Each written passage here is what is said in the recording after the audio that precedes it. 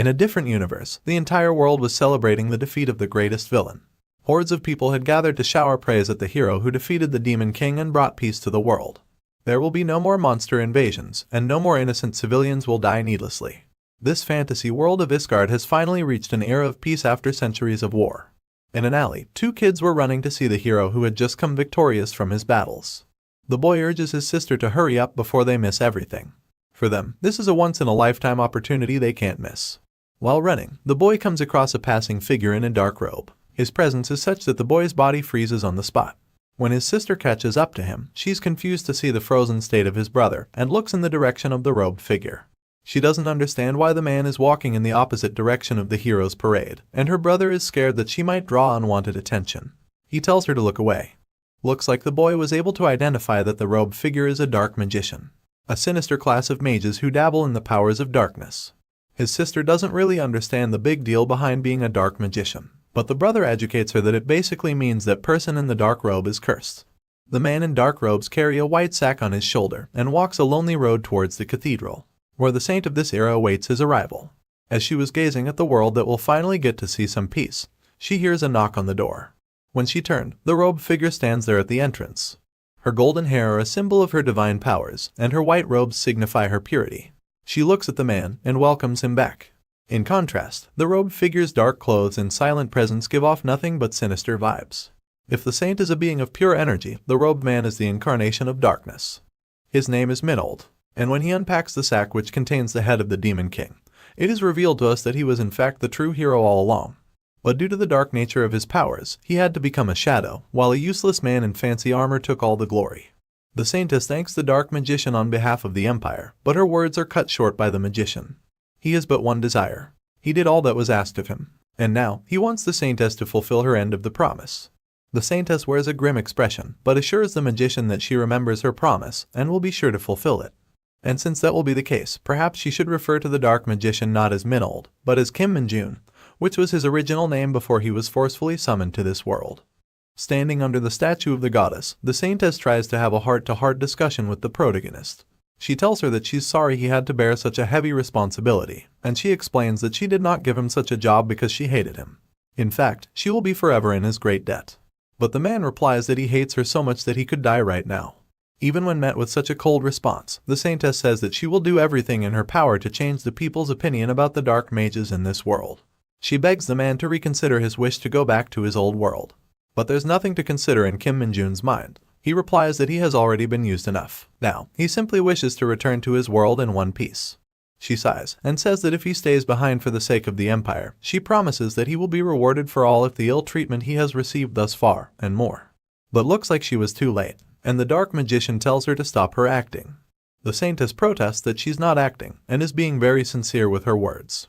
To which the protagonist replies that there is nothing she can give him. The saintess' eyes widen with surprise. By virtue of being the god's chosen, she holds quite a lot of power in this world. So what does this man desire that she cannot provide? He replies that he was brought here by force. He was used like a slave, and now she wants him to stay behind so he can wipe her ass some more. For him to forsake his life like this, what can the saintess give him in return? She answers that she can grant whatever he desires, because if he were to cease existing, the empire's peace may not hold for long. But then, the protagonist asks for his first wish to be granted. He wants to eat Korean fried chicken. But the saintess doesn't even know what it looks like.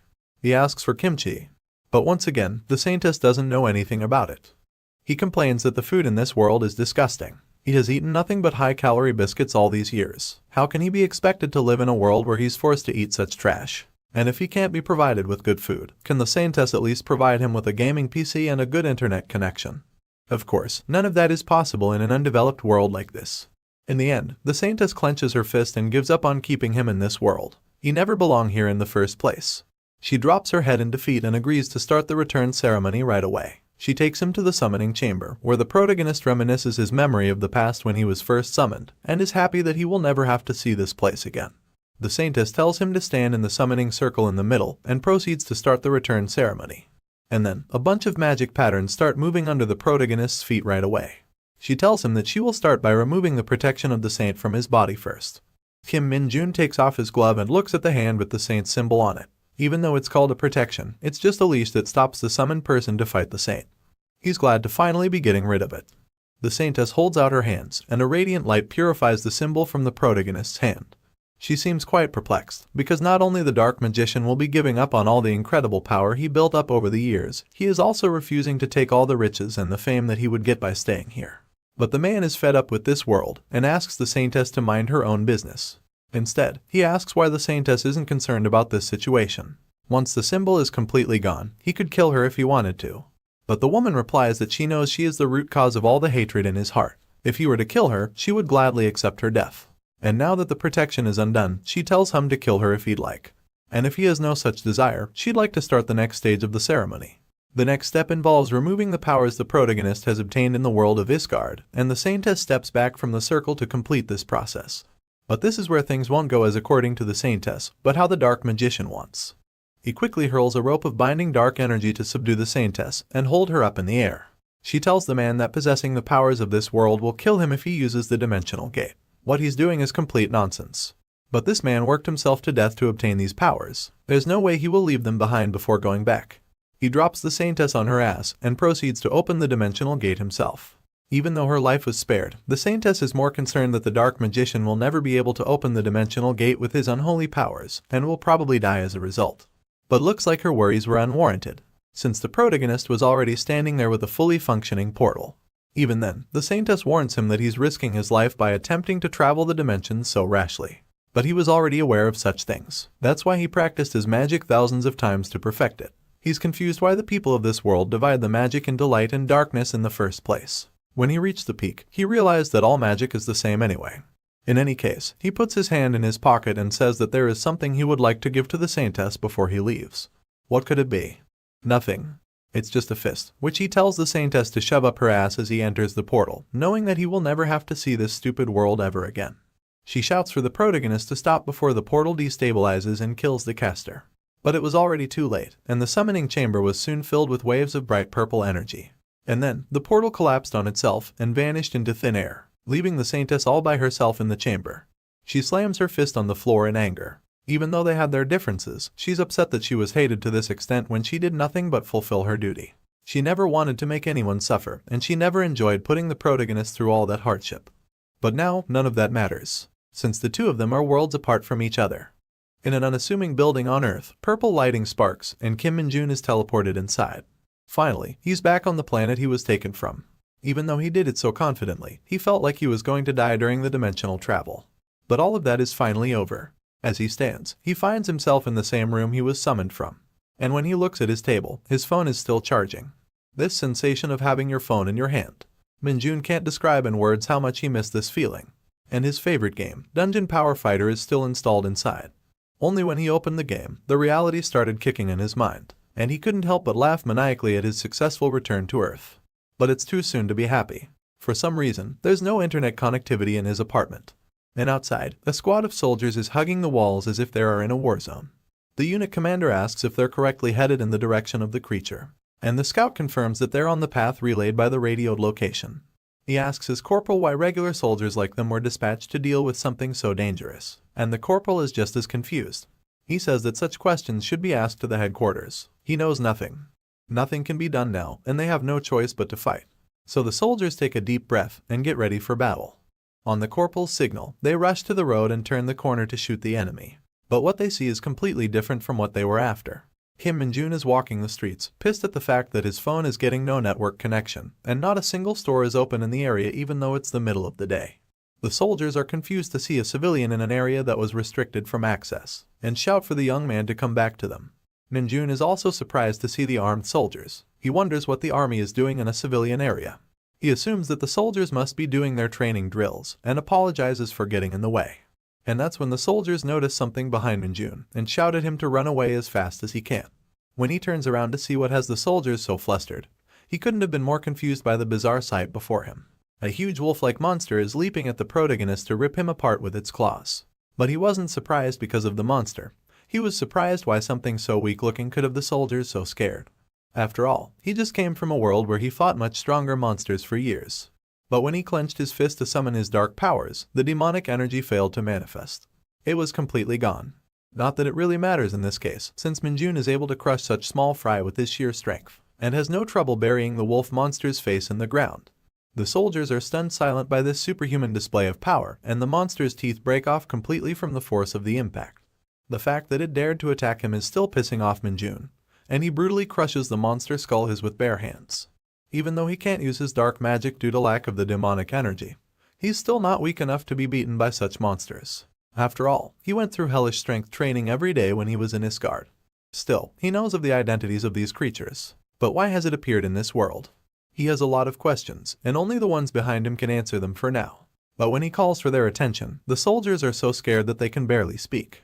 After talking for some time, the soldiers take the protagonist in an army vehicle to escort him out of the restricted area. The corporal warns the man that he was wandering too far in a monster-infested area. Under normal circumstances, he could have been arrested. But since the commander told them not to escalate the situation, they're just letting him go. But how is it possible that he really doesn't know about anything that's happening in the world? The protagonist simply lies that he had been living abroad. But regardless, this isn't the Korea he used to know. The phenomenon of dungeons appeared when he was around 7 years old. Monsters from dungeons started appearing in real life. He recalls the soldiers and military beating them up like right now. And with the appearance of dungeons, superhumans called the Awakened also started appearing. Fate had abilities that surpassed the level of average humans. They joined the Hunter Corps, which was newly established at the military base, and completely wiped out the monsters as soon as they appeared. So prior to being summoned by that saint, Korea had no danger of being harmed in the civilian areas. And now, there's an even bigger problem. Due to the current chaotic state of the world, is it possible that the Dungeon Power Fighters servers are completely gone? If that happened, then Kim Min-jun wonders what was the point of coming back to Earth in the first place. The corporal can't help but be suspicious of this man's behavior. The world is in a state of chaos, so how is it possible that he doesn't know about anything simply because he was living abroad? But then again, he doesn't have the balls to ask questions that don't concern him. He already witnessed the protagonist's strength firsthand. Kim Min-jun calls for the corporal's attention and asks if the people evacuated safely during the crisis, especially people like game developers. And is it possible to get a job in this day and age, especially in a game company? What about the destruction of building? Are places like the server storage systems okay? Looks like his needle is stuck on the game and he needs some answers. The corporal replies that he will explain everything from the start. The reason the situation got this bad is because of the weird phenomenon that started to spread from the dungeons 2 years ago. One day, the dungeons began to appear much more frequently and started getting larger as well. But the biggest problem was the increasing number of giant monsters that kept coming from these strange dungeons. Because of that, the military couldn't control the dungeons anymore, and the situation got so far as to lock down some of the civilian areas. Since then, the military has been trying different methods to fight back, but they lack in numbers. Min-jun is extremely disappointed to hear this explanation. He doesn't give a crap about such matters. The only thing he wants to know is whether the game companies are doing alright, because he wants to play Dungeon Power Fighter. The corporal asks the protagonist how old he is, and he replies that he's probably 21 this year. The corporal suggests that he should enlist in the military soon if that's the case, since half of his 20s are about to evaporate into thin air. Min-jun doesn't understand. The mandatory military service used to be 5 years for the Hunter Corps and 3 years for regular troops, so why would he need to waste half of his 20s? But since the situation has worsened in recent years, all troops now serve for 5 years, not just the Hunter Corps. If Min-jun is 21, he probably has his enlistment letter ready. What a disappointment. He came back so he could live the rest of his life in easy mode and play his favorite games. But now he has to serve in the military for 5 years. He's furious that he didn't even get to connect with the game servers yet. That's when his phone finally receives some network, and he gets a message from the military. It's an enlistment date notice to join the X Division, and the enlistment date is tomorrow. The timing couldn't have been more uncanny, so the protagonist assumes that this is probably some spam message. But the corporal assures him that it's real and not a spam. Once again, it is a huge shock to the boy. How can the military enlist people without even a physical examination? And how does it make sense to notify you only 1 day before enlisting? But the corporal replies that the military is extremely short on manpower, and such practices have become very normal. And for the notice, he's sure that he just saw it late. He suggests Min-jun to go to the internet cafe close to the evacuation center and double-check his status himself. The mention of the PC cafe filled Min-jun with new life. When his parents went missing, he just holed himself up in his house and played games. But then, he was summoned to Isgard when he was in grade 12, without even a single friend. And after years of hell, he gets to experience the forgotten paradise of humanity. An internet cafe, where the servers of his favorite gamer still live, and he can play it to his heart's content. As he wastes away his hours in this haven, he keeps ordering all the fast food that he missed eating in his previous world. Even the waitress is shocked to see how much he can eat. And now that his need to play games has been handled, it finally starts hitting him how the world has changed completely. He checked the internet news articles, and everything the corporal said was true, including the enlistment date that he'd been notified about earlier. As the text message had said, the due date was tomorrow. If he possessed all of his powers from Isgard, he would have been able to clear every single dungeon by himself. But for some reason, his body is completely depleted of the demonic energy that is the main source of his dark magic. But it's not like he's defenseless. In fact, he's confident that he can still clear all the dungeons by himself. And after thinking about it for a few minutes, he shouts out loud with his newfound resolve. If it means saving his favorite games from getting wiped out, he has resolved himself to solve everything by himself. The next day, he walked into the National Defense Center as per the enlistment instructions. He was surprised to see so many people who had come for the same purpose. Some were saying farewell to their families, and some to their lovers. No matter where he looked, he was amused to see everyone's depressed expressions. And then, the announcer called for all soldiers to report to the auditorium immediately. I guess the military isn't how it used to be, but Minjun doubts it will be as tough as Isgard. Inside the auditorium, the commanders were shouting and cursing at the new recruits to show discipline and stand up straight. They're dropping the F-bombs in every sentence and forcing miserable vibes on every soldier. The recruits are surprised to see this horrible treatment when they haven't even started, and Minjun is surprised to hear these weak insults as compared to his Spartan teachers from Isgard. In contrast, the military instructors are actually really nice. This is when the battalion commander steps to the podium and calls for everyone's attention. Before starting their agendas, he asks the new recruits to raise their hands if they want to apply to the Hunter Corps and didn't get the chance thus far. He incentivizes the recruits by saying that the Hunter Corps receives a different treatment and has a much higher base pay. But even then, no one raises their hands. The commander informs the recruits that this is just a formality for now, there is no need to be so nervous. But looks like he missed someone. Among the crowd, a single volunteer had raised his hand. Of course, it was none other than Kim Minjun. The commander asks for the volunteer to step forward immediately. Heeding his superior's first command, he pushes against the ground with such force that the floor cracks, and when he jumps into the air, he's flying well above everyone's heads. He lands majestically on top of the podium, and the battalion commander can do nothing but look at him with immense surprise. This is when he introduces himself as the recruit Kim Minjun, and says that he would like to apply to the Hunter Corps. The story continues in the northern regions of Isgard. It is a dark and desolate mountainous area, a place full of rocky cliffs and lifeless dust that covets the atmosphere. There are not a lot of people populating it. Perhaps that is why it has a reputation as the Forgotten Canyon. The inside of a deep dark cave has a shining beacon of light within it as we hear someone's voice. So what I'm saying is, the protagonist, Kim Minjun, mutters, this dark mage job has no end to turmoil.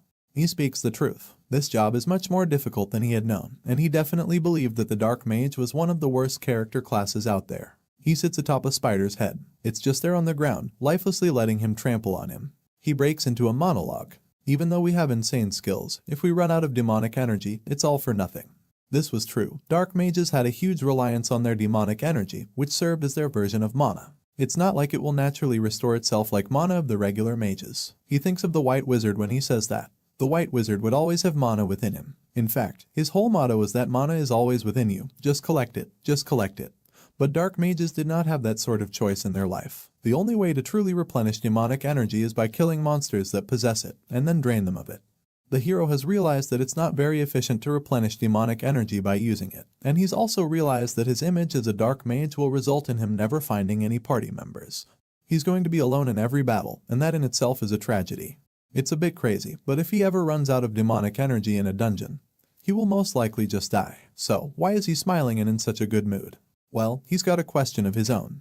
What is the best method for a dark mage to restore demonic energy and also retain it? He asks while sitting by a bonfire, waiting for someone to respond. Who is he speaking to? Well, it turns out, there's nobody to respond to him, because everyone he's around is dead. Not to fret though, they aren't people, they are large poisonous cave spiders that can easily bite someone's head off in one swift tug of their teeth. Kim is sitting on one of the 50 spiders he's killed. All of them almost exploded with green goo oozing out of their bodies with large holes protruding from within them. He hears a large thump behind him, something piercing the very ground he stands on. He looks back through his peripheral vision and notices that behind him is the Forgotten Canyon hidden dungeon boss, Arachnist. A humongous spider 5 times the size of any he's fought so far. Its large bulbous red eyes, sharp teeth, and tweezer-like claws are staring at Kim as it jumps towards him. Kim tries to make conversation with the thing, but quickly come to realize that it's just a creature of vanity, with no self-control over what it does. Arachnist looks at the carcasses of all its children, and lets out a large, terrifying and roaring scream, which simply does not even faze Kim. He's too confident of a dark mage to worry about a spider being his demise. In one swift movement of his arm, he pierces through Arachnus' thick skin and beheads it. In just one hit, he took down the boss, and he gave us an answer to his earlier question. What is the best method for a dark mage to restore demonic energy and also retain it? Well, according to Kim Min-jun, the answer is to defeat monsters with maxed out strength levels. Honestly, that makes a lot of sense. 645 days before returning to Earth, Minold has taken on a dungeon of spiders and their queen all alone by himself and has come out triumphant. Fast forward to the present time, we see Kim Min-jun in a normal-looking environment, with a cup of coffee being given to him. You say your name was Kim Min-jun. The voice asks him, to which he responds yes.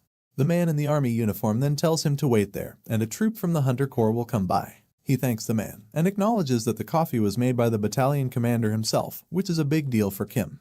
The guy sits down with Kim and asks him some personal stuff. You seem enthusiastic. Why did you apply to the Hunter Corps? The man asks him. Things are pretty bad these days, and most people are pushing to return back to the regular army, despite them having special abilities. Why do you want to be in the Hunter Corps in particular? The man is inquisitive. Kim simply responds by saying he has some business in the dungeons. They both stare at each other awkwardly for a minute, before bursting out into laughter at the absurdity of Kim's answer. The battalion commander then tells him that since Kim is so funny, he won't charge him for the auditorium flooring that he smashed. While Kim's internally thinking that he's not joking, so why is his answer so funny to the old buffoon? Here, we get some context. All dungeons that spawn in Korea are managed by the army, and not just by any regiment. The Hunter Corps are a unit of highly skilled soldiers, and the only way to advance through the ranks is by showing your worth, showing your power and your abilities. Min-jun wants to become part of the Hunter Corps so he can get access to dungeons. He wishes to clear a majority of them by himself, and when that happens, he thinks that he can get the ability to recover his powers. Of course, this is all Min-jun's imagination, and reality may differ from this, though it's still fun to hope. He's so confident in his abilities that he thinks he can probably gain 10 stars, advance 10 ranks and clear pretty much every dungeon in 5 years' time. After that, he thinks that he can simply relax and spend the rest of his days being a highly paid public hero figure. A perfect plan made by someone who wants to speedrun his life. While Kim Min-jun is contemplating this quote-unquote fantastic idea, Hunter Corps Sergeant Lee Seung-ho enters the room and gives a commanding salute. The battalion commander introduces the sergeant to Min-jun, and the sergeant immediately is interested. He asks Min-jun if he really has hunter abilities, and if he does, he can easily open a status window. He asks Min-jun for all of his stats. The sheer energy of this sergeant seems to irritate Min-jun. What is wrong with this guy? He thinks to himself, are all Hunter Corps this frustrating? Anyways, he opens up the status window and starts to check it. He realizes that they had status windows even in Iscard, so this shouldn't be anything new to him. Although it was just numerical values of your stats and abilities, so he didn't care much for it. Status window, he says, commanding it for his stats. But then his face has an expression of shock. The twitchy sergeant keeps asking him what he sees on the status window, but it turns out the status window shows nothing. It just says error. Sergeant Lee seems visibly frustrated. He had never heard of something like this before. Now, somewhere in Gyeonggi-do, at the Hunter Corps Training Center, a conversation is taking place inside of the battalion commander's office. It's been a long time. I haven't seen you in 10 years, says the battalion commander. Didn't think I'd run into you here. Why don't you take a seat, Hunter Sun Yunseo? Hunter Sun Yunseo stands tall, staring into the battalion commander's eyes. She says that she isn't a hunter yet. Just like everyone else who has enlisted, she's merely a recruit. She wonders why the battalion commander has called her to his office and asks her to not give her any special treatment because of her father. The battalion commander shuts down any of her worries and mentions that she was called due to a separate matter from General Sun. He then continues with more information, saying that Hunter Sun won't be getting any special treatment, as the Hunter Corps are already a difficult organization to get into. Hunter Sun is further confused. She asks why she was summoned, to which the battalion commander gleefully responds. You're a renowned rookie, he tells her. Why wouldn't I be interested, seeing as I'm the training commander here? It turns out, the training commander just called Hunter Sun to give a few words of encouragement before she got busy with her training. He thanks her for choosing to enlist as a soldier instead of an executive, as someone with her skills would be incredibly useful in the field. He tells her that they are always short of people like her, who are skilled and committed to doing their duty, and that he thanks her both as a citizen of Korea and as a soldier. This obviously embarrasses her a little bit, but she thanks the commander for the kind words. Outside of the window, the commander sees a truck pulling up, which reminds him of Min-jun, and he mentions to Hunter Sun that she might be getting quite a funny comrade on her team soon. So, they decide to go pay a visit to Min-jun together. Min-jun arrives with Sergeant Lee at the Hunter Corps Training Center, and he's immediately overtaken by the sheer beauty of this building. It's a huge building, with many floors and a complete coating of glass. It shines brighter than the sun. Minjun is utterly taken aback. How much taxpayer money did they pour into this thing? He wonders to himself. He notices that this facility is simply no joke and thinks whether or not there's a PC room in here. Sergeant Lee is there to keep him grounded though, and he reminds him not to get too excited as his recruitment hasn't been confirmed yet because of the error thing with the status window. Sergeant Lee reminds him that since he's a special case, he will be tested personally by him. And it's obvious that Lee doesn't like him much, because he says that if it was up to him, he would have sent him to the military police right away. He continues his rant. When all the tests are completed and you're confirmed to be a liar, you best be prepared to enlist into the military police immediately. It's almost as if Sergeant Lee is a bit jealous of Minjun, which Minjun wonders too, thinking how Lee is being stingy about everything. Anyways, he asks Lee what the test is, and Lee points towards a large crystallized red rock. It turns out, this is a red stone, a byproduct of the dungeons that emerged. This is an extremely hard, dense and heavy rock, and it's something that wouldn't even budge, no matter how strong a recruit may be. Thankfully, Minjun isn't just any recruit. Lee gives him a test. If Minjun can move the red stone even an inch, he will pass the test. That brings a smile to Minjun's face. Is that all? He exclaims. The test is too simple for him. Lee's demeanor immediately changes. He realizes that Minjun's not as daft as he seems. Lee thinks to himself, there's no other way to check someone's status window, and there have always been liars who try to take advantage of their mediocre abilities and get into the Hunter Corps. Lee wonders why the status window had an error, despite Minjun having jumped 5 meters to the podium before. He is almost certain that Minjun is a liar. A bit farther away, on the balcony overlooking the testing room, the training commander brings Hunter Sun with him to see Minjun's test. He apparently showcased incredible physical abilities in front of the battalion commander at the recruit training center, but his status window shows an error somehow. The training commander tells Hunter Sun that he's never seen such a case in all his years being in his position, and that he has high hopes for Minjun, and wants to see how unique he will be. Minjun is standing near the red stone, with his hand placed on it. He wonders to himself, this is that ridiculously heavy red stone that was all over the Iscard dungeons. At this size, I can easily push it away. Minjun leans forward, pulling his arm backwards with his fist closed.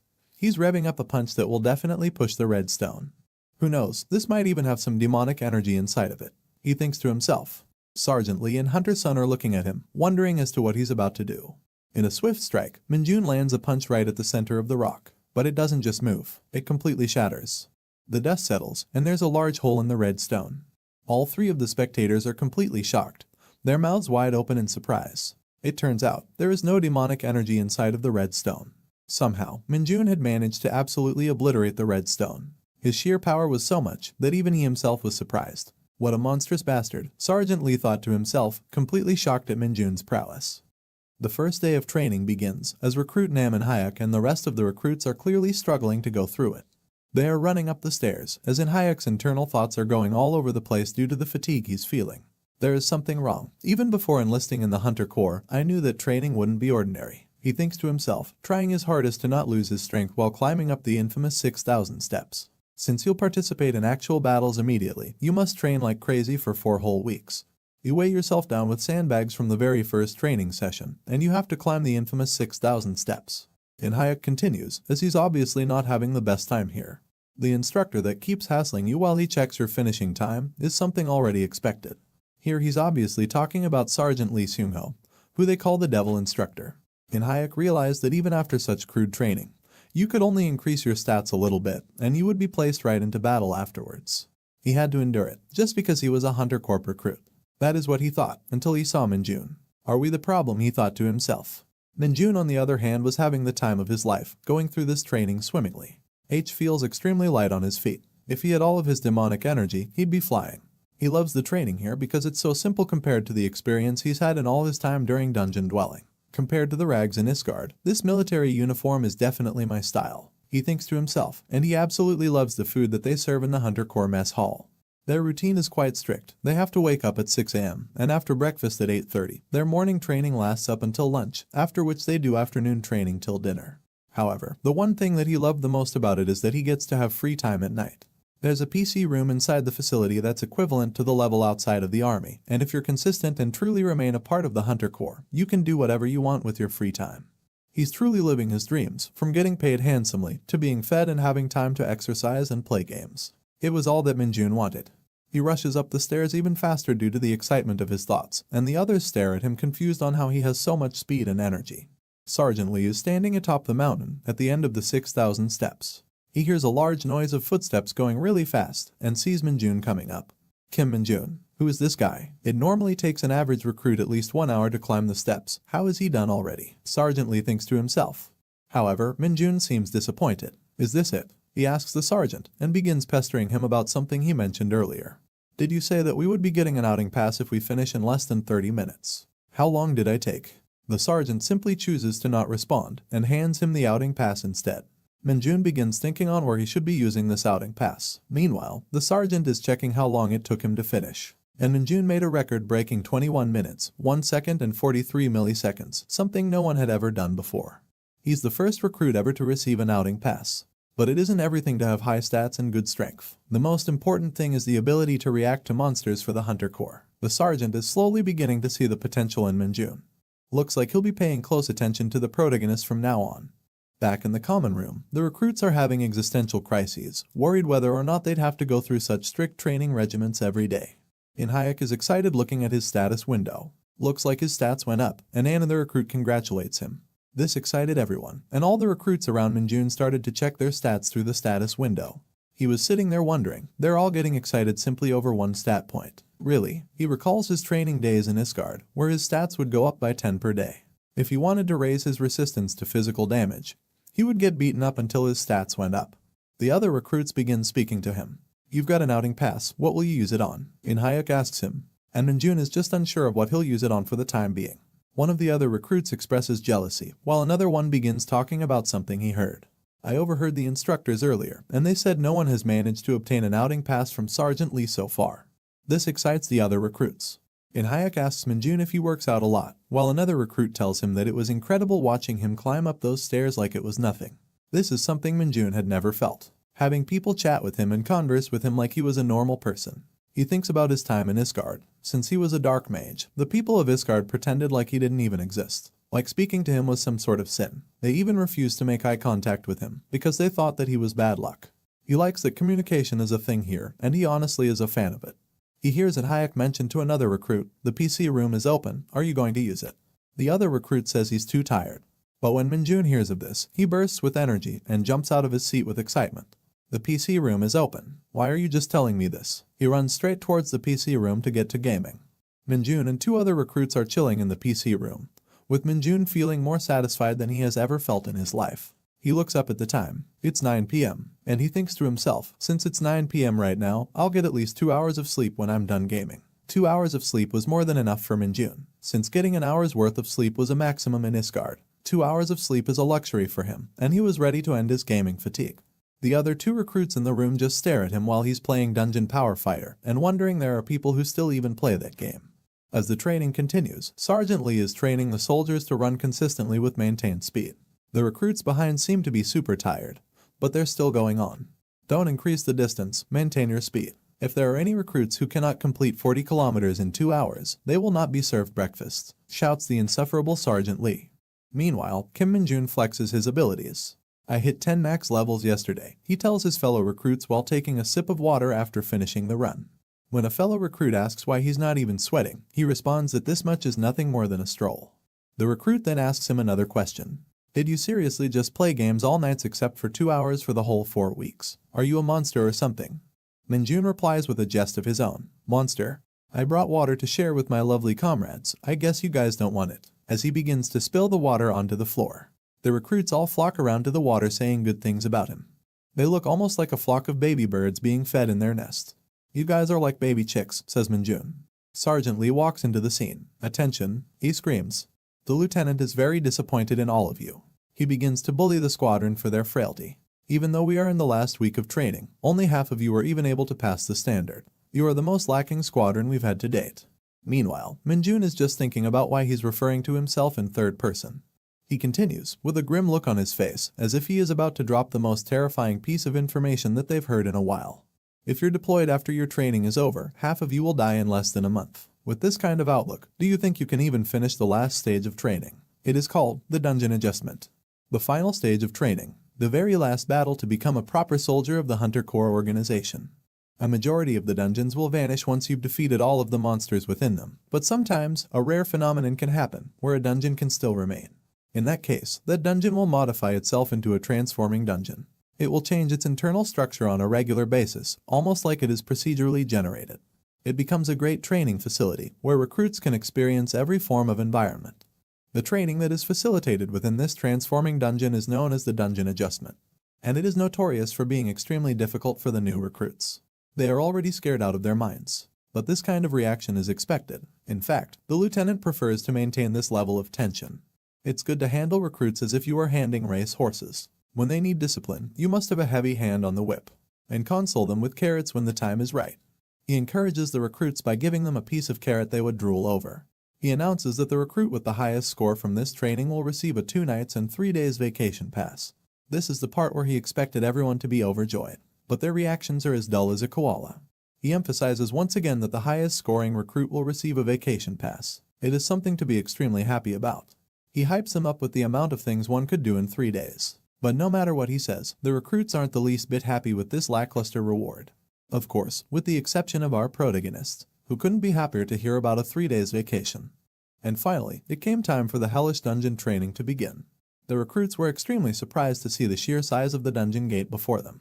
Some of them are still confused what they're supposed to be doing here. This is when an army truck nearly runs them over and stops in the front, knocking up the dirt in their faces. The recruits are confused, but it doesn't take long for them to see what the truck had brought along. The story continues with 2 very important questions. What were those luminous eyes behind the cage, and what possible danger could the military be planning to introduce to the unsuspecting recruits? Those eyes glared through the bars in the cage, with growls that would send shivers down your spine. Upon further inspection, as the eyes adjusted to the darkness of the cage, the recruits saw beasts with large fangs and furry skin. The cage was filled with hounds. These weren't just regular hounds though, they were a bloodthirsty and an absolutely terrifying breed. The recruits were terrified, with 2 of them quickly choosing to hide behind Kim Minjun while another one of the recruits fell to the ground. Of course, Minjun didn't think of the hounds that way. Instead, he found them to be quite amusing. He thought they were equivalent to tiny puppies and did not fear anything about them.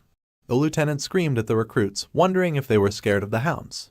He then tells them that those are the monsters that they will be facing during their time in the transforming dungeon. This scares the recruits even more. The lieutenant instructs them to form teams of 4 people before they can enter the transforming dungeon. The goal is to defeat at least 1 monster and then make their way back out of the transforming dungeon so that they can prove themselves as valuable future soldiers to the Hunter Corps. He gives them a small pep talk and basically tells them to push through any of the pain, and that definitely lifts their spirits up. He then tells them to gear up, as it seems that they are about to get some fancy armor for this mission. One of the instructors asked the recruits to proceed one by one and pick up their Hunter Corps exclusive safety suit, also known as the Mid-2. This suit looks like a piece of armor shining in silver, with a tough and heavy-looking exterior, almost like a steel chassis. However, the only purpose of this armor is to protect its wearer. It is roughly made and is quite rigid along with being incredibly heavy. The recruits seem a little skeptical about it, wondering if the Hunter Corps could have provided them with something tougher. Minjun doesn't like this piece of armor either. He feels really gross wearing it, knowing that this armor has probably been used hundreds of times by previous batches of soldiers. Since this armor cost around 50 million Korean currency to make, he asks the lieutenant if he can take off the armor quickly if he defeats the hounds fast enough.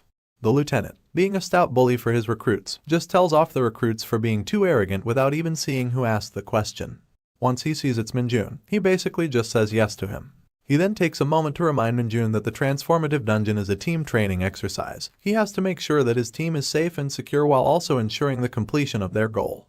Minjun's always known that the other recruits are kind of incompetent, so he comes up with a plan to teach his teammates how to kill the hounds. He begins to explain it to the boys by telling them that the hounds will leap at them to attack. Once they do, they should grab the hounds by their legs and snap their backs. He continues by saying that if the hounds don't die from that, then they should fold their backs in the opposite direction and then rip them apart into 2 pieces. Minjun's face is filled with excitement while giving the gnarly details of his plan, but the recruits' faces have an expression of nothing but being unamused and tired of Minjun's cockiness. The lieutenant shouts for the hounds to be released, and the instructor opens the cage door. The hounds immediately jump out, galloping at a ferocity the likes of which these recruits had probably never witnessed before. Growling and drooling at the mouth, their sparkling white eyes had a blinding effect on everyone who looked into them. The hounds immediately ran through the dungeon's massive door, vanishing completely. The recruits are confused as to why the hounds did not attack them and went straight for the dungeon. Minjun cleared their confusion by telling them that they saw their home and their minds gravitated towards it immediately as they had been captured for a while. The recruits understand this, but this makes them wonder how Minjun knows the psychology of the monsters so well. He wishes he could tell someone about his time in Isgard. He wishes to tell people that he used to be a dark mage. But that's information that he simply cannot divulge with anyone else at the moment. The lieutenant cuts them off, scolding them for laughing and joking on the so-called holy training grounds. The recruits try to brush the conversation off, but the lieutenant decides that he wants them to be the first team into the dungeon. Minjun and his buddies were the first ones that would go into the dungeon, and that had been decided now. The sergeant waves his red lightsaber-looking thing, signaling the team to enter the dungeon. The four boys begin walking towards the dungeon, with one of them having a determined look on his face, two of them completely worried about what the future holds, and Minjun simply excited to finally get things going. He just wanted to be done with the exercise so he can take off that heavy and dirty chest plate that was polluting his body. The only commonality between these four dudes was that they all had big ears. The lieutenant picks up his radio and contacts the instructor team that is waiting inside of the transformative dungeon, just in case anything goes wrong and the recruits manage to find themselves in some actual danger. The observer radios back to let him know that the team has entered, as he spectates with a corporal from a hiding spot amidst the crystallized walls of the dungeon. The devil instructor, the one all the recruits hate, is one of the two on protection duty. He sees Minjun and is immediately surprised, and he wonders to himself about Minjun's prowess. Minjun's scores have been great during the training and he's been performing well in general in all 4 weeks of proper exercise. However, will he be just as outstanding in the dungeon? That was the question on the instructor's mind. The bloodthirsty hound eyes stare at them from within the crevices in the walls, waiting for an opportune moment to strike them down as Kim Minjun and his team walk further into the depths of the dungeon. The wolves are seemingly ready to pounce on the 4 recruits, but Minjun is also seemingly aware of the situation and knows that they are following them stealthily. He thinks to himself on how he can take them down by just a flick on their foreheads as they pounce to attack. The problem, however, is that he can't do the exercise all by himself, otherwise his teammates won't get any stat points. Since this is a team exercise, they'll all have to contribute. So, Minjun lets his team know that the hounds are about to attack. They're completely surprised, and the shock takes over their brain as they start to scream out. Minjun reminds them that the protective suit is really strong, but they don't listen as they're frozen in fear. He decides to take the lead and walks in front. One of the hounds runs towards him, but Minjun makes a quick dodge towards the side of the hound and punches it on the head, immediately killing the furry animal. Meanwhile, one of the other recruits gets pounced on by a hound as it bites into his arm. The hound stares into Minjun's eyes while the recruit screams for someone to help him, and Minjun quickly runs to him. He kicks the hound away, sending it flying into a wall towards its instant death. He helps out the recruit, and realizes that the situation is much more dire than he thought. He starts to dish out some real battle knowledge, and tells them that they must fight back, otherwise the hounds will overwhelm them if they sense their fear. The hounds would think they are easy prey if they don't attack back, and since they are more in numbers, the recruits can easily overwhelm their enemy. He yells that if this was a real-world situation, 2 of them would be dead by now because of that fear. He tells his recruit buddies to put pressure on that last hound, and together all 3 of them begin attacking it with Minjun's guidance. The instructors hiding in the crevices of the dungeon are shocked to see this unfold. Seeing Minjun's attitude and how well he is guiding his team leaves them wide-eyed and baffled. The recruits grab the hound, overwhelming it with numbers and taking it down. The instructors begin to form conspiracy theories on the other hand, wondering if Minjun is really just a recruit or if he's a secret instructor that was employed without their knowledge. They begin to calculate the scores of the team, and of course, Minjun scores the highest. He scores high because he not only showed great physical strength, but because he also showed great leadership skills. He helped his team overcome the challenge by encouraging them and making them work together. The rest of Minjun's squad is obviously going to get average scores. The squad celebrates and takes a sigh of relief, knowing that they have finally overcome their most daunting challenge so far. The instructors jump out of hiding and tell them that they did well. Now, all that they had to do was follow them back to the exit. Minjun wonders why there were instructors here, and he pesters them about whether or not he would get the vacation pass or a high score. He then makes fun of them, saying that they care a lot about the recruits, but act tough for no reason. The fun conversation keeps going until they reach the gate. The ground begins to shake vehemently and they are all worried if this is an earthquake. Minjun clears the recruits' confusion by telling them that the transforming dungeon is simply transforming at this very moment, so it's nothing to worry about. However, the instructors start to panic and the recruits are shocked to see that the dungeon door begins to shrink and close. The recruits also begin to panic as the dungeon door closes up. The instructors try contacting the lieutenant through their radio, but it seems the radio is dead due to the dungeon transforming too fast. They had over a month before the internal structure of the dungeon would change, but it seems that this unexpected occurrence changed things up quite a lot. The instructors decide to not think too much about that now and take the recruits to a safe space to hold out for the time being. They begin explaining the situation to the new recruits who are currently about to wet their pants out of fear. They explain to them that they will just wait for an hour and see if the door opens up, as explained in their manual, and they tell them not to worry. The recruits breathe a sigh of relief as the instructor tells them that the Hunter Corps is probably assessing the situation from the outside, and that the lieutenant is going to take the proper steps to get them to safety. Minjun, on the other hand, knows that they are just trying to keep the recruits calm, because they wouldn't have had the training exercises here if they knew that unexpected situations like this would come up.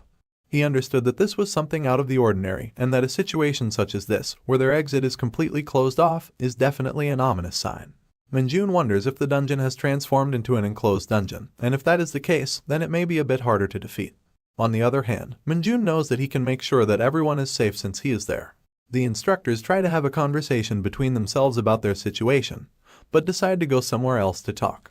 In their private conversation in a corner, an instructor tells the other that the dungeon has transformed into an enclosed dungeon, which surprises the other instructor, who somehow had no idea despite being a literal instructor in the renowned Hunter Corps.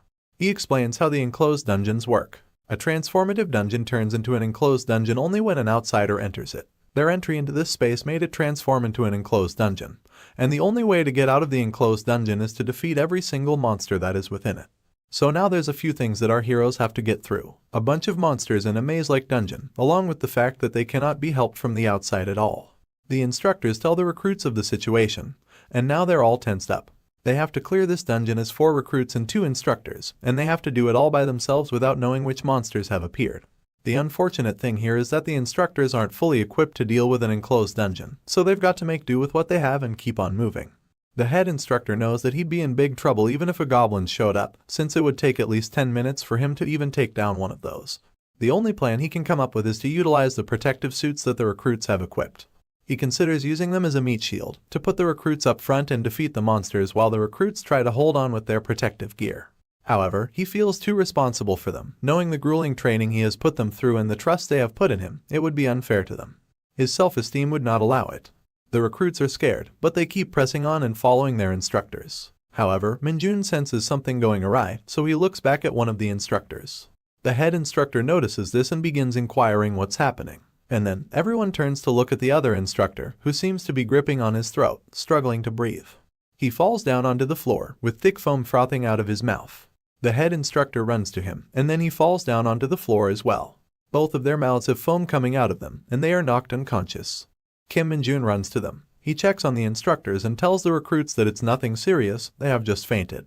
He realizes that he smelled something familiar, so he picks up the instructors and throws them towards the recruits, telling them to catch them. He leaves the instructors in the care of his comrades and tells them not to follow him. He orders them to stay specifically near the exit and not go anywhere. They all scream at him to come back as he begins to go deeper into the dungeon. He begins to sprint into the dungeon. Bursting with excitement, Kim Minjun realizes what's going on. His internal monologue explains to us what has happened.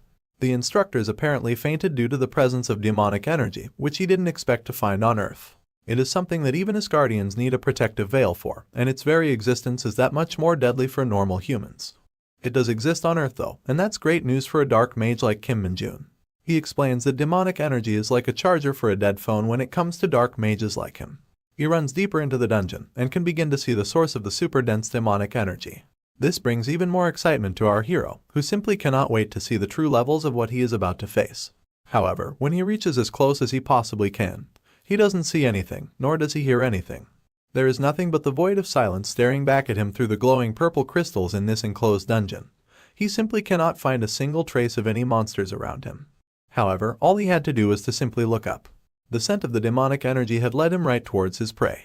Kim Minjun had finally found a worthy opponent, one that reeked of demonic energy.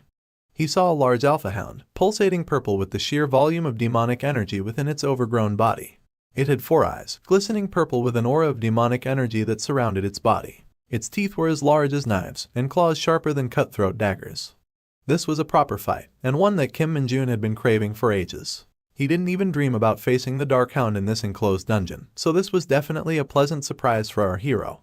You see, Dark Hounds are extremely different to regular hounds, and Kim Minjun had already encountered this one before. When he was only a year into his time in Isgard, he had his first encounter with this monster. He had never seen something so terrifying back then, and he was quite new and underleveled to fight a behemoth like that, so he almost died during that time. However, things were different now. Kim Minjun is not the new summon, he's the final raid boss. And he was more than happy to see a familiar face. Kim Min-jun decides to take this hellhound head-on. Having full confidence in his abilities as a dark mage and a hunter, he knew that he could more than easily overpower the foul creature. The monster was hanging on the ceiling, staring at our hero, and it decided to pounce upon him.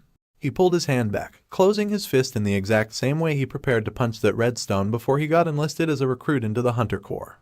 The smile on his face was infuriating for the monster, which lunged at him immediately at the first chance it got. He thanked the monster for the meal as he pushed his arm out in such a fast punch that it sent the monster flying upon the slightest contact with its fur. The monster had died, and the insane amount of demonic energy that was locked deep inside of its monstrous body began to pour out. Kim Min-jun obviously took this opportunity to drain as much of it as possible, absorbing every bit of demonic energy that he could. However, the scent of its monster blood was still in the air, and it was still just as sickening as Min-jun remembered. The monster's blood on his hand was poisonous, as it turns out that defeating darkhounds is difficult due to their poisonous blood, which can cause the skin of any human to rot upon immediate contact. Min-jun stares at his hand, his veiny hand covered in the monster's blood. But if we know one thing about dark mages, it might be the fact that none of those poisonous effects apply to them. They cannot be hurt by a darkhound's venomous blood, just like the demonic energy feeds them rather than hurting them. Min-jun drained this monster of all its demonic energy. It was a feeding that he hadn't gotten in ages. However, this whole ordeal had left him wondering over a few things, and those things troubled him quite deeply. He wondered how a darkhound, a monster that is normally only found in Isgard, is doing on Earth in an enclosed dungeon of all places. He had always considered the idea of monsters on Earth being able to harbor demonic energy, but since the instructors were completely unprepared for it, he was sure that this was the first instance of something like this happening. Not to mention, he had not seen a single note about the demonic energy in any of the training manuals, or the monster education at the training center. Of course, the possibility of a monster as dumb as a darkhound being able to manage interdimensional travel on its own simply had no chances of happening. Kim Min-jun was definitely confused, but he had a theory. He believed that only a dark mage as powerful as him could have made this possible, and perhaps the saint who could utilize the god's powers would be able to do that. Anyone else stood no chance at pulling something like this off. Though at the end he did consider that he might just be overthinking things, and he tried to force himself to think that this might just be a minor occurrence or a coincidence of some sort. For now, he just decided to take the corpse of the monster back to make the report to his superiors. The instructor is being woken up by the voices of the young recruits. He opens his eyes as he hears the panic in their voice. They stare at him as their voices calm down a bit with their instructor's awakening. Suddenly, he screams out loud as if he had woken up from the most terrifying nightmare. This scares the life out of the recruits. They thought that these guys had woken up as zombies, but they just get up with concern of everyone being okay, or if anyone is hurt. They tell the instructors that they're fine, but then they speak about how Kim Min-jun delved deeper into the dungeon by his lonesome, which shocks the instructors.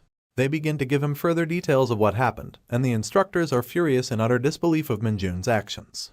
The instructor is in complete shock. He genuinely cannot believe that Min-jun would do such a thing. He thinks that Min-jun's behavior should get him kicked out of the academy immediately. However, he knows that he doesn't have the authority to make that decision right now, especially since he fainted instead of keeping the recruits safe. Just when the instructor thinks about going out and saving Min-jun, one of the recruits tells him to look to the other side of the cave. Well, it seems that Min-jun has returned, and he has the corpse of the monster he killed on his back. The instructors are shocked once again. It seems as if making this face is their only job. They look at the hound and realize it looks very different than the regular ones. He drops the monster on the floor and tells the instructors to look at that thing. The instructors begin to analyze the body of the monster and realize that it's the creature that caused them to faint. The recruits, on the other hand, are also in disbelief, wondering how their comrade even managed to kill such a big monster. Min-jun looks towards the cave's entrance and realizes that the portal gate has opened. The instructor put his hand on Min-jun's shoulder and asked him if he really defeated the hound on his own. He simply looks at the instructor, and instead of a verbal response, Min-jun just nods. The instructor sweats now as he nods and acknowledges the recruit's achievement. The lead instructor orders the other one to lead the recruits out of the dungeon, while he'll stick around and talk to Min-jun a bit. Once everybody leaves, the instructor knows he now has the opportunity to talk to Min-jun. In front of the portal gate, he tells our hero to detail everything in a report and give it to the lieutenant about what happened in this dungeon, and of course, Min-jun says he will do so. He tells our hero to leave nothing out of that report, make sure it's highly detailed, and it even talks about how incompetent the instructors were. It turns out this guy does not care about his reputation much. He is way too honest of a soldier. He covers his face in embarrassment as he says that they fainted instead of making sure the recruits were safe, and that he has no excuse for letting his guard down in such a vital situation. Finally, he thanks our hero for making sure that everybody's safe and that he really appreciates it. Min-jun blushes as he's glad to be of help, but a little embarrassed of the compliments. The instructor puts his hat back on, saving the little dignity he has left, and says that he must accept his wrongs as a man. He then says that they must get back.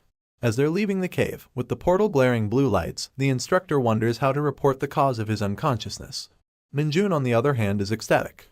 He's just received a bunch of compliments from his comrades and his instructors. It's a good day for him. As he's about to leave the dungeon through the portal gate, a notification window pops up and tells him that the error has been fixed. Minjun is frustrated as he questions what kind of error this even is. He curses at the system, stating that it's as ridiculous in this world as it was in the other world. The window pops up again, and this time it shows him his stats. He has 60 points in strength, agility, and stamina. He also has 10 points demonic energy and an E-ranking possessed skill called corruption. He looks at the window and wonders if that's all, because he finds it extremely strange. Then his eyes glanced at something on the window. It states that he's the founder of a cult named Lumi Nuna is my favorite character. He's shocked to find this embarrassing information in the status window. Here we get some background to this particular embarrassment in our hero's life. He started the cult out of his love for a character named Lumi from a game named Dungeon Power Fighter. You see, he created this cult as a joke when he reached the peak of his powers in Isgard. This was to get rid of any of the stalkers and creeps that followed him around. They used to pester him a lot and would annoy him into pursuing the world domination quests with him, so he just came up with it to get rid of them. Of course, that barely worked, as that only made them like him more. As he looks at his stat window, he realizes that he's gotten much weaker and that his stats are much worse than he expected. He already knew this would happen though, because this was his penalty for the dimensional travel when he returned to Earth. The one thing that bothered him most though, was that out of his endless skills, only one remained, and that too was a low-ranking one. He's really annoyed now, as an expression of pure frustration takes over his face. He compares this situation to a third-rate novel, where the hero is sent back to start from level 1. Stories like this made him extremely nauseated. Of course, he knows he can't reach all of his objectives at this rate, but there was a silver lining.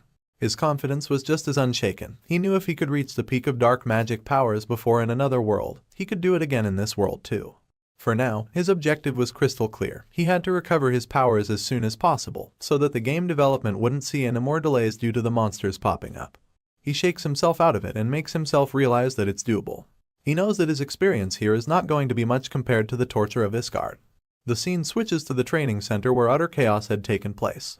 There were 3 reasons for this: the dungeon gate closing while training was in session, a lack of clear instructions from the lieutenant, and the fact that a single recruit destroyed a new species of monster they had never seen before. This all happened despite the instructors being unconscious. And due to these unforeseen events, the recruits should have received private ranks so that they could enjoy their freedom until they were dispatched. However, that wasn't going to be the case. In the recruits' conjoined sleeping room, they wonder why they're on standby despite the crazy events that occurred in the last week of training. They're annoyed that they don't even get to watch TV. One of them asks Minjun's teammate if he managed to capture a huge hound by himself, to which he responds by saying that he did indeed see it. Some wonder if Kim Minjun get the rank of sergeant within 2 years, but the rest aren't so sure, because the Hunter Corps exams are known for their extreme difficulty. In the battalion commander's office, we see our hero posting up and saluting the commander. The commander salutes back and tells him to come in, whereas the lieutenant is there on the floor in a very awkward-looking position. The commander tells the lieutenant to get out, and he salutes him before leaving the room with only the commander and Minjun inside. The commander laughingly talks to our hero, telling him that a lieutenant who doesn't check the dungeons properly should be punished. He puts his hand on his seat, beginning to sit down as he tells Minjun that they should leave the pleasantries aside. Minjun looks with wide eyes in confusion as the commander tells them that they need to talk about something. He tells them that since Minjun has received the highest score, he's going to give him a special proposal. He asks Minjun if he wishes to hear it. A crane in a flock of chickens, that's the commander's metaphor. This idiom is used to describe an outstanding person, someone who is much more skilled at a certain thing than the others in their batch.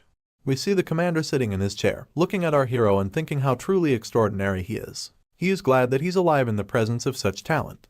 He never would have thought that there would be a crane in his flock of chickens. Kim Minjun is simply so good at what he does, that he makes everyone else seem like nothing.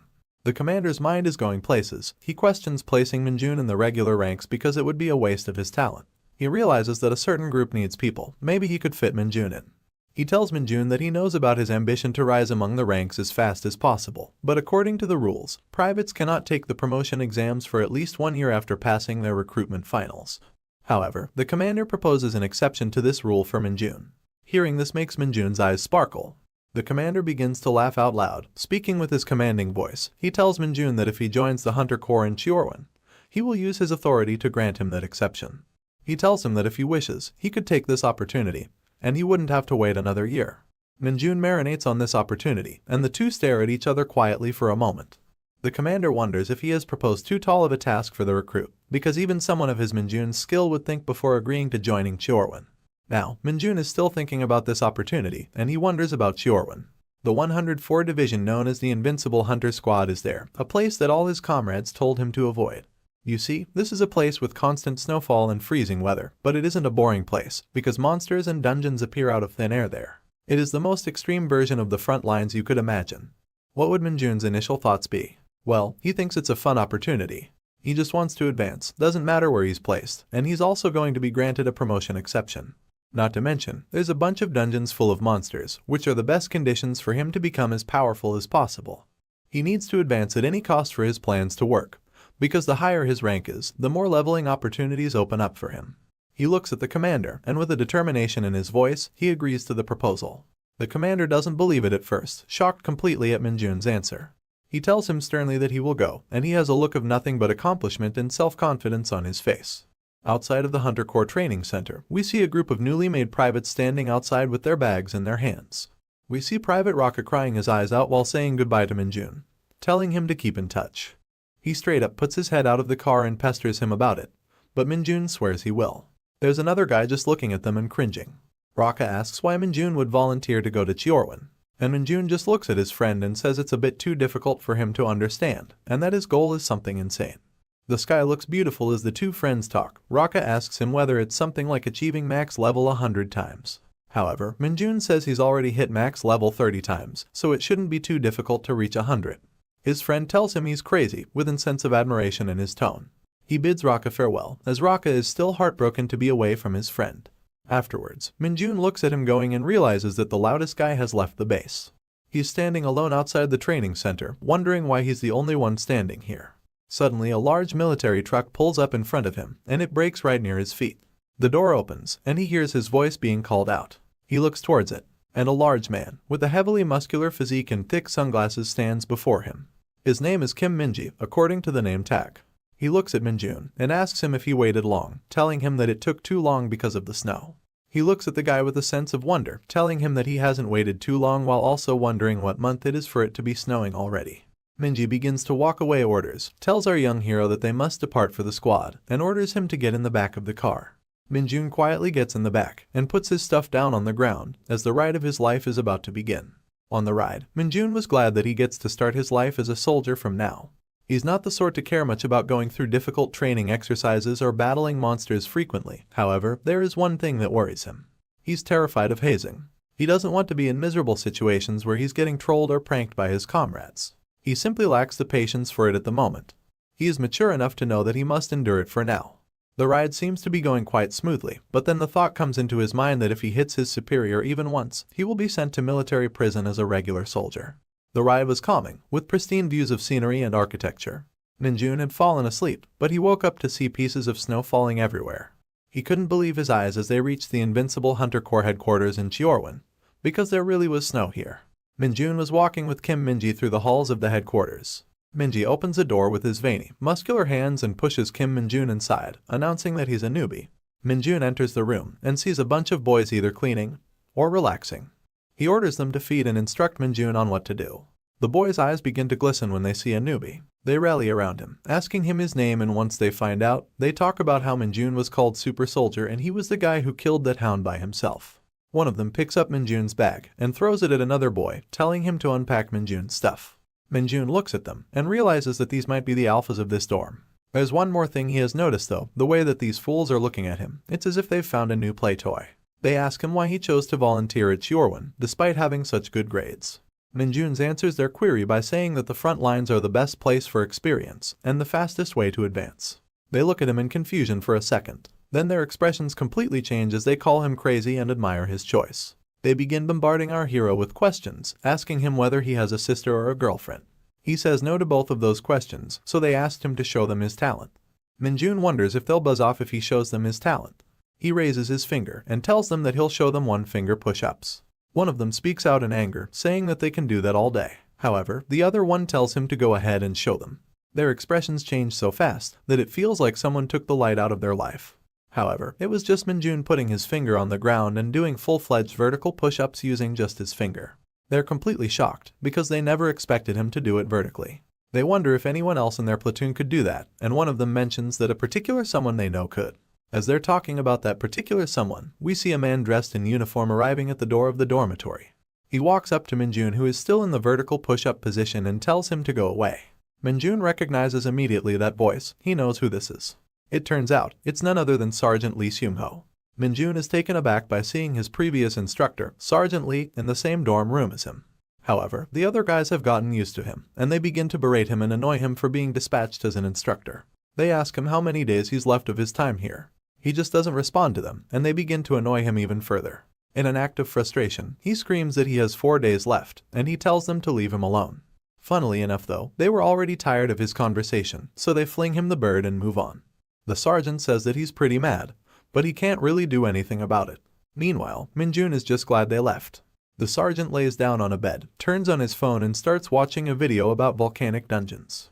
Minjun realizes that even in a space as tiny as this dorm, the rank difference between those occupying it is vast.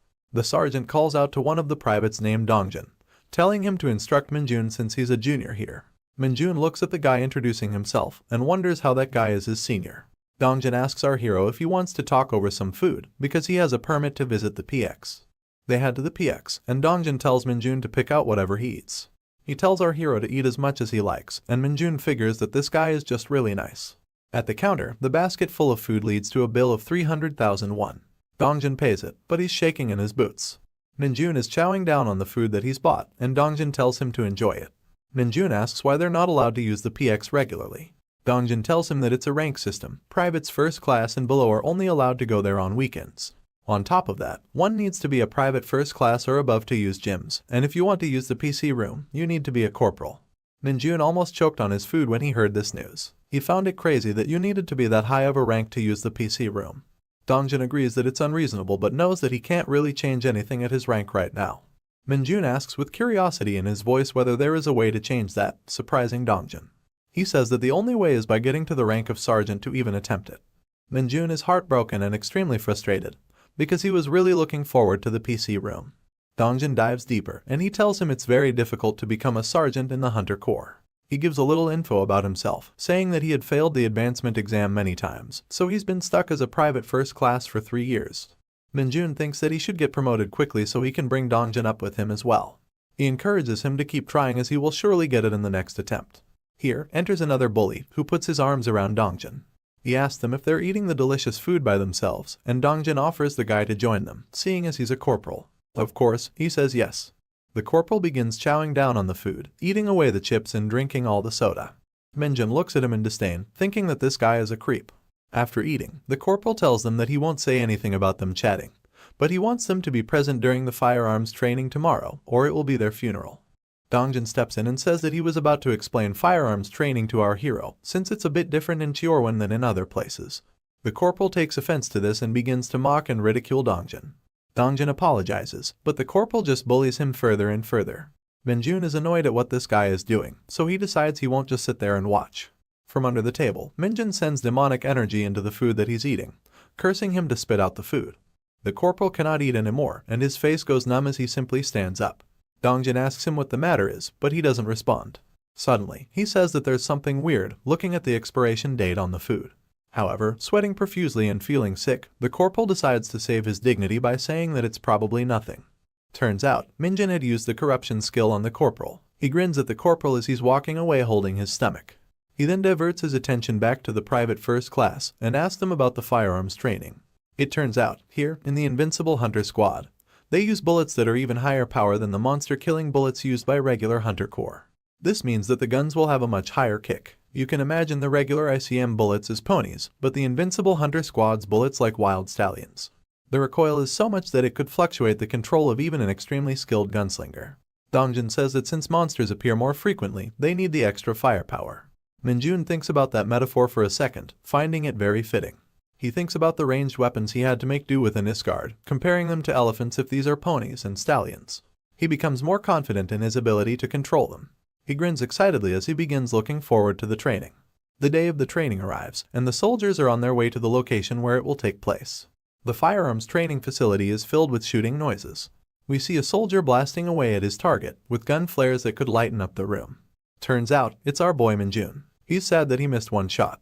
The guy looking at the target is flabbergasted, stating that 19 shots were direct hits and one was a miss. His two alpha roommates are also shocked, while Dongjin stands in awe of our Minjun's gun skill. Minjun stands proudly with his gun, while people wonder if he's a cyborg or just lucky. Up in a booth, two shadowy figures stand looking down at the firearms training. These are Lieutenant Kim Min-cheol and Sergeant Hyo Tae-seok, both completely entranced by Minjun's pure skill. The roomies ask Minjun how he shot like that, and he simply says he just did what he was instructed. Kim Min-ji, the hulking behemoth of a man, emerges from behind the two so-called alphas and appreciates Minjun's shooting. He says that he looks forward to seeing Minjun shoot in the special training in the afternoon, and Minjun is immediately intrigued about it. The alpha roomies begin pestering Kim Min-ji too, saying he's too biased for Minjun. He just tells them to quit it and put their helmets on. The rest of the soldiers there start clapping for Minjun, and Dongjin compliments him even more. Minjun thanks him, then asks what the special firearms training entails. He says he doesn't know much about it, but he tells him all he knows. This special firearms training will consist of two-person teams in a training facility, where they would be eliminating monsters on the way to a destination. The monsters aren't too dangerous, but they will be moving targets and they will attack them too. There will also be civilian target plates that pop up randomly, and they must avoid shooting them as that will result in an automatic failure. Dongjin tells him not to worry about the actual monsters, and that it will be a controlled environment with proper supervision. However, if he knew Minjun, he would know that our hero never gets as excited and joyous about something as getting to fight real monsters. So what new monsters is he going to face next? Will things finally go as planned? Or will there be yet another disaster? Stay tuned to find out in the next episode. After the firing test, we see the group of soldiers enjoying lunch. It is bountiful, with lots of different dishes to choose from. Dongjin is completely shocked at the fact that Minjun managed to hit 19 shots at the target, while he compliments Dongjin for hitting 13 shots of his own. Dongjin mentions that how he has had some experience but he's not very good. On the other hand, he believes that Sergeant Lee is one of the best soldiers he's ever seen. On average, Sergeant Lee shoots at least 17 shots, which made him the #1 shooter in the whole squad. Minjun is listening to this while eating. He acknowledges that since 10 hits is the squad's average, Sergeant Lee is much better than the rest. However, he also realizes that he is officially the #1 shooter now.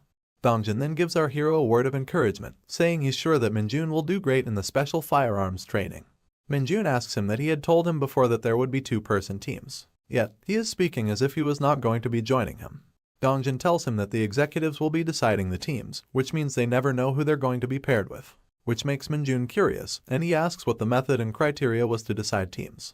Dongjin begins going into a rumor he heard, which stated that the deciding is done through the ladder lottery. Essentially, the ladder lottery is a method of raffles. It is particularly designed to create random pairings between two sets of things, people or commodities. Anyways, the scene switches from the cafeteria to the special firearms shooting range.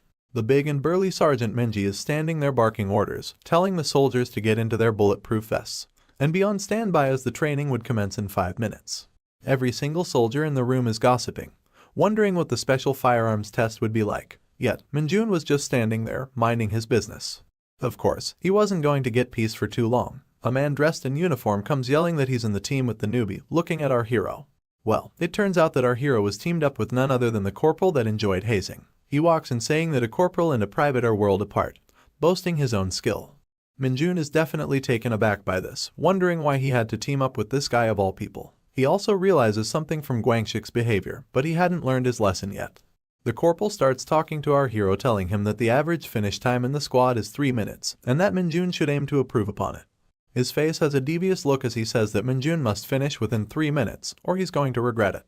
Minjun simply looks at him, without responding at all. This annoys the corporal. He asks Minjun why he isn't replying, pestering him by saying that he's lost confidence, and his 19 perfect shots were just a fluke. Minjun is internally frustrated, thinking about how big of a lost cause this guy is. However, he just says that he will try his best to the blithering idiot to make him shut up. The corporal doesn't care about that though. He wants Minjun to just provide results, and he says if Minjun finishes later than him, he would die. He points at the squad talking to Sergeant Minji and says that he should observe the team going ahead. The two soldiers stand in different elevators, whereas Minji stands in the middle as he tells them to get ready. It's Kim Moongi and Jeong Hanyang, and those two state that they're ready, hence they start descending. The special firearms training is a special kind of creature. It involves two members of the same team in separate elevators being sent down to the underground facility.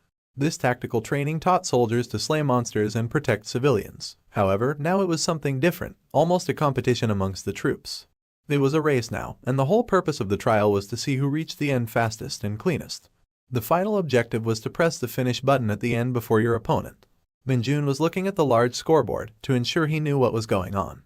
There were different sized monster icons, and Minjun wondered why. The corporal told him that it showcases the threat. The more dangerous a monster is, the bigger the icon will be. He begins explaining Minjun the format of the special firearms trial. He explains that there are 2 monsters on each lane, and that when encounters will be randomized. You will have no clue what you're getting into due to this format, and it will surprise you in the lanes. We see a participant currently in the trial running into a rake toad, which is a large and powerful creature. The rake toad attacks him with its tongue, and he seems to have gotten unlucky in the monster selection. On the screen, we can see that the participant that ran into the bigger monster ahead.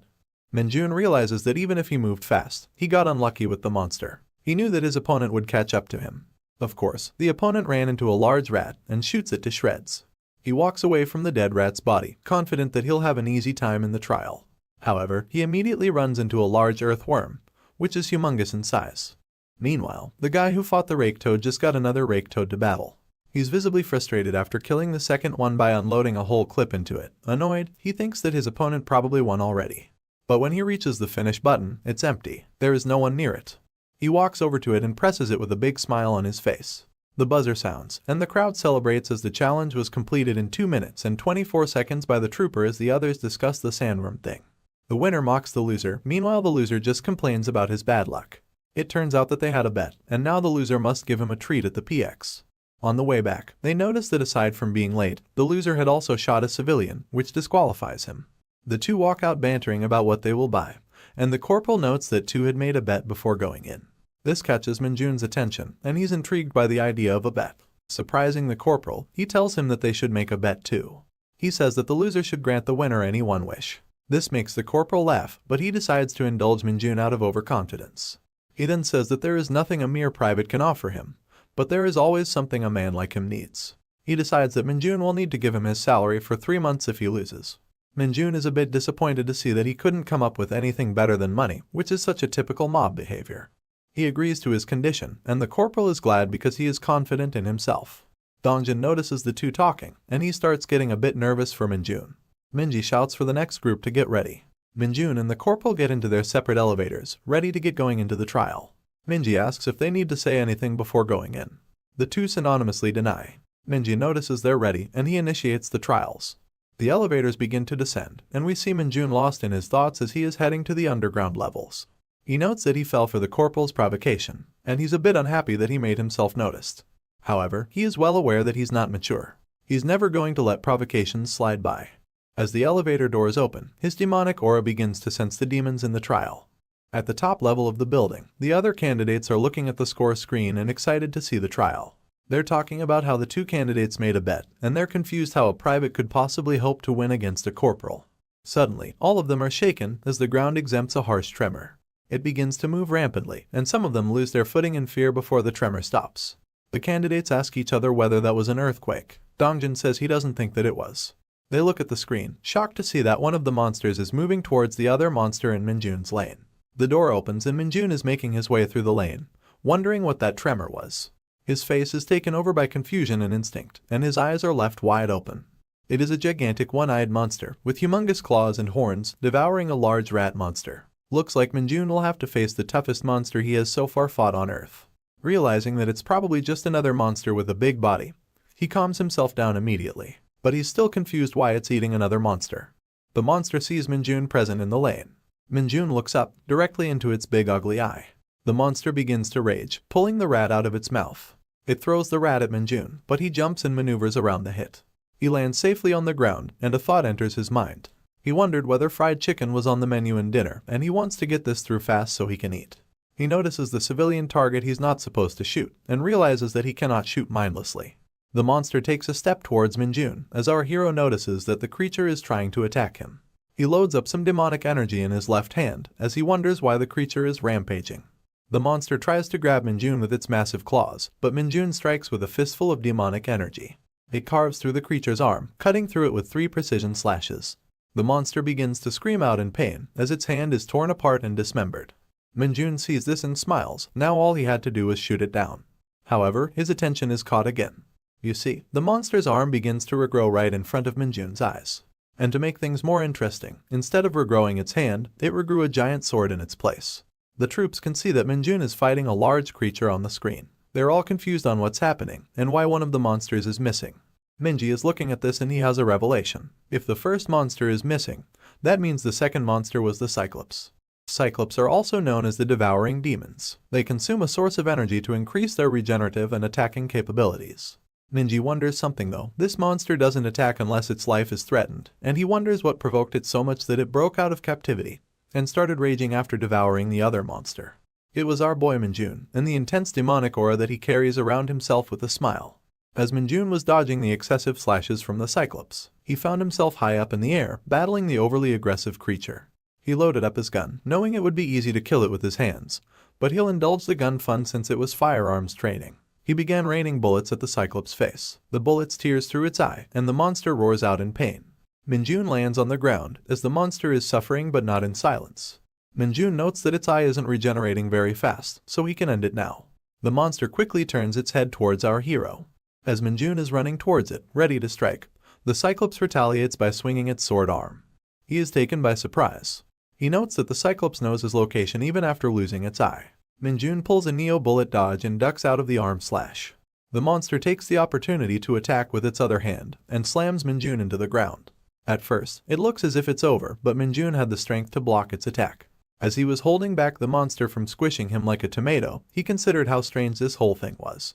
There was no shot that the training center would use a monster this violent, and even though he squashed its eye, the monster knew where he was exactly every time. This is where he has the epiphany. Was the monster reacting to Minjun's demonic energy? The scene cuts to the elevator door opening within the lane. Minji walks into the second lane, carrying his incredibly large LMG. He is worried about Minjun's safety. He blames himself for letting something like this happen, as an energy-fed Cyclops isn't something a private could go up against at all. He runs through the lane as fast as he can, hoping Minjun hasn't succumbed to his death. Meanwhile, the corporal has had a great time in the trial. He's about to clock in at 2 minutes and 30 seconds, confident that Minjun never stood a chance. The corporal wonders what to do with Minjun's salary. He decides he will spend it on his vacations as he nears the finish line. Once he reaches it, his hopes and dreams are crushed. Minjun is already standing there, inspecting the finish button. He looks back at the corporal with an incredibly indifferent expression, before sprouting into a really devious smile and pressing the button. The corporal's reaction shows that his life is ruined, at least for the time being. Minji makes it to the place where Minjun fought the Cyclops. He looks at the corpse and questions how Minjun could have shot the monster for it to end up in the state that it is in. Everything above the monster's chest was so graphically brutal. The corporal and Minjun walk out of the elevator to cheering and applause all around them. The others show appreciation for Minjun defeating a fed Cyclops. Dongjin comes running in, asking him if he's alright. Minjun is glad to see his buddy and tells him he's not hurt at all. Dongjin asks him how he defeated the Cyclops, and our hero tells him that it was all thanks to his teachings. Meanwhile, the corporal is fuming out of jealousy. One of the troops reminds everyone that this team placed a bet and that the newbie won. The corporal smacks him in the back of the head. He threatens him and tells him that it's an unfair situation, so the bet was off. He starts giving excuses, saying he couldn't have won in that situation. He said the special firearms training was designed with 2 monsters in mind, and he did defeat 2. He then asks how many the newbie defeated, and reminds everyone that Minjun only defeated 1 monster. He points at them and tells them it was an unfair situation, and tells Dongjin to say something too.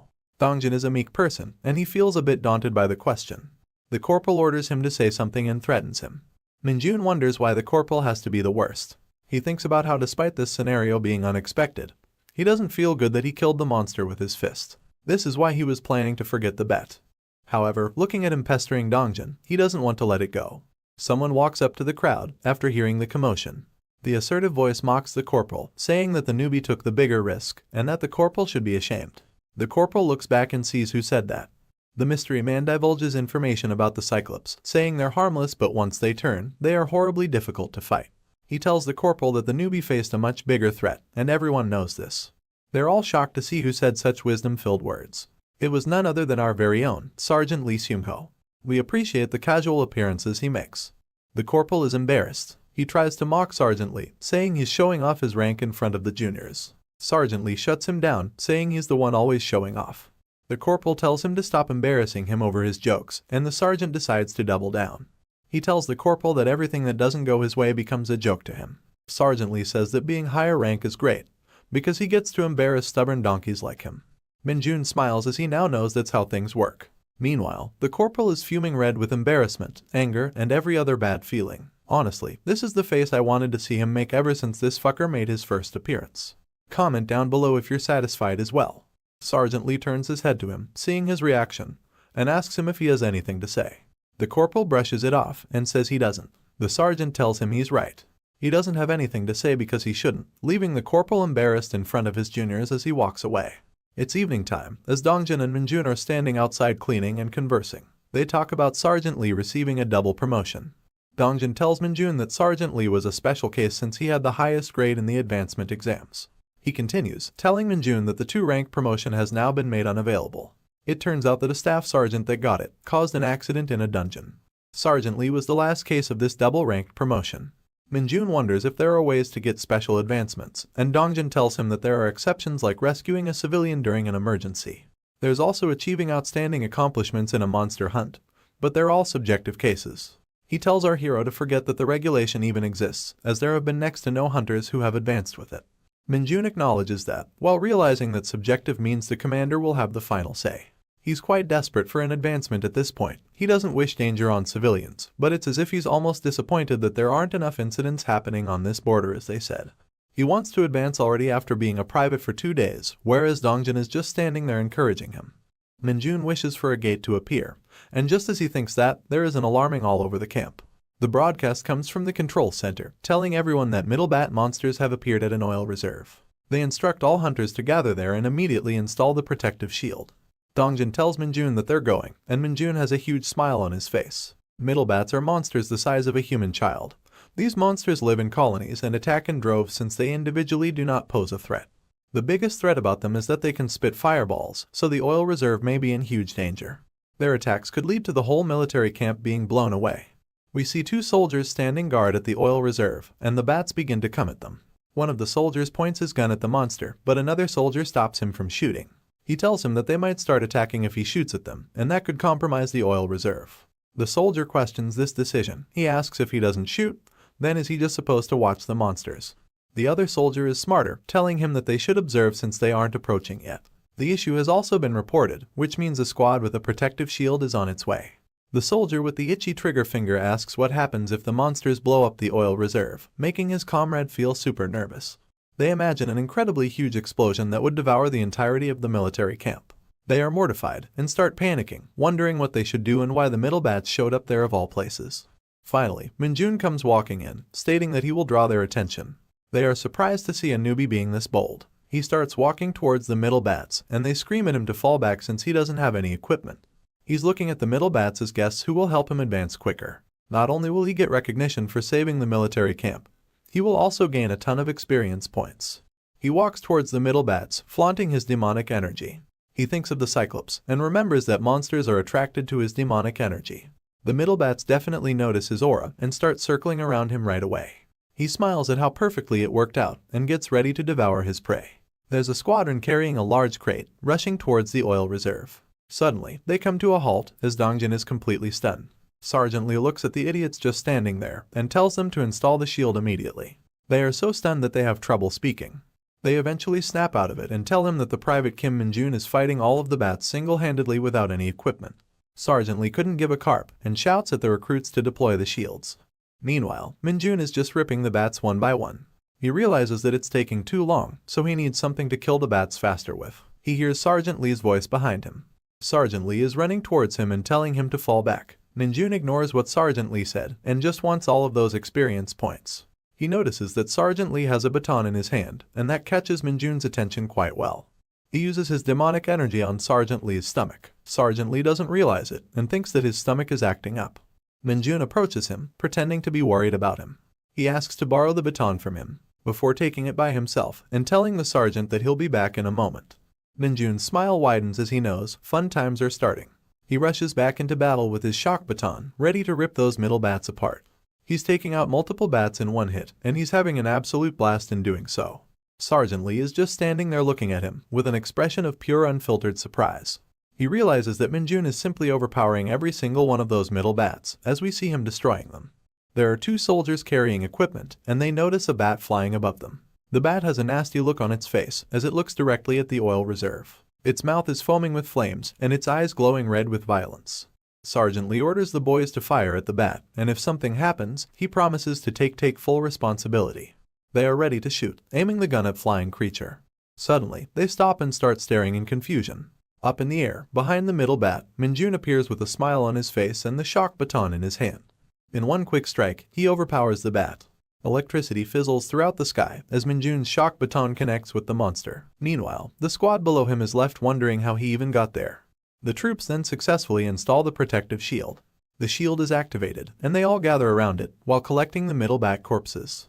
Someone calls out to Sergeant Lee. He quickly looks back and salutes. It was the operations officer, Captain Junshik. He tells Lee that he did a good job, but asks where the middle bats even emerged from, because no one detected them on radars. The captain reacts to the stench of the roasted bats and asks who barbecued those monsters, and how many of them did he kill. Sergeant Lee tells him it was a total of 30 bats, while wondering where the commander was. He tells the captain that the battalion commander will be arriving in a bit, and the captain acknowledges. Lee was thinking how embarrassing it was that the captain was absent during an emergency. He assumes that the captain was just watching the radar in the control center. The captain kills his chain of thought and asks him if he was the one to roast those bats.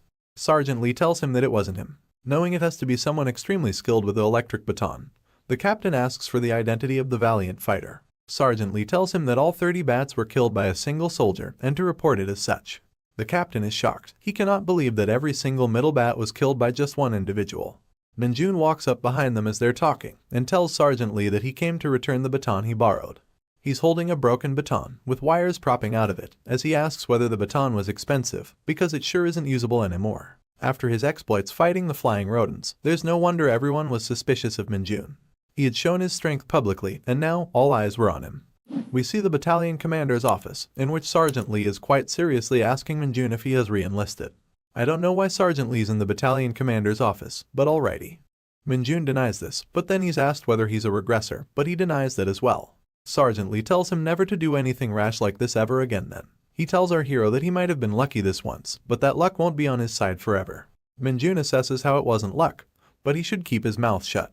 Sergeant Lee goes on explaining a bit more now, talking about how Hunter Corps are a special unit. They are smaller in scale and scope with 4 battalions each. Not to mention, each battalion consists of fewer troops than in the regular military too, but there's a reason for that. Minjun thinks about how that's because not all the awakened keep re-enlisting. But he doesn't want to say it, it'll only get more eyes on him. But Lee goes full patriot mode with the next sentence that comes out of his mouth, asking Minjun if he's aware of how this all works. Minjun doesn't reply, just looks at him like a lost little puppy who has no idea what's going on. With a passion in his voice and a burning determination in his heart, he tells Minjun that this is because every single person in the Hunter Corps is awakened.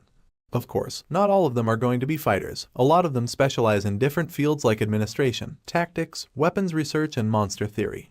Minjun is surprised upon hearing this. He thought the entirety of the Hunter Corps was all about fighting. However, Sergeant Lee clears up that confusion.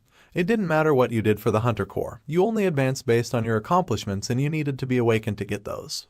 Minjun looks up at the tall boy standing in front of him and wonders why he's getting an exposition dump so early in the morning. Of course, Sergeant Lee wasn't going to disappoint him, as he tells him that if he expected something fun, then his expectations will come true.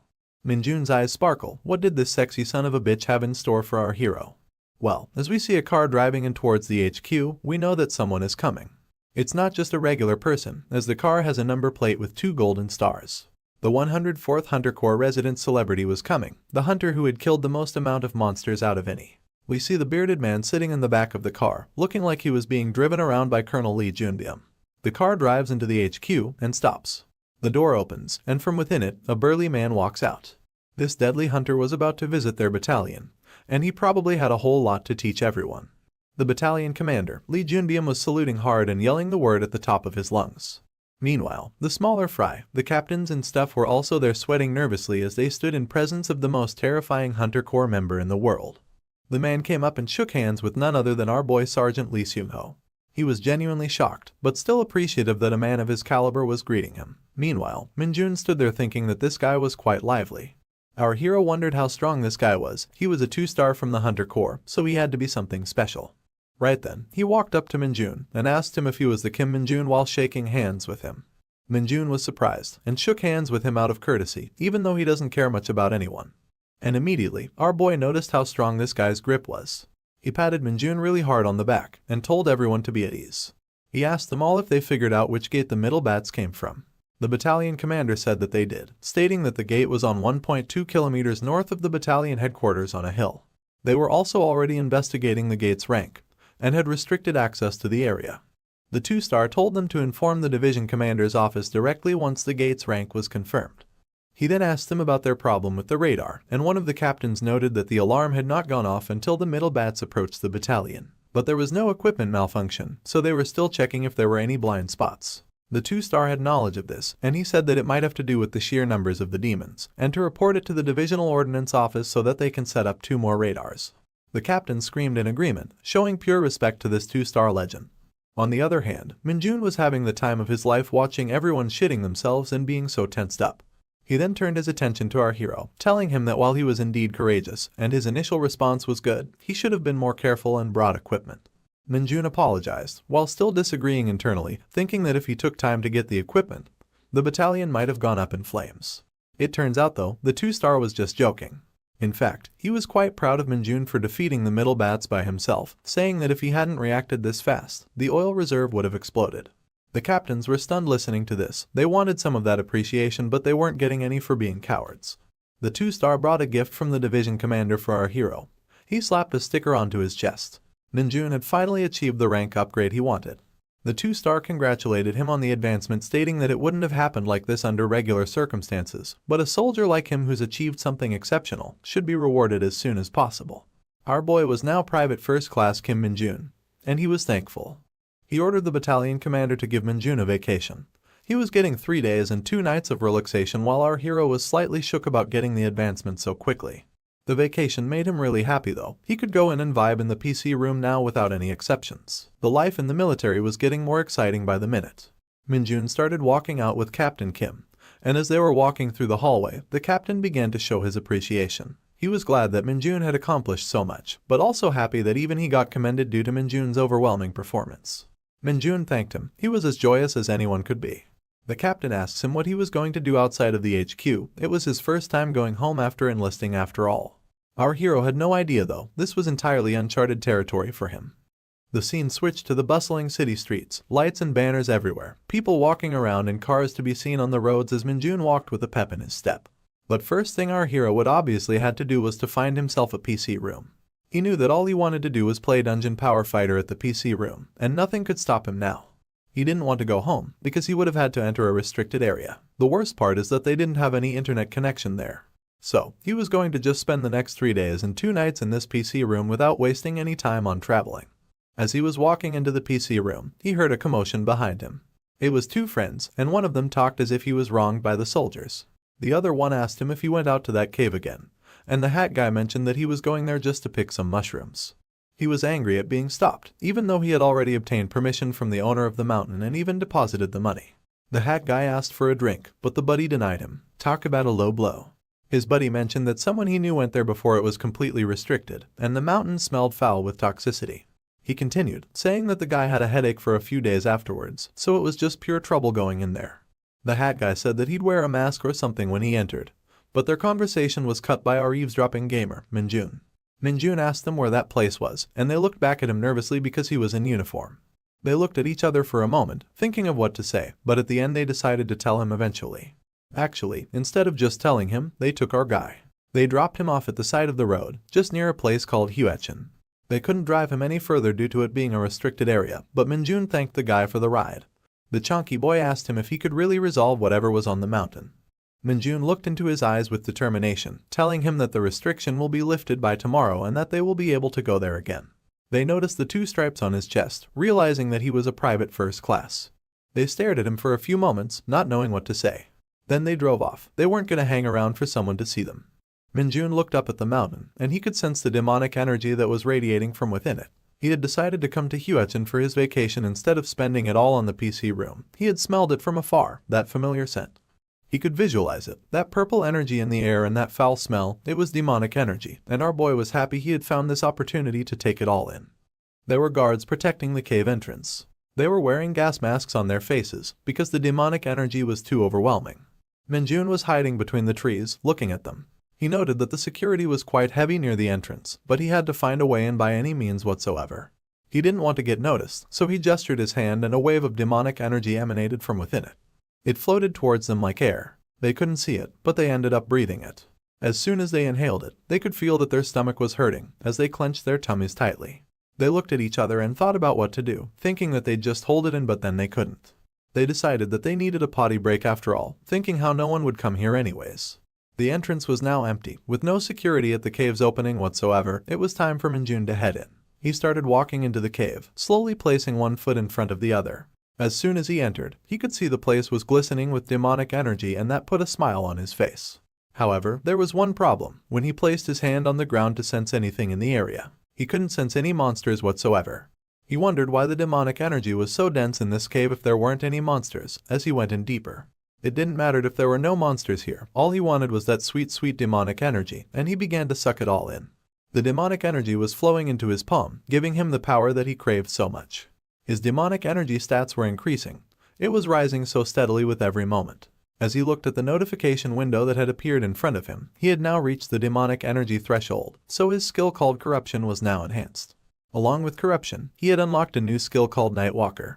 Minjun was overjoyed. This had been a phenomenal turn of events for our guy. This was a thing to celebrate for our hero. Not only did he enhance one of his skills, but he had unlocked a brand new one. As he looked at the status window, Minjun thought about the sheer amount of luck he needed to get this for free. His strength, agility, and stamina were at 60 points, and his demonic energy was now at 15 points. He looked at his hand, feeling the power surging through him. Free demonic energy, and a usable skill without having to put in any effort whatsoever. This was a major dub. The Nightwalker gave him the ability to summon a shadow, called the Nightwalker. He knew about this because he had used it a lot in Isgard. This shadow's specialty was that it was great at assassinating targets from the safety of stealth, but there was one downside. This summon needed to be fed demonic energy on a regular basis to be maintained. He raised his arms, ready to show off his new powers, and ordered the Nightwalker to emerge. This little ghost was worth all the demonic energy he had to feed it. He might look cute, but the Nightwalker was more dangerous than anyone could ever anticipate. As soon as he emerged though, Minjun was kind of shocked by how tiny this guy was. He was confused. Was this a part of the dimensional travel penalty? Why was he this tiny? Was it maybe that his demonic energy stat was too low? He needed to know, because this was fucked up. It was awful. He thought the Nightwalker would be way bigger. He's afraid that such a tiny weakling would be eaten up by the sun and won't have much use. Then he came to a quick realization. This creature was tiny in size, which means that it can hide in shadows. This was its strength. Behind that tiny, cute little body was a monster of assassinations. After a small time skip, the 3 days and 2 nights had now passed, and Minjun was back at HQ. He saluted his comrades as soon as he got back to the dorm, and mentioned he was back from vacation. His comrades gathered around him, noticing that this is the guy who advanced in the shortest time to date, and that he also got a vacation from the division commander, and he got a badge from the 2-star as well. Minjun looked backwards as he noticed someone familiar. He had brought a gift for this person. It was for his buddy, Dongjin. He hands him the gift, which is apparently a bottle of moisturizer, which is weird because I thought soldiers moisturize themselves with the blood of their enemies. Anyway, Dongjin thanked him. He pulled the bottle out and was genuinely gleeful at the sight of it. He told Minjun that he would use it really well. And here comes the dickhead who Minjun beat in the special firearms training, mocking their friendship. He had asked Minjun to bring him some Maxim magazines, but the thing that Minjun brought along was just some instant coffee with the same name. He gave the guy his Maxim packs, and he left accepting his gift with a sad and annoyed look. Meanwhile, Minjun and Dongjin bantered about how he would become corporal one day. Now enters the redhead and his lackey, who mentions that he saw Minjun's name on the advancement examination. The lackey notes that the application period for that was already over before Minjun even transferred. It hasn't even been a year to Minjun's enlistment, which means he shouldn't qualify. Redhead notes that it had to be the division commander who got him in, otherwise it didn't make any sense no matter how you saw it. The comrades look at each other and discuss how this was even possible, but they decide to show him some respect now that he was a private first class. As they wait on Minjun for an explanation, Minjun begins to talk about how it was the training commander who had made him a special offer. If you remember, that guy sent him here on a special recommendation, and he had a huge interest in seeing Minjun succeed because he was so exceptional as a soldier. Minjun told them the whole story, and afterwards he was looking at them for their reaction. Their faces were filled with nothing but confusion. They had no idea what this all meant. Red had noted that Minjun came here because he wanted to start advancement exams a year in advance, calling him a crazy fucker for having the balls to do this. The lackey notes that since Minjun is already a private first class, his advancement exam would turn him into a corporal. The comrades talk about how if he passes, he might be the most terrifying new recruit in the 104th Battalion, while the actual corporal himself is just making his maxim to drown his sorrows with. Lackey mentions that the advancement exam candidates will have an orientation, and that a special weapons training would happen afterwards too. They said that he'll be suffering the whole week. As the two leave the room, they banter why they aren't taking the advancement exams right now, even though they are both sergeants. Minjun thought about the specialty weapons training, and wondered if this was different to special firearms training. Another time skip happens, and we find ourselves at the orientation for the Hunter Advancement Examinations, where the instructor is talking about a quick orientation on how the examinations will go. Minjun sat there listening, as the instructor bullied those who were being overconfident for already knowing the details. Minjun listens carefully, while the corporal falls asleep. The instructor mentions that the examination will consist of two parts. There is a written exam and a practical exam. The written part is usually a basic written test, which makes it super easy to clear. Minjun walked out feeling quite confident about what he heard, remembering that the practical exam is what really mattered. It would basically be a test of their stats, their specialty weapons proficiency, and their ability to handle monsters. Minjun knew that he would pass, but he wondered what perks he would receive for getting the perfect score again. As he walked through the hallway, he thought about being more serious in his approach to the examination. The sun rose up, and it was time for the specialty weapons training. These were usually close-quarters weapons, swords, throwing knives, daggers, maces, and all that other jazz. The instructor stood above them, ready to teach them all how to get it done. He ordered the privates and privates first class to not pick any weapons other than swords. The academics yell in agreement. He orders corporals to take their weapons and go train far away, and if they're slacking off, he would bury them alive. He told the rookies that he will teach them basic swordsmanship from the Hunter Corps manual. However, he also warns them that following the guidelines blindly won't do them much good. He tells them that they must use it as a foundation to create their own styles and adapt to any situation that comes their way. He asks them if they understood, loudly yelling at the top of his lungs. The rookies agree. After all, they can't really say no. He tells them to follow along with him, to concentrate on what he does and to look at nothing other than what he's doing. It doesn't matter if a naked girl was standing to their left. They had to keep their eyes peeled on him. He picked up a sword and showed them some incredible moves. He was flowing around like water, jumping from place to place, swiping and dashing, ducking and slashing. This dude had seemingly mastered the art of swordsmanship. As the sword let out dust, our hero stared at it knowing something was different about this weapons training. He understood why it was called the specialty weapons training, as he was joyful that he'll finally get to show off some moves. He knew that you can't just keep fighting monsters with rifles, and this lets you hone your skills if that situation ever arose. The rookies were trying their best to move their swords around, showing off their subpar skill levels. Meanwhile, Minjun was making the air flow around them with his swordsmanship, channeling the specialty weapon's true power. He knew how this shit worked, and the rest were suffering from a skill issue. As he swung those swords, his opinion on this swordsmanship was that it was better in Isgard. He leaped up in the air and tore through the air, making it quite literally visible to the naked eye, while the rest of the rookies stood flabbergasted. Minjun knew that the technique is all that mattered, as he showed off his impressive swordsmanship skills to the rookies. The instructor tells everyone to halt and calls Minjun to the podium. Minjun notes this and says that he is on his way. He walks towards the instructor, thinking what did he even do this time. He slowly walks to the podium, his sword in his hand and his mind racing.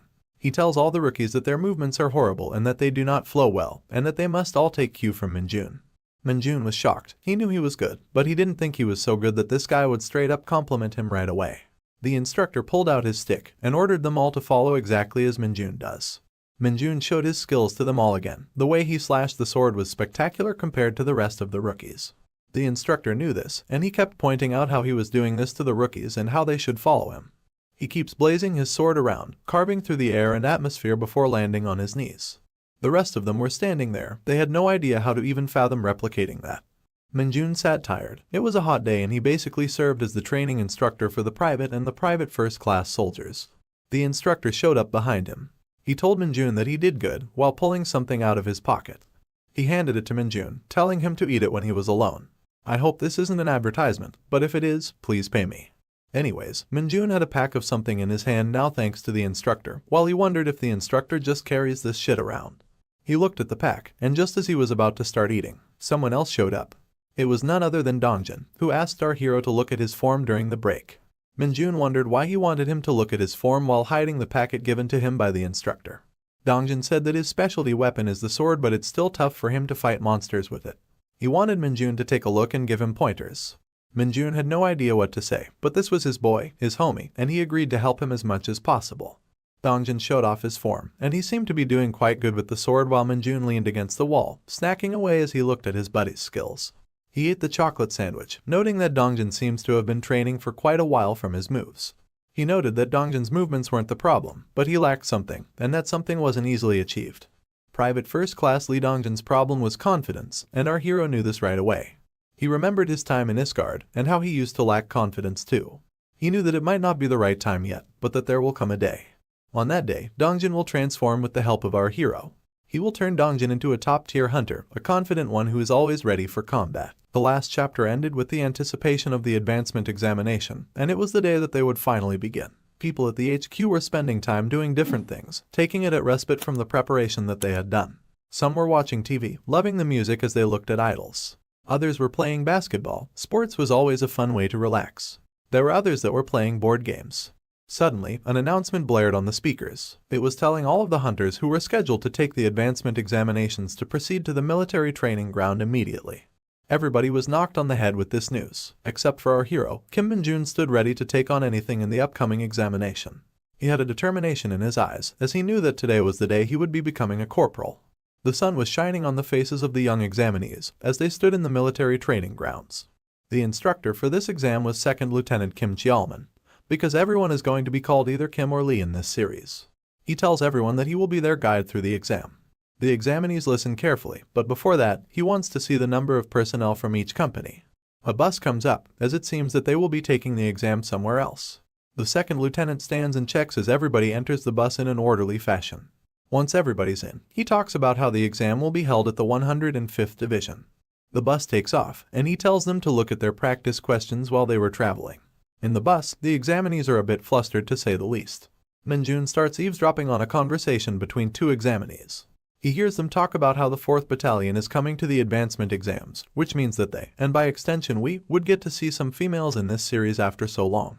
One of the examinees is really excited to show his weapons proficiency in front of the girls. They talk about how the girls might want their numbers and stuff. Meanwhile, Min-jun is just listening and laughing. He knows that they're going to try their best, but it doesn't matter, he was too confident in himself. The road to the 104th Division was filled with beautiful vistas. It was very evident that this was a military establishment when they finally arrived, full of perimeters with security and shit. The scene switches to written examination room number 7. Here, all the examinees are seemingly done with their written examinations, and it was time for them to get their results. The invigilator, Kang, says that everybody has passed except for Cho Jeongwook. This was the same guy who was talking about getting the girl's number, and he's about to be really embarrassed because everybody is laughing at him. He starts to sweat nervously when he finds that out. He was not even going to get to show his skills off anymore. On the way outside of the written examination, his friends are bullying him for failing the exam, which was easier than a driver's license test. Min-jun wasn't paying attention to anything. He was having the time of his life vibing on his own. Everybody was walking in a straight line, as it seemed that it was time to take the physical exam. Here, a familiar face pops up. This is someone we haven't seen in a while, but this blue-haired woman was staring at the examinees walking away. Inside of a beautiful-looking building at the 105th Division HQ, we hear a speech going on. Inside the auditorium, we see a bunch of soldiers as the speech giver is applauding the examinees on having come so far. This was Lieutenant Colonel Lee Cheolju. Like I said, it's just gonna be Kims and Lees in this series. This was the man in charge of the advancement exam. He talks about how his objective is not only to find people worthy of promotions. In fact, they wanted to showcase a friendly competition between 3 different divisions. Min-jun is looking at this and feeling sleepy. He wanted the exam to start already so that they could finally advance. However, Lieutenant Colonel Lee talks about how there are members who are attending this examination based on special exception. He calls out Min-jun's name, but he wasn't alone, as LC Lee takes the name of the blue-haired girl, Private Sun Yunseo. LC Lee keeps talking about how they are hunters who enlisted a year ago, but they're very exceptional at their job. Meanwhile, Min-jun is incredibly happy to find out that there's someone special other than him. At this point, almost nobody is giving a shit about anything that LC Lee is talking about, except for the nerds. The nerds talk about how if you applied to the front lines you can get special exceptions. While there's another one talking about how a lot of people rejected the offer to join the 104th Division, and if they didn't, they could be like Min-jun. There's another one who talks about how Min-jun already became a private first class. They all get very excited and start looking at our hero. He was turning heads everywhere. His head-turning skills are so great that he eventually turns even the blue-haired girl's head. Of course, he pays no mind to the attention from anyone else. However, when he notices that Sun is looking at him, he can't help but look back. Sun immediately gets shy though and turns her gaze away. Minjun pretends that he didn't see anything, even though he did catch her looking at him. Anyways, LC Lee tells everyone to do their best, which is something no one probably heard either. Finally, someone useful gets up on the stage. Thankfully, this guy isn't named Lee or Kim. This is Captain Jiang Sangxiao, and he announces the commencement of the test for strength, agility, and stamina. The first one is going to be the strength test, which is going to be really simple. All they had to do was push back examiner Dave Bautista. Minjun remembered how there was an exam that made him push a huge red stone, and he wondered why all of the exams were like that. They only had a time limit of 1 minute to do this, and it looked like a piece of cake pretty much. If they managed to move him 10 meters backwards, they get the highest score out of a 100-point scale. Dave Bautista stood in front of the 10-meter squares that they had made on the ground, and they would be called up one by one to try their luck. A private named Kim, once again, from the 103rd Division was called forward first of all. This dude looked pretty bulky, wearing a tight t-shirt that showed off his muscly physique. He walked up to Dave Bautista and grabbed his shoulder, pushing him as hard as he can. I want to call this guy the boulder, because he was not even feeling a hit. He was pushing so hard that his face was going red, almost as if he was giving birth. Dave Bautista shoulder tapped him, and sent the guy flying away. This man, who looked as if he was about to score some winning points, was immediately disqualified. As the loser lay on the ground, the invigilator mentioned how if you don't earn a score of 40, you disqualify immediately. The rest of the examinees start shitting themselves when they see this ludicrous display. I mean, I would be too. After this, people were swatted away at the hands of big man Dave Bautista like flies. Some were earning 10 points and getting disqualified. The others were getting 20 and then getting disqualified just the same. There was no clear winner, and even the invigilator was getting pissed off by how incompetent these shitheads were. Finally, it was time for someone interesting. Sun Yunseo, the blue-haired special gal, was up next. She was sweating nervously, but thankfully, she had passed. I mean, would have been cool if they showed us how she scored 50 points, but whatever. Everyone was shocked. They had no idea how this frail little girl had managed to get this done when they couldn't. Somehow, she had moved him 5 meters backwards. She walked away looking like a Chad. This is what you call a real girl boss. The boys were taken aback by her beauty, while some others were talking about how she's a nepotism baby because she's the daughter of the division commander. These guys were fanboying hard, and it was very pathetic to see in all honesty. She looked back at them, and I'm pretty sure she was judging them like me. She walked through the crowd of admirers, but the only one disinterested in staring at her was Minjun. Of course, Minjun was thinking about her too, how she's the one who received a special exception like he did. It was our hero's turn. The time had come for him to show off his incredible strength. He announced his arrival, mentioning his private first-class title as he came forward. He walked up to Dave Bautista, and he had an idea in his mind of how this was going to play out. He knew that he shouldn't treat this situation like the Red Stone, because if he did, Dave Bautista would die. However, if he manages to push him past the 10-meter mark, he might get a special bonus. So, he decided to go for it. Put both of his hands front and center, all 5 fingers open, ready to push hard and brash. Dave Bautista went flying. I'm pretty sure nobody in his entire life had been able to push him this far. The crowd was shocked. Their faces went white with envy and fear. Thankfully, Bautista managed to land on his feet. He wasn't just burly like a bear, he was nimble like a cat as well. His feet dragged him the ground with him, leaving behind a broken wood chips. Not only was Bautista shocked and enraged, even the invigilator had no idea how this was possible. Private First Class Kim Minjun was the only person here who had managed to acquire 100 points. He was smiling. He knew this was coming, but no one else had any clue, not even the blue-haired Nepo baby. As he walked away, feeling Sun's gaze, he realized there weren't any bonus points after all. Of course, Minjun wasn't the final examinee, and there were more yet to be disqualified. A girl was sent away crying because she failed to push Dave Bautista more than 1 meter, resulting in her disqualification. The rest of the examiners were just standing there wondering why this was so difficult. The strength test had finally ended, and it was time for the next one, which would be the agility test. Of course, being the agility test, it would start without any breaks. The ones who were disqualified were sent away. They made lines and walked away disappointed with their own performances. Meanwhile, the staff was changing up the equipment and bringing in new stuff that would be used for the agility stat test. They were setting up a big green net, and I mean, they were having some trouble setting this shit up. Then, they brought in a huge minigun. Honestly, it looked like an anti-tank weapon, but it was just a big minigun that they would be using for the agility test. The examiners were looking at this and they were terrified. They were wondering if they were going to be made to dodge bullets after using up so much of their strength trying to push the behemoth Dave Bautista. The Invigilator was laughing as he finally revealed that they would indeed be dodging rubber bullets. It didn't matter if they were rubber bullets, they were being shoved out at an unprecedented pace from within an anti-tank weapon. In other words, it would still hurt like a bitch. He tells them to dodge everything, and they start to be nervous. This time, there was a lot more pain involved if they messed up. While they were all pissing themselves, Minjun found this amusing and just smirked at how interesting things had gotten. The man operating the gun was ready, and he was out for their blood. Okay, so the objective here was to dodge the bullets for a consistent 1 minute. If they would last 1 whole minute surviving the bullets, they would achieve the perfect score. Of course, all the contestants had to stay within the designated area inside of the net. The thing that made the examinees even more scared though, was that the examination could also be passed while tanking the hits for 1 minute. You just had to stay inside of the net for 1 whole minute, and you would pass with flying colors. Those who ran out of the safety net in less than 30 seconds, or those who became severely injured would be disqualified immediately. Now, it was time for the test to commence, but before that, Minjun heard a familiar voice behind him. As the voice called out to him, he turned his head in surprise and looked back. It was none other than his homie Private First Class Dongjin, smiling and waving at him. Minjun was surprised to see him there. He had no idea that Dongjin had passed the strength test.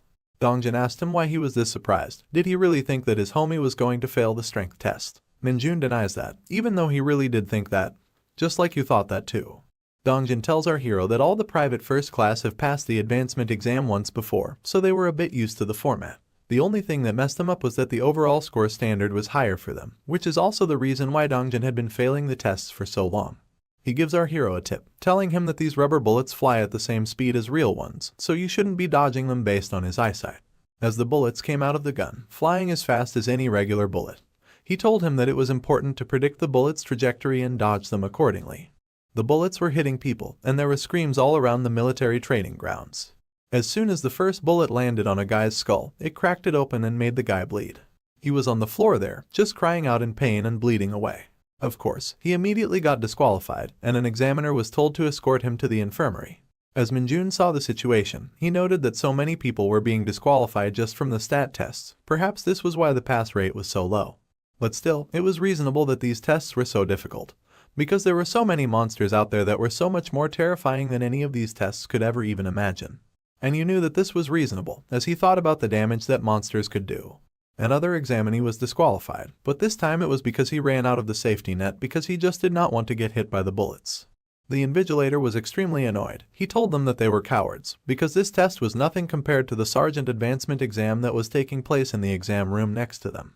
People were walking away disappointed, nervous and sad in their own performance, but these tests were tough, so I forgive them. Even though they don't know I exist, I'm just a random narrator out here. Of course, someone interesting had to eventually come up, and this time it was none other than Private Sun Yunseo, the blue-haired Nippo baby. She walked up in front of the safety net and cracked her fingers. She was ready for some action. The bullets came flying in. The crowd was watching in anticipation. They were all slightly nervous for the girl. They should have known better. She was better than them all, and she dodged the bullets better than they ever could. 9 seconds had passed and she was dodging bullets like Neo from the Matrix. Jumping and dodging, dashing, dancing and doing whatever else you can think of to avoid the onslaught of bullets. The crowd was in awe of her skill. They couldn't believe how good she was. And as the clock reached 57 seconds, even the Invigilator applauded her for dodging everything. The 60 seconds were finally over, and Sun Yunseo had not been hit even a single time. She had received a perfect score. As she walked past the crowd, everybody was staring at her or trying not to stare at her, but they were all impressed by her amazing skill. She passed Minjun by, giving him quite a mean look. He looked back at her and wondered why she was doing that. Meanwhile, the rest of the examinees were just staring there wondering if these two were dating. After all, why would she be looking at him if they weren't? She stepped slowly there, staring deeply into our hero's eyes, leaving him wondering what she wanted from him. Thankfully, the tension was broken by the Invigilator announcing that it was Minjun's turn to bite the bullet, or dodge it. He quickly turned away from her and started walking towards the safety net. She still looked at him while she was walking away. Guys, I gotta say, this tension is too much for me to handle. Minjun used his peripherals to look back. He was getting a bit uncomfortable by the fact that she was still staring at him. Just a bit too much now, not gonna lie. As he stood in front of the safety net, he wondered what she wanted. Was she expecting a compliment? But why would that be the case when they don't even know each other? While he was in thought, he did not realize that the gun was primed and ready. The chamber went off, and the bullet came flying towards him like a meteor. He quickly dodged it by moving his head away. The bullet was too slow for our hero. Sun was impressed. I think she thought of him as her rival, but his skill is way too far ahead of her. He still had his hand in his pocket, as he thought of showing her just how capable he is. He wanted to truly show off the difference between their skill level, so he would keep his hands in his pocket as the bullets came raging in.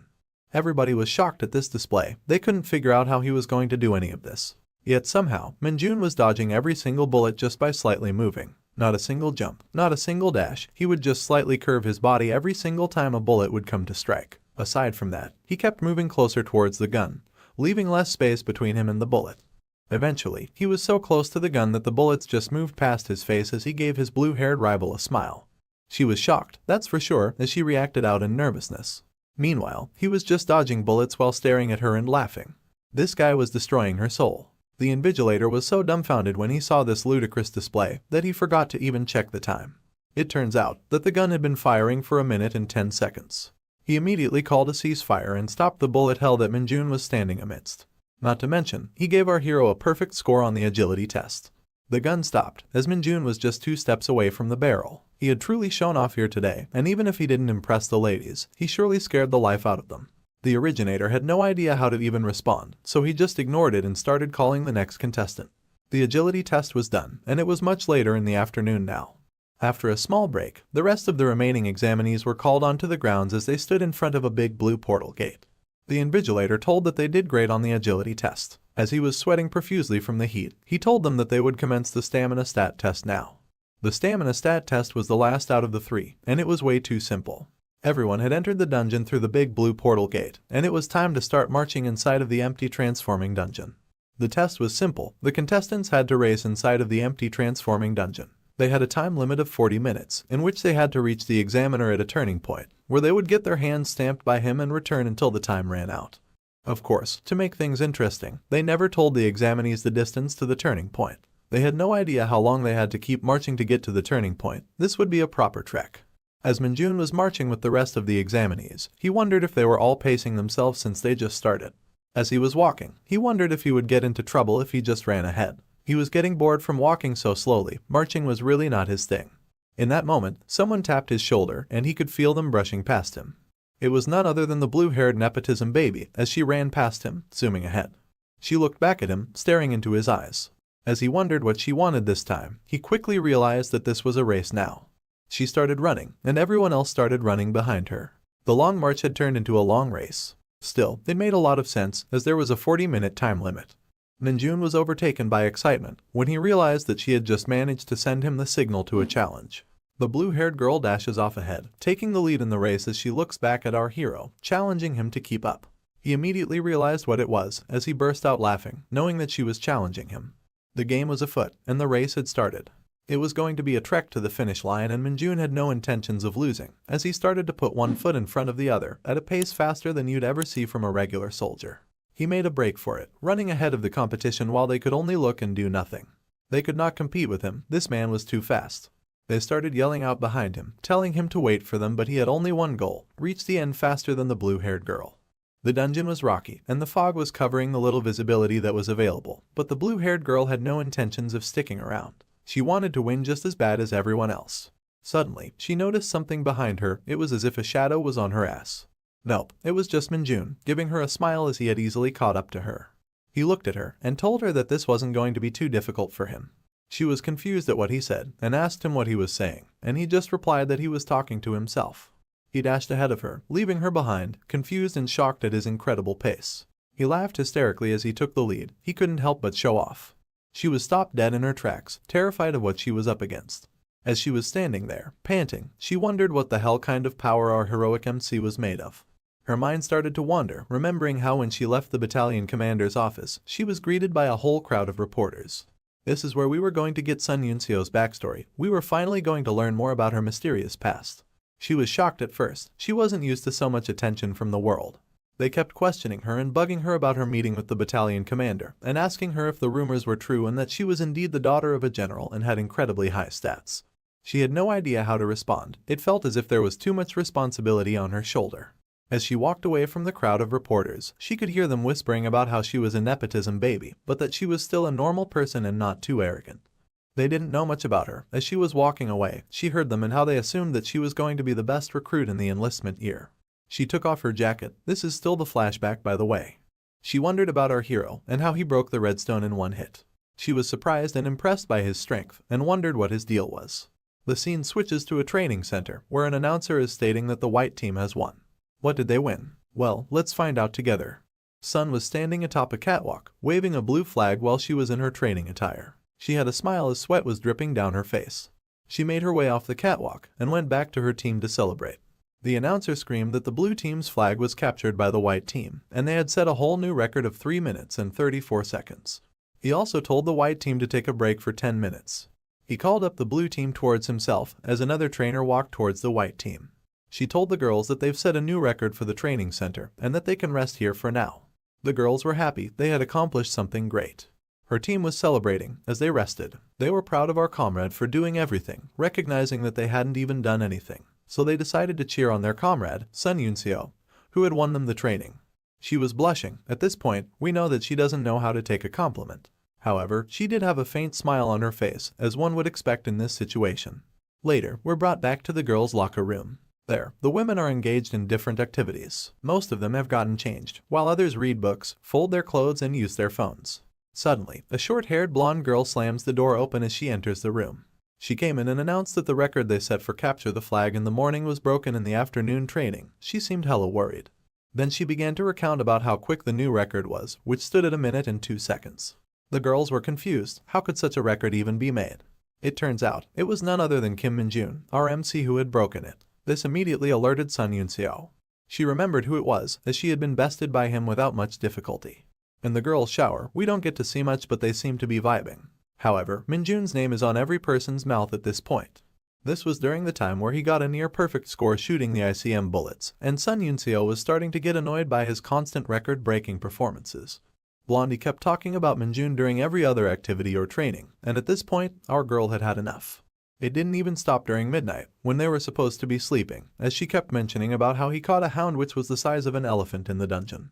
Sun finally told her to shut up and go to sleep. Blondie was not shutting up though. It's almost as if she was zoned out while talking about our hero, and Sun just wanted her to be quiet. Eventually, she spaced out herself into a sleep that would bring the memories of her past in her dreams. A solemn figure was tying the laces on their boots. They had rough hands, the hands of a soldier.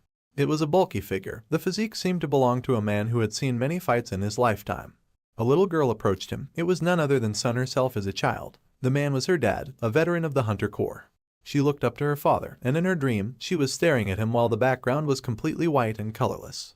The entirety of the color went into that man. It seems that he was a huge source of joy for Sun, and his smile brought her happiness.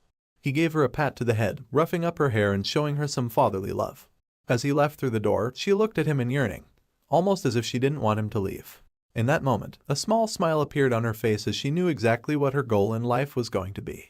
She was going to become strong. Just like her father, she was going to keep everyone safe and make a name for herself as a powerful soldier in the Hunter Corps arsenal. The scene switches to the battalion commander's office, who compliments her on the phenomenal training she's been doing for the past 4 weeks. He called her in his office so that he could discuss something important with her and asked her if that would be all right. She thanked him for the consideration and wanted to know more about what he wanted to discuss. He asked her where she wanted to apply and told her that since she has exceptional grades, she can be dispatched to any division that she wants. It was as if she was standing in a winery, but instead of wine bottles, these were military headquarters. She just had to pick her poison. She thought about her answer as the battalion commander insisted on knowing where she wanted to go. Did she want to be near her father or somewhere else? She just mentioned the name of our hero, Kim Min-jun. This confused the battalion commander, trying to understand what she meant.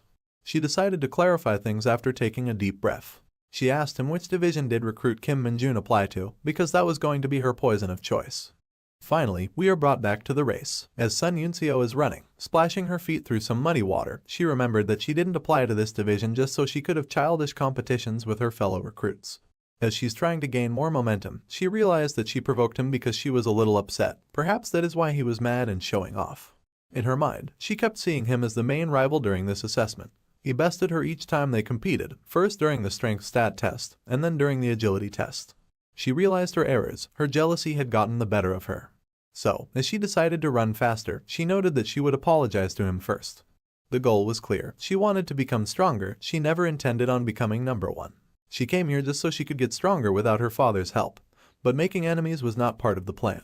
She knew that she had encountered someone extremely skillful here, and instead of being her rival, he should be someone that she learns from. She was not going to be childish anymore, as she had finally reached her destination, the Turning Point stamp validation booth. Yunseo noticed that Minjun had already gotten there, and the man in charge of the stamps kept telling him to go away. He was wasting time just standing there. However, he was just standing there in spite, just so he could show her that he got there first. As he ran past her from the turning point, he told her that he almost fell asleep waiting for the slowpoke that she was, which embarrassed her. The embarrassment quickly turned into rage. He had pissed her off real good this time. She started yelling at the invigilator to stamp her quickly because she wanted to get back in the race really fast. As she started dashing away from the turning point, she decided to fuck the apologies. Even the very sight of Minjun's face had enraged her so bad that she wanted to take revenge. Unfortunately for her, when they made their way out of the portal, they were all tired beyond expression. Of course, Minjun was just having fun. This was just another day at the office for him. The invigilator told everyone that Private First Class Kim Minjun was in first place with a record of 29 minutes. On the other hand, Private Sun Yunseo, the blue-haired Nippo baby, was in second place with 32 minutes. The invigilator congratulated Minjun, telling him that he got a perfect score in every single stat test. He thanked the invigilator. He was happy to just be there. That was the end of the stat tests. Every single hunter who passed would get to eat a delicious meal and then gather in front of the training grounds for more assessment action. All of the hunters yelled out an acknowledgement, showing their enthusiasm even though they were so tired they could fall on the ground. The hunters picked their jackets off the ground, as it was time to head back for lunch. For a brief moment, our hero made eye contact with the blue-haired woman. Instead of being mature though, Minjun simply showed her the tongue and taunted her more. She was not annoyed anymore, she was just embarrassed at this point. As he walked away from her, a familiar face found him. It was none other than Lee Dongjin, who told him that he was being rude while the girl just stood there watching. Yet, it seems that her embarrassment and anger had completely died out, as she giggled a little bit. She realized that she was the one who fell for provocation, and on top of that, she also lost. She didn't have anything else to say anymore, she just looked up at the sky and smiled, knowing that there was good competition in this place. She could feel the cold breeze of the air touching her skin. It was almost as if she walked into heaven after emerging from hell, and felt refreshed as her sweat dried off. She straightened her hat, preparing herself for the next assessment that was about to take place, and she started moving towards the rest so she could join the group for a hearty meal after the tough stat tests that she had gone through. After they had finished eating, it was time for the second practical examinations to start at the examination center. We see a wooden club slam into the ground, as it seems that the second practical examinations had already begun. There were a bunch of goblins standing around a lone fighter. The hunter had a sword in his hand, and he had already slain one of them. One of the goblins roared out loud, its yellow eyes piercing through and causing terror. The other goblin started laughing maniacally. It wanted to engage, but it was scared. The corpse of a dead green goblin sullied the ground, its tar-like blood splattered all over the place. The hunter was none other than Private First Class Lee Dongjin. He wiped the sweat off his forehead as he got ready to take on more of those ugly fuckers. He looked at them, analyzing their movements so that he could mark his target. A blue goblin jumped off, lunging towards the Private First Class. However, Dongjin was prepared as he maneuvered his sword. The one thing that he didn't expect though was for both goblins to attack at the same time. The other one started moving behind him as well, and he was about to turn into a meat sandwich if he didn't make a decisive move. He turned his eyes quickly towards the blue goblin, knowing exactly what to do. He immediately blocked the blue goblin's wooden club from turning his face into pulp, using his incredibly strong katana. Then, he used his foot to kick the goblin in its chest, giving it a pretty good heartache and also sending it flying far away. In the meantime, the green goblin had made its way exactly behind him, but the Private First Class was prepared for any attacks coming his way. Dongjin moved out of the way of the club attack, barely managing to save face and save himself from any damage. The counterattack was brutal as he slashed the goblin through the chest, carving into him as a fountain of blood started to spurt out of its cut-open upper body. Yet somehow, that evil little goober managed to land on its feet. Dongjin was annoyed, but most of all he was frustrated that his sword swipe didn't kill him. The goblin was angry now, its iris turned red as the carved-up chest kept leaking blood out. Both of the goblins were now standing in the same place, and they could overwhelm him if they decided to attack together again. As this fight was going on, our hero was looking at it from above and spectating.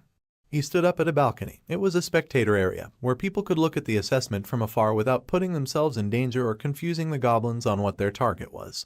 Basically, the second part of the practical exam was called the Specialty Weapons Proficiency, and it was way simpler than what our hero had expected. All they had to do was display the techniques they had learned in the Hunter Corps to the examiners. That was essentially the whole test, and it didn't matter how strong their moves were. All they had to do was follow the manuals in order to pass. Most of the applicants had chosen swordsmanship as their specialty, and while our hero had gotten the perfect score, his buddy, Private First Class Lee Dongjin ended up receiving a very high score as well. The invigilator congratulated him, and was proud of what the private first class had managed to do. Yet something was lingering on his mind, and that was the main combat itself. As Dongjin struggled during the combat, it seemed that his fears had been realized. Minjun expected that his homie would struggle during the combat, because that was one of his weaknesses in general. Goblins were closing in on Dongjin, as this was the last part of the practical exam, known as the ability to handle monsters. People would spectate from above, as a hunter would have to defeat 4 hounds. However, since Dongjin was a private first class, he had to defeat 3 goblins while wielding the chosen specialty weapon. As the goblins closed in, Dongjin managed to cut the green one into half, slicing through it like butter.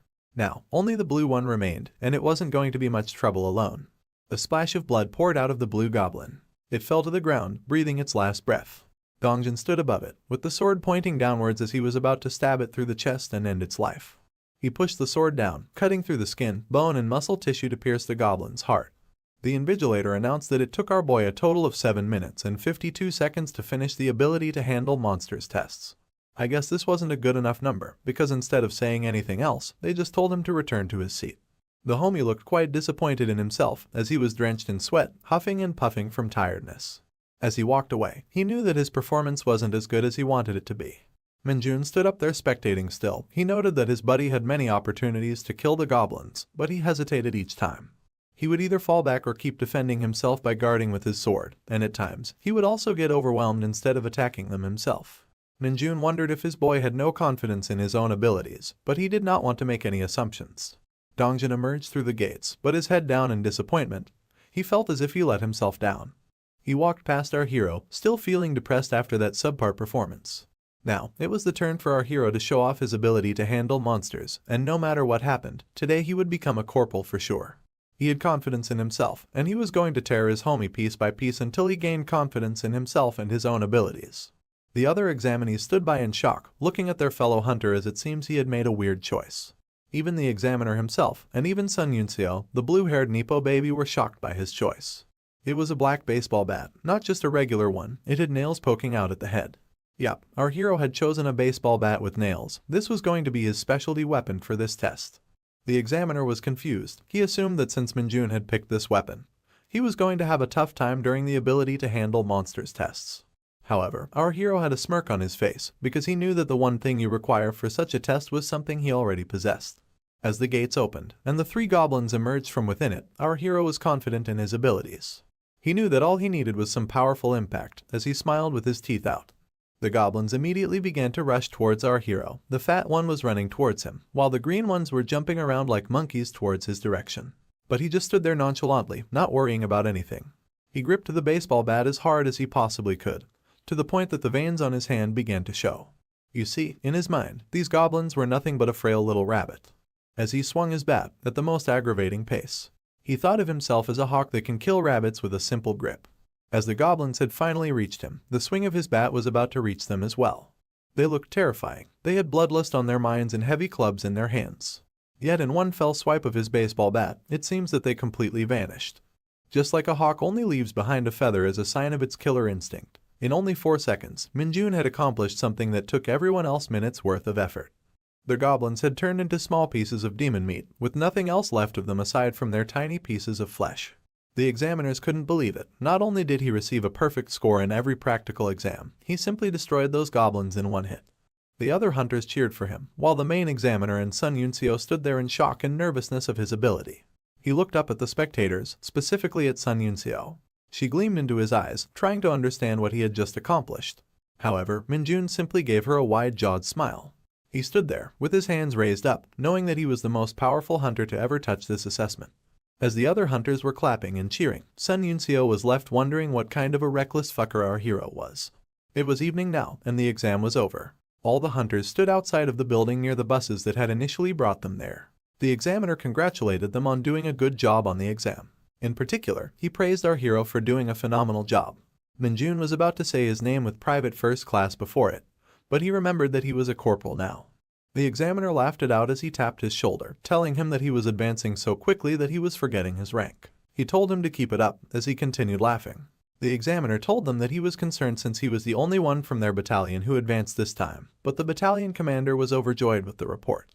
Everyone circled around our hero, congratulating him on passing, because if he didn't pass, the squad would have gotten bullied when they got back home. They also told him not to bully them when he becomes a sergeant, because he was advancing rapidly. Minjun was overjoyed. He had somehow ranked up so quickly that nothing was off the table anymore. As they made their way back into the bus, he looked behind and saw his homie. Dongjin had a look of disappointment on his face, but our hero gave him a pat on the shoulder. This made him a bit nervous, but also happy that his friend was still being nice to him even though he had ranked up. However, being the menace that he is, Minjun had an entirely different plan in mind when it came to training Dongjin with the specialty weapons. In the bus, the other hunters looked out awkwardly at Minjun. This wasn't for no reason though, because Sun Yunseo had finally decided to approach him for that apology. She stood there, staring at him like a weirdo as he was about to head into the bus. He noticed that she had a private first-class tag on her breast pocket. He knew immediately that she had advanced, and why wouldn't she? She was the second most achieving candidate during the exams. She had done phenomenally well at the ability to handle monsters test, and she was the only one even trying to compete with him on mostly everything else. He knew that it was obvious she would be passing, and with passing came the advancement. He didn't have time to chat though, as he got into the bus and sat down on his seat. However, when he looked outside of the window, there was so much more than the beautiful evening colors to behold. Sun Yunseo was still standing there, staring at him like a lost little puppy. As she looked at him, she wondered if she should take this opportunity to apologize to him. She didn't want to come out as rude like earlier, and started to try her best to apologize. Just as the words were about to leave her mouth, she saw something that made her eyes open wide. It was Minjun, with his face squashed against the glass window. He pointed at his lips to tell her to focus on what he was saying, and began to tell her to never provoke him again. If she ever tried to provoke him again, he stated boldly that she would be dead. I guess he didn't mean that literally, but that still shocked the girl who had just witnessed the incredible amount of strength he had.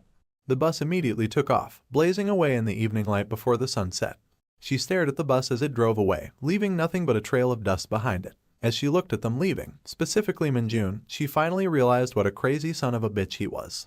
This episode starts with the bus speeding away from Sun Yunseo. Although we don't see her, she was told to buzz off by Minjun.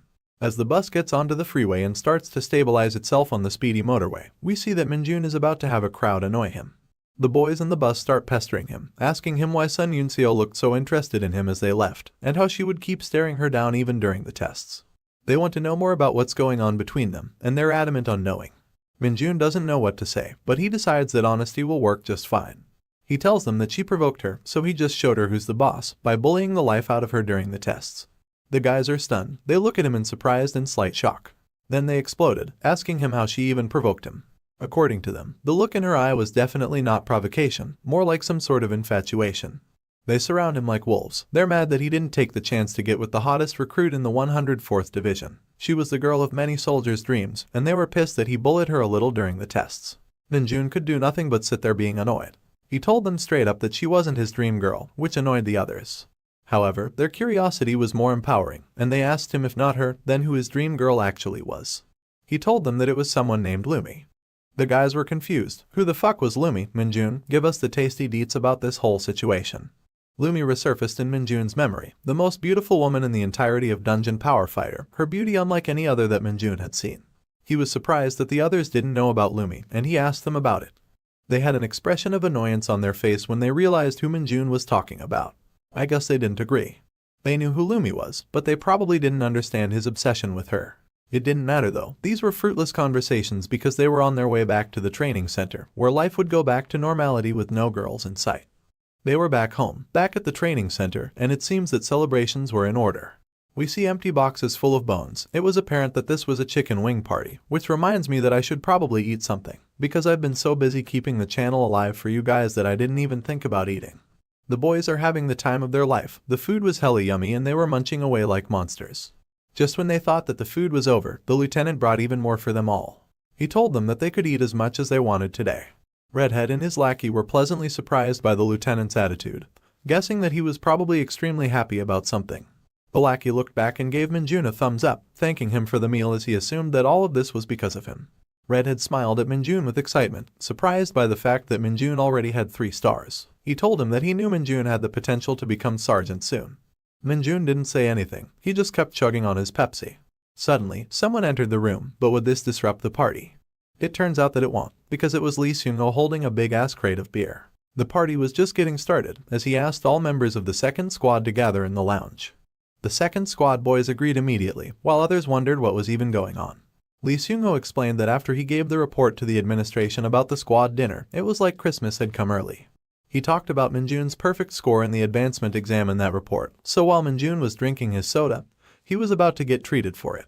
Redhead and Lackey both saw the crate that Lee Seung-ho was holding and immediately got greedy for it. I mean, it's alcohol in a soldier's camp, everybody's bound to want a taste. Lee Seung-ho is a brash person as always, because he tells the two idiots to fuck off. The drinks weren't for them, they were for Minjun and the second squad. The whole room was pissed at them as they left, hoping they choke on the beer and cursing them. Redhead was especially pissed off. He thought that Lee already knew about Minjun's prowess, which is why he put Minjun in his squad right after he had been transferred here. He might be right, but it didn't matter, he wasn't getting shit-faced tonight either way. The day had been quite celebratory, but finally it was night, and the full moon had bloomed to light the entire HQ. The streetlights were lighting the areas within the HQ as our hero decided to take a nighttime stroll. He walked right to the back of the building and looked around to make sure he was truly alone. He cleared his throat, readying himself to say something. "Emerge," he said, and gestured his hand to let some of that demonic energy manifest from it. The puppet began to form out of the dark demonic energy as Minjun held his hand up high. There it was. The little guy looked so adorable, it was like something from a Gritsuko came to life. Minjun looked into its eyes and asked it how it had been. The little guy was happy to be summoned and started to play around with the fly. Minjun was a bit concerned when he had initially realized how harmless the puppet looked, but he had come up with a good way to make it more appealing.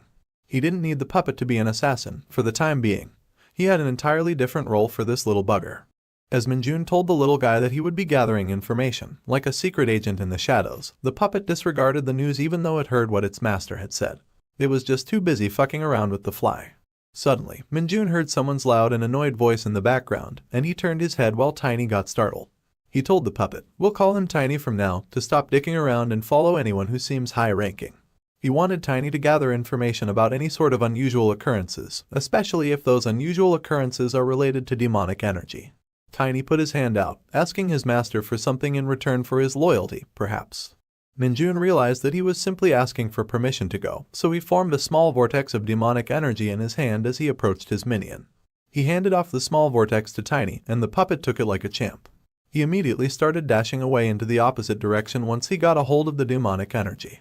Meanwhile, Minjun was softly yelling at him to be cautious and not get caught. As Tiny ran off all excitedly, Minjun stood there feeling hella anxious. He was worried about what the consequences would be if someone saw him. But it didn't matter for the time being, because in that case, the whole squad would go into a state of emergency anyways. Suddenly, he was about to feel even more anxious as Sergeant Lee Seung-ho came up behind him and asked him what the hell he was doing out back. Minjun stood there stunned for a bit, thinking of a good excuse to slap the sergeant in the face with. He turned around slowly and said it was because he hadn't gotten drunk in a while, which is why he needed some fresh air after the beer. Lee asked him if he had low tolerance. Minjun surely wasn't going to admit that, because dark mages quite literally cannot get drunk. You see, they're built quite different to your usual homies. It didn't matter whether it was alcohol, anesthesia, poison or any sort of disease. As soon as it entered a dark mage's body, it immediately detoxified itself and killed the effects. Sergeant Lee congratulated our boy on the advancement, and Minjun thanked him for the celebration and the beer. However, the sergeant told him not to get too comfortable or cocky now that he was ranking up, but to also ensure that he was keeping up the good work. Minjun nodded his head. He was going to make the sergeant proud. Lee Seung-ho left Minjun to it, letting him take in the fresh air, but he reminded him that since his tolerance isn't low, he shouldn't linger outside for too long and to join the squad as soon as possible, because the guys were going to wrap up the beer by themselves otherwise. Minjun breathed a sigh of relief as the sergeant walked away.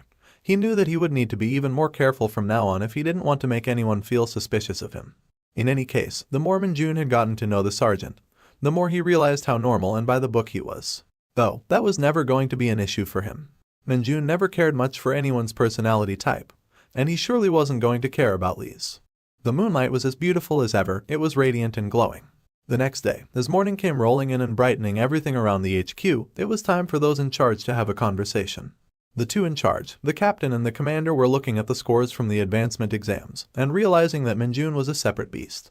The commander was thinking of killing all of the fuckers who attended the test, but Minjun saved them by getting a literal perfect score. The captain mentioned how Minjun had set an entirely new record of 4 seconds in the ability to handle monsters test. This reminded the commander how much Choi Soonbyum from the training center kept praising him. Now he realized why. He had surpassed every single one of their expectations and had raised the standards for all soldiers in the Hunter Corps. The commander then reminded the captain that Minjun was also the one who defeated all of the middle bats at the oil reserve. The captain knew of this. Minjun had been the first to jump into combat. He was the only one who had the balls to take action right away. The commander was so severely impressed by Minjun's skills, how he had become corporal in less than a month, and how extraordinary his advancement was. The commander knew that Minjun would be someone exceptional in just a short while from now. However, something lingered on his mind. He knew that soon the entire Hunter Corps will know about him, and when that happens, he will start to get observed by them. The captain asked if he meant the Hunter Special Forces Brigade, and asked the commander if he really trusted Minjun to that level of responsibility. The commander had full confidence in Minjun at this point. He had seen countless hunters till this point, and these hunters that managed to join that Special Forces Brigade were known as Hunter Corps legends. It was time for a new legend to rise up, and the commander had high expectations that it would be Minjun. The scene switches to a desert landscape. Among the tall sand dunes and rocky cliffs, a foggy aura lingers. We see a soldier, geared up in his battle suit, walking through the sandy arena. Suddenly, reptilian monsters started to emerge out of one side. The other side saw rock golems jump out. Meanwhile, you had brutish orcs and small goblins accompanying the lizard folk. This soldier was surrounded. As the monsters glared this lone warrior down, screaming at the top of their lungs to intimidate the man, he realized that they had him surrounded, the orcs, the goblins, all of the monsters' combined forces. It was none other than Minjun, as he looked at them and smiled. He asked if they had all finally gathered in one place for him, as he bonked his own helmet with his spiked baseball bat. The scene switches once more to a hunter chugging on a grape-flavored energy drink right out of the bottle. Perhaps he was trying to get rid of the hangover. Dongjin woke up, looking bizarrely overtaken by the effects of last night's drinking. Minjun, on the other hand, walked into the room looking as fresh as ever. The other two saw him, looking absolutely okay, while they were diving in their own nausea. They looked at Minjun, and he looked back at them. The ponytail guy, tired out of his mind, asked Minjun if he was alright. Minjun said that he was completely fine, which shocked Ponytail because Minjun had drank so much. Ponytail admitted that Minjun really was a monster, but our boy's attention was elsewhere. As Sergeant Lee walked into the room with a towel wrapped around his neck, Ponytail asked if he was alright. Turns out, Sergeant Lee was covered in sweat, but he was okay. He had been sweating himself out and had managed to detoxify his body. Minjun had a fruity moment where he admired Sergeant Lee's body and thought of how soldier-like he looked. Do not ship this, we ship Minjun with the Nepo baby. Sergeant Lee asked Minjun if he had been to the gym already, but Minjun hadn't had the time to give it a look-see so far. Turns out, Minjun could use it as much as he liked now because he was a corporal, and he yelled yes sir in acknowledgement. As Sergeant Lee was leaving, he stopped as he was reminded of something else. He turned his gaze towards Minjun and told him that the VR device for their squad was pretty good and that he should give it a try sometime. This perked Minjun's attention immediately. VR was going to be his playground. He got insanely excited as he wondered if it was truly time to test out the Hunter Corps VR room that he had heard so much about. Minjun stood outside gym number 2. This is where the VR device was also located. He stood at the door and readied himself to enter a new world. His excitement knew no bounds, and he wanted access as fast as possible. So he grabbed the doorknob and turned it to enter the fantastic room full of new technology. It was an awe-inspiring moment for him as he took it all in. He saw how realistic the room looked, but I mean, it is a real room, so I am confused why he would think that. The idiot. He headed towards the control panel and tried to figure out how you manually choose a scenario. After fiddling around with some options, he saw a selection of monsters that he could choose from. Hounds, monster rats, goblins, and orcs were available, and he immediately picked an orc. He could also select the number of monsters, and since Minjun wanted to truly have fun, I guess you know what happens next. He gave a devilish smile, as he knew exactly what he was going to do. He started smashing the plus icon and adding more and more orcs into the scenario. He wanted as many orcs to fight as he could. Turns out, the maximum number was 30 monsters. That was quite disappointing for our boy. He wanted to feel like he was inside of a Dynasty Warriors game, which really does have you fighting like 100 enemies all at once. There's nothing like it. Unfortunately, he had to go next, and now it was time for him to select a weapon. This was exciting, and as always, Minjun knew what he wanted. He had made his selections, and the only thing remaining was to now get into the fun. He grabbed the VR headset and the controller, putting the headset on. This started to initiate the battle. As he stood there in the VR room, he saw the room transformed from a regular training room to a literal desert. He was now fully suited in battle armor, holding a baseball bat with nails sticking out of the top end. He was really surprised by what he saw, and looked around to find that he was in a completely different place. Immediately the orcs started to spawn in front of him as the countdown began. Once the countdown had finished, the orcs started to punch and stomp the ground, while running towards our hero with a rage in their eyes. Minjun was ready, though, with a baseball bat in his hand and excitement in his eyes. He appreciated how well made the VR scenario really was. One by one, he started to smack the orcs away with his baseball bat as they kept approaching him. As the hits were connecting, he realized how satisfying the impact against the enemies was feeling. He was destroying the enemies though, cracking open their skulls with his baseball bat and sending them flinging around the whole area. There were still more of them coming though, they kept emerging out of thin air and they looked brutal. Minjun was loving how realistic it felt as he yelled at them to come at him. As he broke another orc's skull, it fell to the ground and started to despawn. It seems that he had taken care of all of the enemies, because there were no more left as the final few vanished. That was it, the battle had completed. Minjun was a bit disappointed though, because the battle felt a little lacking due to the quantity of enemies being only 30. So, when he got a dastardly idea, he knew right away that he had to give it a shot. He selected 30 goblin units, he then selected 30 orc units, along with 30 stone golem units and 30 lizardmen units. As Minjun fixed his helmet, he knew that he had done what he intended on doing. He was excited as this was now a real monster hunt. The army of enemies surrounded him, the stone golems on one side, the orc units, lizardmen and goblins on the other. They had all gathered, and it was time for Minjun to get into the combat, as the countdown started. 3, 2, 1. The fight started, and the lizards were the first to jump at him. The orcs started to dash towards him as well. Scratch that, it seems all of them were doing a combined attack, but Minjun was just happy to meet them all and introduce them to Lucille. That's a Walking Dead reference for you uncultured swines. As he leaped into the air with a horrifying look in his eye, he called them all cuties that he was going to kill. The first blow landed on an orc, destroying its skull in its entirety. Right after, he gave a stone golem a real beating with his bat while the orc was throwing up blood. The lizards were not going to stay safe either, their long faces were getting smashed to shit. Don't even ask about the goblins, those guys simply never stood a chance. As a goblin pounced at our hero after he had took down the stone golem, Minjun dodged its swipe attack. He then returned the favor by hitting the goblin right on the neck, dismantling its entire existence. As he beat up the goblin to kingdom fuck, the other monsters were shocked by the sheer might of this warrior. The fight lasted several minutes, but it was clear that these monsters stood no chance against our hero.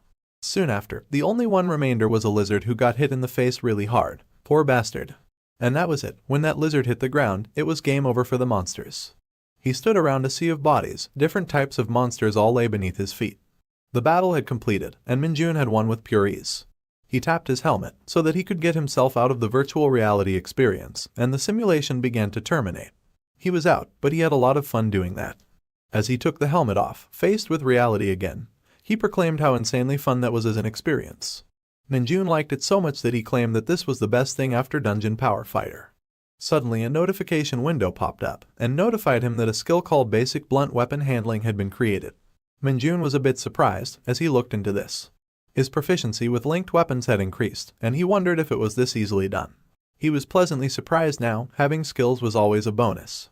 He had never even anticipated weapon skills, so this was a good thing to find out. Now he knew one thing that was a game changer. He didn't need dungeons anymore to acquire skills, he could do that simply in the gym. As he walked out of the VR room, he noted that he should come and play with other weapons too when he has free time. He noticed someone walking towards him. It was none other than our boy Dongjin, but he seemed to have a concerned look on his face. Minjun asked him what's going on. The private first class was terrified, pointing towards the board next to the VR room door. Minjun was confused as to what he was talking about, but as he looked, he realized what it was. All of the units that he had defeated in the second simulation were mentioned on the board. This was unprecedented, and everybody was going to find out about it soon. For a moment, both of them just stood there in silence. Dongjin asked him if he really defeated all of them. Minjun was a bit hesitant to answer, but then he got an idea, one that could both free him of this record and also help Dongjin get past his fear of handling monsters. He looked at Dongjin with a high-rank superior dickhead look on his face and told him that they were going to have a little chat in the gym. Dongjin was confused and somewhat scared. He asked Minjun why. The corporal was not going to give him an explanation though, as he carelessly looked away. Psych. He gave him a terrifying look of pure horror and told him that he was going to be training. He pushed Dongjin into the gym, while Dongjin pleaded that he was still hungover, but Minjun told him that he'd be fine once he breaks a sweat. The door closed shut, and I cannot imagine the horror going on behind it. In any case, someone else wandered around to the gym side. He looked at the record on the board, which stated how 120 monsters had been brutally killed in the simulation. It was none other than Corporal Dickhead, and he almost shit himself when he saw that list. He had never seen anything like this in all his years of being a hunter, and I'm sure that he was going to spread this news around. Another snowy day at the base, and Corporal Kim is walking out of the command building with a face that certainly tells a story. A story about a man who may or may not have seen a literal god in action. When he comes back to the barracks, he finds his fellow douchebags loitering around in the locker room as usual. A private gets up when he sees the corporal walking inside. The corporal asks him if he has seen the others, but he's mainly only interested in knowing about Kim Min-jun. The nervous private replies that everyone has gone to the storage room to fetch the snow removal equipment, and as for Corporal Min-jun, the private states that he would be staying at the gym until the start of their scheduled activities. However, the poor private messed up his act by mistakenly calling Kim Min-jun as the corporal in front of a narcissist bully. He was expecting to get punished for that, but surprisingly, Corporal Dickhead is now an enlightened being. He shows no signs of jealousy or hatred, and calmly orders the private to find Kim Min-jun and tell him that the platoon commander is looking for him. The private accepts the orders, and immediately rushes out of the room before the bully changes his mind. The said bully then pulls up next to the remaining guys in the locker room, asking them what they're doing. It turns out, the men were being men and betting on something utterly stupid. In fact, they even asked Corporal Dickhead to join them if he wanted. It was a bet with their entire monthly salary on the line, and they were guessing how long it would take for Kim Min-jun to rank up and become a sergeant. The corporal took a look at the sheet, and wondered why these idiots were always trying to bet on everything that happened at the base. But what's more interesting here is the fact that the ponytail dude wagered that Min-jun would rank up in 6 months. The purple hair laughs hysterically at his ridiculous assessment, but Ponytail is confident in his bet. He makes the point that Kim Min-jun is definitely not normal, so it wouldn't make sense to judge him with common sense either. Meanwhile, the corporal was simply looking at the sheet, making an assessment of his own. While the purple hair kept teasing the ponytail on his terrible decision, the corporal decided to take part in the bet as well. He put down the sheet with the pen, and Ponytail picked up on his entry immediately. His eyes popped open in surprise when he noticed the time that the corporal had estimated for Min-jun's next advancement, and shouted at him that he cannot be serious. And if he is, he won't be able to take this back later. The ponytail kept shouting that he would lose his entire month's salary with such a stupid bet, but Corporal Dickhead simply did not care. He waved his hand and quietly exited the room. Seeing his confidence, the ponytail comments that Corporal Dickhead is even crazier than himself. And I don't blame him either, because looking at the betting sheet, we see that Corporal Kim wagered that Min-jun will become a sergeant within a single month. The scene then switches to the gym, where a bunch of weirdly colored dumbbells are placed neatly on their racks. Weighted bars are propped up on their stands. And a big sign on the wall warns us that using the equipment made out of red stone is prohibited, unless you have someone to spot you. I guess that explains the weird color of the equipment. And that would also explain why our boy is using the heaviest red stone bar by himself to do some squats.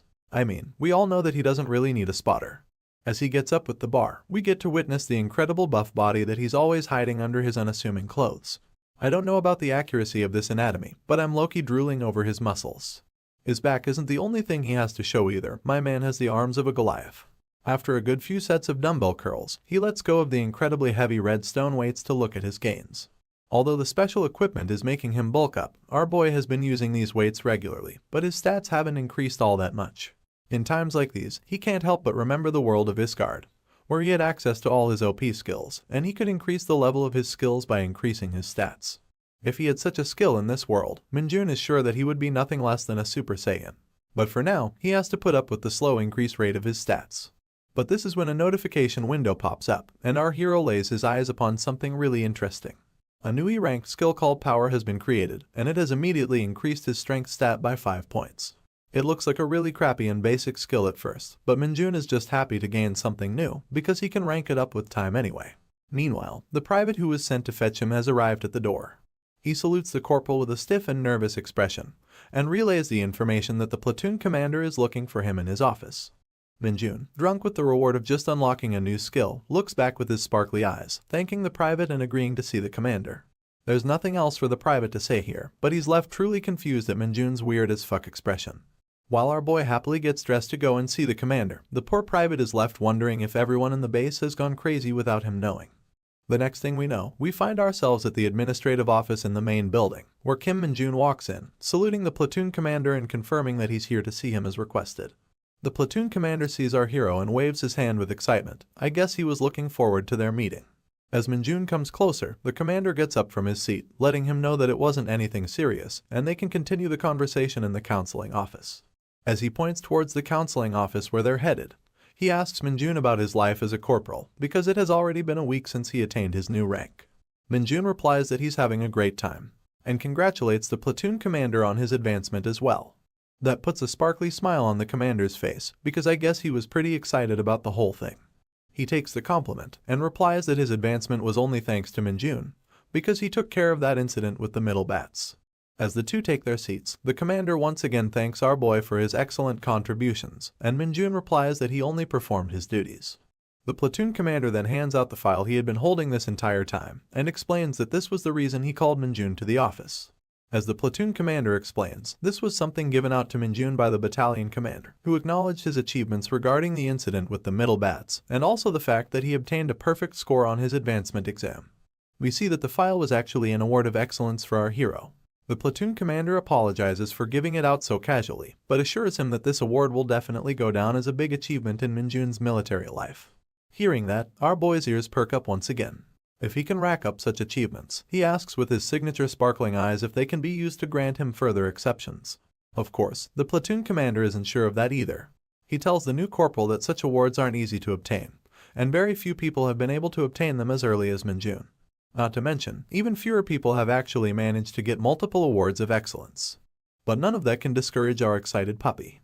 Instead, he asks his senior that if he can get 10 of these rewards, will he be able to advance to the next rank faster. He keeps making up some fantasy scenarios in his mind on how he can get even more time to play his favorite games, and the commander is just sitting there silently, wondering if Minjun thinks that these awards are given out like coupon codes for Amazon. Anyway, a few days pass by, and we're now standing in front of an underpass where a dungeon gate is open, and the commanders are briefing the units about their mission. The platoon commander explains that their platoon has been assigned to clear this dungeon, and we see a lot of familiar faces while he further entails that if everyone completes their job like they were trained, he is confident that everyone will walk out of the dungeon without any injuries. He lets everyone know that they should already be familiar with the type of dungeon they're about to enter, while Sergeant First Class Kim Minji puts down a crate of necessary supplies for all units. Everyone from the platoon makes a disgusted as fuck face as they lay their eyes upon the crate of supplies, and they do it for good reason. You see, as the platoon commander takes out a face mask from the crate, we get to know that the dungeon they're about to enter is called the Monster Rat Nest. In other words, the literal sewers. Soon after, we find ourselves inside the sewer dungeon, where the units are splashing through the disgusting and toxic waters. At the back, we have our trio of Corporal Kim Minjun, Corporal Ponytail, and our best friend, Private First Class Lee Dongjin. As the three complain about the rotting stench of these sewers, we see that Sergeant Lee and the second platoon commander Kim Cheolman are the ones in the lead, while Sergeant First Class Kim Minji and the privates follow our main group from behind. Let me tell you a little bit about this place. You see, the Monster Rat Nest Dungeon, that's referred to as the sewers inside the Hunter Corps, isn't categorized as highly dangerous. However, it usually spawns more than 200 monster rats, and the narrow environment of the tunnels restricts the usage of firearms, which makes it a fairly complicated dungeon. Sergeant Lee puts up his fist to signal to the platoon commander, letting him know that they're about to step foot into dangerous territory. The commander passes on the warning to Lee Dongjin and the people behind him, and we see that our group now stands in a rather open clearing inside the dungeon. Sergeant Lee points out that this open area has only 2 entrances, so they should lure the monsters to this place to wipe them out. As you can see from this little mini-map, the platoon has entered from the left, and the only other entrance to the area is directly in the opposite direction. The platoon commander agrees Sergeant Lee's plan, and signals the remaining units to start preparing the bait.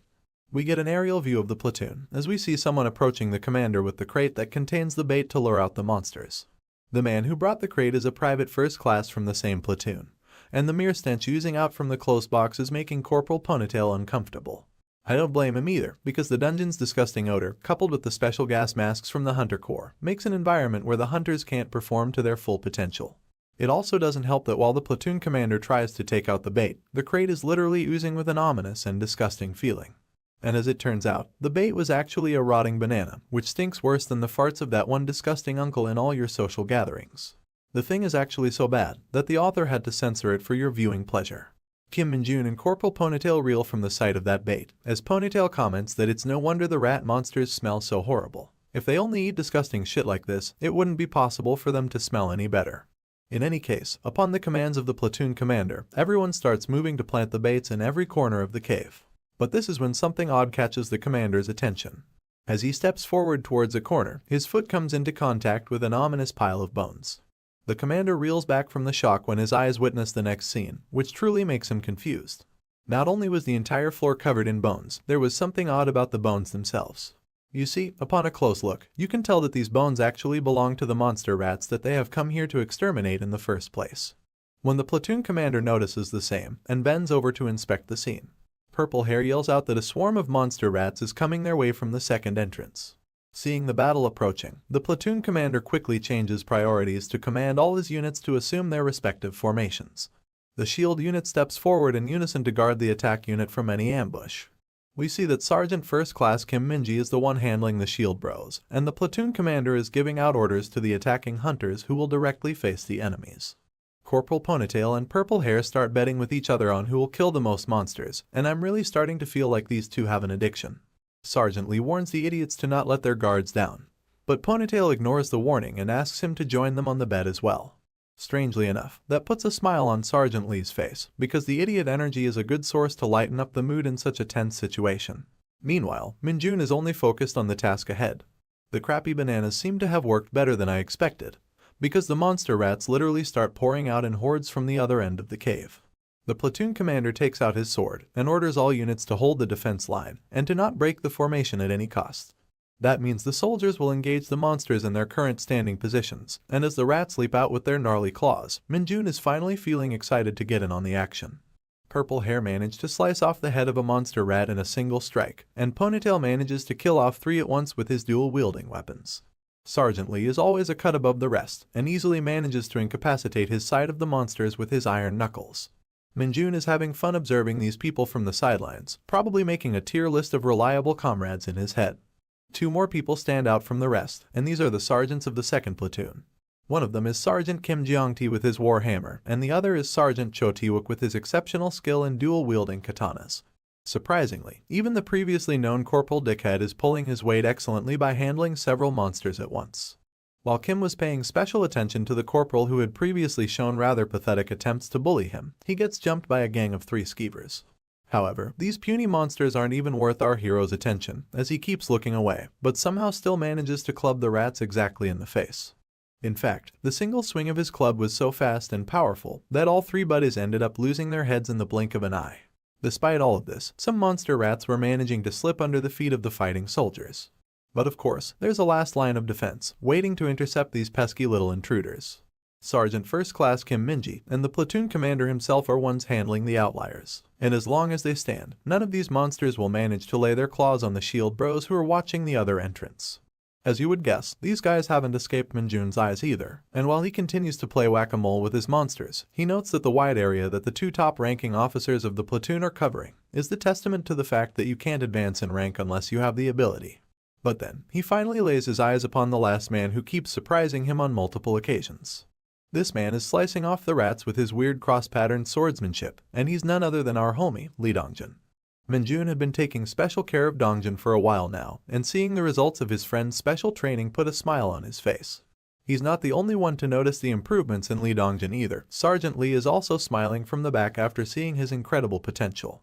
As someone calls for extra hands on their side, Dongjun is the one to answer their call, and right behind him, Corporal Purple Hair and Dickhead are still busy chopping up the rats. After slicing off the monster, Corporal Dickhead takes a moment to stare blankly in the direction of our hero and Dongjun, probably wondering if Minjun can make him stronger as well. However, this is not the time to be thinking about such unrelated stuff, so he swings his sword to wipe the blood off his weapon and gets ready to face the remaining enemies. And just as the rat corpses were piling up in the middle, the shield bros notice something going horribly wrong in the rear. It's a fresh horde of the monster rats, and they're coming from the rear entrance which the shield bros were stationed to cover. The platoon commander hears the signal from the privates and warns everyone to get ready for monster wave number 2. He then immediately takes action and commands the 1st and 4th squads to deal with the monsters in the rear, while simultaneously ordering the privates to back off using their shields and to not engage in battle by themselves. The corporals of the 4th squad arrive for help quickly and promptly get busy chopping up the rat bastards with their various melee weapons. After a lot of slicing and dicing, and a swarm of dead monster rats on the floor, some of the soldiers start taking it easy, as they notice that the enemies have almost completely been wiped out. However, our boy Minjun notices something odd. His senses focus on a surge of demonic energy in the air, and he immediately starts looking around to confirm his suspicions. He didn't notice anything earlier due to the gas masks, but as he pays more attention, he can definitely sense a lot of demonic energy, and it can all be traced to a mound under Corporal Dickhead's feet. And just as Minjun notices that, the mound in question starts to break up. Our hero warns the soldier that a terrible monster is about to emerge from the ground, and as Corporal Dickhead looks below his feet, he knows he's fucked. The entire ground blows up in a massive column of dust and debris, and all the soldiers around the area fall backwards from the force of the impact. The platoon commander almost loses his shit when he witnesses the thing that emerges from the ground. This thing is an enormous mutated rat, and its existence in this dungeon would classify it as an irregular monster. Apart from the signature front teeth of a rat, this anomaly also has a pair of huge fangs on the side, and an extra pair of eyes that's glowing with an ominous purple color. It finally clicks with the platoon commander that the monster rat bones he saw earlier must be the doing of this irregular. It must be feeding on other monsters to fill its stomach. But while his assessment of the situation is important, a much bigger problem lies bare in front of the commander. The humongous mutated rat is staring down at its prey, and the food in question is none other than Corporal Dickhead, who was unlucky enough to get knocked over by the impact when the monster emerged. The creature is baring its teeth at the corporal, and he's currently too defenseless to do anything about it. And you can't blame him either, because even the platoon commander is paralyzed with fear after looking at the unholy creation in front of him. He wants to help the corporal, but his body is frozen in place. Sergeant First Class Kim Minji is also too far away to help in time, so the only thing he can do is shout at Corporal Dickhead to get up and run. Unfortunately for everyone, this man has totally soiled his pants, and running is the last thing his noodled legs are currently able to do. There's no time for him to take any action either, because the irregular monster has finally decided to swing down at him with its razor-sharp claws. Thinking that his life have come to an end, the corporal tries to shield himself one last time by putting up his hands and closing his eyes. You would think that Kim Min-jun would come to save the day, but the one who approaches the scene first is someone with a sword. The irregular rat's claw comes down on the soldier like a meteor, and although the helping soldier manages to deflect the blow, his own weapon gets knocked out from his hand. As the sword flies behind him, we see that the soldier who came to help was Lee Dongjin, and he's now holding firmly onto the shoulder of the corporal. Corporal Dickhead looks back at Dongjin in disbelief, still thinking about the fact that he's not dead. However, Dongjin rushes him to get up and start running before the monster attacks again. And just as they feared, the spawn of hell is now angry, shrieking out waves of terror with its abnormally large body. But while the platoon commander was shouting and fearing for the life of his men, it was finally time for our boy Min-jun to jump into the field. With his shield in his hand, the hero jumps high up into the air to mount the back of the monster, while the same monster is busy cornering its prey on the ground. Kim Min-jun draws back his shield, preparing to unleash a devastating shield bash on his enemy. However, he takes one last look at the rat before attacking. He notes the defocused eyes of the monster and the exceptional fearlessness in its actions. There is no longer any doubt in his mind that this creature is possessed by the demonic energy. And since that much is clear, he turns himself into a literal human comet, pummeling down the face of the monster into the ground.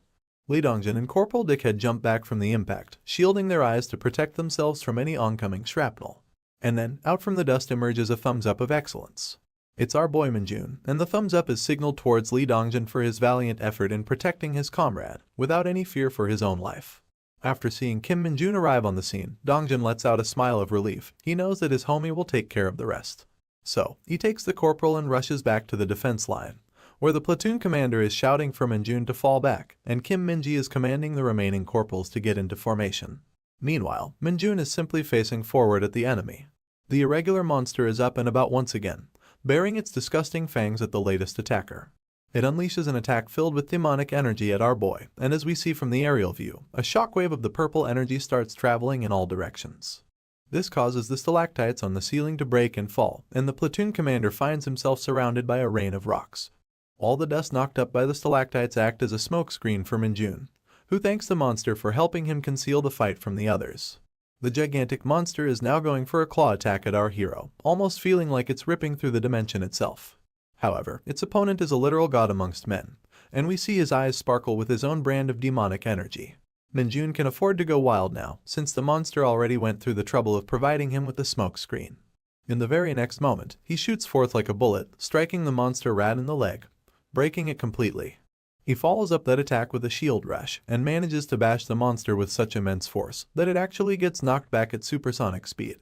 But it's still not over, as Min-jun abandons his shield and rushes straight towards the monster to deal the finishing blows. He ends up unleashing a barrage of superhuman fist strike, and the poor monster can do nothing but screech in agony. After a few seconds, he stops his punch in midair to look at the condition of the monster. And needless to say, this poor bastard couldn't be any more dead. Its muscles have caved in where the punches landed, pieces of its ears are missing, and almost all of its teeth are gone. Seeing that, Min-jun opens up his fist and begins harvesting the demonic energy of the monster. The energy leaves the corpse in waves and gathers on our hero's hand in the shape of a cackling ball, fueling him with even more power. As all the remaining energy gets sucked out of the rat, its eyes slowly start to lose the purple glow that once made it scary.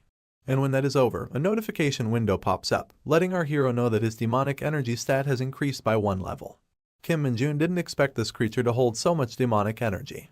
So, as a gesture of politeness, he takes out his metal bat and thanks the monster rat for its awesome loot, before proceeding to beat it to a pulp. The fight inside the sewer dungeon was now over, and we stand outside at the base where the army is guarding the entrance.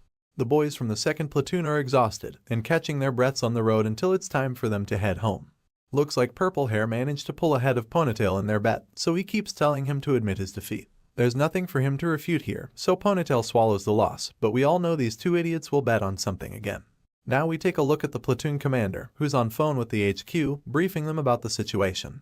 He explains how they were attacked by an irregular monster and how all squads have managed to escape safely. He also confirms that there was only one such monster in the dungeon, and looks over at our boy Min-jun as he tells the HQ that the monster was defeated by a member of his platoon. Meanwhile, our hero was busy smelling the stink on his clothes, kind of like how you can't help but smell your hand after scratching your balls. But of course, you always regret your decision later, and Min-jun's reaction is no different. At least the commander is being more useful and requesting for reinforcement task force in the meantime. While Min-jun tries to dust off the stink from his uniform, someone approaches him to complain that they never find anything normal on the front lines. It turns out to be Ponytail, and as he takes a seat on the ground, he just wants to thank our boy for saving everyone's ass inside the dungeon. He even mentions how he was frozen in fear when he saw the irregular monster. Min-jun decides to turn polite for once and says that he did nothing more than his duty. In fact, he apologizes for jumping ahead without any orders from his superiors. But as Ponytail remembers the monstrosity that rose in front of them, he knows that orders wouldn't matter in such an obvious state of emergency. He thanks Min-jun once again for taking action, because if he hadn't, Corporal Dickhead and Dongjin would have died by the hands of that creature. Right now, Corporal Ponytail is worried about our hero instead. He asks him if he's alright and whether he got hurt during the fight. Min-jun doesn't say anything, but simply nods his head to confirm that he's okay. His expression tells us that he's glad to see that someone cares about his safety. But then, someone else asks him the same question, wondering if he's really not injured at all.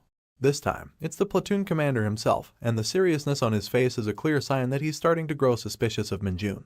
Still, our boy shows no signs of nervousness and replies that he doesn't have a single scratch on his body, at which even Ponytail wonders if the dude is even human. The commander lets out a huge sigh while holding his head and orders Min-jun to meet him in his office when they head back to base. Looks like he has a lot of questions, but very little answers. Min-jun finds it odd that the commander would need to talk to him, but he agrees to the orders anyway. Even when he was walking back towards his truck, Ponytail noted that the commander wasn't looking very happy. Just as we see him holding his head in confusement, Kim Min-ji can be heard on the phone right behind him. After getting off the phone, he informs the commander that all members of the platoon have only suffered minor injuries. Dongjin has also completed his examination and is headed back to the camp. The commander's face finally starts to lighten up when he hears that even the dickhead corporal only suffered minor bruises on his head and will be able to join the camp by tomorrow. The commander lets out a huge sigh of relief, and Sergeant First Class taps his shoulder to assure him that everything is fine. He then turns around on his feet in an attention stance and shouts the final command to all squads. He lets them know that due to unforeseen circumstances, they will finish their attempts to clear the dungeon for today. He then orders everyone to check their equipment and get ready to head back, and all units shout yes to the command. We now find ourselves back at the administrative office in the main building of the camp, where Min-jun is sitting next to the commander, as the commander states that he called him here because of his report. He wants Min-jun to write down in detail how he defeated the monster, and he will then submit the report to his superiors. Our boy takes up the pen and paper, but he doesn't really know what to write on it. I mean, he tried to beat the thing with his shield, but since that didn't kill it, he just finished it off with his fist. But if he writes something like that, he can't really imagine if the people at the HQ would even believe him in the first place. The commander notices his hesitation in the matter and puts down his bottle of 5-hour energy on the table. He couldn't see clearly because his vision was obstructed, but there's something he really wants to know about the fight, so he asks Min-jun directly. With a bead of sweat rolling down his face, he asks our hero if he defeated the monster with just his bare fists. Min-jun's knuckles were already bruised up a little from the last fight, and his hand twitched when the commander called him out. He was caught in the action, and our boy isn't exactly a good liar, so instead of making up an elaborate story, he just admits that he had to use his fists because he couldn't really think of anything else in the heat of the moment. His words make the commander lose the light in his eyes as he blankly asks Min-jun to reveal his stats. As casual as ever, our hero reveals that his strength stat is 65, whereas his agility stat is a solid 60. Obviously, that makes the platoon commander flinch in surprise. Even as a first lieutenant, his stats are only 40, which are already above average. But somehow, a seemingly regular soldier in front of him claims to have both of his strength and agility stats above 60. The commander falls back on his chair to look at the ceiling, when he realizes that Minjun's stats are more than double than that of an average sergeant. He lets out a sigh when he thinks that Minjun could have been a part of the Hunter Military Academy, especially when he has such exceptional stats. But when he looks at the innocent face of our hero again, he remembers that Minjun is supposedly a high school dropout, which would complicate his enrollment into a prestigious academy, even if his talents were exceptional. Still, the commander plays his part of a responsible superior and informs our hero that if he ever plans on becoming an executive, he should take the GED tests to go to university. He further entails that once Minjun becomes a sergeant, he will be able to take up some online programs, which would help him prepare for the exams. But as you can already see from Minjun's face, he's not too keen about the idea. He scratches his cheeks in awkwardness and admits to the commander that he has never liked studying. If he can rank up with just his achievements, that alone is enough to satisfy him. Hearing that, the commander lets out a pleasant exhale. He gets comfortable in his chair and tells Minjun that he won't force him if he's not comfortable, but if he ever changes his mind, he would always let him know. In the end, I guess he's happy to know that Minjun would be staying in his platoon. It's already nighttime at the base, and the commander tells our boy that he will fill out the report on his own, ordering him to head back and get some rest. Minjun thanks the commander and opens the door to get ready to leave. But before that, the commander has one last thing on his mind. He stares at his cap, which bears the insignia of the first lieutenant, and realizes the rank difference between himself and a corporal. So, he stops Minjun one last time before he exits the room. He tells him that if it weren't for him, it's possible that the entire platoon would have been wiped out by that monster. He remembers the horror of facing that creature in front of him, and mentions how he was frozen solid, not able to do anything. In the end, he thanks Minjun from the bottom of his heart. As his direct superior, he felt that he should be the one to acknowledge his achievement first. Once again, Kim Minjun smiles at Commander and humbly replies that he only did what he had to do. That puts a big smile on the commander's face. He couldn't be happier to have someone so reliable under his command. But of course, as our boy walks out of the office, we know that he's not such a simple person. It's true that he only did what he felt like doing, but the reason behind his actions wasn't the safety of his comrades. In fact, his only real priority was to obtain the demonic energy and to build up his achievements so he can keep ranking up. And speaking of his comrades, he comes across an unexpected face which kills his excitement. Kim Minjun, Lee Dongjun, and Corporal Dickhead stand face to face in the hallway, and we see that the former bully is still bandaged up after his encounter in the dungeon. It seems like the corporal wants to join Lee Dongjun's special training program under our hero's guidance, but Minjun doesn't look the least bit happy to hear that. On the other hand, the corporal is literally sweating like a pig, unable to hide his embarrassment, but still willing to become our hero's student. As Dongjun stands nervously next to the two, Minjun starts asking a bunch of questions. Firstly, he's confused how the dickhead even came to know about the special training. And secondly, as he points his finger directly at the former bully, he wants to know why he wants to train with them when he hasn't even recovered from his injuries.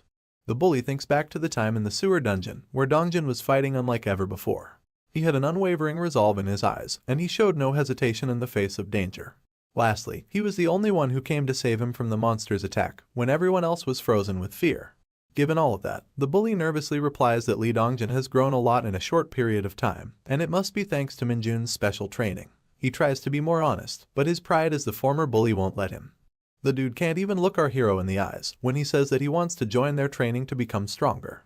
It's taking him a lot of courage to even voice these words, but at least his heart is in the right place. Now, we tend to forget because Minjun has been acting nice most of the time, but our hero is a natural-born bully. Even right now, he's having a really hard time holding back his amusement. In the end, we can see his inner devil stand behind him as he tells the corporal that he would never accept him so easily.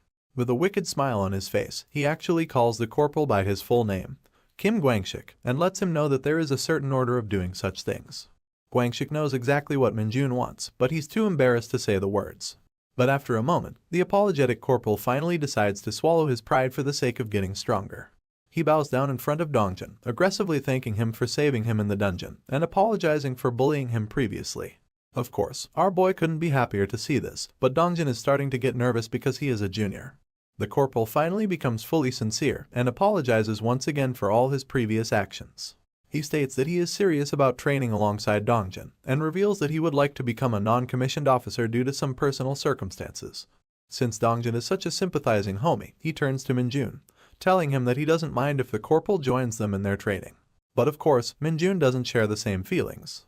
He stays silent for a while, which starts to confuse Dongjin.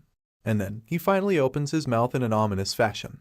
He replies that he's not fine with taking in the corporal, which comes as a surprise to both men.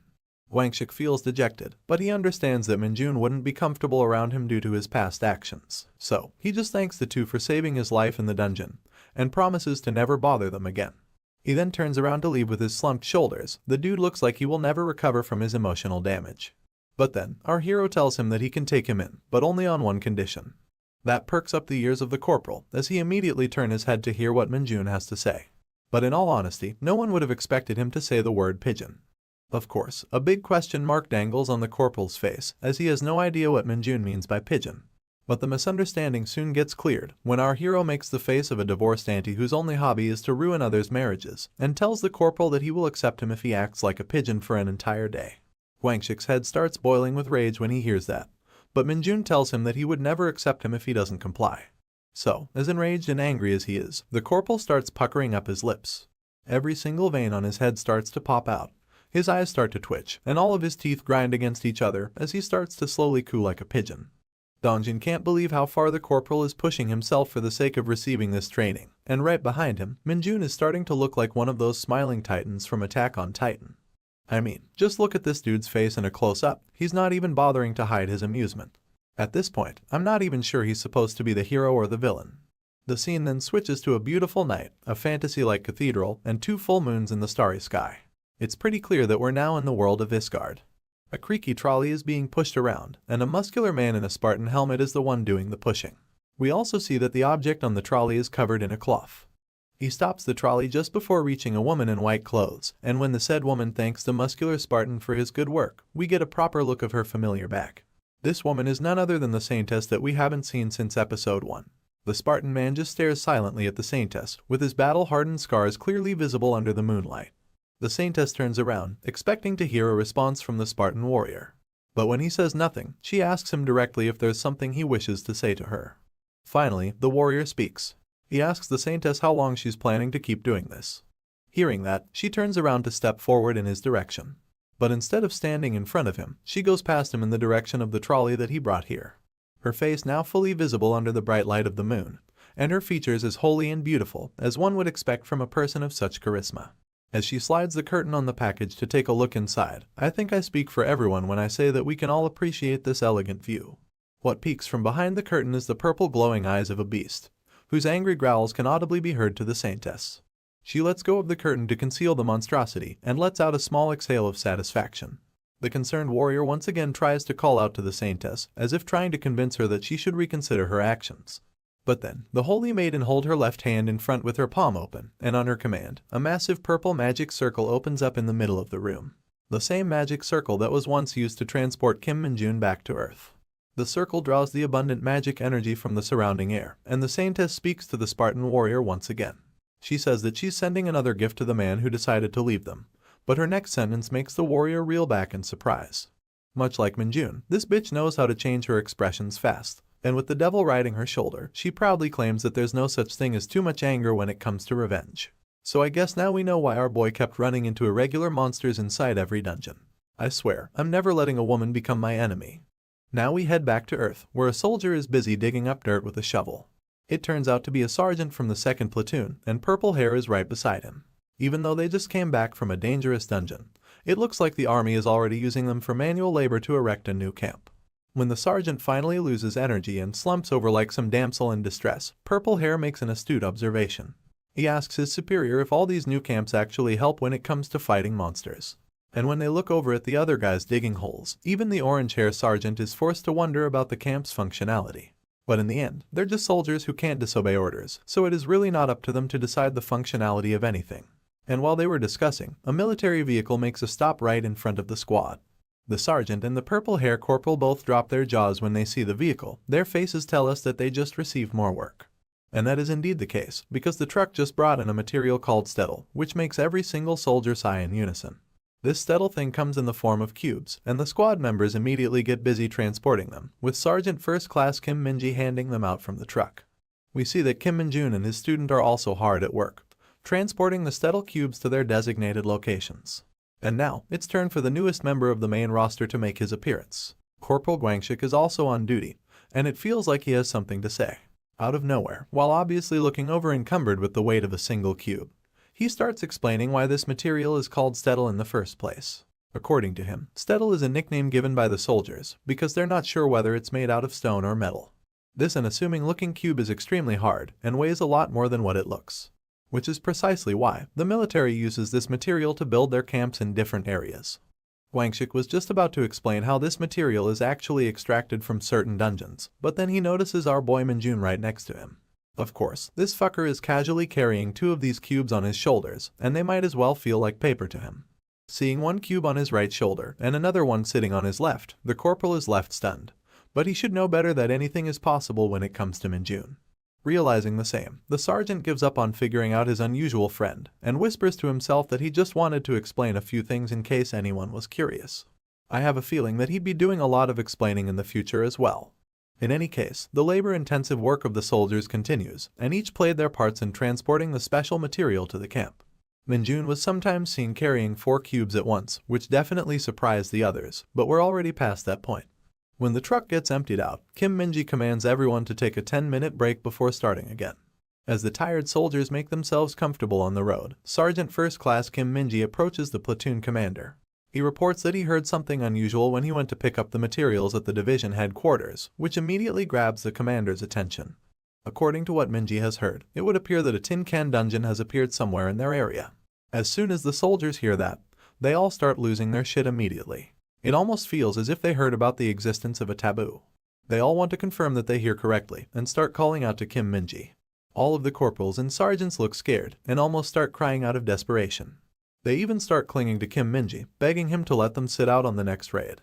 It looks like these guys are tired and would rather not deal with anything more troublesome. However, Minji tells them that they're still investigating the matter. Seeing the whole commotion, our hero gets confused about what's happening. Corporal Guangxik notices his confusion from across the road, and the smug look on his face tells me that he's about to start another one of his random explanations. And just as we get a zoom in on his face, his annoying chuckle confirms all of my suspicions. According to Guangxik's monologue, the tin can dungeons are quite special. Hunters refer to them as such when they meet certain criteria. Firstly, such dungeons are larger than normal. Secondly, the number and variety of monsters within these dungeons are above average. Thirdly, they neither have bosses nor any high-risk monsters inside. When all of these conditions are met, the resulting dungeon is called the Tin Can Dungeon. They are the perfect place for hunters to accumulate real battle experience, so they're often used as locations for divisional training within the military. In fact, this process has a name of its own, and according to Guangxik, it's called the Hunter Field Maneuvers. Now we all know about the importance of his explanation, but our boy Minjun is simply confused about who the corporal keeps talking to. One more look at Guangxik's empty face, and I'm telling you right now that he has officially become one of those explanation characters in manhwas. And it looks like he has realized this too, as he looks to the side and whispers that he just felt like saying shit because someone might be curious. I guess he has already accepted his new life. In any case, Minjun is a bit curious to know about the Hunter Field Maneuvers, but when he turns to the side, the desperation of other sergeants in front of Kim Minji makes him feel like he might not need that training anyway. As Minji was just about to lose his patience with these idiots, the platoon commander stated that they don't have the option to skip this training. Not to mention, it's the perfect opportunity for the soldiers to build up their accomplishments. And of course, the word accomplishment is sure to get our boy's attention right away. He thinks about all the awards of excellence he might be able to stack up by participating in such trainings, and suddenly, he's the happiest man on the planet. He feels glad that he decided to join the front lines, because this gives him the best opportunity to stack all of his achievements. But just as he was feeling excited, he noticed a creepy face looking directly at him from inside his shadow. Minjun's excitement quickly faded to nothing, and he asked his tiny summon what the fuck it's doing here. Tiny did nothing but smile back with cuteness, and our hero stepped foot on his face to eliminate his cuteness. He squats over the little bugger to conceal its presence, and looks over at the others to check if anyone noticed. Thankfully, they were still busy whining about the training. Minjun let out a sigh of relief that no one noticed Tiny, then proceeds to place his hand on the shadow to ask why it came to see him. Thanks to the powers of his shadow summon, all the information start flowing into him at once. He sees the image of 2 executives of the Hunter Corps walking inside a hallway, talking about requesting reinforcements because an irregular monster has been sighted. The woman informs the man that the request was sent by the investigative team, and it was regarding the new dungeon that appeared in Yongu. The man asks if the dungeon has appeared in one of the military-operated areas, and the woman replies in affirmation. We can see from the cap in her hand that she holds the rank of a major. She entails that 2 members of the investigative team lost consciousness inside the dungeon, which is a phenomenon that has only made its appearance recently. In her opinion, they might need to clear out this dungeon as soon as possible. The man, whose face and rank remains unknown, gives no heed to the warning of the major. He commands her to let the regular soldiers handle the new dungeon, and to allocate all of their forces for the dungeons located in their own area instead. And of course, the major accepts the orders as they come. That ends the stream of information from Tiny, and Minjun comes back to reality. He looks down at his little friend with a smile on his face, and Tiny over here is looking hella cute as ever. But of course, Minjun steps on him anyway. He stands tall over the struggling minion with an ominous smile, and says to himself that he's going to take a day off soon. The story continues with a bright sunny morning in a normal residential area. Our boy was busy packing some stuff for his vacation, that he applied in order to explore a rather peculiar dungeon. We see him putting on his hoodie, and his Hunter Corps uniform can be seen in a paper bag on the floor. The boy zips up his clothes and gets ready to leave. But before stepping out of the apartment, he takes a look at his surroundings. His eyes focus on a family picture, where his platoon commander can be seen with an elderly couple, most likely his parents. Going back in time for a bit, the platoon commander was a bit pleased to see that our hero was trying to take a vacation, which is also why he overworked while transporting those stettles. He comments that Minjun is really something else, and our boy's eyes sparkle as he thanks the commander. I mean, it wasn't really a compliment, but the commander is more concerned that Minjun's previous apartment is in a restricted area, and he doesn't really have a place to stay. When asked about where he spent his last day off, our boy meekly replies that he just stayed inside a PC room. The commander had figured that to be the case, so he has an alternate option in mind. He gives Minjun a key to an apartment, where he asks him to spend his day off comfortably. He explains that the apartment belongs to his parents, but since they're away on some business, it's completely empty. Minjun feels that the commander is being overcourteous, so he tries to refuse the offer. But of course, the kind superior won't let that be the case. He sighs and takes out a paper from his pocket, which contains the address of the apartment. He entails that it's a bit further from the camp, but it's still a much better place to live than a PC room. Minjun takes a look at the address, and since it's actually quite close to where he wants to go, he feels like it's not a bad place to stay. In any case, the commander doesn't care if Minjun stays in the apartment or not, but he tells him to take the key with him anyway and have fun with his day off. Rather awkwardly, our boy ended up accepting the offer and guessed that means that he now has a place to stay. Meanwhile, the commander was back in his office, leaning back in his chair and letting out some big sighs. He gets up to look at a certain report, which seems to be the reason he was a bit worried in the first place. You see, this report is about our hero, which states clearly that his entire family has been missing. It's rather concerning for the commander, because a person of unknown origins and unlimited potential is always a cause for concern. Regardless, he chooses to believe in his instincts, and looks the other way, hoping that Minjun would be one of the good people. And now, we come back to the family picture, which our boy is still staring at. Zipping up his hoodie completely, he takes one more glance at the commander's family, probably reminiscing something about his past. However, it is now time to go, so he puts on his hood, and slowly exits the apartment, completely ready for the adventure ahead. After traveling for a bit, our hero gets off on a bus terminal, and resumes the rest of his journey on foot. While on his way to the dungeon, he reminds himself about the details of this mission. From what his little summon managed to gather, the dungeon is supposed to be open inside a deserted school in this area. Moreover, all units are advised to stay 1 kilometer away from the gate and control the civilians. As expected, the military barricades were soon in sight, and the troops were standing on guard to stop any civilians from proceeding further. Of course, our hero isn't a normal civilian, so you can see him sneaking off through the roofs above. After a few hops and some parkour, he lands in an alleyway, completely behind the defense line of the military. He eventually finds himself behind an electric pole, seemingly staring at his target. And there it was, the special dungeon gate in its full glory. Since all units were ordered to maintain their distance, there was no other human in sight. Pulling down his hood even further and heading towards the dungeon, Minjun wonders about the kind of monster he will find inside. But he finds it a bit annoying that Tiny the Shadow Summon returned without completing its duty. It could have waited to identify the monster as well. In any case, as our boy calmly steps foot inside the cackling gate, he tells himself that he can simply choose to run if things get too dangerous. And then, a notification informs him that he has entered the dungeon. It's nighttime inside the dungeon's space, and you can see a lot of dead trees around. As usual, Minjun trudges through the terrain without a single care in the world. But as he passes through the forest, he notes that the area is quite humid. Eventually, he comes to a stop as his eyes lay upon something peculiar. He finds a broken sword on the ground, the likes of which the Hunter Corps units use very often. As he bends down to inspect the weapon, our hero wonders if a battle took place in this spot. But as he was staring, something felt odd. He could feel the presence of a creature trying to hide in the bushes, so he called out to it directly. Minjun openly told the creature to stop wasting its time and come out if it's hostile. And the next thing we know, a huge thing dangles over a pair of legs, and we can see our boy staring directly at it. Thank God it was just the cloth. I would have lost my shit if this was something else. In any case, the eyes of this creature glow ominously with the same purple energy that we always notice in other demonic monsters. It has a really huge and bulky build, and for a second, Minjun wonders if the creature is a goblin. He then takes a second guess, calling it a kobold, because goblins aren't usually so big. But whatever the creature is, its size is unusual for its species, which definitely puts our boy on guard as he gets up from the ground. He gets himself into a fighting stance, wondering how the investigative team managed to come alive after facing off such a monster. In the next instance, the massive creature leaps off the ground, and we can see him in the air, going directly for our hero. With a burst of the demon energy, the creature attempts a swipe attack at Minjun, which he dodges immediately. He takes this chance to go on the offensive, and aims a punch towards the monster. As always, the punch explodes in the face of the demonic bastard, with shockwaves of Minjun's energy scattering in all directions. However, as the flash of the impact dispersed, our boy laid his eyes upon a sight he hadn't experienced in a while. You see, the demonic creature was not only unharmed, but it smiled in the face of its enemy. But as soon as it opened its mouth to bite his hand, our hero shifted gears, knocking up the creature with an explosive kick to its face.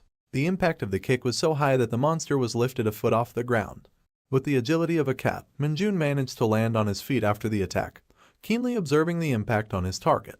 And as it turns out, the monster was still fine, and it actually managed to absorb the impact from the kick as well. This is quite possibly the sturdiest opponent that we've seen our hero fight. The creature is not only sturdy, but also pretty reckless as it continues to swipe its claws at our hero. Minjun dodges the attack once again, but this time, you can tell from the smirk on his face that he prepared something extra. The creature's leg starts getting sucked into the ground where our hero was previously standing, and a notification informs us that he has used the D-rank corruption skill on the ground. It turned the solid earth into quicksand, and the monster's leg kept getting sucked inside. This was the perfect time to resume the attack, so our hero started rushing straight towards the demonic creature with his superhuman speed.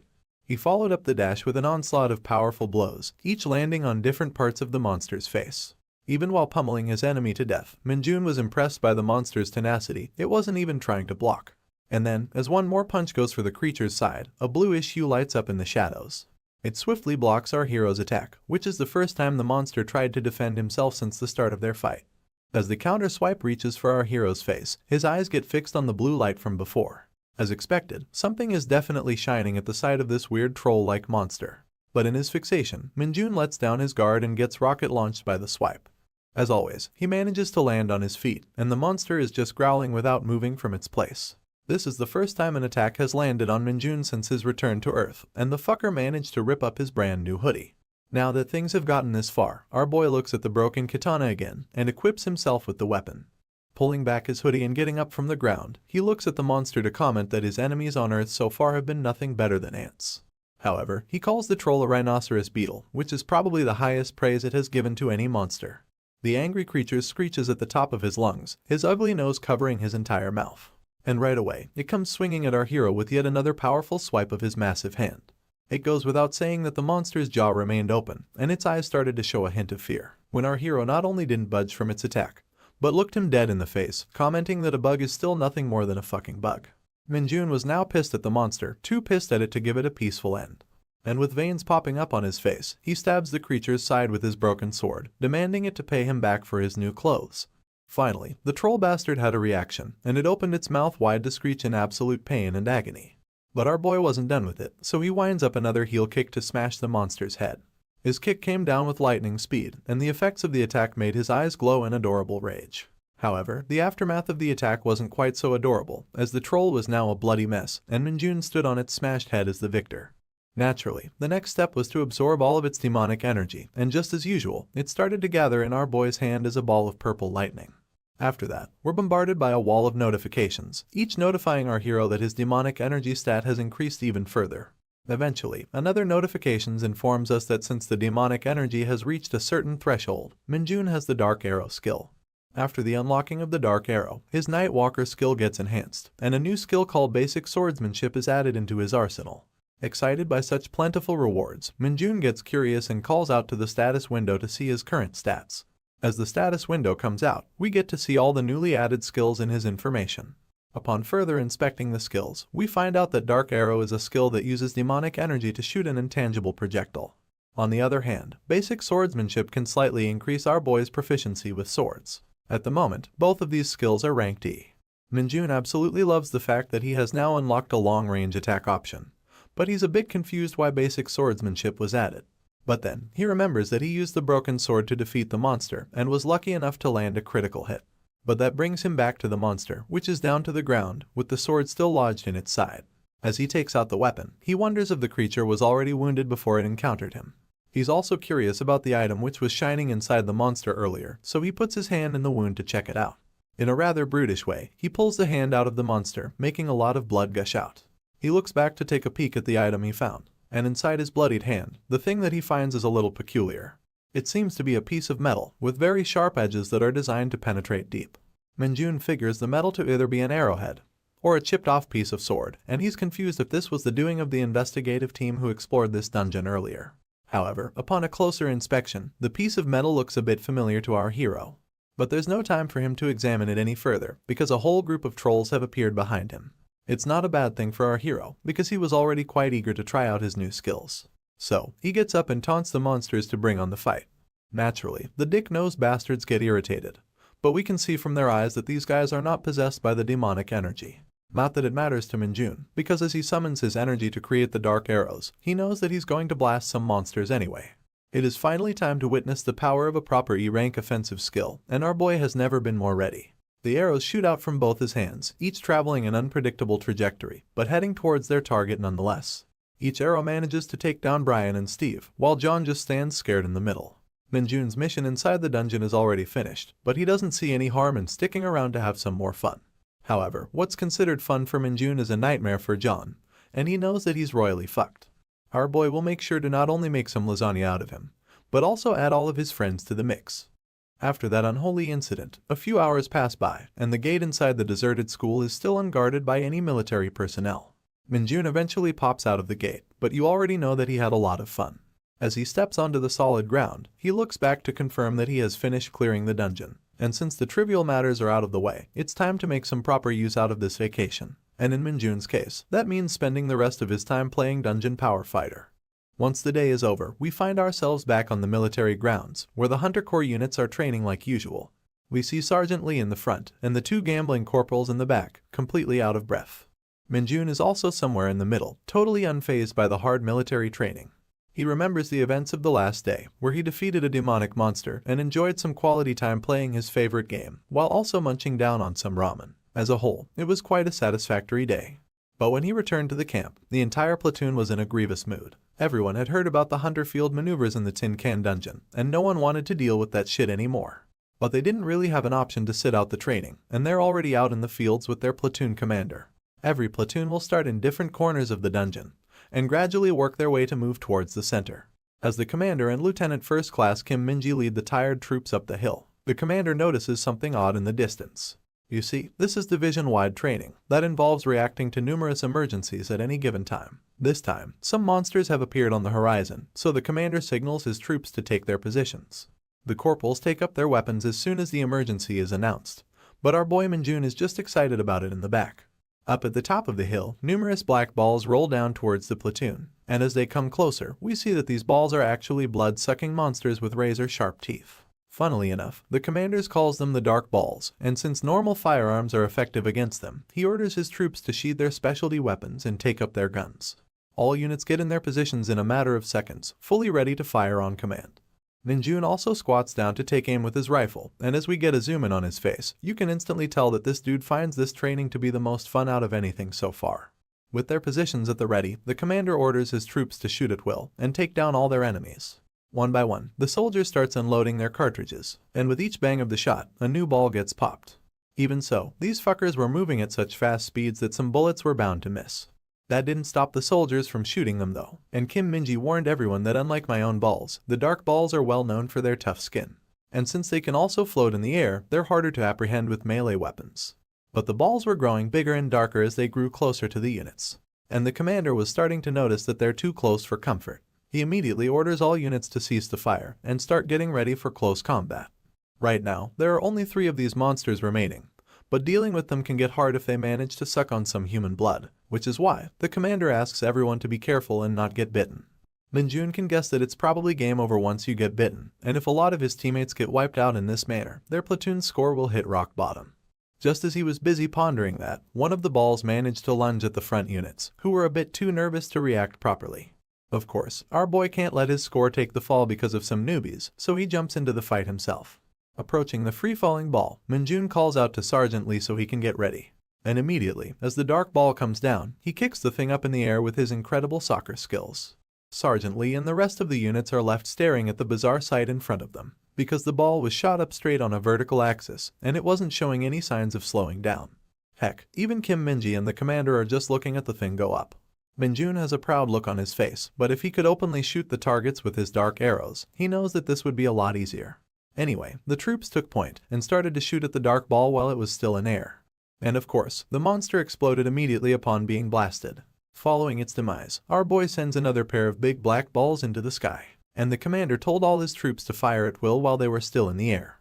In a matter of seconds, the hill was littered with black matter of the monsters, and none of them were left alive. The troops finally had some room to breathe as they stood there silently to restore their energy. The commander announces a well-deserved 10-minute break and asks everyone to look for injured members in their respective squads. If anyone is harmed, he is to report to the commander immediately. With that, the commander taps Minjun's shoulder for a job well done, and our boy gets some more thumbs up from Sergeant Lee, and Corporal former bully as well.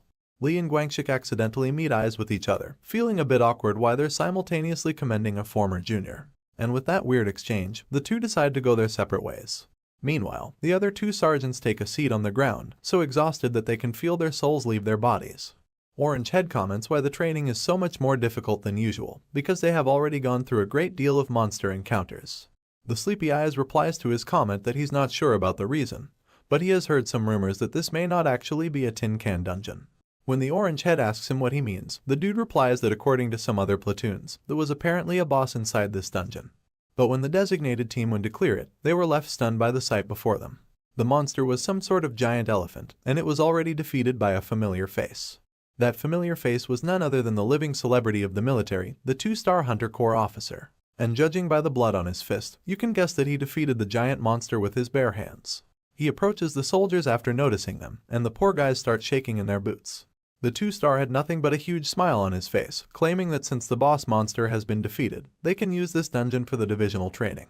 Sleepy Eyes explains that killing the boss would close the dungeon, so they captured it alive in its incapacitated state, and are keeping it somewhere in a cave so the dungeon be used for training. Needless to say, this makes the 2 sergeants cry out in streams of tears. Their sorrow is only further intensified when Kim Minji hugs them from behind, telling them to get off their asses because the break was over. He drags the 2 sergeants away to get going, and Minjun over here was quite pleased with their talk from earlier. He had an idea, but he's now sure that the 2-star from the Hunter Corps is actually pretty good, and he's possibly looking forward to meeting him again. The platoon was now following their map once again and headed towards their destination, but just as the commander reached the top of the slope, he noticed something odd while signaling his troops to stop. The thing that he saw was so surprising that it left him with a meme face of absolute shock. The other units all started noticing the same as they reached the summit, each showing an expression of puzzlement on their face. Minjun was no different, as he looked down below and recognized a certain man. In the clearing after the slope, a man was sitting by himself with his legs crossed. He was wearing a tag that said injured, and as we zoom out, we see the face of the 2-star with his massive smile, looking eagerly towards the approaching platoon. Meanwhile, a different scenario was playing out in the world of Isgard. Amidst the flourishing green nature of this world, a jacked-as-fuck old man sat next to a stone building, smoking a mean-looking pipe.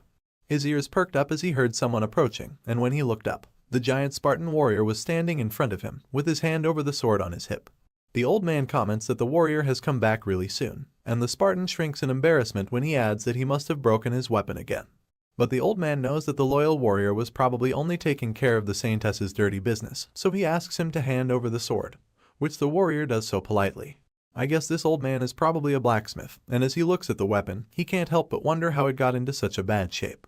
So when he inspects the blade up close, he asks the warrior if he had been hunting demonic monsters. The story continues at the central dungeon assembly point, where a bunch of military officers are discussing something important at one of the camps. The name of this glasses-wearing man is Ko Jiangxiao, but we'll call him Colonel Ko for the sake of simplicity. Colonel Ko is a battalion commander in the 104th Division, and he's currently worrying that something might go wrong in the Tin Can training dungeon. The person on the other end is Colonel Jian, commander of the 1st Battalion in the same division. He states that the training is being held because the higher-ups are worried about the gradually decreasing combat power of the soldiers. Even so, Colonel Ko isn't pleased with the idea. He thinks that they're pushing the poor men too far. That's when Colonel Junbium, the 2nd Battalion's commander, walks into the tent, holding an assault rifle over his neck. They all salute each other, and Colonel Junbium asks for the whereabouts of the division commander. The 1st Battalion commander snickers, while Colonel Ko nervously tries to answer the question. A huge shout is heard from the tent when Colonel Junbium hears that the division commander is currently inside the Tin Can dungeon. The fat man simply laughs wholeheartedly, claiming that they should know about the troublesome nature of their division commander. There's no one in the military who can stop him. But that doesn't reassure the poor Colonel Junbium, who's worried why such a monstrous man has gone over to see the training of his soldiers. That's when the glasses dude steps up with the answer. Like every glasses character in any manhwa ever, the dude adjusts his frames to create really needless suspense. He states that the division commander said something before leaving. He said that there is a certain soldier he wants to see in action with his own eyes. And with those words, we come back to the man in question, the 2-star smiling emoji, the commander of the 104th Division, who sits patiently at the center of the dungeon. The arriving platoon is more than just a little confused to see such a man, and they honestly don't know what reaction to give. In fact, they didn't even remember to salute him. For the first time ever, we see Kim Minji cower behind the platoon commander, who is also just as stunned to see the 2-star. He knew that they were supposed to escort an injured person during the mission, but the role of the injured man was supposed to be performed by someone from the HQ, not by Brutus from Popeye. And if you don't see Brutus when you see this cartoonish man, I will be very disappointed. In any case, the platoon commander doesn't look any less than a cartoon himself, as he sees the behemoth of a man tower himself next to him, dwarfing the poor soldier in comparison. Brutus shows the commander his injured side and smilingly tells him to take good care of him during their training. That very statement sends shivers down the spine of the commander. The poor dude is just lost for words. But I guess he finally remembered to salute his superior, so he gets into stance and takes up this absurd mission. 2 privates bring out a stretcher, and the nervous Kim Minji tells the division commander that they will carry him for the remainder of the mission, even though he's almost the size of a mammoth. Brutus stares down at the sergeant first class, quite displeased to see the tiny stretcher. He approaches the sergeant while addressing him, and Kim Minji shouts out his title in fear of the commander. And with just his bare hands, Brutus spins up the stretcher into a ball, breaking all the supports like they were twigs. I guess he really didn't want to lie down on this thing. He then claps his hand to clear off the dust and walks away from Kim Minji with an annoyed expression. But I guess Minji is a good soldier since he still tries to reason with the division commander, telling him that the injured person needs to be on the stretcher for the purposes of the training. Of course, Brutus denies his attempt and tells them to continue their training without minding him. And while the sergeant was busy crying, the 2-star spots our boy right behind him. Just from the excited look on the division commander's face, it becomes pretty clear that he came here in person to observe our hero. Kim Min-jun notices the expectant gaze of the commander, which also makes him spark a vicious smile of his own. He knows that something exciting will happen soon, and he can't help but feel that this training is seriously fun. After all, there's still plenty of the dungeon to explore beyond these hills, and the amusing parts are still not over. We then roll into a montage of events after their meeting with the division commander, where the platoon fights off a bunch of monsters while the 2-star observes our hero with curiosity. When monsters attacked, Kim Min-jun always had the most kills. Whenever an unexpected threat visited the battalion, Kim Min-jun was once again the first to react properly. He carried the giant division commander on his back, managing to evade all the traps and eliminate the enemies, adding more fun to the training for our hero. However, soon enough, the other soldiers were standing on their last legs. They were completely out of breath and sweating profusely under the weight of the heavy military equipment. This occurred during their fight against some peculiar lizard monsters covered in a disgusting layer of slippery mucus. One of the privates swung his sword with his remaining strength, landing a slashing attack on the weird lizard. Just as it got cut in half, another emerged from behind him. At this point, the private was thoroughly drained of energy. His eyes rolled, and he slowly started losing his balance until he eventually collapsed on the ground. The lizard took this chance to launch its sticky tongue at the private, but quickly had its face sliced off with a swift horizontal cut. The slash came from our hero, wielding a sword boosted by the E-rank swordsmanship ability he recently obtained. Although the skill itself isn't special, Min-jun realizes it adds a significant boost to his power, possibly allowing him to level up sooner. He extends a hand to the exhausted private, helping him off the ground while the others work to slowly finish off the remaining monsters. The private thanks Min-jun for his kindness, but our boy seems to have other things on his mind, Seeing his comrades suffer so intensely, it seems like he has decided they need to take a rest. So, while another soldier was busy fighting the lizard, Minjun swooped in to finish off the abomination himself. In fact, he sprinted through the entire battlefield to cut up the creatures one by one. He was done with all of them in a matter of seconds, reaching all the way to the platoon commander to signal that everyone needs to rest. Brutus had the pleasure of observing the whole scenario from a prime seat. He was informed that these hunter field maneuvers were by far the toughest ones to date, but he's seeing someone who's treating the training as his playground. Meanwhile, a lizard tries to approach him from behind, thinking that it can take down its unsuspecting prey. Of course, the poor bastard gets blasted by a single punch that the 2-star doesn't even bother to look behind for. This is when the platoon commander shouts at his troops to take a rest after they're done. Precisely what Minjun wanted for the tired soldiers. He gives the commander a thumbs up in acknowledgement of his decision, yet another gesture that the 2-star doesn't fail to notice. He smiles at the potential of this new corporal, and it's clear that our hero has left an everlasting impression in his mind. Now, let's switch the scene and take a look at another platoon fighting in a different part of the dungeon. It's the female-only squad of the division, and they seem to be fighting the big black balls that our hero fought earlier. Much like Minjun's team, the girls are pretty much exhausted as well. It looks like these balls are giving them a lot of trouble. That's when one of those abominable creatures charges at a private, with the soldiers getting in position to parry, but another familiar blue-haired girl is already on the scene to deal with it. That's right, the Nepo baby is back, and as she slices the black ball in half, we see that our girl is still as sharp as ever. Soon enough, all of the monsters lie dead on the ground, and the girls finally get a chance to catch their breath. One of the privates was busy thanking Sun Yunseo for her incredible skills when one of the black balls started moving behind her. The girl was simply amazed at how Yunseo had defeated most of the monsters by herself, unaware that another was coming right after her. By the time she noticed the monster's screech, the girl was already too late to react. A helmet flew up in the air, and the private fell to the ground as her comrade shoved her for protection. Of course, Sun Yunseo was the protector, and with her helmet in the air, her hair slowly untangled. The private looked back at her friend to see what happened, and we see that the Nepo baby struggled at the edge of a cliff while stopping the black ball with her sword. The others ran to her late, but they were too far away to help. With the force of the shove, it seems like Yunseo tripped over at the edge of the map, and there's no one to save her. On the other hand, it was almost evening time in the dungeon, and our boys were having a moment of relaxation chatting among themselves. Kim Minji and the platoon commander were discussing their next route on top of the hill, when the division commander came in to startle the two, and commented that all members of this battalion have come this far without any major injuries. He had a big-ass smile on his face when he commended the platoon commander for being extremely competent. The poor dude, on the other hand, was so afraid of the 2-star that he didn't even know how to react to a simple compliment. He thought that the division commander was scheming something evil. That's when he noticed Minjun and his friends behind, having a chat with each other while holding their weapons. It seems as if our hero is guiding his two students regarding some combat stances. The platoon commander observed that, and sprouted a smile on his face at their incredible efforts. He replied to the 2-star that his soldiers are exceptional, and they have come this far with their own abilities. But even then, the division commander told him that his soldiers' abilities are part of his competence, and he should be acknowledged for that. After lifting up his spirits, he smiled with his shiny teeth on full display, telling the platoon commander to do his best until the end of the training. He then turned his head towards Kim Minji, who's definitely not avoiding eye contact on purpose. Looks like these two have some history as well, since the division commander started pinching him in a chokehold, telling him that his body balance is all wrong. I guess he just enjoys bullying his favorite soldiers. Just behind them, one corporal and a private first class were watching this comedy skit, and since one of them is wearing glasses, you best be sure that an explanation is coming.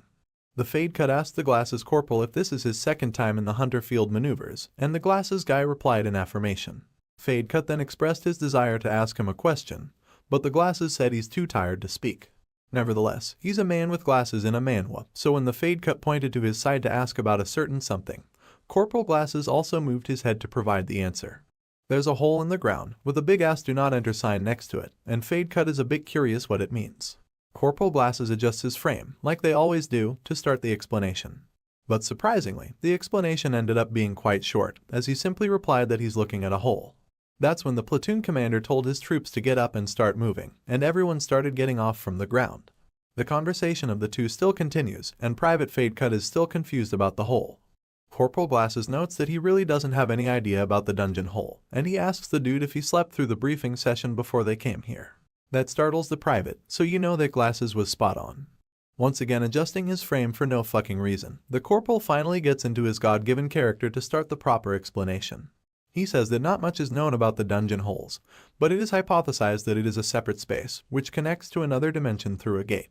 However, he elaborates that these gates are not a perfect connect to an infinite space. The dungeon itself is a separate space, and when it opens through a gate, some parts of it are not properly connected.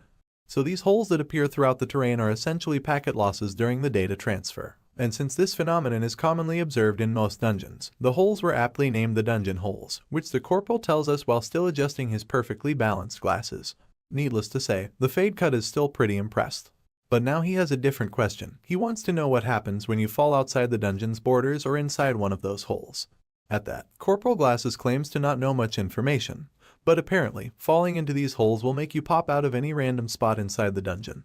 And just as they finished their conversation, a bunch of soldiers started making a ruckus at the front. The platoon commander stepped up to see what was happening, and both him and our hero were quite surprised to see the strange sight before them. Minjun, in particular, recognizes the person lying before him, and it just happens to be the Nippo baby, the beautiful Sun Yunseo of the female platoon, who's lying unconscious on the ground. After a few moments, we see the girl drinking out of a bottle to hydrate herself.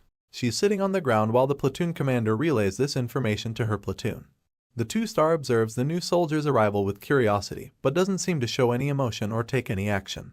That's when the platoon commander turns to inform her that he has informed the 4th Battalion about finding her, so she doesn't need to worry about rushing back.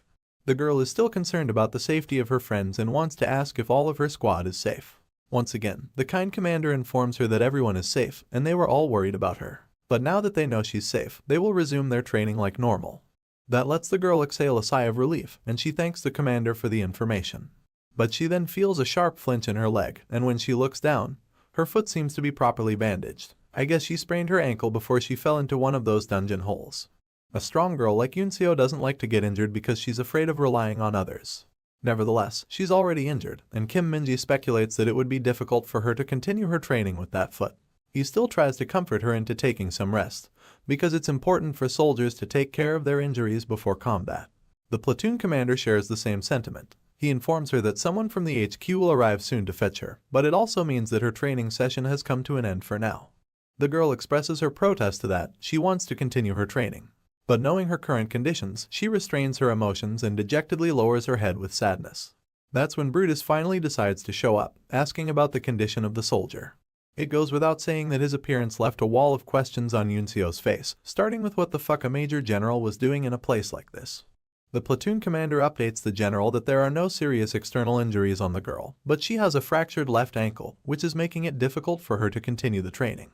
The 2-star considers this a pity and asks the girl what exactly happened to her. The shocked girl panics and gives out her name first, then proceeds to explain that she fell off a cliff while fighting a monster, and when she opened her eyes, she was already here. The division commander speculates that she probably fell into one of those dungeon holes, but he considers it lucky that she's still somehow alive. But then, something suddenly clicks in his head, which makes him flinch in his position. He asks the girl for her name once again, and the Nippo baby replies that she's a private first class, and her name is Sun Yunseo. The division commanders seem to have an overreaction at that information. He yells if she's actually the daughter of Sun Tiho, who belongs to the 4th Company of the 4th Battalion. The girl seems a bit shy of her status, but reluctantly agrees with the general since he was right. In the very next moment after hearing her say that, the man puts on his injured tag on our girl and frantically starts looking around for someone in a panic. Everyone else in the platoon looks dead tired and unable to be of any use, but there's someone here who still looks to be in perfect condition and is even training his friends for combat. The major general calls out to Kim Minjun, which makes our boy look in the direction of his voice. He comes running to the general and the platoon commander, and upon seeing him, the Nippo baby hides her face in embarrassment. Her face is blushed with a red color, and she's a bit hesitant to look our hero in the eye, probably because she still remembers their weird encounter from last time. Anyway, her expressions soon make a 180 when the division commander asks Minjun to carry the girl so they can resume their training. For a moment, our boy doesn't understand what the fuck is happening, but it looks like the major general is mad, and she wants Yunseo to stay in their platoon until the end of the training session. Minjun then looks at the shy girl and starts calculating this weird situation. The girl is still hiding her face in her hands, and the commander is simply fuming with unexplained anger. But regardless, this looks like an opportunity to earn another accomplishment during the training, so Minjun happily accepts the task from the 2-star, confirming that he will carry the injured soldier. He then proceeds to walk towards the Nippo baby, who's quite startled to see him approach. My man squats down on the ground to give the girl a piggyback ride, and it goes without saying that she's not happy with the idea at all. Minjun knows that the girl has no choice, since not agreeing would be the same as forfeiting from the training, which would plummet her evaluation score. Looks like the Nepo baby is aware of that as well, but she's still extremely hesitant. In the end, she closes her eyes to resolve herself and shyly agrees to get on the piggyback ride. Our hero couldn't be happier to hear that, as it means he's well on his way to unlock a new achievement with the general. The others look at Minjun like he's a monster, not understanding where he gets his bottomless stamina from. But they're happy since they don't have to carry a person instead. Our hero picks up the girl on his back, and the platoon commander walks next to ensure they're okay. He tells Minjun to follow Vice Commander Kim Minji on the back and let him know if he gets tired and needs rest. Of course, this bastard over here doesn't have any intention to rest, and it's not like he's gonna get tired either, he's just too happy at the prospect of a new achievement. He looks at the Nepo baby with the same excitement, thinking of her as a ticket to his bonus. Of course, the girl averts her gaze to avoid looking into his eyes, she's still too shy about their last encounter. Not that it matters to Minjun, this dude is just busy grinning at such an opportunity. Meanwhile, the division commander observes the two from behind while still showing an unexplainable look of discontent. Kim Minji walks up to him and informs him that rumors will spread if they make an exception for the daughter of another division commander. But it's not like the general has any intention of backing down. There are no regulations that state they can't help the injured, and all of this is still just a part of their regular training. But despite that, Kim Minji notices a hint of something else when the general says that there's something he's missing. His brows twitch with annoyance, and he looks genuinely angry while calling out the name of Sun Yunseo's father, Sun Tiho. He calls him a fucking asshole, and I'm really not sure why he's so pissed to see his daughter inside this dungeon. Let's resume our epic story, this time directly with the face of our favorite Nepo baby, Sun Yunseo. She looks at the exhausted soldiers ahead of her, and then averts her gaze nervously at the men behind her. Kim Minji looking as solid as always, but the general behind him should have absolutely no place in this training. Nevertheless, it's a sausage festival out here, and the poor lone girl couldn't be more uncomfortable. Not to mention, she's being carried by yet another weirdo. The girl tells Minjun to let him know if he's tired, because she can always choose to retire from the training. But our boy rubs off her concern, blatantly stating that she's lighter than Stettel. And in case you forgot, Stettel is supposed to be one of the heaviest materials on Earth, so that wasn't exactly a good compliment, as you can already see from Yunseo's startled face. My guy then continues to guess her exact weight, but is stopped abruptly by the embarrassed lady. Meanwhile, the other soldiers are simply too tired to bother with this nonsense. Embarrassed and blushing, Yunseo tells our hero that she will stay quiet, so she requests him to shut the fuck up as well. And for some reason, the general seems quite interested in this conversation. After calming down a little, our girl contemplates the fact that she's only able to remain a part of this training thanks to the monster who's carrying her. So, she sighs as she lets him know that she will definitely repay him for his favor in the future. Of course, as achievement hungry as always, Minjun couldn't be happier to hear such words. In fact, he would love it even more if the said favor were to come directly from her father. But after all this, the idiot continues from earlier and tries to guess the poor girl's weight once again, which is a conversation the men behind them aren't gonna miss at any cost. Before our boy could spit out an exact number, the girl started beating on him to make him shut up, pleading him to not embarrass her any further. Kim Minji and Brutus both look at each other for a moment after witnessing such a scene, and boy would their next expressions creep the fuck out of Yunseo. You can tell that these two old men are looking at a couple in the making, and they couldn't be happier to be a part of it.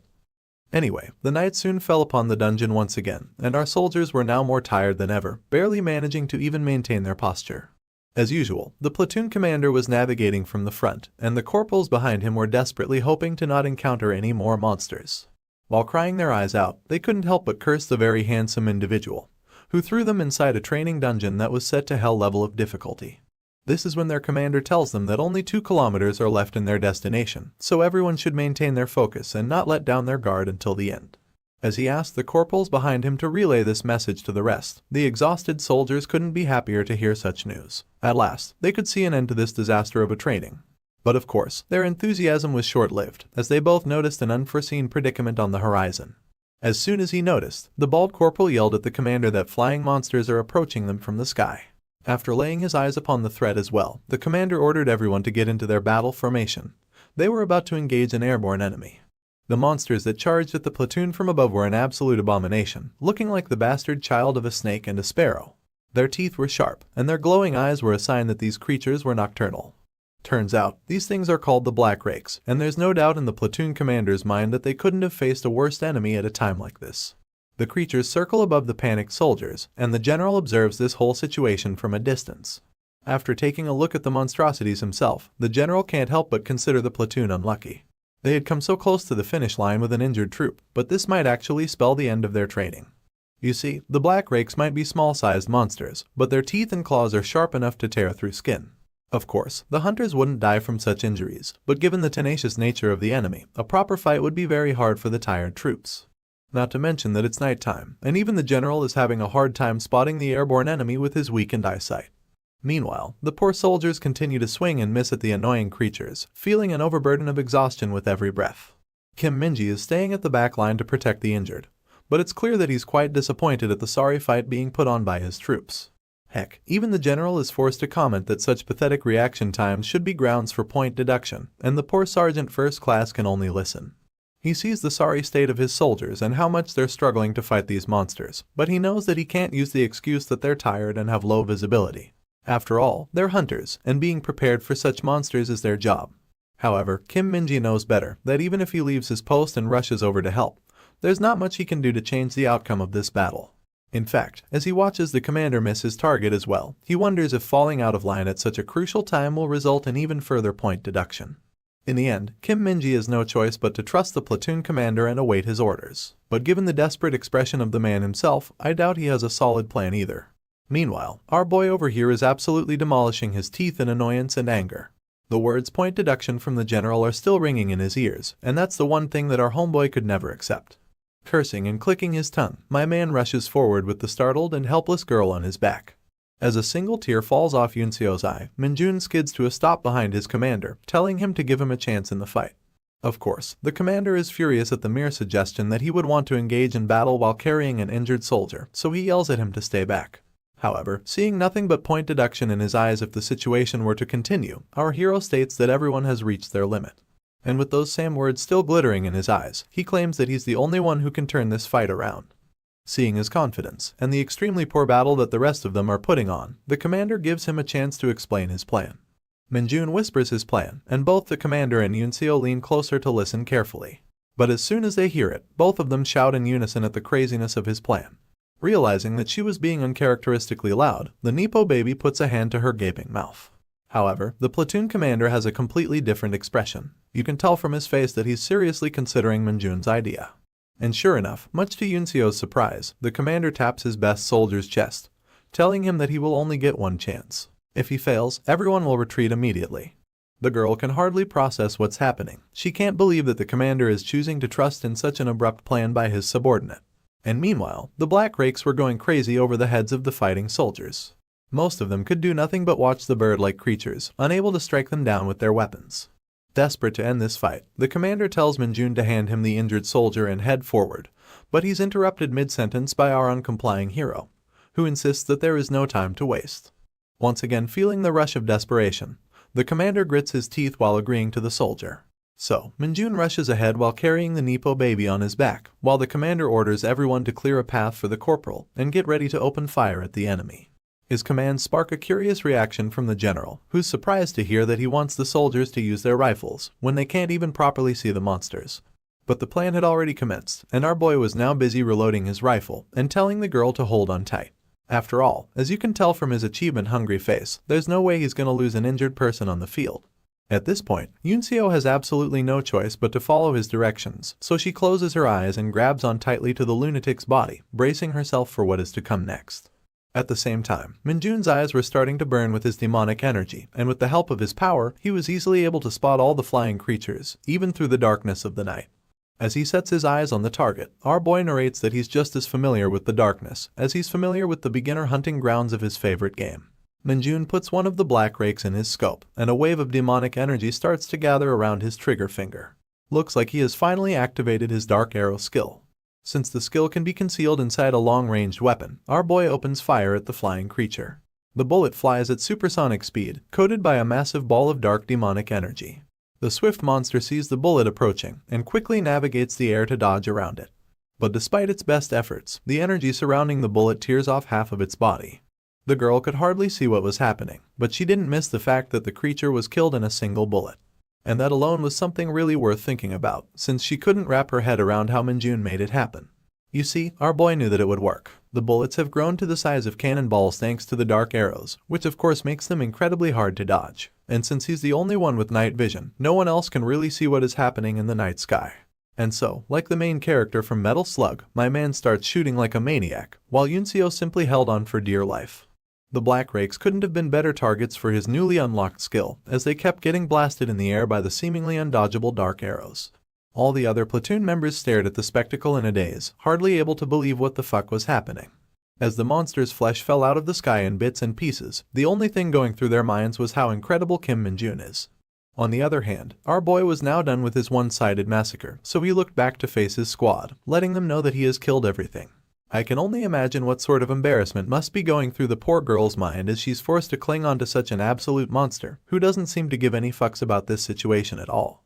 Anyway, the squad can finally continue its march, and it goes without saying that everyone is more exhausted than ever before. But still, as is apparent from the platoon commander's face, they have all eased up after going through their last battle. And at last, they can see the military barricades of their destination. The camp has been waiting for their arrival, marking the trainees who finished first, and congratulating them for going through this hellish training. As the superiors applaud their efforts, our soldiers form lines and start entering the camp. It was a long journey, but they can finally take some sighs of relief and relax their minds. These guys couldn't be happier at the moment. Kim Min-ji was the last to enter the camp, and after checking off all the people who returned, the attending sergeant announces that all members of the 2nd platoon from the 2nd company have passed their training. The exhausted boys smile at the result of their hard work, glad to have finally made it back after finishing every single one of their tasks. Min-jun has a big-ass smile on his face as well, because thanks to him, his entire platoon has passed, and there won't be any point deductions. This is when the medical team arrives with the stretcher to take care of the injured Nepo baby, and the platoon commander finally shouts to congratulate all of his troops, because none of them gave up. He knows the end report is gonna be sweet. True to their commander and duties, the soldiers all salute and raise their thumbs in acknowledgement of their feat. Now it's Kim Min-ji's turn to take over the command, and he orders his troops to not behave unruly now that they have returned. They will relocate to their barracks very soon, and then everyone can relax however they want. Everyone starts retreating towards the main tent, but the platoon commander spots an outlier in the group. It's none other than Min-jun, and he's asking the medical team where he can get rewarded for his accomplishments, instead of finally putting down the poor girl on his back. The commander takes this opportunity to call out to him, which immediately averts our boy's attention. Looks like the commander wanted to personally thank his best soldier for his excellent contributions, and always taking the right actions in the face of danger. Min-jun thanks the commander for his high praise, although he would much rather prefer a more tangible reward. In any case, the medical team was now getting tired of waiting, so the Nepo baby finally tells our hero to put her down. As she adjusts herself on the stretcher, the girl apologizes for any inconvenience she may have caused to the platoon, and thanks them for helping her finish the training. Since the commander is just a solid man all around, he tells the lady to not think of herself as a burden. He's just glad that they were all able to finish the training together. This is when the elephant behind them starts bursting out in laughter, looking extremely pleased with the end result of the training. With a big-ass smile on his face, the general expresses his absolute joy over the fact that everyone from the platoon managed to pass this dungeon without hiccups. In a fit of his excitement, he lunges forward to hug our hero, but I guess Min-jun didn't like that idea because he quickly dodged out of the man's sweaty arms. There's a brief moment of awkwardness when the general just stands there with his arms crossed, but then he turns around like a bear to go for yet another hug. I don't need to explain much in this panel, because it's clear from our hero's face that he hates the idea. The entire comedy sketch was being witnessed by the Nepo baby and the commander, who just find it hard to believe the completely absurd nature of the general. But then again, it's not like they can't understand his excitement either, because it's only thanks to Min-jun that they were able to finish their training at all. When the general had finally managed to catch the poor soldier, his attention was averted by someone's salute. And immediately when he laid his eyes upon that person, the general froze up like a deer before a truck. The one who saluted was 4th Battalion commander of his division, Colonel Yu Jehai. She's the one in charge of all the female units in the 104th Division, and judging by everyone's scared reactions behind her, she's quite the scary individual. The woman goes right past the general, ignoring him completely with an annoyed expression on her face. And Min-jun can't help but wonder what sort of authority can she have to ignore her superior like that. Surprisingly, when she sees her favorite soldier, the woman's frown turns into a smile, and she asks the Nepo baby if her injury is serious. Yunseo explains that she simply sprained her ankle and should heal up in no time. Seeing that the girl was lucky enough to fall into a dungeon hole, the colonel feels relieved and asks the medical team to escort her with care. And when she's done with that business, the stout woman turns her gaze back to her left. She stares directly at the scared general and asks him about his training observation activities. With a double-edged smile on her face, she asks him to have a private talk with her so she can give him a piece of her mind. The division commander wonders if he has to do it right now, but the colonel won't take no for an answer. With the face of a benevolent demon, the woman warns him to follow him right away, and I guess we can all tell that Brutus is finally fucked. God knows what happened between those two afterwards, but our scene has now switched to the next day, a bright sunny morning inside the 104th Division's HQ. Inside the cafeteria, Minjun was busy munching down on a fuck ton of carbs and protein. I guess his hard work has earned him a good meal at least. Other than the chef who seems to be carrying even more chicken, our boy is the only one inside the cafeteria at this moment. The chef brings him a fresh batch of piping hot fried chicken, which makes Minjun's eyes sparkle with excitement. Unable to believe this VIP treatment, he asks the man if it's alright for him to have so much food. The gentle chef gestures him to look around and says that no one else will visit the cafeteria today since they're all tired and sleeping, which means Minjun can eat everyone's share by himself. My boy couldn't be happier to hear such news, so he gratefully accepts the benevolent gift of scrumptious fried chicken. As he continues to chow down on those juicy thick thighs like an absolute glutton, the chef indulges him in small talk, telling him that their platoon is being rumored as the best in the division after their training. He tells him about all the praise he has been hearing about him from the battalion commander and the other colonels, and remarks how he even managed to defeat a bunch of black rakes by himself. Our hero was just busy gulping down his food, but the chef was really impressed that he managed to solo so many monsters in the darkness. He comments how this round of hunter field maneuvers was rumored to be the worst one till date, and more than 50% of privates gave up the training in the middle.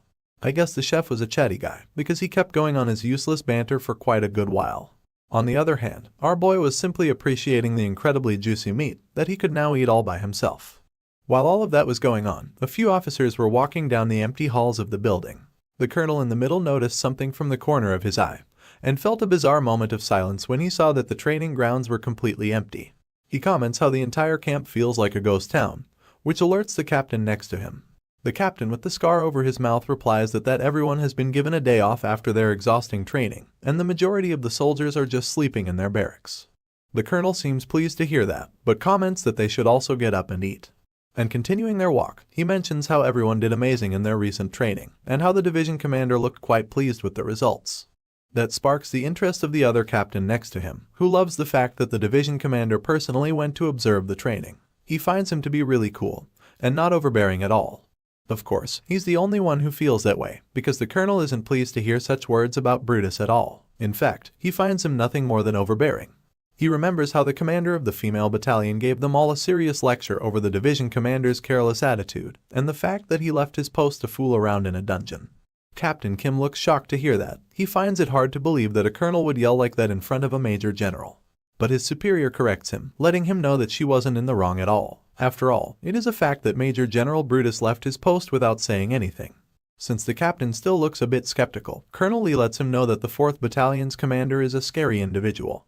Imagining her as a super soldier with a blade on her shoulder, the man can't help but comment that everyone in the division fears that woman, and even he is not an exception. In any case, he's glad that the matter with her was settled thanks to Kim Min-jun, because thanks to his incredible results, the division commander's interest in him was somewhat justified. Putting a wide smile on his face, the man couldn't help but look forward to our hero's future inside the military, and since he's a part of his battalion, he's also really looking forward to the next monthly meeting. Now let us move back to the main building of the division headquarters, where a meeting is taking place behind a closed door. Putting on his glasses that don't match his face at all, the division commander seems to be looking at a report. The one sitting in front of him is Colonel Yu, the commander of the 4th Battalion. Since she's slowly taking sips out of her teacup, I guess her rage from earlier has calmed down. Brutus is now finished reading the piece of paper and looks at the colonel to confirm that the dungeon cleanup schedule is good to go, before asking her if the Nepo baby is doing okay. The colonel puts down her cup of tea and replies that the girl didn't receive a fracture. She then continues that Yunseo is recovering pretty fast and should be finished with her treatment by tomorrow to resume her duties. Hearing that, Brutus remarks that the girl really seems to take after her father, and that's exactly when his phone starts to ring. Without wasting a single breath, he picks up the tiny phone in his hand to answer the call, almost as if he was looking for an excuse to get himself out of this meeting. But his day only got worse when the voice on the other end greeted him by calling him a bearded bastard. Annoyed at such words, the Major General demands to know the person's name. In response, the man on the other end doesn't really give out his name, but expresses his disappointment that Brutus has already forgotten his voice.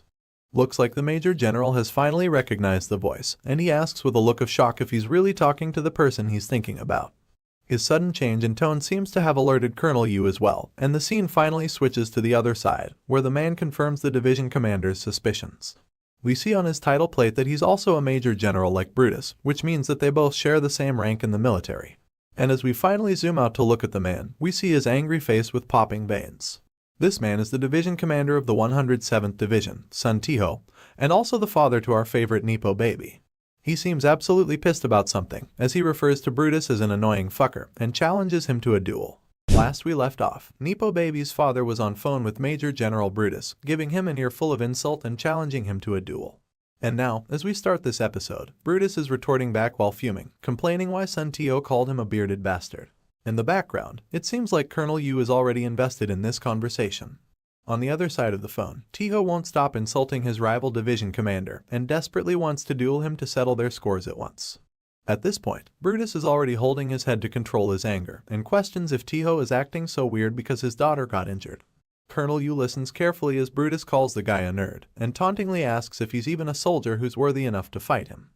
Of course, Major General Sun Tiho fires back, telling Brutus that he just needs a little exercise and he's the perfect punching bag to warm up. Finally, Brutus acts like the bigger man and shouts that Tiho is acting extremely childish.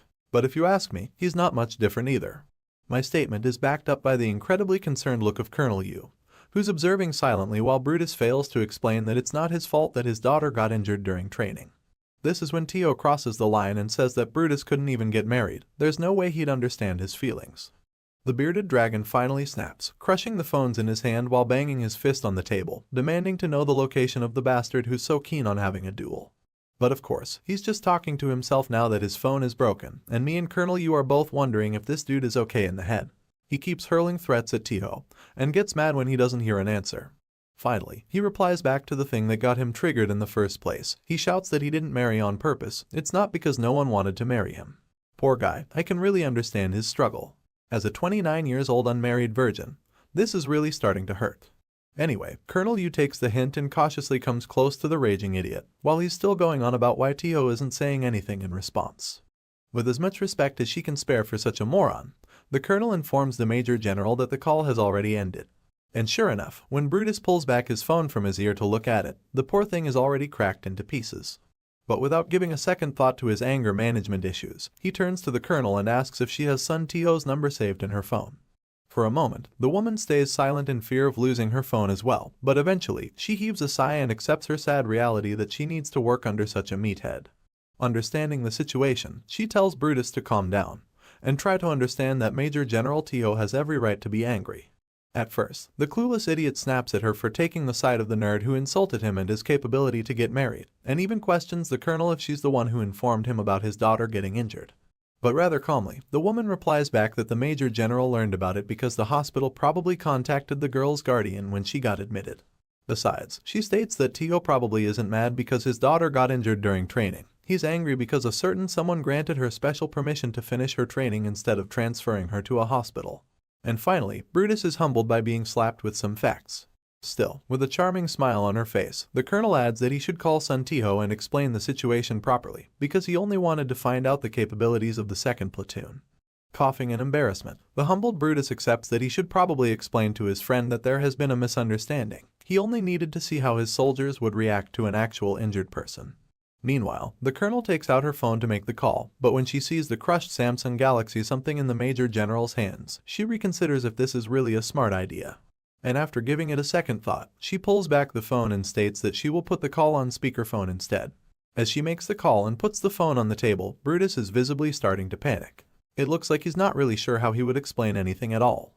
But still, he sits with a hint of impatience, and we hear a click from the phone as Major General Tiho picks up the call. Without even saying hello, the dude straight up asks Colonel Yu why she's calling him, and questions if she's sitting together with the bearded bastard. As calm as ever, the woman addresses her superior politely, and explains that she's calling him instead because the division commander's phone is broken. Meanwhile, the division commander in questions is still seething at Tiho's harsh insults. But anyway, he sets his anger aside to tell Tiho that he was too worked up earlier to explain things properly. He clarifies that there was an emergency while he was out in the dungeon to observe a particular platoon. But before saying any further, he starts making a sour face like he just swallowed an entire lemon. Looks like words of apologies come to him with great difficulty, and Colonel Yu observes as her superior struggles to calm down his nerves.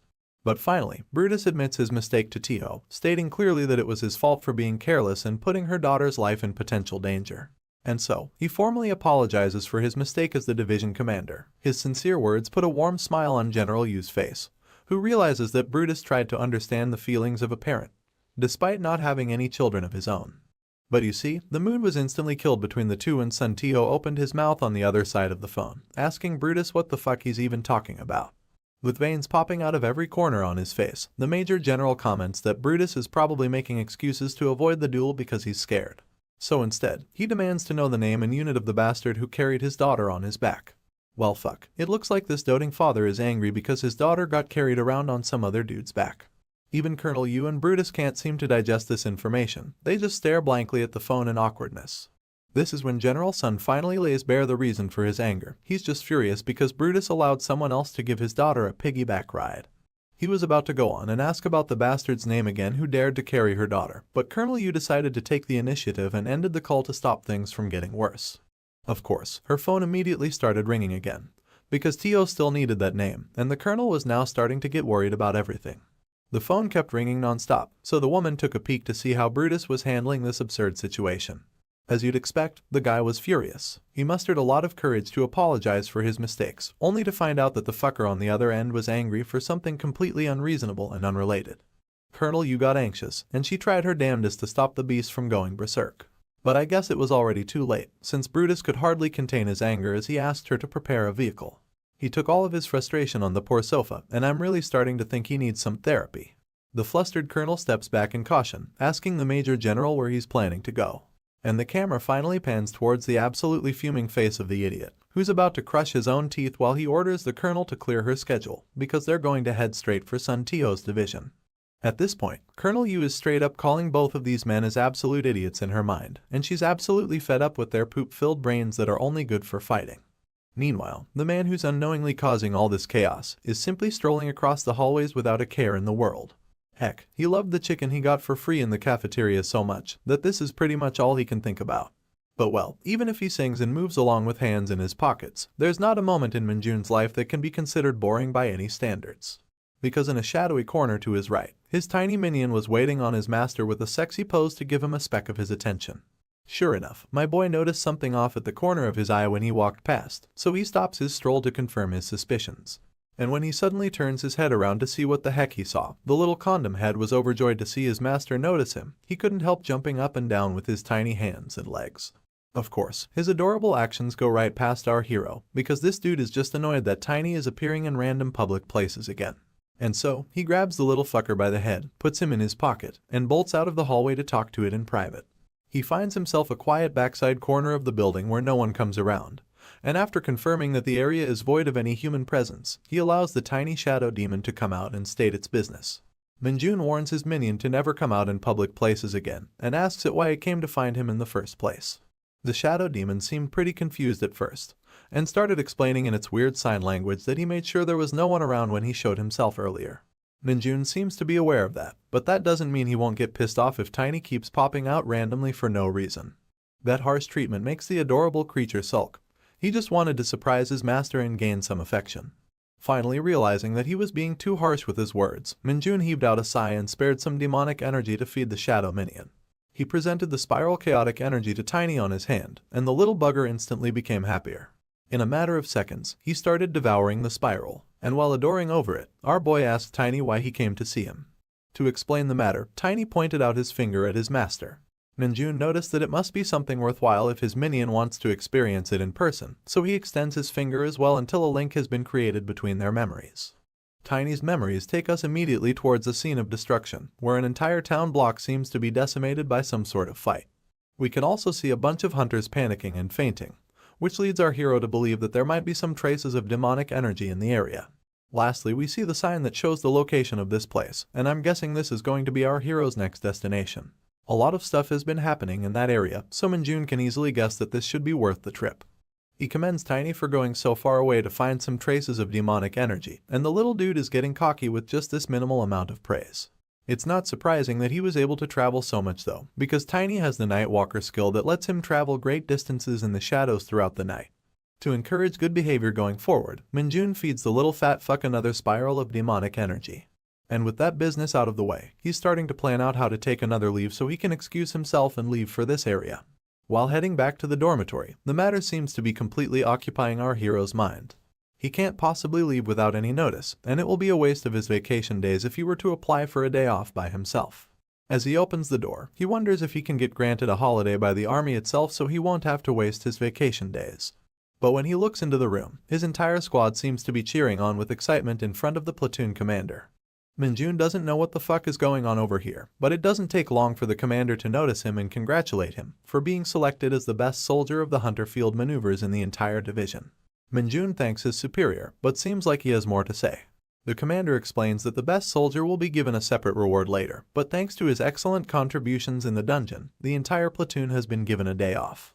Well, what do you know, this shit was exactly what our boy needed to hear, so it's no wonder that his eyes are now sparkling like an excited puppy. Without wasting a second, he asks the commander if he can use his day off tomorrow, and the question seems to surprise everyone. It's not impossible, but the commander can't help but ask why Minjun is in a rush to avail it so quickly. Of course, our boy won't be explaining his plans to him, he just states that he needs to do some private stuff tomorrow. Since no one can really argue with this psycho who always seemed to do things at his own pace, none of them question his reasoning. And after a short delay, the commander approves his leave for the following day, which Minjun doesn't forget to thank him for.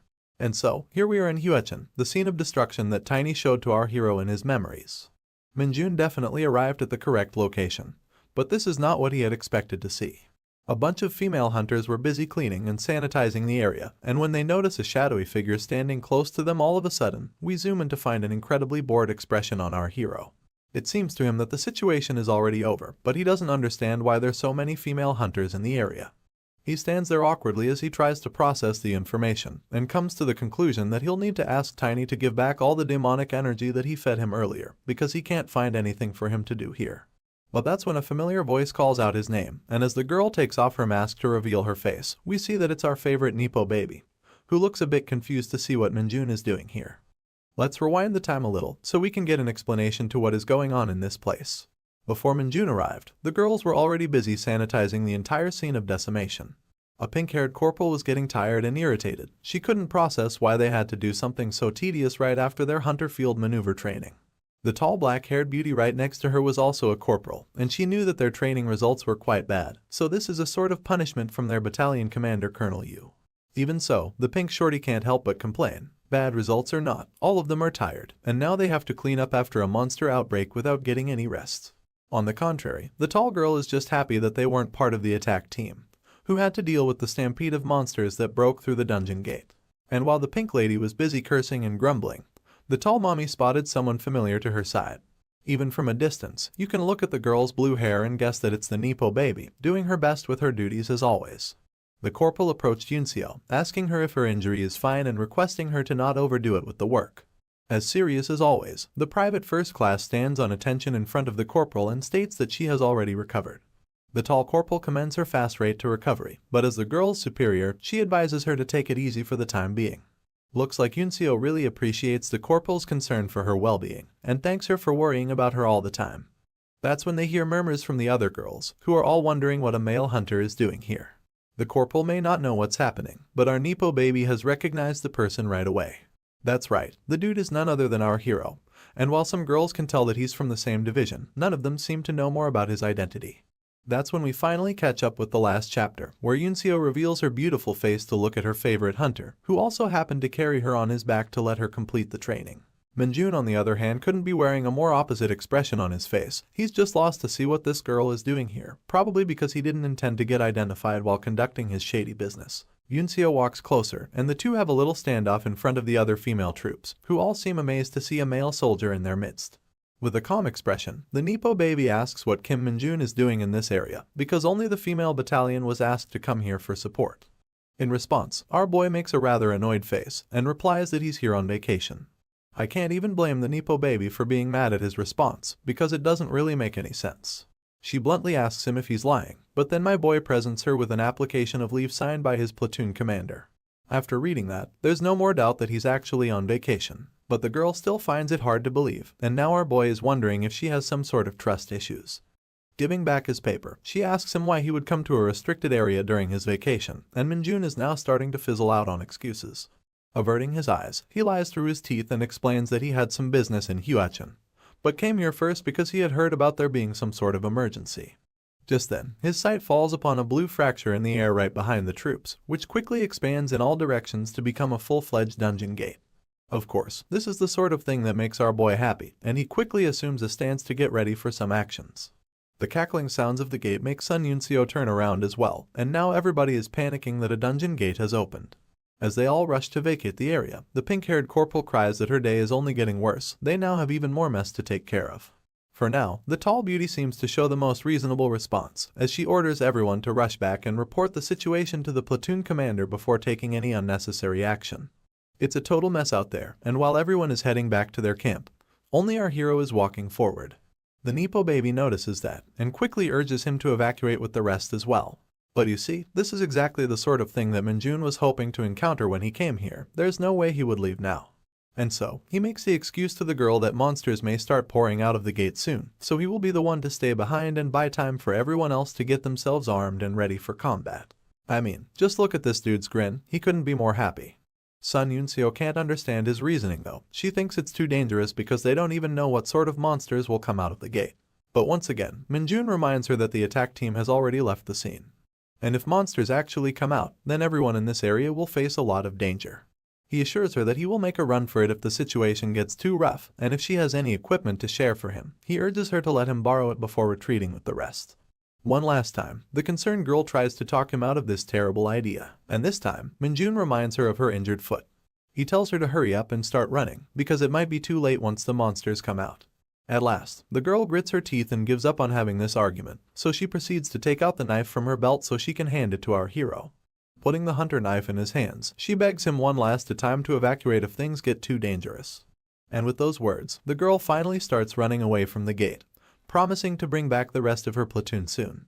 Now that everyone is gone and out of the way, our boy is free to face the gate and get ready for some juicy action he's always craving.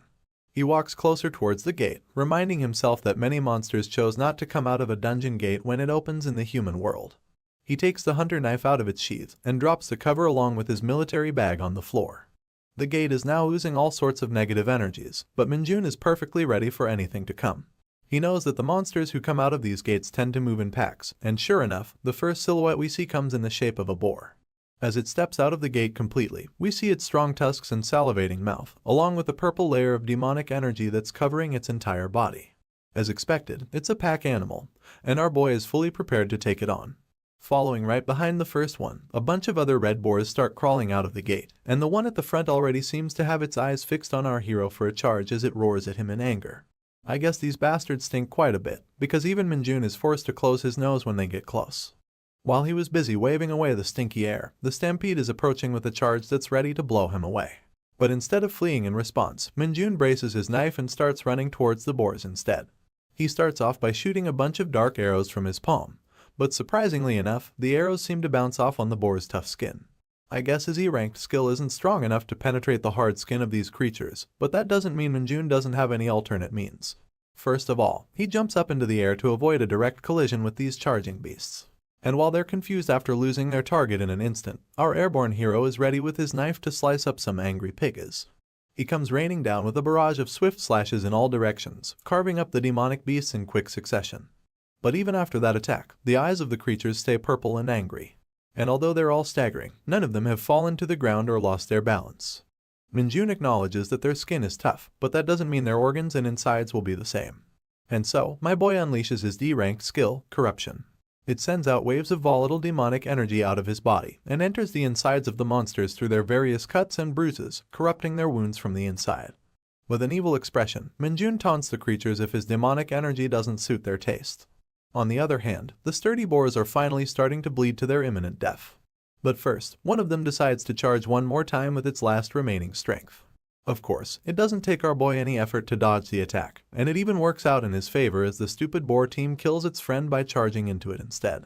It's now time to reap the benefits, so our boy starts absorbing the demonic energy out of the fallen creatures.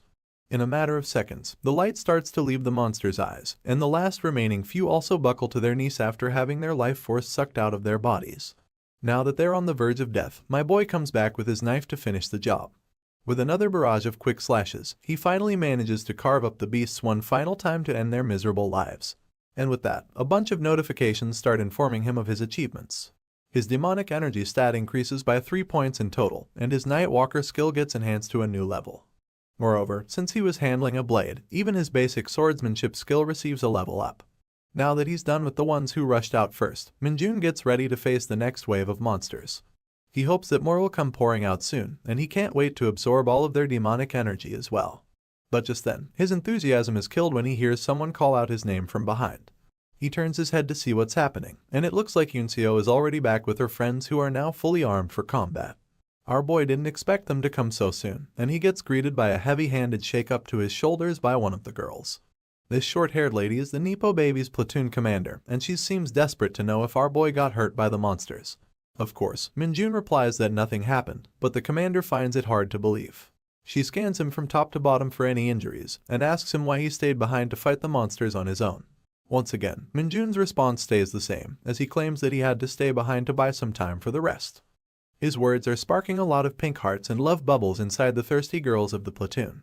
Because let's be honest, these poor girls don't get any bad action in the military. On the other hand, our boy is just angry that they came over and ruined the entire purpose of his vacation. He didn't even get to step inside the gate. Anyway, the platoon commander finally asks him about the man's unit number and asks him what he's doing here in the first place. Our hero then takes out his signed leave paper once again and explains that he's Kim Minjun from the 2nd Company of the 2nd Battalion. The female commander verifies the leave, and Yunseo stares awkwardly in the background to see if her reaction will be any different afterward. Naturally, the commander has to ask why a corporal would be strolling around in a restricted area on his rare holiday, and wonders if it's because he lives nearby. That's not really the case, of course, so our boy gives the same excuse that he gave to Yunseo, that he had some business in the area and came over to see if he could help when he heard that a gate had opened nearby. As a skeptical person, the commander finds it hard to wrap her head around the soldier's reasoning, but that doesn't mean the other girls feel the same. They're just swooning over our guy for his heroic behavior. Not seeing any point in interrogating him any further, the commander turns around and tells everyone to vacate the area until the investigative unit and the attack team arrives to properly resolve the situation with the gate. And as soon as she steps away, the rest of the girl rush towards our hero to ask him a buttload of questions that he's too annoyed to answer. The commander lets out an exhausted sigh after witnessing the unbecoming thirsty behavior of her units, and Yunseo is the only one who stays behind to observe from afar. Meanwhile, my dude is fed up with everyone and everything, and simply wishes that all of them would fuck right off and let him charge into the gate to clear it out himself. Looks like being surrounded by a bunch of hot military girls isn't enough for this fucker, but I guess he has a separate list of priorities. Welcome back to one of my favorite series on the channel, where we start episode 16 during the night time in the camp. A loud shout of confusion is heard coming from the administrative office, and we head inside to see that the platoon commander is on phone with someone, who's updating them about the recent stunt pulled by our hero during his vacation. Unable to believe the report, the shocked commander once again confirms if they're talking about Corporal Kim Minjun from the 2nd Battalion.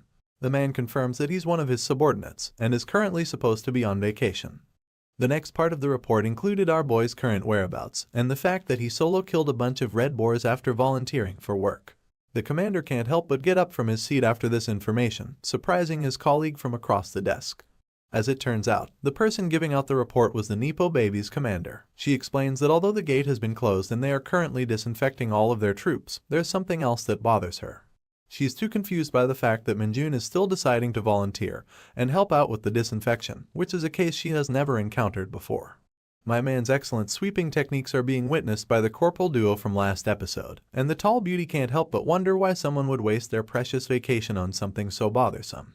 The pink shorty, who is already too fed up with the cleaning tasks after her dungeon training, is already head over heels for our hero who's sacrificing his own time to help them out. I swear, these gals are too thirsty to be falling for someone who's literally just being a janitor. Ignoring the heart-filled eyes of her short friend, the tall beauty wonders how our hero managed to kill the dungeon monsters with just a knife. After all, she'd heard that a charge from one of those boars feels like getting hit by truck-kun and sends you straight to the other world. Meanwhile, the man who has already returned from that other world is a bit frustrated that he couldn't reap the full benefits after killing those monsters. Still, he has decided to help out with the cleaning to leave behind a good image. That's when our favorite Nepo Baby approaches him from behind for a talk, surprising the little fucker because his mind was filled with impure intentions. Following up that exaggerated reaction, he proceeds to piss off the girl by saying that he was accidentally about to hit her in the face. You'd think that this would be a start of an interesting conversation, but my man just ditches the girl and tells her to move out of the way when he's cleaning. Surprisingly, Yunseo doesn't look too bothered by his actions and the fact that she keeps getting ignored. It almost feels as if she's accepted our hero's nature. But there's still something she wants to discuss, so she gets direct and asks him if he can spare some time for them to talk. In contrast to the ruined structures of the town, the moon on this night was incredibly beautiful and radiating with its maximum glow. And under its calming light, the two most important characters of this series stood facing each other to exchange some words. As nonchalant as ever, Minjun is the first to break the ice and ask the girl what she needs to say. The Nepo baby runs a hand through her hair, starting the conversation by recalling the first time they met each other during the promotional exam. Back then, she remembers that she was too arrogant in her behavior, but there's one more thing she just can't seem to forget. She confronts our hero about it, asking him if he cursed at her from the window seat when he got on that bus to leave. Naturally, this Saitama clone with hair has absolutely no idea what she's talking about, and there's no way he'd remember every time he goes out of his way to piss someone off. But then it clicks to him anyway, the scene of him pressing his ugly mug against that window glass to threaten the girl standing outside. After remembering what happened, he corrects the girl that he didn't curse at her, he was just threatening to kill her if she tried to mess with him again. Of course, that shit is even worse on its own, but Minjun doesn't care.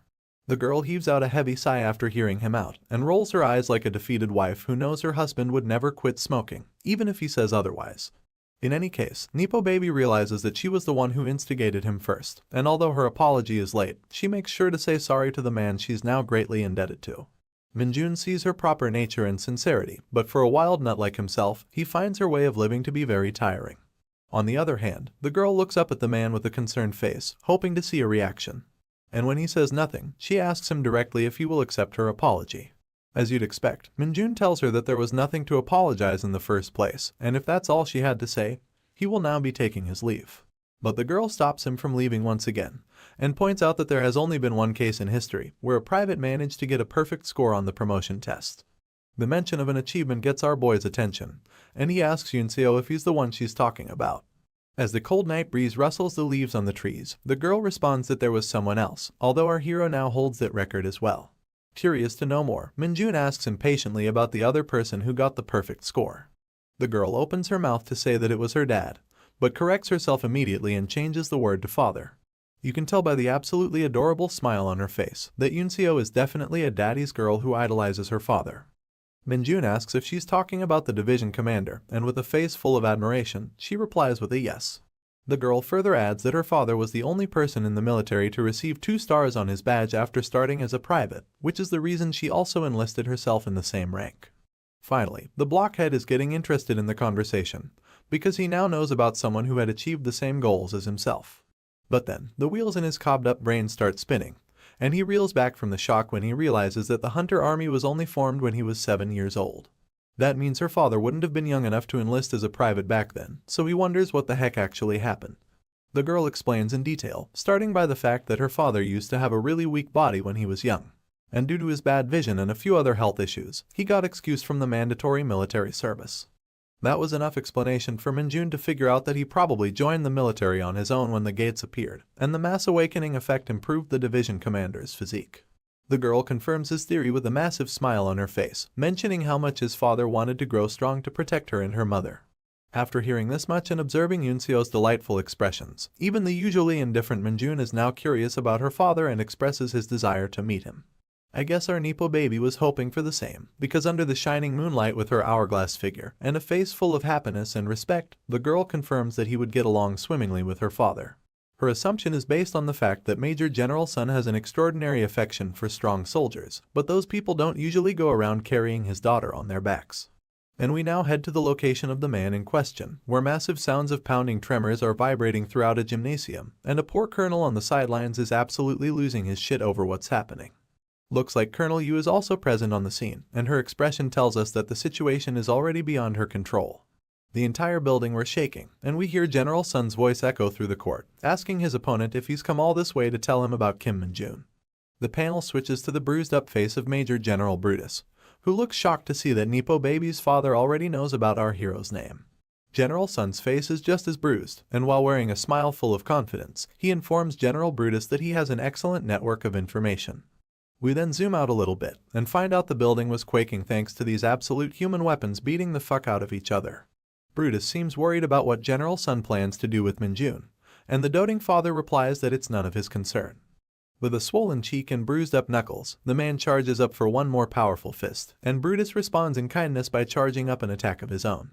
Meanwhile, the colonel on the sidelines is doing nothing but panicking, worried that no one would be able to stop these raging idiots from destroying everything in this building. Although his worries were pretty needless, since Colonel Yu promptly jumped in the middle of their blows when she noticed that things were getting a bit out of hand.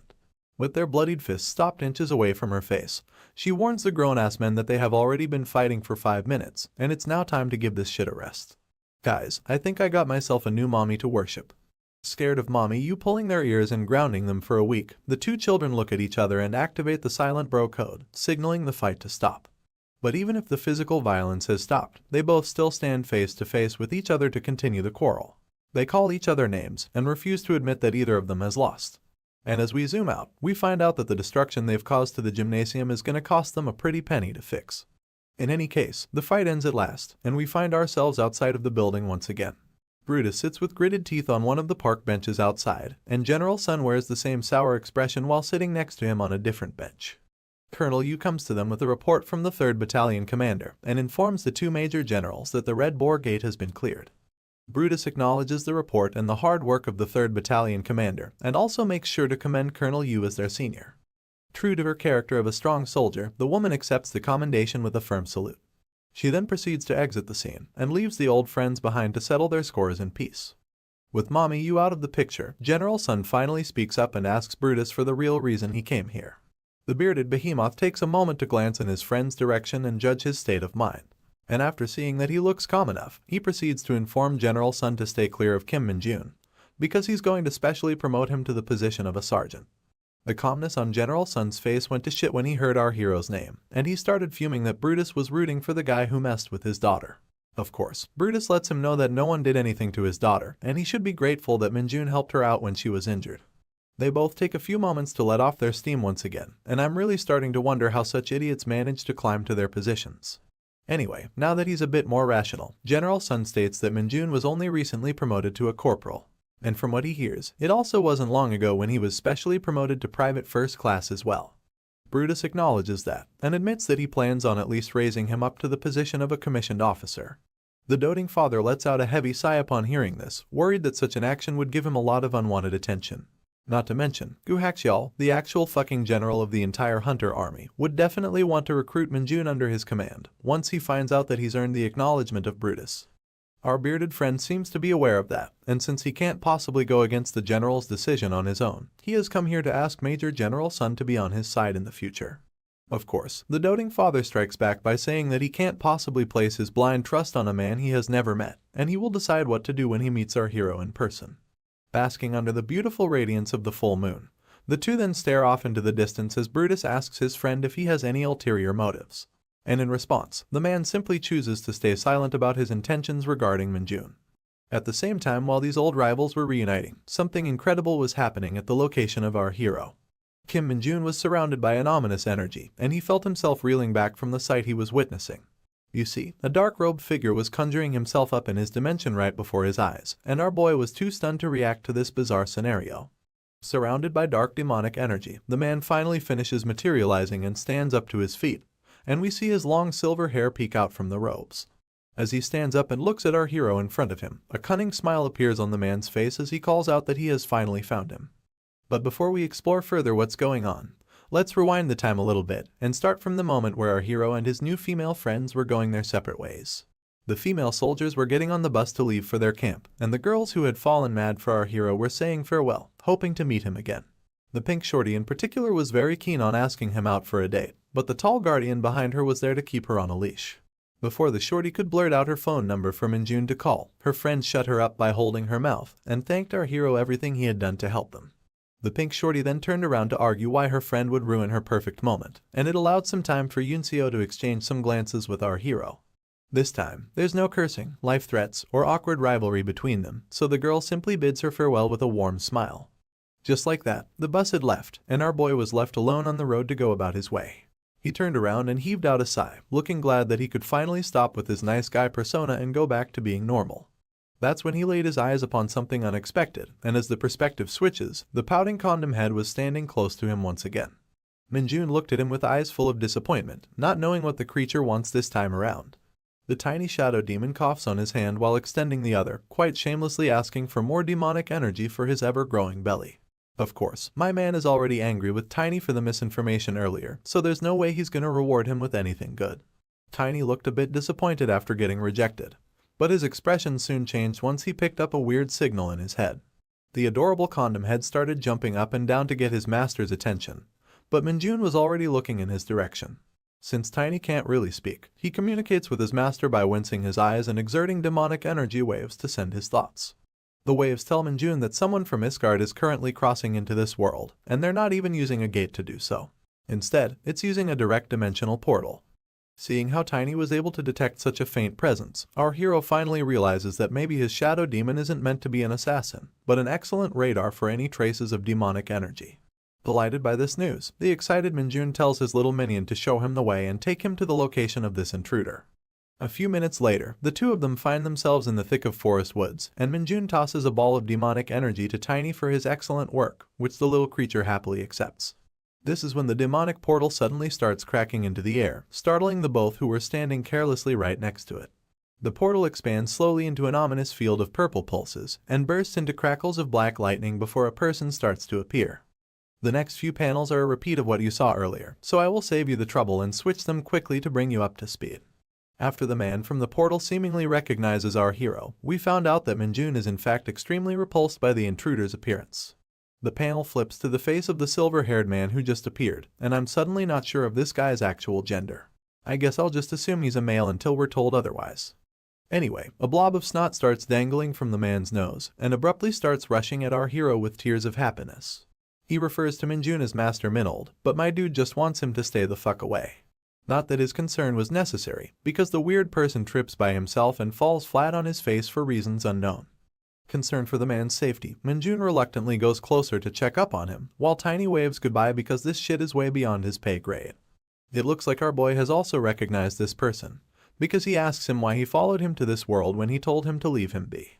Looks like the snot has somehow migrated to the other nostril, and the man with the weirdly feminine eyes is still busy crying while looking at our hero.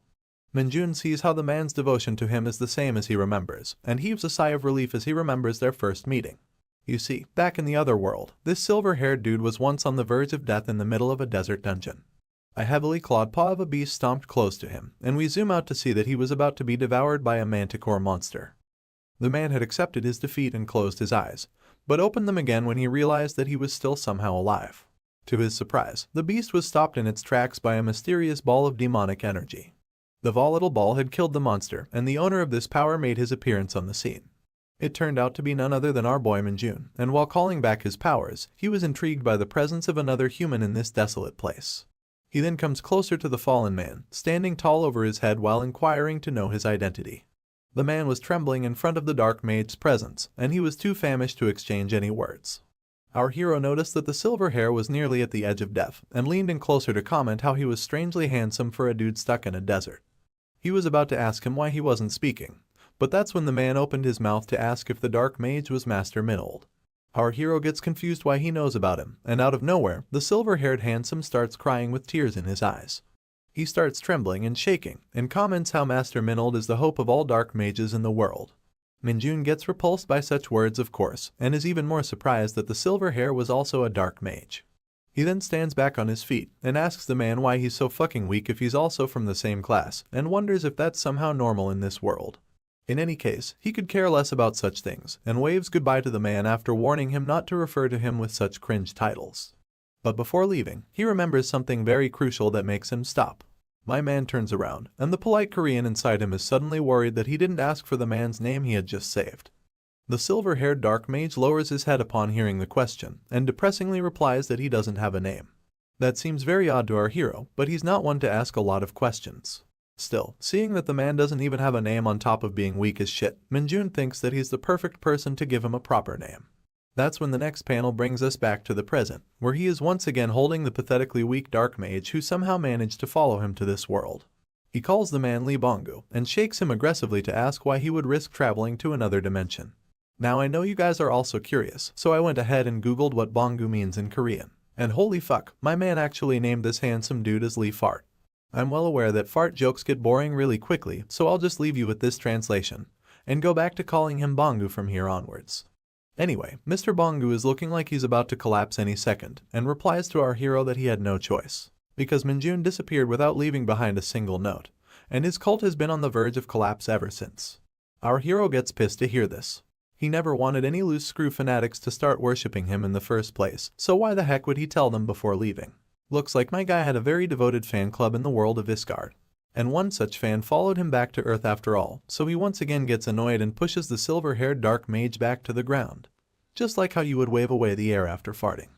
The man starts crying like a maiden in distress, complaining that he should at least have taken him along as his right-hand man. Needless to say, I doubt that this weak-ass dude is gonna become anyone's right-hand man in the near future. In any case, Minjun is now starting to get annoyed at how easily the guy keeps collapsing, so he extends his hand and injects him with some of his demonic energy to recover his strength. And just like that, the famished dark mage springs back to his feet like he ate a senzu bean from Dragon Ball. The man feels blessed to have been saved by our hero once again, and promises to repay his kindness with the rest of his life. However, Minjun has had enough of his nonsense, and he now wants him to quickly tell him how he managed to come here.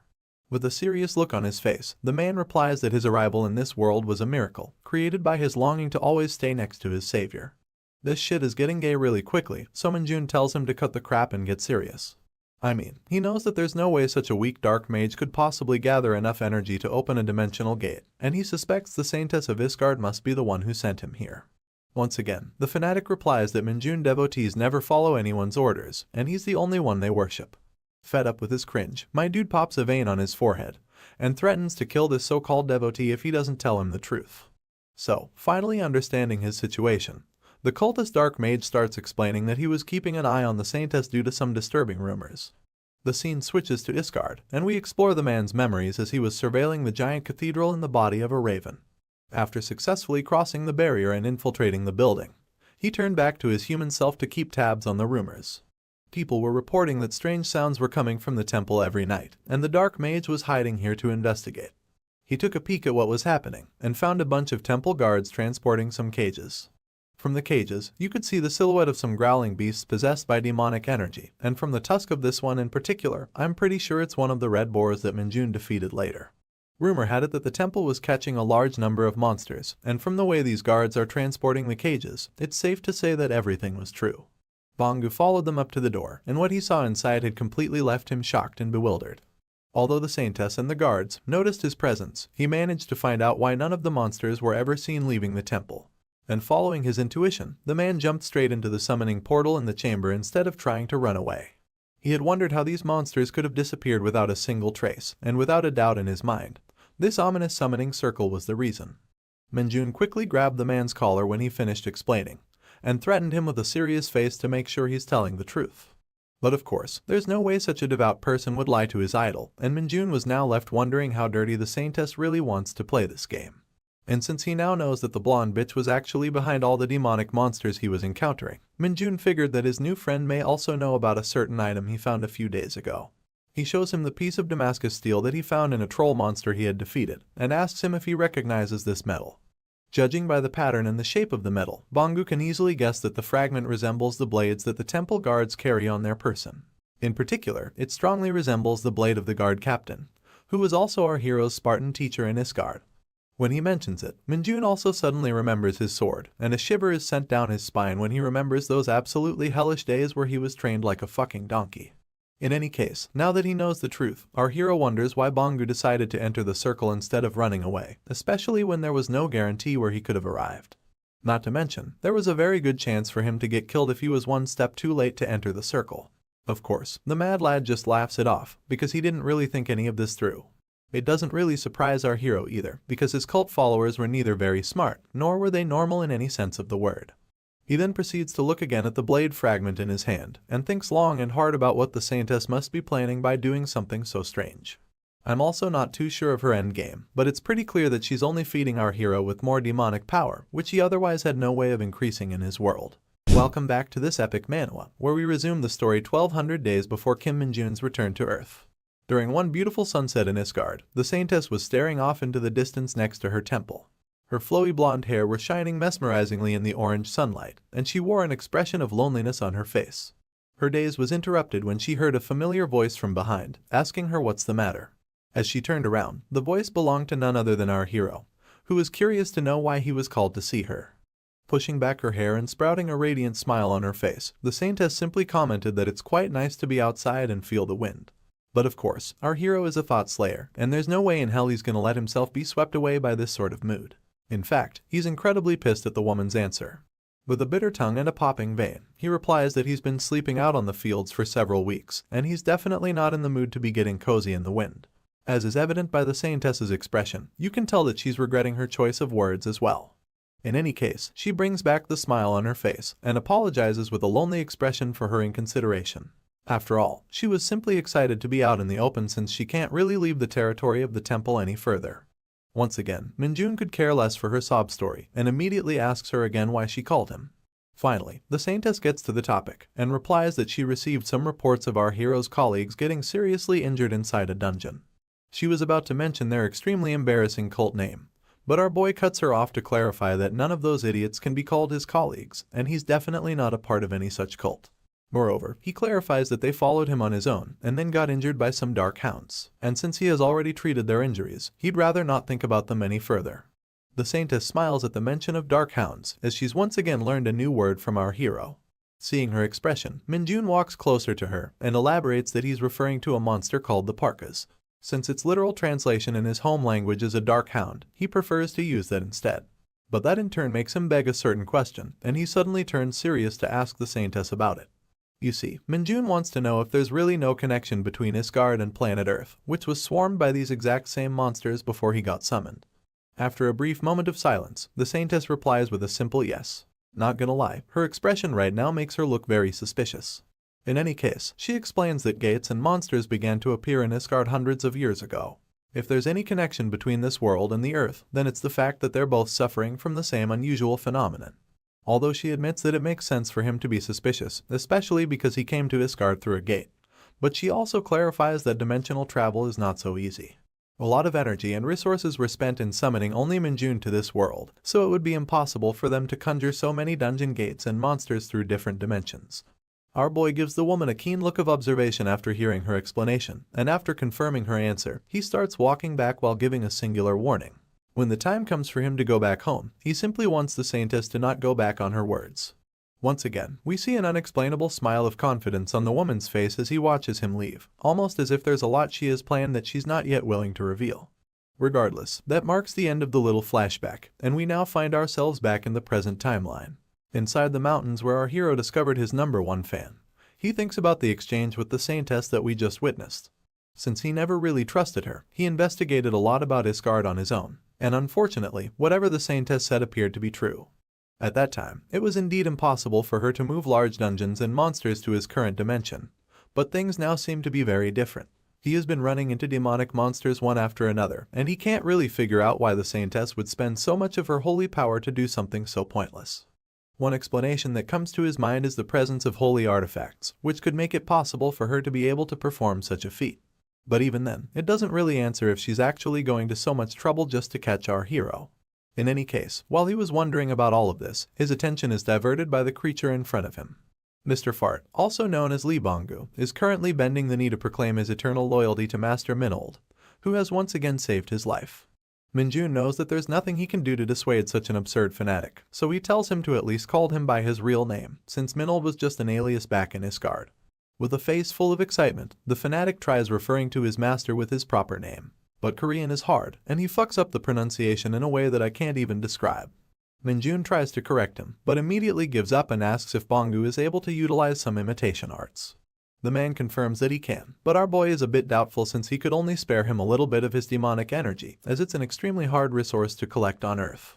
Once again, the fanatic thanks his master for whatever he was spared, and confirms that he's still able to transform into a small animal with his current level of energy. Minjun is happy to hear this, and points Bongu's gaze at a nearby crow, telling him to mimic the bird. Without a moment's delay, the dark mage coats himself in his demonic energy, and phase shifts into a crow within seconds. Appreciating his new look, our hero orders his subordinate to move with his other minion, and move inside the shadows unless he's called for. The minion in question is staring daggers at his new rival already, and I'm pretty sure he doesn't approve of his presence. With his tiny and chubby legs, he moves closer to the fanatic. The condom head turns into a dickhead to express his annoyance, and the crow stares back to stay his ground. The tiny creatures stand within kissing range of each other, ready to go on a brawl for no fucking reason. Minjun stops them, of course, but the crow starts getting jumpy in anger and dissatisfaction. My dude tells him to stop fucking around and use proper words, so the man finally speaks while staring into the eyes of his rival. As the self-proclaimed right-hand man of his master, he wants to make his hierarchy clear in front of Tiny. But of course, Minjun is having none of this bullshit, and orders the both of them to shake hands and let this matter go, or he'll abandon them on the sidewalk.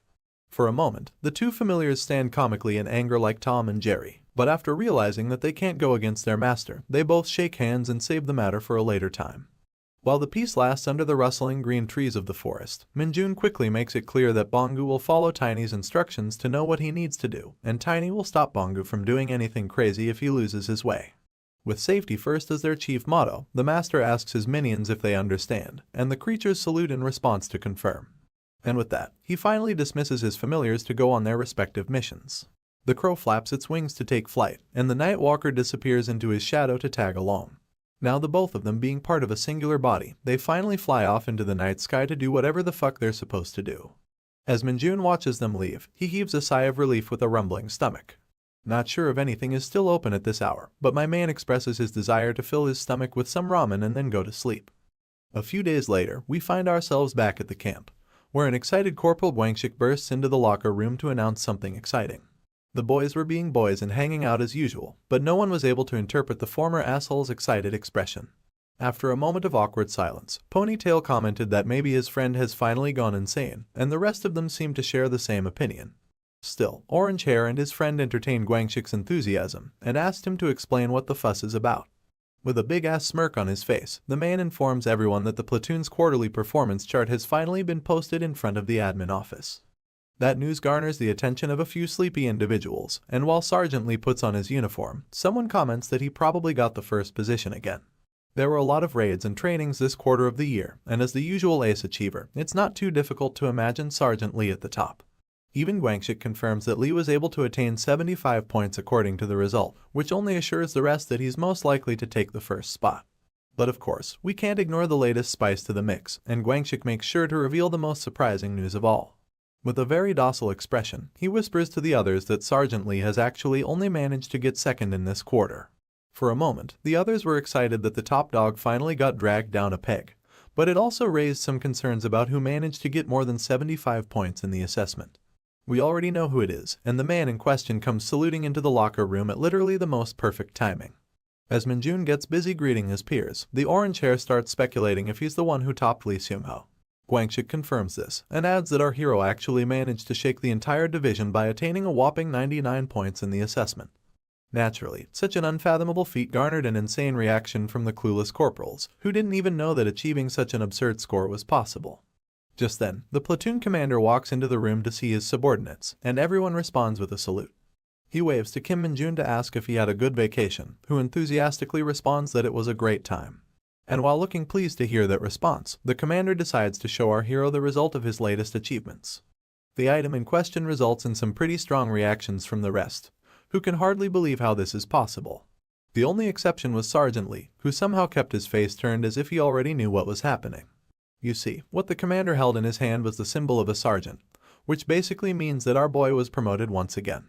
To receive a promotion without passing any test means that it's a special exception, and since Minjun's last promotion was also one such case, everyone finds it hard to believe that it has actually happened again. But regardless of their doubts, the commander confirms that they received the official documentation at their division today. And not only was Minjun chosen as the best soldier in the entire division during the Hunter Field maneuvers, but his volunteer work to clear a dungeon during his vacation was also highly acknowledged by the military. As a result, the division commander Brutus, who had a really merry time at the Tin Can dungeon with our hero, once again gave special orders to process his promotion. Needless to say, my dude was more than overjoyed at such blissful news, and he couldn't help but think even more highly about Brutus. And now, the platoon commander removes the 3 bars of a corporal from Minjun's shirt and replaces them with 4 bars, which now officially showcase that he has been promoted to a sergeant. Naturally, a promotion is always a cause for celebration, and the entire unit claps wholeheartedly for their brand new sergeant. Except maybe one person, who was looking incredibly concerned regarding a certain matter. As Ponytail takes out a folded piece of paper from his pocket, we see that it's the same bet they placed before their dungeon training about Kim Minjun's next promotion, where Gwangshik made the unbelievable estimate of 1 month with his entire salary on the line. Although it's still a bit unbelievable, Gwangshik is more than happy to have won this bet, and Ponytail has no choice but to accept the reality and give up on his salary. But of course, lottery winners always get targeted whenever they win, and the paper was immediately snatched from the corporal's hand. The snatcher was none other than Minjun, and his new subordinates were already sweating bullets in nervousness about what he might do with their bet. As expected, our hero targets his disciple first and asks him if he's aware that he's now addressing a sergeant. It goes without saying that the former asshole has long since learned his lesson and would never dare look down upon the sergeant. After taking a thorough look at the paper, Minjun sees that his disciple has won a very generous bet, and Gwangshik wastes no time confirming this information, although he stumbles multiple times over his words. By now, the poor corporal is extremely nervous and sweating, because he had no idea what our hero might be thinking. I guess his anxiety is justified, because Minjun is wearing one of the most wicked expressions I've seen him wear in a long time. He comments that it must be nice to be a winner, and I can only imagine what he's planning to do with his disciple. In the next scene, we're taken to a new location, where our hero is still donning his new badge and smiling like someone who's really having the time of his life. The reason for his happiness might just be the misery of these people who bet on him, and the two of them are already standing on attention and sweating. Meanwhile, poor Gwangshik looks like his face is almost about to explode, and he desperately offers to give 30% of his winnings to Minjun. Our hero looks down at the struggling man and proclaims that he isn't doing this for the money. Hearing this, Gwangshik raises the offer to 40%. And as we finally zoom out to get the full view, we see that Minjun was forcing him to exercise with the stupidly heavy red stones. Once again, he tells his disciple that money isn't the problem, and he wants Gwangshik to understand that he's not really upset by the bets either. The poor man, who's also crying at this point, apologizes for the misunderstanding, but that doesn't explain why he's being punished. And to add fuel to the fire, Minjun even tries to add more pressure on the poor fellow's weights. Finally, just as the corporal's soul begins to leave his body, our hero decides to take pity and lifts up the bar with a single hand.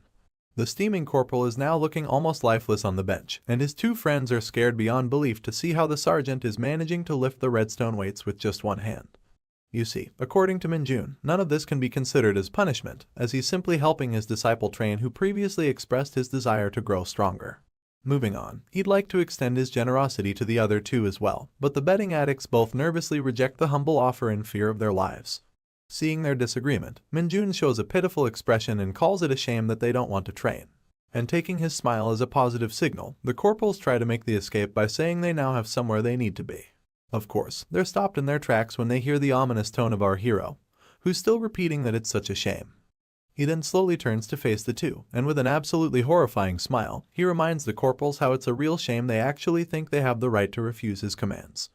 Shivers are sent down the spines of the poor gamblers in pure horror of what might happen next, and as we step out of the training room, we can hear nothing but screams of agony. A while later, Gwangshik is still unconscious on his bench, and the other two are coughing and panting on top of a pool of their own sweat. Looks like they had a really nice workout. Minjun takes this unfortunate timing to finally reveal that he has a favor to ask from the corporals, and immediately, the both of them are alerted to hear his commands. As long as it's not physical training, these idiots are actually willing to do absolutely anything.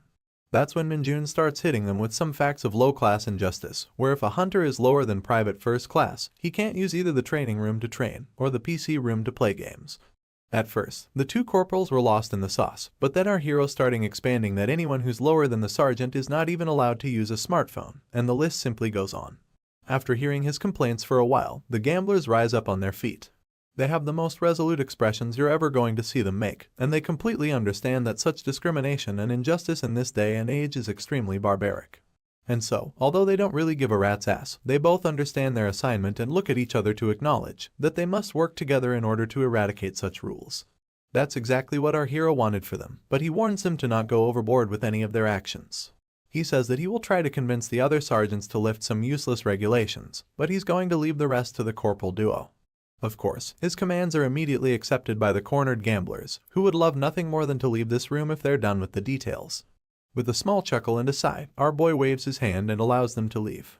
Ponytail and his friends start bolting out of the room as fast as they can, and Gwangshik finally regains his consciousness at the same time as well. He tries to follow behind the two with his trembling body, but is immediately stopped by Minjun once again. Almost fearing for his life, the man turns around slowly to acknowledge the call of his sergeant. But at this point, the poor man is hardly able to keep his eyes focused in one direction. And to add salt to his wounds, Minjun reveals that there has been a reshuffle of personnel, and Guangxik has been placed under his squad going forward. From now on and always, the poor corporal will be forced to train together with our hero with his life hanging from a thread, and there's absolutely nothing he can do but cry out his eyes and accept his fate. Although I feel a bit sorry for him, I'm sure he'll turn out to be a solid companion for our hero in the future. Next up, we jump through time to get to the next event. But first, let's take a moment to learn about a certain monster. This slithery thing is called the snake mine, and it's a snake-like monster that lives underground for the most part. They are often found in large groups or colonies, and unlike most snakes from Earth, these monsters are not venomous. Other than their 4 green eyes, their most distinguishing feature is the 2-headed rattle on their tails. When these snakes are killed, they explode themselves in a small but lethal radius. Which is why you have to cut off their tails first, because the rattle acts as a detonator to the explosion. Right now, these snakes are writhing in pain after having their tails cut off, and the perpetrators are none other than our favorite hunter platoon. In order to avoid a chain explosion from these creatures, the platoon commander and his squads are slowly cutting off their tails so this dungeon can be cleared. Normally, a small team of experienced hunters is usually dispatched to deal with the snake dungeon, but this time seems different. Before Sergeant Lee had a chance to react, a mine snake had already leapt into the air to aim for his throat. He tries to block his face by guarding up with his arm, but his eyes are left wide open when the threat is suddenly dealt with. You see, someone had caught the snake's tail, and it prevented the monster to extend its body all the way to the sergeant. The catcher was once again our hero, Kim Min-jun, and the bag full of mine snakes on his back shows us the reason why no one is really concerned about the creatures. After all, this dude had caught countless of these things back in Isgard, and he's experienced enough to clear this entire dungeon by himself without letting a single snake explode. With him around the block to help out, the commander and the others can breathe a sigh of relief for sure. Looks like by the time we were shown the action, the platoon had already made good progress in the dungeon, and the commander was now ordering everyone to take a 10-minute break. The soldiers took a breather beneath the shade of some rustling trees after clearing out the ground, and the commander got busy mapping out their route along with Kim Min-ji. Sergeant Lee was busy inspecting his weapon for the next battle, and Min-jun was seriously happy that he unlocked yet another skill. This skill is called the Agility Boost, and at its current rank, it's allowing our hero's agility stat to increase by 5. Our boy would have preferred for a class-exclusive skill to show up, but even something like Agility Boost is enough to make this trip worth his time. At the same time, while he was inspecting his status, his crow familiar started speaking to him via telepathy, which immediately alerted Min-jun's attention. The crow informs him that he has detected the presence of some demonic energy, and it's gathered in a fairly considerable amount. This information is important, so our hero looks around to clear the coast before discussing it any further. He then expresses his absolute joy at the news and asks the crow about its current location. The scene then switches back to Lee Bonggu's perspective as he stands within electrocuting range on a pole in front of some house. After a needlessly dramatic pause, the crow responds that he's currently inside the ancient metropolitan city. A few days later on a weekend, we see the same house that Bonggu was scouting, but it's now during the nighttime. Our hero stands cautiously next to a nearby pole in his jacket, and as the crow comes swooping to land on his shoulder, he asks his minion about the current situation. As instructed by his master before, Bonggu confirms that he didn't take any action and only kept watch from a distance. However, since he couldn't sense the presence of a monster, it's more likely that the demonic energy is the byproduct of a dungeon. Min-jun then asks for the number of people inside the house, and the crow informs that no one was seen inside the building until yesterday. Right now, however, one person is confirmed to be living in that house. According to the crow, the infiltration would have been much easier if Min-jun had come here the previous day. But our hero scoffs at such a suggestion, since it was already really hard for him to get the permission for an overnight stay outside of his camp. In any case, he gets ready to get going by putting up his mask, but he would hate to go as far as to call it trespassing. After all, he's simply going inside the house to remove some extremely dangerous objects. Now that might make some sense on paper, but it is still very blatantly a crime, so Min-jun warns his familiar to not get caught. With that said, the next thing we're shown is our boy's boot on a ledge, and we zoom out to see that he's entered the house through an open window. After sneakily turning the corner towards the living room, it seems as if our hero has finally laid his eyes on the object that brought him here. It was a piece of purple crystal sitting on top of the TV cabinet, and it seemed to be the thing that was oozing all of that demonic energy. Min-jun approaches the object rather cautiously, but even though its demonic energy can be felt really clearly, it doesn't seem harmful to the body at all. Getting even closer to the enclosed crystal, our boy almost feels as if its energy was somehow refined. Before he can touch it, however, a voice comes from behind to warn him not to move. We see a very familiar physique of a female soldier with blue hair, and Min-jun feels like he has been caught red-handed in his crime.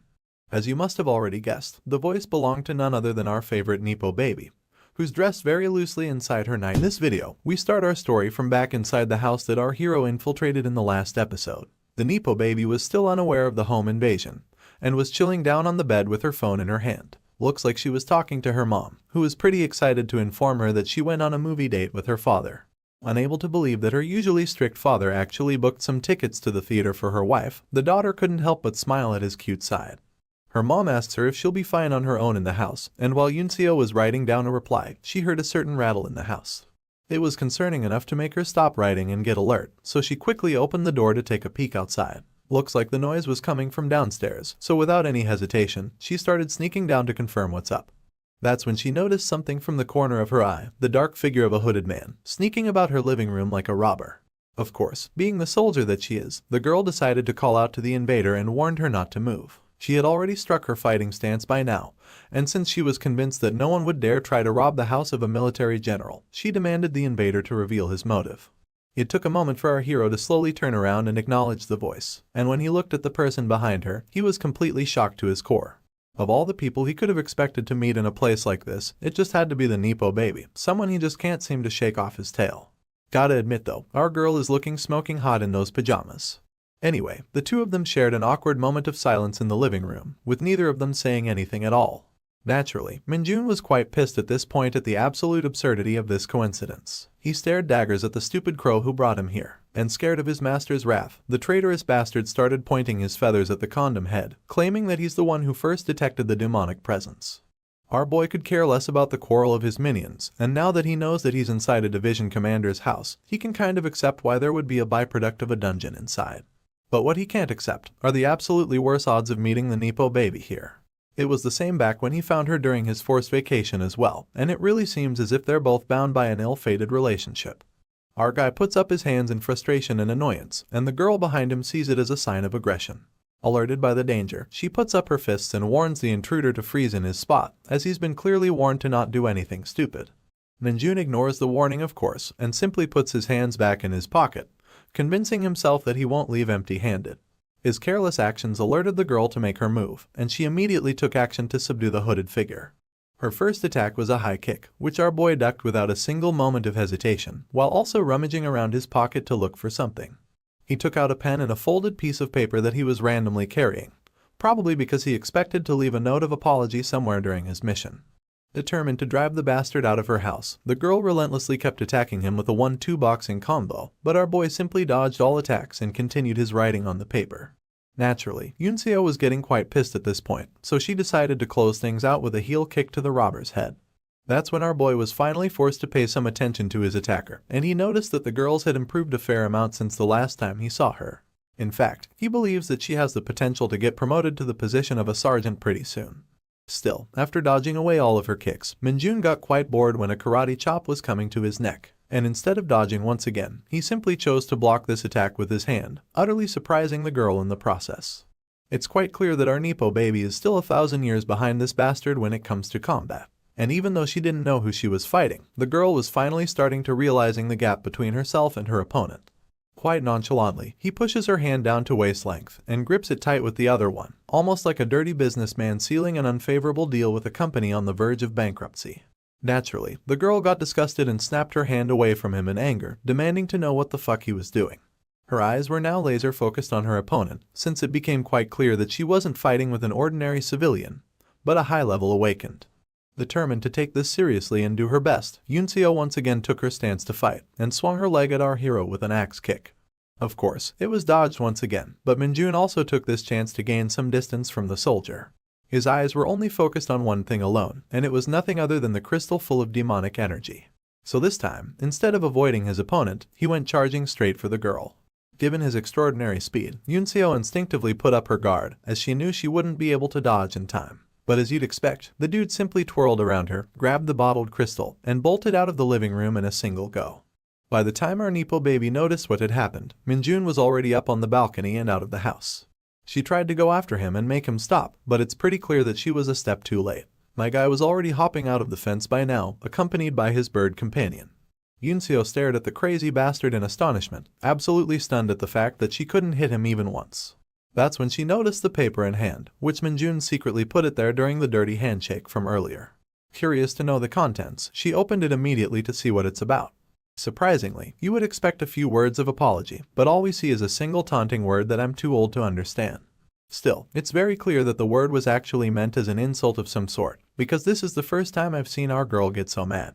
As the perpetrator in question escaped the scene of crime in the middle of the night, the entire block could hear the faint echoes of curses getting thrown at him by Yunseo.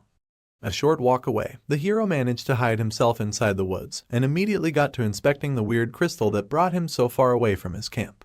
He was surprised to know that the object had a lot more demonic energy than most mutated monsters, and since it was inside the house of a hunter, it's safe to assume that its energy isn't harmful to the human body. We get a weird angle from the crow, shivering and commenting that the crystal probably belongs to a monster itself. And as we zoom out, we see that both these goons are currently facing punishment for their previous misinformation. Minjun of course replies that he's aware that this is a monster crystal, but he doesn't remember giving anyone permission to talk. But even so, the fact remains that this monster crystal contains demonic energy, which is something that our hero never even encountered in Isgard. Usually, monster crystals are precious minerals that can occasionally be found inside some monsters. Their size varies depending on the danger level of the monster itself, but they all contain mana inside that's proportional to the crystal's size. Among all the materials that you can obtain from hunting monsters, this mineral is most definitely the most valuable item. But Minjun just drops it on the floor and watches the container break open as the crystal lies scattered on the ground. Since a crystal full of demonic energy instead of mana has been unheard of, our hero of course seizes the opportunity to crush it in his hand and start absorbing all of its plentiful power. And just like that, an absurd amount of demonic energy starting floating around the soldier, seeping into his body to make him even stronger. Multiple status windows popped up in front of him, informing about his increase in stats and the amount of energy absorbed. With such an immense power-up without having to face any consequences, Minjun is more than happy to have made this trip. He doesn't know what schemes the Saintess is planning against him, but he has no time to overthink each of his choices. That's when the system also announced the addition of 2 new skills to his arsenal. The first one is named Demonic Energy's Singularity, and the second one is called the Demonic Energy's Grasp. Needless to say, Minjun is extremely delighted to obtain 2 new skills at once. He opens up his status window to see his complete character stats, and we get a rundown of all his skills and their proficiency thus far. Pleased to see his ever-increasing weapons, our hero opens up the details of his latest additions. First up is the Demonic Energy's Singularity, which is a toggle skill to erase the odor and corruption effects of your own demonic energy. Since Minjun has been becoming extremely overpowered at an actually alarming rate, it was becoming hard for him to control all of his absorbed power. But with the help of his new skill, his concerns have been taken care of completely. I swear, the timing couldn't have been more perfect. On top of that, he also received back another skill that he's very familiar with, and he tries using it by extending his hand at his confused minions who are still being punished. All of a sudden, the crow gets lifted into the air against his will, and we find out that Minjun is using the Demonic Energy's Grasp, which he just unlocked. Quite conveniently and effortlessly, the familiar floated onto the hand of his master, showcasing the usefulness of this ability. Our boy is a bit disappointed though, since this much weight seems to be the limit of the skill at its current proficiency. But back in Isgard, he could use this power to drag around ogres and even larger monsters. In any case, after confirming the effects for himself, the master tosses his familiar back to his buddy and assigns them both with a brand new task. Now that he has seen a monster crystal infused with demonic energy, he wants his minions to find out more information about this phenomenon and figure out if more of these minerals exist on Earth. Of course, being his loyal henchmen, the cartoonish fuckers heed his commands like soldiers, promising to bring back some satisfactory results. The carrot and stick strategy is useless without the carrot, so Minjun decides to show them some mercy and toss a bit of his energy for them to feed upon. But as soon as their master turns around, they go back to their roots and start fighting to gain monopoly over his favor. And when he turns back to look at them again, the little pieces of shit go back to being buddies like they're some married couple. Seeing them being so pitiful, our hero wonders if he should show his otherworldly friend the charms of his planet. He asks Lee Bong-gu if he has ever tried Korean food before, and the next thing we know, we're at a local soup shop in the town. The table is lined up with various ingredients along with some rich bowls of broth, and you can mix and make the perfect soup to your liking. Upon having just a single spoonful, the friend from another world starts crying, unable to believe that such a perfect harmony of godly flavors was even possible. His reaction is so exaggerated that even the waiter lady is put off by him, but the dude is just crying there and being an overall embarrassment. He chomps and slurps on the marvelous bowl of food, thanking his master for blessing him with such an experience. Naturally, Minjun snaps and tells the bugger to mind his manners and stop talking while he's eating, so the man immediately goes back to devouring his soup. Still, given the fact that most people only get to eat a fucking sand biscuit for ration in Isgard, it's not hard for our hero to believe why Bangu would act so surprised. After all, it might just be his first ever proper meal since the day he was born. Anyway, Minjun's phone suddenly starts ringing, and he takes it out of his pocket to look at a weird string of messages. Looks like it's a group chat for the second squad of the platoon, and Guangxik seems to be the only acting member. Heck, he even invited back Sergeant Lee, who had apparently left the chat of his own volition. In any case, the dude seems a bit worked up about something. He is desperate to inform Minjun that the camp is starting their guerrilla training next week, and their training schedule is looking absolutely bonkers. Fast forward the time a little, and we're already at the start of the guerrilla training. For something with such a serious name, the training looks rather normal at first. The soldiers are seen doing squats, jumping jacks, and other normal stuff like the leg raise. Naturally, our boy is the only one enjoying this training, because the others are already fully exhausted at this point. We soon find ourselves at the rope bridge course, where this psychotic fucker is seemingly having the time of his life. He's just running across a tight rope like a kid in a playground, making it harder for the others to maintain their balance. Next up were some drop-down trainings, and once again, Minjun was like a kid on a field trip. Lastly, we see a hazmat suit and a very bored-looking man inside it, teaching the soldiers to remember their national anthem in a rather toxic environment. I don't know why it's so important to do this, but you can tell from everyone's faces that no one is having any fun. Still, the drill was conducted as per their protocol, and the squads were now finally free to roach around their tents. Most of them immediately went back to sleep on their uncomfortable-looking portable beds, while the others were left with streams of tears in their eyes, looking at the absolutely pathetic quality of food in front of them. Orange Hair and his buddy were both relieved on their beds that they finally get to eat, but the food in their hands was making it hard to enjoy anything. Heck, Colonel Orange Hair could hardly believe his eyes that this is the kind of meal he's being forced to eat during his final year in the camp. His gray-haired friend was not in any better spirits, and was even started to wondering if the division commander hates him for putting him through so much hardship. Still, in the midst of all their misery, there was one psychotic individual who looked extremely satisfied with everything. You see, guerrilla training doesn't really hold a lot of meaning for the awakened soldiers with superhuman strength, but these absolutely abhorrent living conditions are what makes it incredibly notorious.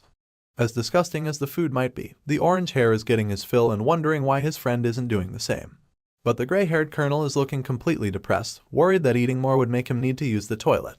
And a shared toilet in this sweaty camp is bound to be nothing more than a pile of filth. During the night, the platoon commander brings along the company commander for some regular inspection. Sergeant Lee salutes his superior and reports that the platoon is currently under personal maintenance. The company commander tells everyone to be at ease and informs that since everyone is tired, the instructors will stand watch on the camp instead. He also congratulates everyone for doing good in their training, but is rather concerned about something else. With a fist full of determination and fire in his eyes, he shouts at everyone to do their absolute best in tomorrow's trench combat, which just so happens to be the real highlight of this training. The next day, under the partly cloudy sky, each platoon was busy cheering their individual squads for battle. Two incredibly bulky soldiers were duking it out in the arena, and as we zoom out, we finally see that the so-called trench battle was currently in full swing. The rules are simple. Inside this square arena, you have to either defeat your opponent completely, or push him out of boundary to secure your win. Currently, the mughead with a huge grin on his face seems to be the leading contender.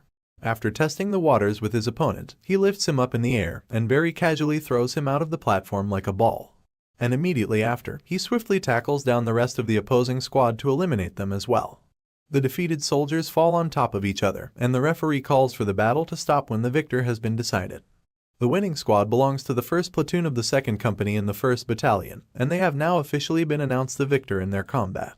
The guy who single-handedly wrecked all of his opponents was still smiling confidently, almost making it seem like he's gonna win the entire thing.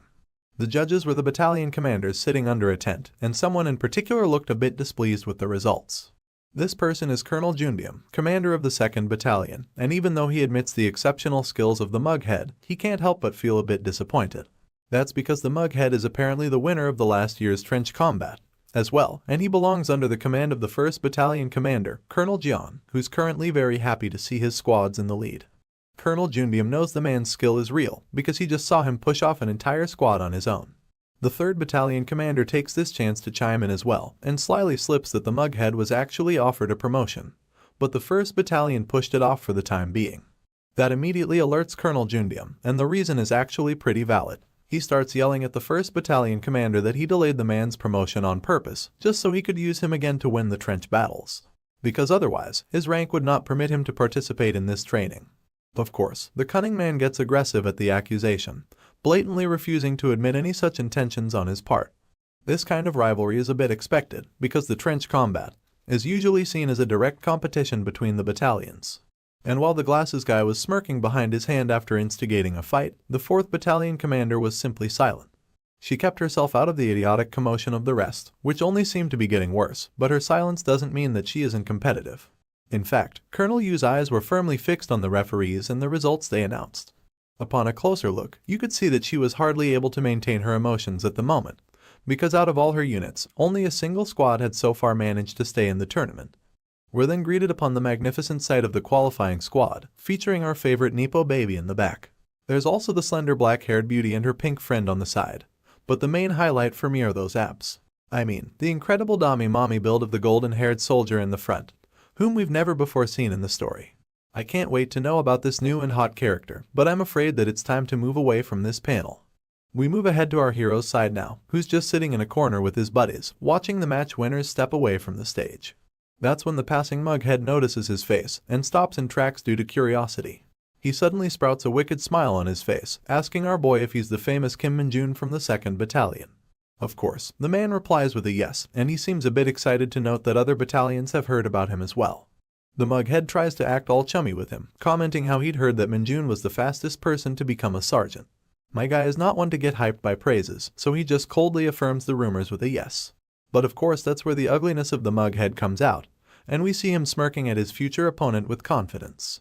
Without beating around the bush, he straight up lays it on our hero that he expected to see someone more impressive. But judging from his physique and personality, he's utterly disappointed that he'll be facing such a stupid opponent. Needless to say, his remarks didn't fly over the head of Min-jun's friends, and they immediately stood up from their seats to yell at the mannerless troll. But then, before each of them could say anything at all, the hulking man placed his humongous arms on their shoulders and pressed them down to really show them the difference in their levels. With a face even more disgusting than before, he tauntingly responds that he didn't mean to say those words out loud and hopes that his behavior would be overlooked. His single palm is bigger than their entire shoulder, so it goes without saying that the two corporals are quite intimidated by the mughead's towering figure. And watching them shiver as he had expected, the troll bastard stands up again to smirk at his victims, before casually proceeding to walk along with the rest of his squad. In the meantime, Min-jun did nothing but stand in his spot obediently. After the bully was gone, the corporals regained their anger and started talking behind his back as expected, but our boy simply told them that everything is fine. Wangshik was literally about to turn into an angry tomato after hearing this, and really wanted to go back to the troll and give him a piece of his mind. But then, he suddenly started shivering once again, and the fear he was feeling now was greater than anything the mughead could ever instill. You see, the reason he sat back was because he didn't need to get angry on Min-jun's behalf at all. After all, even if he says that everything is okay, the man in question is currently more angry than anyone else. I'm already extremely excited at this development, because Min-jun's anger means that the poor mughead is soon about to get his ass handed to him in a royal fashion. Much anticipated episode 19 is here, and we're starting off by resuming the trench combat event in the training camp.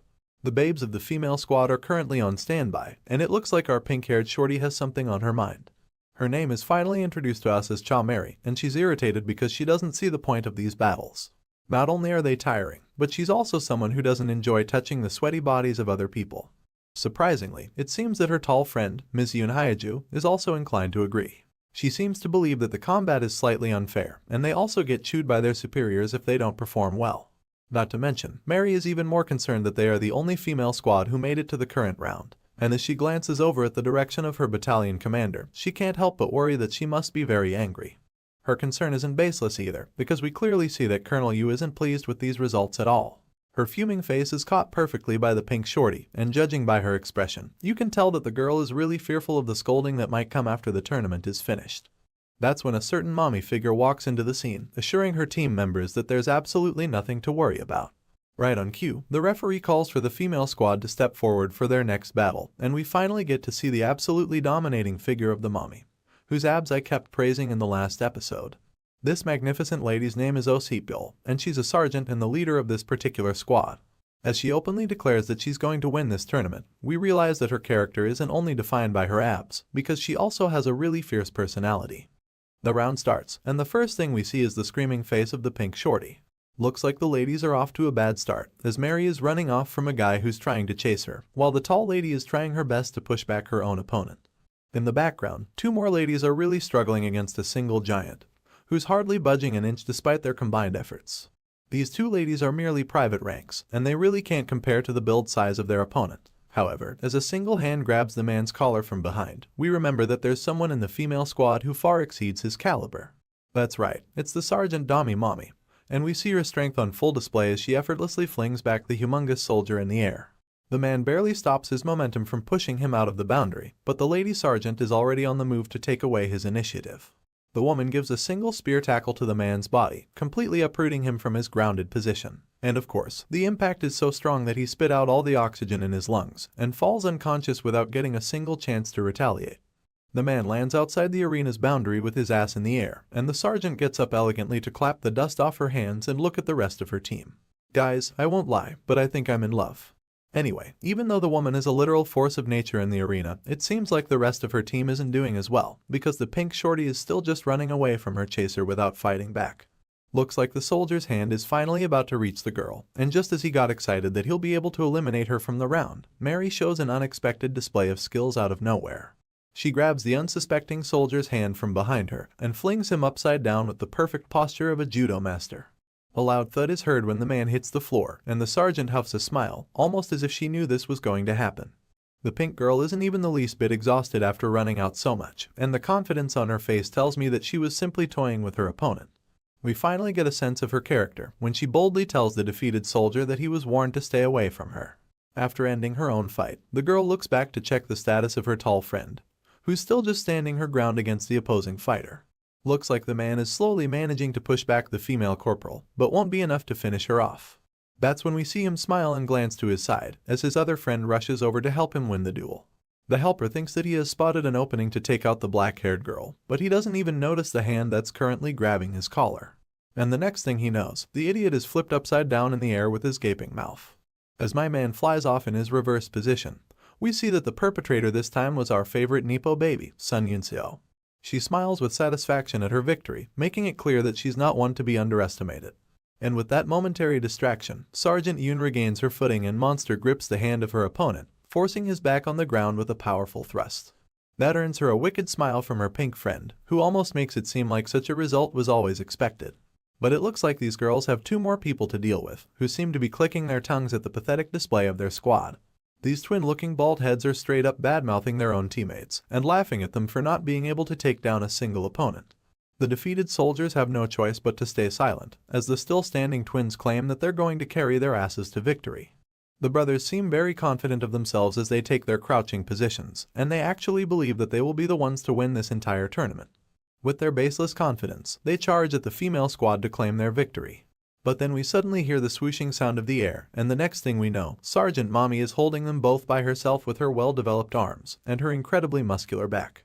The twins laugh at her at first, thinking that she's crazy to think she can stop them on her own. But when they try to push her arms away, their faces turn to horror as they realize that they're unable to resist her grip. They struggle to get away from her monstrous grasp, and almost can't believe how her slender figure can hold so much strength. But of course, the sergeant knows that she doesn't really have to defeat these idiots on her own, since her dependable squad is already running over to lend their hands. In a matter of seconds, the ladies show their power by pushing their sergeant from behind, ultimately helping her push down the twins who couldn't even get away from her grip. At this point, the comic is basically writing my own jokes for myself, because the defeated twins cry for mommy as they fall to their elimination. Truly, it was the mommy who took them down, and she stands tall with her teammates in victory as the referee officially announces the end of this round. The sergeant dusts off her hands once again, and her squad rushes over from behind to congratulate her. Kim Min-jun was sitting at the perfect location to witness them having their fun, and he can't help but acknowledge that the ladies not only have an excellent sense of teamwork, but they're also pretty skilled individually. Even his ponytail friend is openly commenting that the female squad this time is really good, and Guangxik is even going as far as to say that they'll be able to defeat the pathetic bully from last episode. Ponytail seems against this idea, however, since if the female squad wins against the bully in the semi-finals, they would lose the chance to take their revenge against him in the finals. Guangxik agrees with his resolution, but as he looks at the ladies coming down from the arena, he can't help but wonder if they themselves can actually make it to the finals either. But of course, Mr. Ponytail shuts down his worries by replying that with Sergeant Lee and Kim Min-jun on their squad, it would be impossible to lose even if they wanted to. Looks like the men weren't the only people staring, as the pink shorty seems to have noticed their presence as well. She glances over at our hero, Kim Min-jun, and her face sprouts the most adorable and genuine smile we've ever seen her make. She waves her hands and calls out to the hunter while blushing, and while her own squad is puzzled at her actions, the two male corporals end up noticing her back. They both start blushing for no reason, each wondering if the lady is perhaps trying to grab their attention. Meanwhile, Mary is looking like the most adorable creature ever, completely smitten with love just by looking at our hero. Her cute face and bouncy expressions completely make the two corporals lose all of their desire for revenge. Within just a few moments, they have completely reformed and are now willing to forget their grudges and start rooting for the ladies to win the semi-finals instead of the bully, just so they can get a chance to touch their hands in the finals. Our boy sees their perverted nature and lets out a disappointed sigh while calling them a bunch of idiots. At the same time, the atmosphere was changing for the battalion commanders. Looks like the squad who just got defeated belonged to the glasses dude, and he's definitely a bit disappointed at their crushing defeat. The 1st Battalion commander on the other hand is more than delighted, as he compliments the female squad for displaying such a perfect round. He further compliments Colonel Yu for raising such a dependable squad, but the woman just stays silent in response. Next up, the referee calls out for the next two squads to step up to the stage, and this time, something catches the eye of the female colonel. The reason for her attention is none other than Kim Min-jun, and as the colonel remembers his time with the division commander and his past achievements, she can't help but get curious to see what he's got to show. While the boys were walking up to the arena, Mr. Ponytail nudges our hero to tell him that if they win the entire tournament, their whole squad will get a paid vacation as their reward. My man replies with an annoyed expression that he has no desire to go on a vacation with these idiots, at which the other two laugh that maybe they should give up on the first place after all. Of course, for our achievements-hungry hero, such a result would never be acceptable. So he ignores their childish rebuttals, and with a scheming face that we're all so familiar with, he comments that they can simply enjoy their vacation separately. In other words, this dude has absolutely no intention of giving up on that first-place position. Eventually, the two squads line up in front of each other to face off for battle. A group of unfamiliar faces on one side, and our hero with his team on the other. The referee shouts for both teams to get ready and listen for the whistle before starting the fight. Of course, the whistle is blown, and the enemy team is the first to take initiative towards our heroes. Sergeant Lee and Corporal Ponytail also head forward to intercept the charge, but my boy just stands back with his dead fish eyes as usual. Lee displays his unmatched strength by holding off two opponents on his own, and Min-jun's disciples quickly follow him up to take on the others. They both tackle the unsuspecting opponents with blistering speed, leaving them dazed and unbalanced. Guangxi sprouts a confident smile while holding onto the soldier, and can't help but comment how light he is as they both lift them up into the air. Looks like our hero's Spartan training has really made them strong. Dongjin seems to have the free time to glance at the others while he's easily handling his enemy, and it seems like the leader of the opposing group is still just judging everything from a distance. He takes a look at Sergeant Lee, who's still holding off two soldiers like a bunch of kids. And as he locks eyes with the fierce warrior to see if he wants to interrupt, the sergeant returns the glare with double the intensity. That's when Min-jun stops their staring contest by casually waltzing into the middle and sizes out the squad commander with his scheming glare. Looks like he finds the opponent suitable enough and wants to test out his latest ability in secret. That's when the soldier charges into him with absolute determination, probably realizing that it's going to be a tough battle. Meanwhile, Min-jun pulls back his arm and readies his demonic grasp skill to test it out in action. He targets the energy towards the foot of the charger, confusing the squad commander as he trips for no reason. The man falls straight into the grasp of our hero, who just uses his own momentum to push him down to the ground. His control of this skill is not yet precise, but using it to take away someone's balance seems pretty easy. The confused soldier gets up quickly to regain his footing, absolutely sweating at the weird scene that just happened. You can't really blame him either, since you can't see this skill with your eyes. But in the heat of battle, confusion turns to anger, and the opponent grits his teeth to once again charge at our hero, who's still just as expressionless as before. And once again, my boy pulls the poor bastard hand with his demonic grasp, and casually turns his shoulder as he lets him fall face first onto the floor. The man turns around with such a baffled expression that you'd be believed to think that he's seen a ghost. Of course, Min-jun can't really afford to let him get any more suspicious, so he cuts the childish play and taunts his opponent to attack him again. One last time, the squad leader stands up, raising his arms in the air with a hint of caution. This time, our hero is the one to charge at him instead. And even though the squad leader tries to swing his arm and stop the charge, Min-jun simply manages to duck under and keep going. Before he could realize, our boy was already holding the soldier from behind in a suplex position. But instead of ramming his head back onto the ground, he just tosses the man behind him like he's some sort of trash. A single look at our hero from this angle, and you can really tell that there's nothing more he enjoys than a little bit of trolling. The scene then shifts, and it seems like a bunch of other battles have already been conducted throughout the day. As expected, Minjun and his squad made it all the way to the finals without any trouble. But as he glances to the side to look at his sulking comrades, it seems like something might have gone wrong in the middle. You see, both Guangxik and Ponytail are absolutely furious, because instead of fighting against the female squad as they had hoped, they'd be going up against the bully after all. At last, the referee signals for the last two squads to come forward and start the finals, so the soldiers start climbing the stairs to the arena. The face of the bully bastard hasn't gotten any less annoying, and he's smiling just as wickedly because he's certain of his victory. His challengers also step foot onto the stage right behind him, and they look absolutely riled up for some reason. Ponytail asks Guangxik if the bastard actually used to be a wrestler, and the corporal replies that he was pretty well known in high school competitions, up until he had to stop because of his awakening. The both of them seem to agree that the man is definitely very skilled, and Guangxik even adds that he used to win all of his competitions. But naturally, it doesn't mean that they feel any sense of respect for the bully, because Ponytail is simply furious why someone so skilled would also resort to playing dirty. As the both of them burn their heads hot with anger, Sergeant Lee grips them in place with a defeated sigh. Minjun is also a bit disappointed at their behavior, but he already knows the reason why they're so angry. You see, it all started back in the semi-finals. We are shown the face of the bully bastard blowing on his hand, and zoom out to see his whole squad standing tall at their victory. They had won their match against the female squad, but a single look at the struggling figure of the blonde mommy is enough to tell us that their methods were beyond aggressive. Bruised and battered, the female sergeant barely managed to stand up again as the last remaining survivor of her squad. The bully was of course surprised to see it, and the mommy soldier wasted no time to charge again with all of her strength.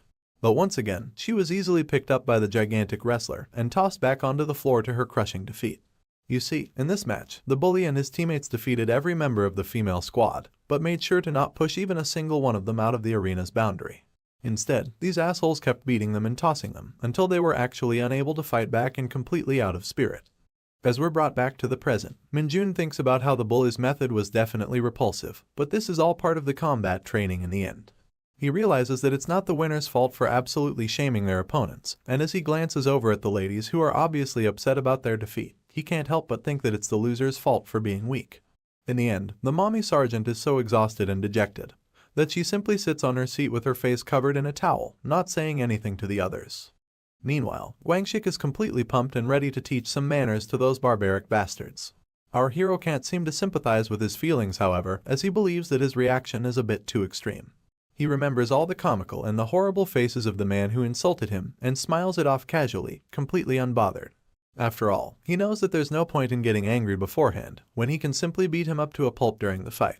It finally comes the time for the mug-face to fight against a proper enemy, and he stands with his squad on the left side, while our hero and his boys stand on the right. Since the mug-face has been flaunting his strength and fighting off all the squads by himself, Ponytail taunts him by asking if he's going to do the same in the finals as well. As expected, the ugly-ass fucker smiles, and annoyingly replies that he doesn't want to disrespect the famous Sergeant Lee, but doesn't think that anyone else is worthy of being his opponent. He asks the corporal if he actually thinks he can shove him back a single inch, and Sergeant Lee is forced to hold him back from getting aggressive in response. The mug-face then glances towards our expressionless hero, completely ignoring the burning head of Corporal Guangxik. The ugly dude snickers at Minjun for being so heartless and remaining unfazed, when he thought that he could definitely rile him up by beating his girlfriend. The statement comes off as a surprise to the boys, as Guangxik asks the fucker what he's even talking about. That's when the mug-face replies that he saw the pink-haired shorty waving aggressively at Minjun, and figured that she was probably his girlfriend. Naturally, the corporal gets furious to hear this and thoroughly denies such an absurd assumption. After all, he thought for some reason that the girl was waving at him instead. That's when the Ponytail chimes in, needlessly commenting that other than Lumi from Dungeon Power Fighter, Sergeant Minjun doesn't care about any other girls at all. That comment of course warrants an awkward moment of silence between the two squads, before the pig-nosed bastard suddenly starts snorting with laughter. The mere thought of having a crush on a beginner NPC from a trash game from ages ago sends the man and his squad in a fit of hysterical laughter. He repeatedly mocks our hero for being a loser, which puts all the boys in our hero's squad in a state of panic. No one knows better the anger and strength of our hero than his scared friends, but the mug-faced idiot just keeps fueling the fire and laughing at Minjun while calling him a pathetic loser. At last, the referee decides to signal the teams to get ready for their match and asks them to wait for his whistle before engaging with each other. Tearing up with laughter and grinning like an idiot, the bully tells Minjun that he'll go easy on him in battle so he can go back safe and sound to his two-dimensional wife. That's when the referee puts the whistle in his mouth and the mug face takes his stance while still laughing and snickering. The whistle is finally blown, and other than our hero who stands his ground, all members from both squads start charging at each other. The camera zooms in on Minjun, and since we don't see what sort of expression he's making, we can only assume that shit is about to go south. I guess his non-responsive state puts him as a target for the bully, who's currently flying at him from his position while asking him why he's still spacing out. We see from his perspective that his hands reach closer to our hero, and just as he was inches away from grabbing him by his shirt, something unexpected happens. Rather than using his fists or his abilities, my boy chooses to stop the gigantic man with a straight-up headbutt to his face, sending shockwaves in the arena. At long last, as we start off the 20th episode of this series, we're greeted by the confused look of our hero's teammates after witnessing Minjun's headbutt to the bully's face. Needless to say, the colossal idiot is already holding his face in agony, barely able to utter a word. Still, despite the pain, he has to keep playing the tough guy, so he tells the referee that this happened because he tripped, and he doesn't want to penalize our hero for hitting him. He and our hero both look at the referee with completely different reactions, confusing the man on what to do. Hitting someone blatantly in this tournament is a clear violation of rules, but since the bully wants to pay back our hero for this humiliation, he wants to let it slide. The referee then looks at the colonels from afar, and a simple wave of hand from the 1st Battalion commander gives him the answer he was seeking. The man with the red cap acknowledges the instructions and proceeds to announce to the contestants that the current hit would be marked as a mistake. But in the future, he makes sure to inform that hitting your opponent would result in an immediate disqualification. With the referee out of the way, the bully was now left alone to contemplate his next course of action. He thoroughly believes that he was caught off guard and calls our hero's earlier attack cute, while also vowing to crush him thoroughly in the match. Minjun does nothing but smile in response, confused at the mughead's choice of words. And when the referee once again shouts for the match to be resumed, our boy replies in a cold voice, letting his opponent know that he's not done being cute. In the very next moment, we see him leap away from his current position in a completely unexpected direction. The bully's expression is relaxed to see this, as he thinks that our boy is now just trying to run away. But of course, it doesn't take him long to realize that something is terribly wrong. After all, this psychopath was charging straight at his own teammates with a murderous intent. Corporal Ponytail was already scared of Minjun, and seeing him charge at his face literally gave him the chills of his life. But before he could even shriek in surprise, him and his friend were both blown out of the arena with a thrust of our hero's shoulder. While in the air, the only thing the poor corporal could do was cry and wail at his horrendous luck. That's when the bully finally processed that the damned idiot was throwing his own teammates off the arena, and he was already on the move to his next target. Friendly fire was now on, and not just his own teammates like Guangxik and the others, but my guy was also flicking off the enemies at the same time. It eventually came time for him to face Sergeant Lee, who seemed pissed to see his absurd actions. While flexing his massive muscles to brace for the impact of Minjun's tackle, the soldier called him a psycho and asked to know the reason for friendly fire. Unlike the others, who were blown away simply from the impact of their clash, Sergeant Lee was able to hold off our hero for a brief moment. At this point, the bully was completely lost in the sauce. At one hand, he was able to admire our hero's monstrous strength, but on the other, he had no idea what the absolute fuck was happening. Sure enough, Sergeant Lee could also not hold on for long, and was quite softly thrown out of the boundary by Minjun, leaving the mug face completely baffled. After all, Lee was quite famously known for being the strongest sergeant in the division, so watching him lose so easily was nothing less than a shock.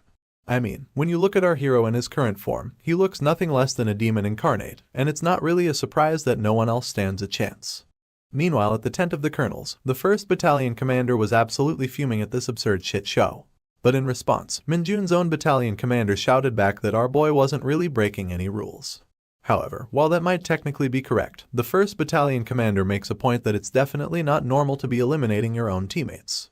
This was absolutely correct, so the opposing colonel lost his grounds to argue back. He had no choice but to turn his face back to the match, fully knowing that he can't afford to make any more excuses. The 1st Battalion commander kept going on his tantrum, asking the 2nd colonel if he would be the one to take responsibility if someone got hurt because of this nonsense. But that's when Colonel Yu chimed in, replying to the fat idiot with a sharp gaze that the judges will take care of this situation on their own. She recalled how her own squad was brutally beaten to a pulp in the previous match by the same people, and everyone simply left the bully bastard's actions to the judges. In her eyes, this situation is not any different. That fact, along with the scary personality of Colonel Yu, immediately put some ice in the 1st Battalion commander's ass to cool him down. After all, he knows that his squad is guilty of many fouls in the previous matches.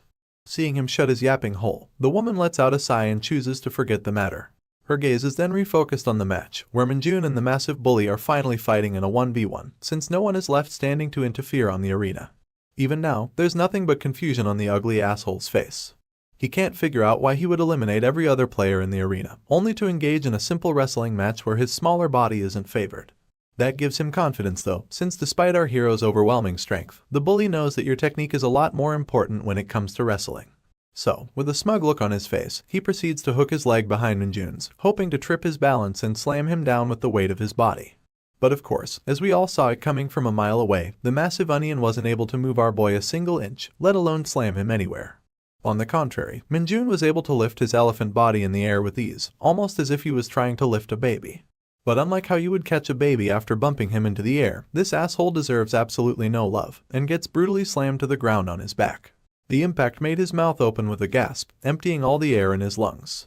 As he laid there with his eyes rolled back, contemplating how his technique didn't work, Minjun simply asked him to get his ass up for a second round. Somehow, the bully managed to lift his torso. But when he looked at the demonic figure of Minjun, completely relishing in the thrill of his revenge, he knew that he was fucked. Of course, he tried to surrender right away to avoid further pain and humiliation, but our boy got close to grab him before he could finish his sentence. And once again, with the technique of a judo master, he threw back the asshole to the ground where he belongs. Right upon impact, we could see that the bully was now crying, horrified at the fact that he aggravated the worst opponent. Minjun didn't need to wait for him to get up again, as he simply lifted his body on his own, telling him that he had no right to surrender. Flailing in our hero's grip like a baby, the mughead cried once again that he wants to surrender, but Minjun had a piece of his mind to give him first. He uttered the name of Lumi, his favorite character from Dungeon Power Fighter, and it immediately shocked the bully. And while proclaiming that Lumi isn't just some 2D character, he actually spun the wrestler around in circles in the air. Needless to say, his teammates were no more than stunned at this display, and the ladies were absolutely smothered by his gallant figure. Even the Nepo baby, who idolized her father for his strength, began to really look up to Minjun in this very moment. By the time our boy was done with him, the bully was already foaming at his mouth, lost and confused. That's when my guy reveals that Lumi is his absolute favorite, and he would never forgive anyone who taints this relationship. The dude actually went off on a rampage because someone laughed at his 2D wife, and I can't decide whether that's alpha as fuck or cringe as hell. Either way, the disaster he unleashed on his hapless victim would forever be ingrained in his body, and never again would he dare to laugh at a gamer. With this absolutely satisfying end to battle with the bully, the referee finally announces the winner of the match, concluding the end of the tournament. But even though the tournament was won, some footsteps of mixed emotions are seen approaching our hero. Minjun takes note of this, and we see that his teammates, other than Dongjun, are giving him some weird looks. I guess even someone as dense as our hero would now realize that he crossed the line earlier, so he nervously tries to apologize for his actions. However, his squad could actually care less about their unnecessary eliminations. They're just glad that he really humiliated the bully, and properly avenged the female squad for the humiliation they were made to suffer. Wangshik goes as far as to say that he just witnessed the most impactful match of his life, and couldn't have hoped for a better outcome. Even the ponytail guy, who was the first to get eliminated by Minjun, has nothing but a thumbs up to give to the champion who allowed him to watch such a refreshing match. To be honest, our boy is a bit baffled by their positivity, but he can't complain that it's a good thing for him in the end. But not everyone in this squad is a happy-go-lucky idiot, because there's someone who has taken a stance to reprimand our hero. This man is none other than Sergeant Lee, and he doesn't hesitate to announce that he's very disappointed in Minjun. And with just those short words, he leaves the scene, leaving our boy to once again realize that he really did cross the line. The camera follows the angry sergeant for a bit, but we soon see him letting out a sigh with a faint smile on his face. He remembers the look in our hero's eyes as he was charging at him with the tackle, and can't help but admit that he would eventually get swallowed by the rookie if he doesn't manage to keep up. With a refreshed determination, he tells himself that he's definitely going to win against Minjun the next time they fight. In the end, it looks like this gym bro is actually quite happy to finally have a rival in this division. A few moments later, the soldiers from each battalion line up for the reward ceremony. Colonel Yu gives the opening speech, and proceeds to grant the gold medal to our hero as the winner and MVP of the tournament. The others salute the victor, and hence the tournament finally comes to an end. That doesn't mean that the guerrilla training itself is over though, since the tents are still raised up for the soldiers for shelter. We see Corporal Guangxik coming out of his tent a short while later, properly dressed once again for the training. His purple-haired friend asks him where he's going, but my man simply replies that he needs to hit the toilet. His irritated expression returns at the same moment, because he still can't figure out why this stupid training routine exists for the Hunter Corps when it doesn't even help them become stronger.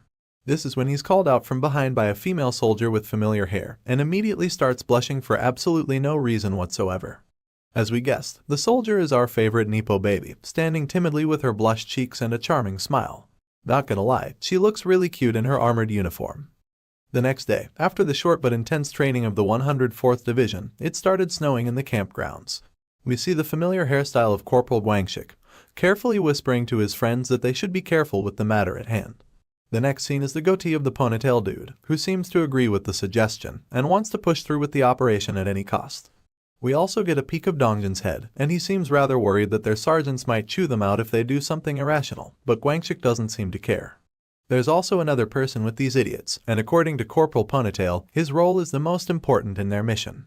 Just when I was starting to wonder if they were doing some undercover training, these morons were simply seen sitting out in the open while it was snowing. Guangxik seems to be the one in charge of this meeting, and says that they don't have a lot of time to decide. That's when the Ponytail chimes in, saying that deciding upon a proper rendezvous point is the key. Dongjin entertains their conversation by commenting that they shouldn't choose a place that's too far so they can be more efficient with their time. Needless to say, Guangxik is quite pleased to hear his opinion. That's when the head idiot received a message on his phone, and as they all gather to look at the screen with their blushed cheeks, we finally get a hint of what exactly is happening. Looks like he exchanged numbers with the Nepo baby, who wants to host a mixer-like gathering with Minjun's squad, and tells Guangxik that her own female squad would be joining them as well.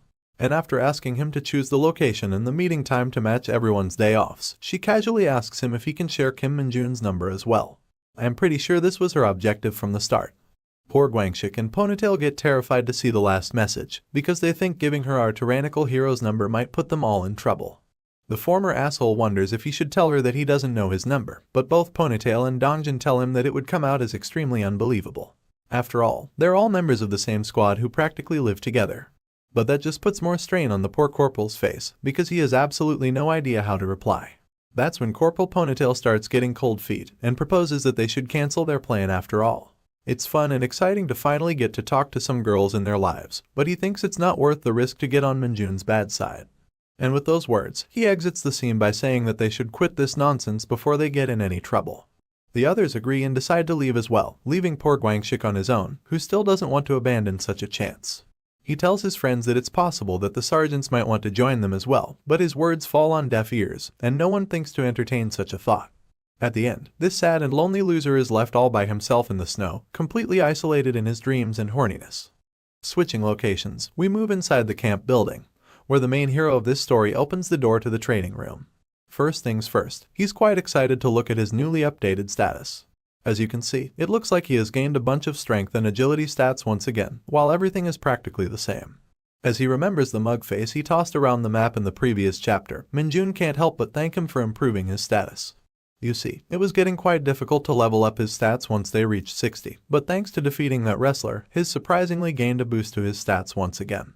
Of course, as he casually benches the ridiculously heavy red stone weights, our boy is practically smiling from ear to ear. He pumps out a bunch of reps with absolute ease when he's suddenly interrupted by a voice to his head. Minjun places the weights back on their rack and continues his telepathic communication with the voice. The man on the other end is Lee Bongu, our hero's newest lackey, and his concern right now is that he wants his master to order some food to his current location. Naturally, Minjun is pissed to hear such a menial request, because he even gave the idiot Dark Mage some money so he could manage the food situation on his own. But after arguing for a while, he decides to order it anyway, for which the Dark Mage is thankful. As usual, our hero doesn't seem to enjoy his happy and idiotic attitude, but it looks like Bongu has something more to say. So he interrupts him once again when Minjun was just about to lose his shit, and mentions that he has discovered another mysterious aura.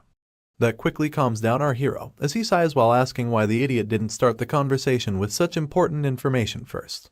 After staying silent for a while because he didn't have a response, Bongu starts explaining that what he sensed isn't exactly a source of demonic energy.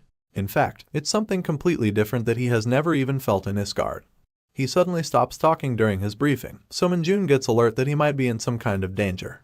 But as it turns out, he simply went to grab his soup order from the door and nothing serious was happening. Minjun was basically fuming at this point, almost about to explode his head in anger and frustration for having to deal with such annoying subordinates.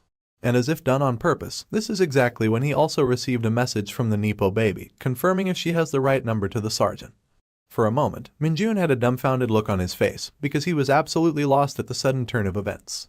But his annoyed expression soon returned, as he wondered why everyone wanted to talk to him today for no reason. Instead of replying, he was just about to block the girl's number to avoid further frustration. But that's when Guangxik charged into the room, begging him to stop. Creeped out by his unnecessary energy, Minjun asks the corporal what he's doing, and in response, the dude just starts groveling on his knees to beg the sergeant not to block Sun Yunseo's number. Desperate for some female touch in his life, the man starts begging Minjun to start thinking about his squad, as their mixer with the ladies is something extremely important to their mental health. Of course, our boy has no idea what the corporal is talking about. And more importantly, he's curious as Guangxik was the one who gave his number to the Nepo baby. Without hesitation, the corporal confirms this and begs the sergeant to be more understanding of his squad. He claims that they all give a 100% of their time to the military, and some female interaction in these desperate times could be the only thing to keep them from going insane in the future. Confused and irritated, we can already tell that Minjun is fed up with Guangxik's abrupt behavior.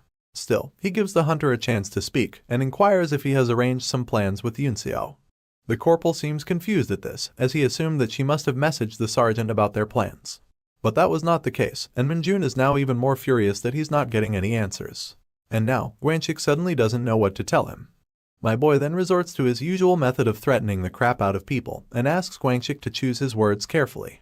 Suddenly, all of the corporal's confidence and energy drained out of his face as he gulped down his saliva to brace for what's about to happen. But surprisingly, an entire week after this interaction, we find ourselves looking at the front entrance of a knockoff from Disneyland. The boys start walking in with their freshly polished boots, and although all of them are straight up dressed for war, they all sparkle with delighted expressions. Corporal Ponytail starts by thanking Kim Minjun for allowing this meeting, because he never imagined that he'd agree. Guangxik reprimands him of course, because this was all made possible by his own efforts, while everyone else was simply a traitor who turned their backs. But before he could start an argument, a single glance from our hero calmed him down immediately. Minjun replies that no one is here because of his perverted fantasies, and he simply agreed because their youngest squad member was really excited to visit this amusement park. We find out that the youngest in question is the young man from earlier, who was partaking in the secret meeting with the others to plan this gathering. Changing topics, Corporal Ponytail then decides to target Sergeant Lee Seung-ho, who also unexpectedly agreed to their plan. He comments that the sergeant is just a man after all, implying that he must also be tired of living inside a literal sausage fest. But as usual, the cold man replies that he was going to spend his day off with these idiots anyway, and thought that it would be nice to have someone else in the mix. After getting roasted by everyone else in his squad, Ponytail starts looking around to see if the female squad is already here, and his eyes immediately perk up with an unimaginable amount of glow as he spots our favorite lady group from afar away. He calls out to the ladies, and we see that all the familiar faces are gathered in one spot, but there's a humongous figure shadowing behind the girls as well. The guys couldn't help but note the towering stature of the man, and even Kim Minjun was made to take notice of his presence. The person looked directly behind the Nepo baby, and it seemed like the girl was also a bit nervous because of him. As you might have already guessed, the Goliath was none other than the Nepo baby's father, Sun Tiho. The corporals of the male squad start to make assumptions, immediately wondering if the man is some kind of gangster. I don't blame them either, as our father-in-law looks extremely terrifying. But before they could do anything irrational, Sergeant Lee stopped them immediately, asking them to stand on attention. Followed by that order, he salutes the senior officer, who salutes back in response to the greeting, while Yunseo just blushes in embarrassment the whole time. This is when Dongjin also took note of the senior officer's face, and shocked everyone by revealing that it's the commander of the 107th Division, whom he once saw before on the TV. At the same time, Yunseo starts fumbling around her dad, begging him to please go back home, as it's extremely embarrassing to have him around her friends. We already know that the scary Major General is actually quite a doting father, and he gives her daughter the most lovely smile he could muster, telling her that he simply wishes to greet the hunters that work with her, and promises to leave right after. Despite his reassurance, Yunseo seems aware of her father's overprotective nature, and doesn't feel that this is a good idea. But the man simply moves her hand away, looking straight in the direction of our hero. Minjun is actually quite delighted to see that he got noticed by the senior officer, as he always admires strong people from Earth. At the same time, the smile fades from the man's face completely, and he's almost starting to resemble a yakuza. He walks closer to our hero with his leathered boots, and towers over him menacingly, blocking out the sun. And sure enough, with the face of a threatening yakuza boss, the man demands our hero to confirm if he's the hunter known as Kim Minjun. Story resumes, and we find ourselves once again at the entrance of the amusement park. Looks like the gang has checked in with their tickets, and the pink shorty is leading from the front with her usual bubbly energy. With a smile as bright as the sun, she urges the rest to hurry up as well, because they only have a limited amount of time to enjoy everything. As expected, she's sticking oddly close to our hero, which the male soldiers aren't happy to see.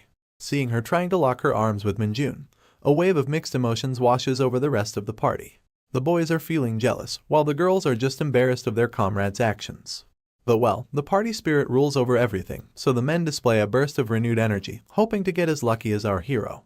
The girls seem to respond in kindness, as this was a well-awaited and well-deserved vacation for all of them as well.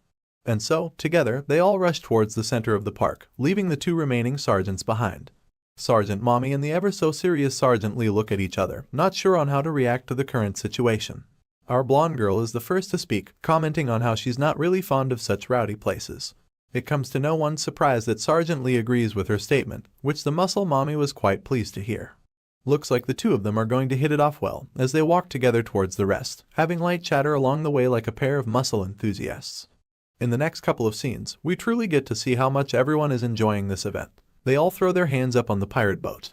The girls partake in some goofy festival costumes while the boys get some cotton candy. And of course, they all shout and scream on the roller coaster with a pure emotion of joy. Heck, Sergeant Lee and Muscle Mommy even have an arm wrestling showdown in the middle of the park for everyone to see. Later, we find ourselves at a children's shooting range, where the shop owner is announcing a price of 10,000 for 10 shots a person. Eager to show off in front of the girls, Guangxik tries to give it a shot and win the big prize. His eyes are focused sharp, and there's no way he'd allow himself to get embarrassed in front of the others. But the next thing we see is him holding a tomato plushie, which turns out to be nothing more than a consolation prize for participating. Looks like this goofball didn't manage to knock a single prize. Mr. Ponytail sees this of course, and tries to one-up Corporal Guangxik by taking the next place in line. The ladies are oddly impressed by his confidence, and he seems to boast a really nice posture with the air gun as well.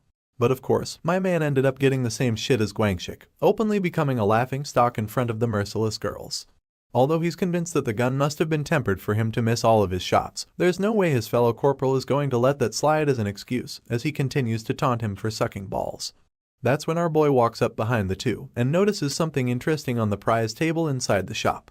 The first prize seems to be a mushroom from Mario, the third prize is a fucking banana, and there's an odd little keychain in the middle as the second prize as well. Zooming in, we see the figure of our hero's favorite character from his favorite game, and you already know what's coming next. That's right, he's got his eyes on the prize, as the girl on the keychain is none other than Lumi from Dungeon Power Fighter. Determined to claim the keychain at any cost, Minjun picks up the gun that has let down many others before him. We hear a bunch of gunshots echo through the air, followed by the absolutely stunned expression of the shop attendant. Our boy places the gun on the table after finishing his turn, but the attendant informs him that he still has one more bullet left to shoot. Minjun replies he doesn't need to shoot it, and I think you can gather the reason for this reply through the open-jawed faces of the people behind him. The girls are seen talking between themselves, wondering why he didn't shoot the last shot, despite hitting every single bullet on the target. The only exception is the pink shorty, who's just more and more in love with our hero. In any case, the shop attendant cautiously hands over the second prize to our boy, who accepts it gratefully with excitement. There's no wonder he didn't shoot his last shot, because he was only aiming to get this particular keychain from the beginning. Needless to say, the girls don't really understand the significance of this, as they don't even know the character on the chain. Finally, after hours of time spent in the amusement park, our hero smiles for the first time, because only now does he think this trip was worth it. Other than the shorty who's just fawning all over Minjun, I think the boys finally understand the irony of the situation. In fact, they don't even know if they should be impressed or annoyed. In either case, they decide to ignore the senseless behavior of our hero, and decide to collectively head towards the next attraction. And as they move ahead, the Nepo baby takes this chance to finally call out to the hunter. Looks like she's still curious about his meeting with her father earlier, and wants to know what they talked about in private. She manages to get our boy's attention rather easily since he's already in a happy mood, so he turns around with his smile intact, taking us into a flashback of their meeting. You see, from back where we left off in the last episode, Major General Sun and Kim Minjun had walked a fair distance from the group to converse in some privacy. The general starts off the dialogue by apologizing to our hero for dragging him to side while he's on his vacation. Minjun didn't seem to mind of course, so he asks the general to be casual and tell him what he wants. I guess his overly straightforward response ticked something inside the general, so he proceeded to intimidatingly put his hands over our boy's shoulder in a show of dominance. Not gonna lie, my man's got the hands of a giant, and he squeezes his fingers on Minjun's shoulder with full force to gauge his resistance. Of course, our hero notices the general's intentions right away, so instead of reacting, he just stands his ground with as little reaction as possible.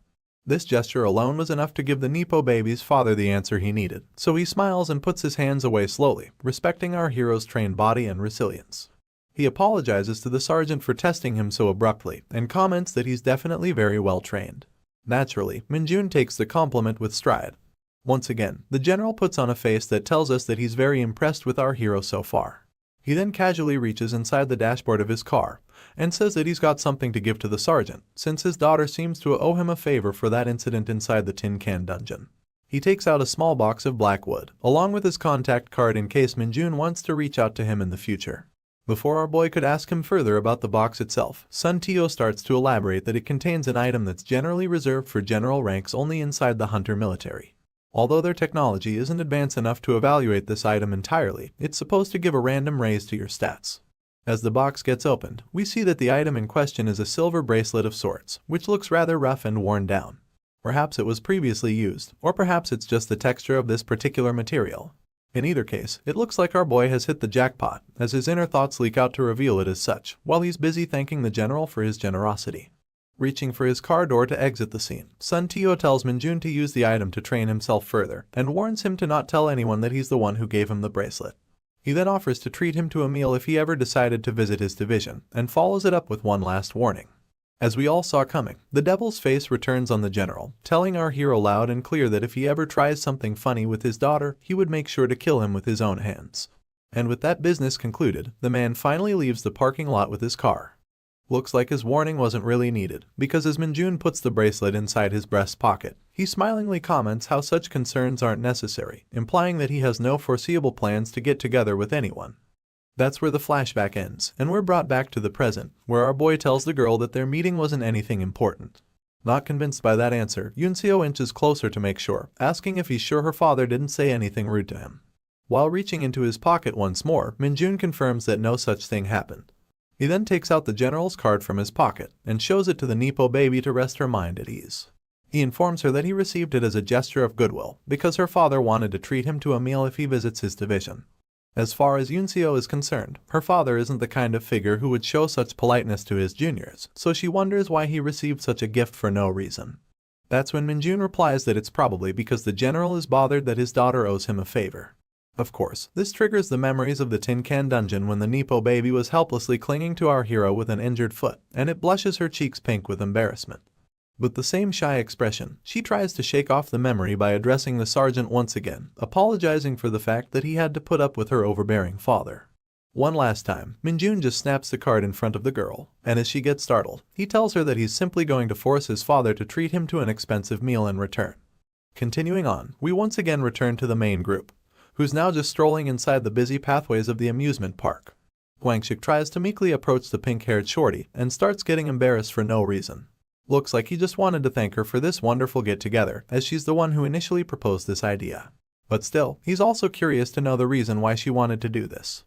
The girl responds to the gratitude with a smile and proceeds to elaborate the reason as per his request. She reminds him of the trench combat and how her squad lost miserably to the mughead bully. And since Hunter Kim Minjun stepped in to take revenge for all of them, she just wanted to repay him for his kindness and effort. As she excitedly holds out her punch midair, and as Guangxik's expression gets duller by the minute, the muscle mommy wraps her arm around the shorty to further enforce her reasoning. She was very impressed with Minjun, and since this whole gathering was the female squad's idea, she tells the boys that they'll treat them to free lunch as well. With that, the two girls continue walking ahead in each other's arms, leaving the male soldiers sad and disturbed. They know for a fact that they didn't do jack shit during that whole trench combat thing, which means that this entire event was just a way for the girls to meet Kim Minjun once again. And that's not even the most sad thing to Guangxik, because he knows that his asshole sergeant didn't fight for the girls, he was just taking revenge on the bully for laughing at his favorite game character. Seriously, I'm actually starting to feel somewhat sorry for these people. So, to move away from their depressing mood, let me take you to a different part of town. General Sun Tiho's division to be exact, where a bunch of hunters are guarding a newly opened dungeon gate. A raven lands gracefully on top of an electric pole, and we zoom out a little to see that it's our hero's latest henchman, Li Bongu. He's currently overseeing this operation by the hunters, and focusing on two soldiers walking shoulder to shoulder with each other. There's someone with a tablet in his hand, and he's surprised to see the details on the gate in front of him. This man is a colonel named Lee Sangjin, and the 3rd Battalion commander of Major General Sun Tiho's division. As usual, Lee and Kim are the only family names ever used in this manhwa. It looks like he's extremely surprised to see the amount of mana stone found inside this dungeon, as the reported quantity is a staggering 100 kilograms. As his assistant confirmed this information, the colonel turns around to look at the gate behind him. His lips curl up into a wide smile, and zooming out, his face clearly gives off the feeling that he has apparently hit a massive jackpot. We'll get back to this later, but for now, let us return to the amusement park and see what everyone is up to.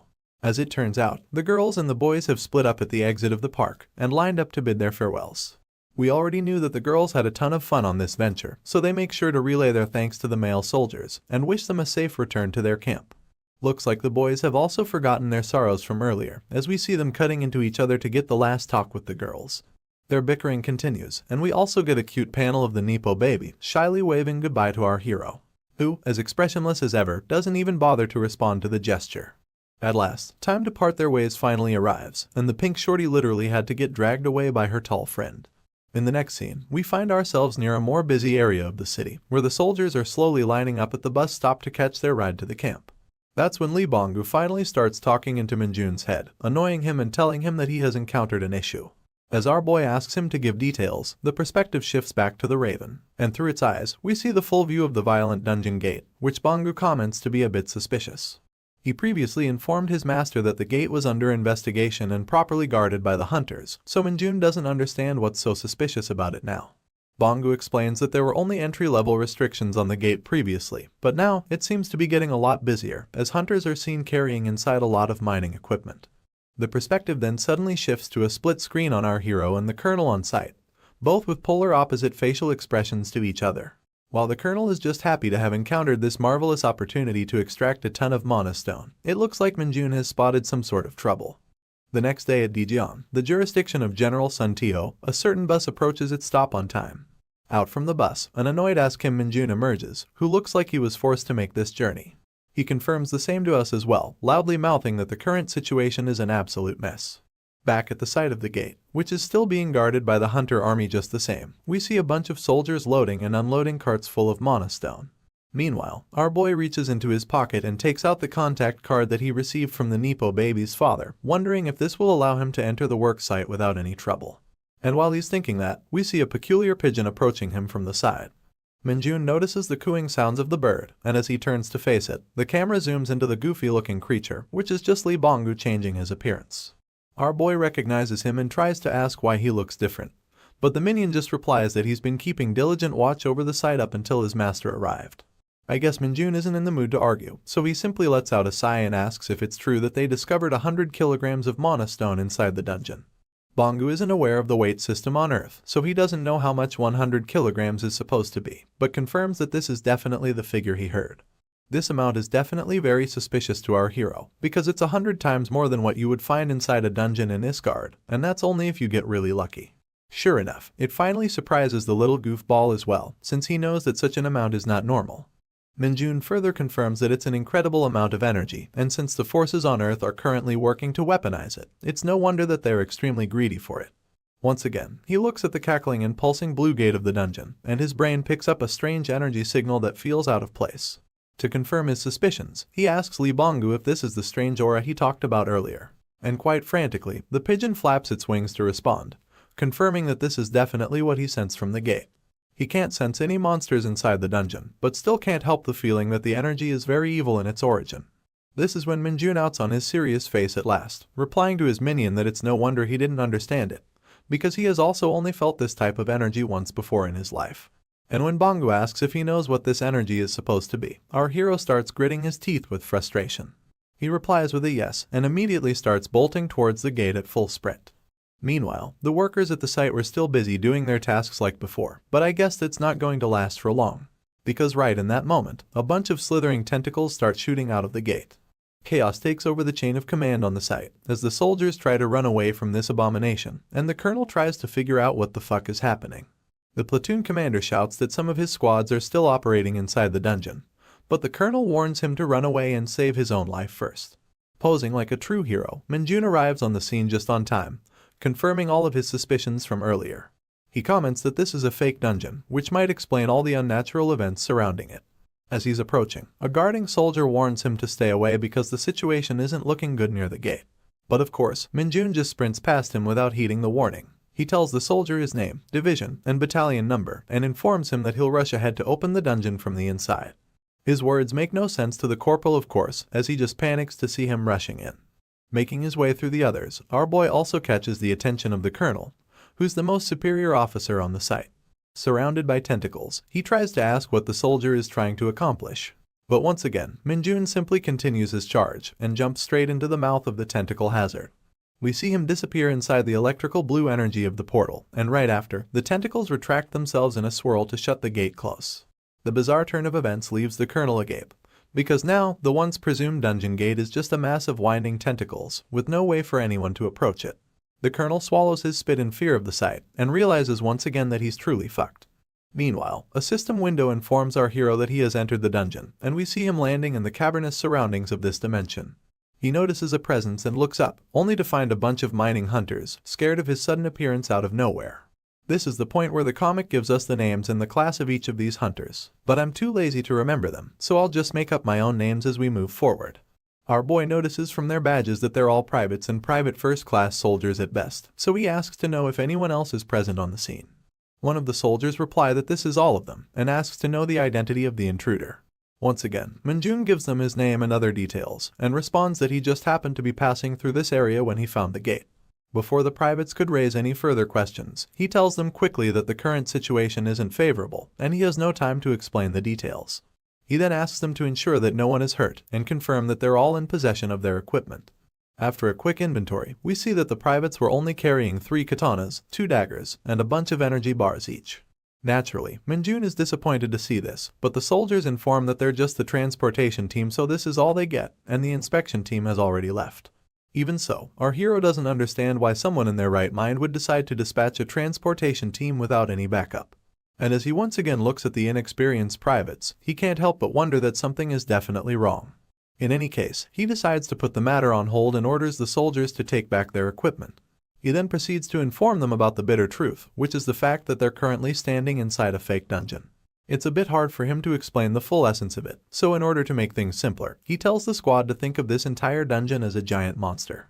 Of course, the scared soldiers get all up on his face with surprise, and he continues to elaborate that this monster lures people inside to swallow them. And this time, the bait was nothing other than that ridiculous quantity of mana stone which the colonel was so greedy to extract. Shivers of fear run down the spines of the privates as they look at the crystals on the ground, but Minjun assures them that there's no need to worry. With a carefree smile, he tells them that he'll take responsibility and make sure to safely get everyone out of this shitty place. This relieves the soldiers' sense of worry, but they wonder if he really knows the way out. First of all, our hero tells them that they must follow all of his orders, and proceeds to inform that from now on, they will have to kill monsters and start moving towards the center of the dungeon. That statement surprises one of the private first-class soldiers, who was under the impression that they only had to deal with a singular monster. That's when my man glances at his surroundings to gauge the danger. He informs everyone that the fight has already begun, and as they frantically turn around, we see a bunch of muddy figures looming in the darkness. Zooming out, we get a good look at these abominable monsters, who are somehow managing to trudge onwards with their melting bodies. While the rookie hunters were still wondering what the heck they were looking at, Minjun disappeared from their group with lightning speed. And right in the next panel, we see him smacking the fuck out of one of these mud monsters at the front, startling the ones behind it. The remains of the creature splatter and fall to the ground, while our hero orders the jaw-dropped hunters to stay behind from now on. Seeing this immense display of power, one of the privates with thick brows addresses his brown-haired superior, wondering if he's the same Kim Minjun from the 104th Division they'd heard rumors about. The private first class confirms his junior's suspicion, as he also thinks he's looking at the same legend from the rumors. We then get a montage of our boy beating the shit of these creepers one after the other, and the hunters become more and more certain of his identity. That's right, he's the man who became a sergeant in the shortest time in history, and is notoriously dubbed as the invincible monster of the Hunter Corps by his peers and admirers. The story resumes, and instead of starting from our hero, we're greeted with the startled expression of Colonel Lee Sangjin, who's being called out by someone above his rank. This senior is none other than the Nepo baby's father, who seems to have rushed over to the site after hearing about the ongoing commotion. Without any pleasantries or a moment of respite, the threatening general grabs the collar of the colonel and drags him closer to demand an explanation for what the fuck has he done. The frantic man tries to explain that he merely discovered a lot of mana stone in the dungeon and wanted to extract it. But that's not the answer the general was looking for, and his eyes get bloodshot from the colonel's words instead. He shouts at the ignorant man in front of him, laying it out that he was never ordered to do any extraction, and even made the stupid decision of sending in soldiers without a proper raid team. Not to mention, this gate isn't even linked to a real dungeon. The colonel, who's visibly crying at this point, explains once again that the gate was confirmed to be empty after 2 weeks of investigation, so he simply wanted to extract some mana stone for the hunter army. Once again, that's not what the Major General wanted to hear, and he's beyond pissed that the stupid colonel deployed soldiers without his permission after merely 2 weeks of investigation. He's more than aware that the man decided to cut corners and put his soldiers in a dangerous situation, all for the sake of his personal track record. And for that, he can't help but shout at him with a threatening voice. After laying it straight for him, General Tio flings the man aside, telling him to be ready to take off his uniform, regardless of the outcome of this event. He then worryingly turns around to look at the dungeon gate once more, and is forced to witness the incredible mess this asshole created. One last time, he threatens the colonel that if there's a single casualty among his soldiers, he'll personally make sure to send him to prison. And with those words from our father-in-law, we finally head back inside the fake dungeon, where Kim Min-jun is blowing apart the mud monsters with his fists. After leaving a long trail of their mudded bodies inside the cavern, our boy gathers the team of soldiers in front of him once again. For some reason, he looks incredibly pissed, and we soon find out the reason why.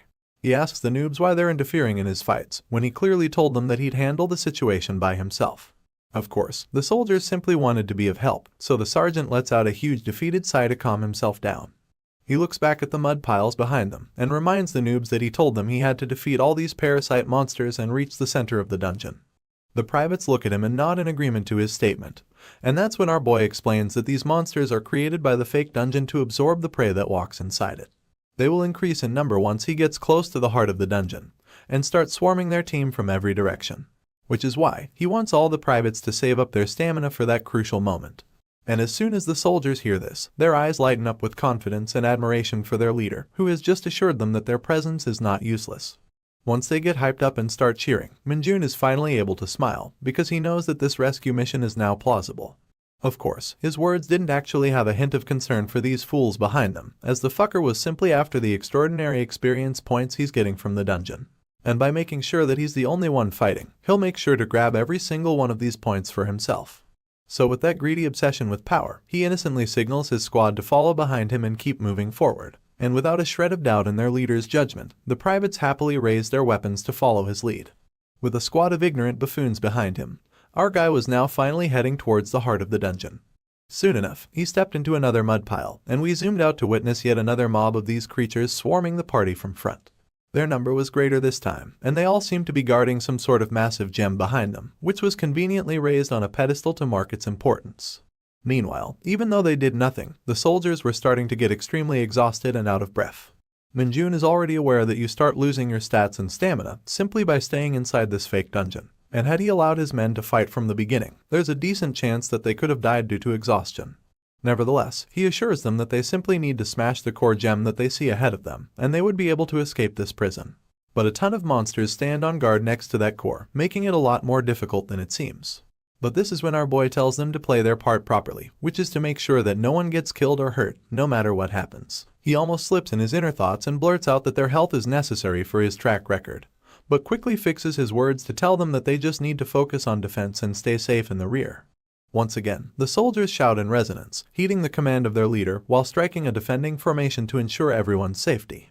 That reassures Min-jun that he's free to leave their side, so he leaps forward into the battle, trusting the defensive capabilities of the privates. The mud monsters charge forward at the same time, but our boy simply splashes through them without any sort of resistance. He has to nerf himself and not use his demonic skills though, because the privates are watching, and he doesn't want any unnecessary rumors. So, without using anything flashy, our hero slips past the sluggish monsters with ease.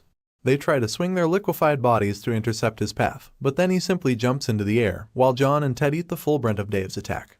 And while poor Dave was still horrified at the fact that he accidentally killed his own friends, Min-jun was crashing down on him from above like a goddamn meteor. With the mightiest axe kick you've ever seen, he lands gracefully on top of the mud creature, splashing its body apart. Rest in peace, Dave. May you be remembered by someone in the comments section below. Well, anyway, Min-jun uses this moment to leap forth once again and bounces ahead, leaving the majority of the monsters behind him. Dave's family steps up to block his path once again, But Daddy Mudface over here gets punched in the neck by the ruthless fist of our hero. He does the same to the second monster and once again continues to breeze past his enemies. By now, it seems as if even these mindless monsters are instinctively starting to back away from our hero, which of course makes him sprout a huge smile as he demonically orders them to keep coming at him with their sweet experience points. But then, all of a sudden, the purple core of the dungeon starts to radiate with its pinkish energy. It seems to have surrounded itself with some sort of mist, and Minjun's eyes widen immediately as he recognizes the threat. He knows that the core is starting to emanate poison, so he shouts at his squad to stand back immediately. That's when the core practically bursts with a purple cloud of poison, adding another layer to the already difficult situation. Our boy is immune to most poisons thanks to the demonic nature of his innate powers, but that doesn't eliminate the danger for his subordinates. He starts gathering a spiral crackling demonic energy in his hand to somehow deal with the situation, but he's aware that depending on the type of this poison, it might not be possible to keep his men alive. Plus he's already running out of time, so his only option is to quickly clear this dungeon as soon as possible. This is the moment when a certain ringlet starts to shine silver. The shining power is coming through from Minjun's pocket, where he kept the silver bracelet that was given to him as a gift from the Nepo baby's father. A system window informs us that the item is reacting to our hero's demonic energy, and another window confirms that the item's hidden powers have been unlocked. Our boy of course doesn't have any idea what's going on, so he takes out the bracelet to grab a quick look. He remembers the Major General's words when he received this gift, and how he explained that although the military isn't able to fully evaluate this item, it is known to increase a person's stats at random proportions. Minjun had been wanting to save this item for later when it will get harder to raise his stats manually, but he's surprised to learn that the bracelet also contains some hidden power. Right then, another window startles him as it suddenly pops up in front, and this is where we learn the full specs of this item. It's called the Bracelet of Imitation, and it allows the caster to use any skill that they know about, even if they don't own that skill personally. Also, once the skill gets used, the bracelet will lose all its property and disappear entirely. Our boy almost couldn't believe his insane luck when he read the information, because this is precisely the kind of item he needed to get out of this situation. He holds out the bracelet in his hand, and recalls the perfect skill to deal with his current predicament. Since Minjun comes from another world with a plethora of experience under his belt, he knows about way more skills than he currently owns. And with his vivid imagination, he conjures up his dark powers around the item, forming a handle of some sorts in his hand. As we zoom out, we see that he's holding a massive sword of pitch dark energy, which appears extremely volatile in its element. I guess it wasn't possible to conceal such a skill from the eyes of the privates, who can do nothing but stare at the sergeant with stun-locked expressions. Almost like Guts from Berserk, the man holds out his massive blade on his shoulder with a grin of confidence. This is one of the unique skills of a monster called the Dark Knight, which gave our boy quite a run for his money when he tried to catch him. It almost looks comical when Minjun holds out this absurd-looking weapon above his head, but the skill he uses to cast it is nothing to laugh at. This skill is called Banishment, and it uses his demon sword to open up a rupture in the surrounding space, blasting all nearby enemies through a dimensional rift. With one last smirk, my guy tells the fake dungeon to get a load of his power and swings down the gargantuan sword, which almost forms a veil of dark energy in front of him. As expected, the slash opens up a dimensional rift in front of him, and although everything looks normal for a brief moment to the mud monsters, they soon start getting sucked into the void as their bodies disintegrate. The rupture is massive, and sucks in all the enemies created by the fake dungeon in a twirling motion around it, along with all of its purple poison. The dungeon core itself wasn't an exception either, as it soon began to crack and crumble under the pressure. Not being able to hold onto its form, it got sucked into the rift along with the rest of its measly creations. By now, Minjun's energy sword has exhausted its usage, so it started to melt away its shape and disappear into the air as well. And in a matter of seconds, it completely disappeared from the hands of our hero. Not that it matters, because the satisfied look on his face is already enough to confirm that he got what he wanted. That's when his lackey in the outside world contacts him via telepathy, telling him that there's been some trouble. Apparently, the Hunter military soldiers are sticking some sort of strange device to the entrance of the dungeon, and he doesn't really know its purpose. As we zoom in further towards the strange contraption, we hear the soldiers confirming that they have successfully installed the mana bomb. The commanders shout for only the necessary personnel to remain on the scene, and orders the rest to immediately vacate the site. The man in charge of this operation seems to be Major General Sun Tiho, and after hearing the word bomb, the lackey starts to get worried.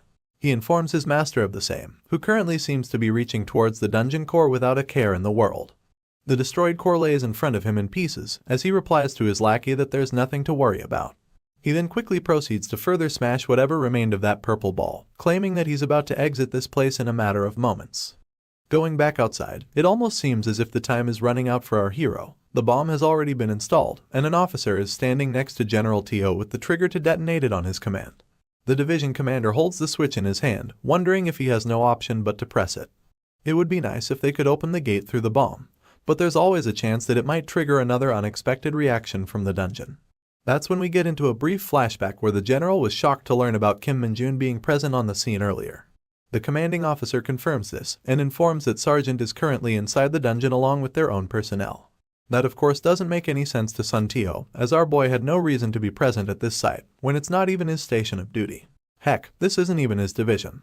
But the information is true, and the commanding officer confirms once again that he rushed into the gate after stating his affiliation. The Major General asks if Min-jun's division has been contacted regarding this incident, and the subordinate replies with a yes, further informing that his battalion commander is currently en route to the site. With an almost uncharacteristically panicked look, the Nepo baby's father looks at the dungeon gate once again. He's worried about our boy's safety and the dangers that he might face inside the unpredictable environment of such a strange dimension. But the portal is already closed shut by a mass of tentacles, which brings us back to the present, where the mana bomb has been planted to deal with that exact same issue. Sun Tio holds the bomb's trigger in his hand, but he's rather unsure of this decision. That's when the subordinate from the flashback comes rushing in, informing at once that all troops have been safely evacuated to a safe distance. Once again, with a worried expression, the Major General looks at the trigger and faces reality. Although he wants to put his faith in our boy, he knows that they have already spent 4 hours in the dungeon without proper equipment, which makes their chances of survival very slim. However, just as he had resolved himself to finally push the button, the massive portal suddenly started to quake and tremble. Such an event was unexpected, and it left the two officers at the scene to become unsure of what was happening. Miraculously, the enclosure of tentacles started turning to brittle stone and crumbling before their very eyes. Tio's subordinate was still lost in the sauce, but the general was sharp enough to take action immediately. He ordered him to quickly call the medics to come to the aid of any survivors, and then bring the officers to come fully armed to the field for any unexpected dangers. The general then rushed straight towards the gate, and with his massive hands and abnormal physique, started tearing apart the weakened tentacles to fully open up the portal once again. While he was busy struggling to rip the tentacles piece by piece, the lieutenant was already back with the medics as commanded. A gray-haired woman, who looked to be the one in charge of the medical corps, immediately reported their arrival to the Major General, but the man simply commanded her to stand by for the time being. And then, as he held the pieces of monster flesh he tore apart, the both of them witnessed something truly miraculous. Human figures started to emerge from the portal, and it only took a moment more to see that these were the privates who were sent inside for mana stone extraction. From the look on their faces, they almost can't believe that they actually made it out alive. I shit you not, this is actually the first time we've ever seen Nepo baby's father with such a genuine face of happiness. I guess he really cares about his people. He pats the private first class at the front and starts asking them if everyone is safe and if there's anyone who got injured. I guess the reality finally set in for the redhead, so he starts crying with joyful tears, telling the division commander that everyone is safe. The remaining soldiers soon began to come out of the portal in numbers, and it became clear that their raid was successful. At the end of the line is our boy, heroically standing tall with an exhausted private on his shoulder to help him through. One of the medics rushes over to help the private instead, and our boy slowly leaves the man in his care. He then turns his gaze and meets the eyes of the Major General standing a short distance away from him. First things first, Min-jun makes sure to salute his senior on the field. The man at the other end sprouts a smile after this gesture, making sure to salute back in response. If not for our hero, the privates who were sent inside would have lost their lives, and our father-in-law seems well aware of this fact. The scene then transitions to the evening of the same day, and we're taken to the headquarters of the 107th Division. Inside the building, General Sun and our boy are sitting together inside his office. Placing down his cup of coffee, the general seems to be agreeing to some sort of report in his hand.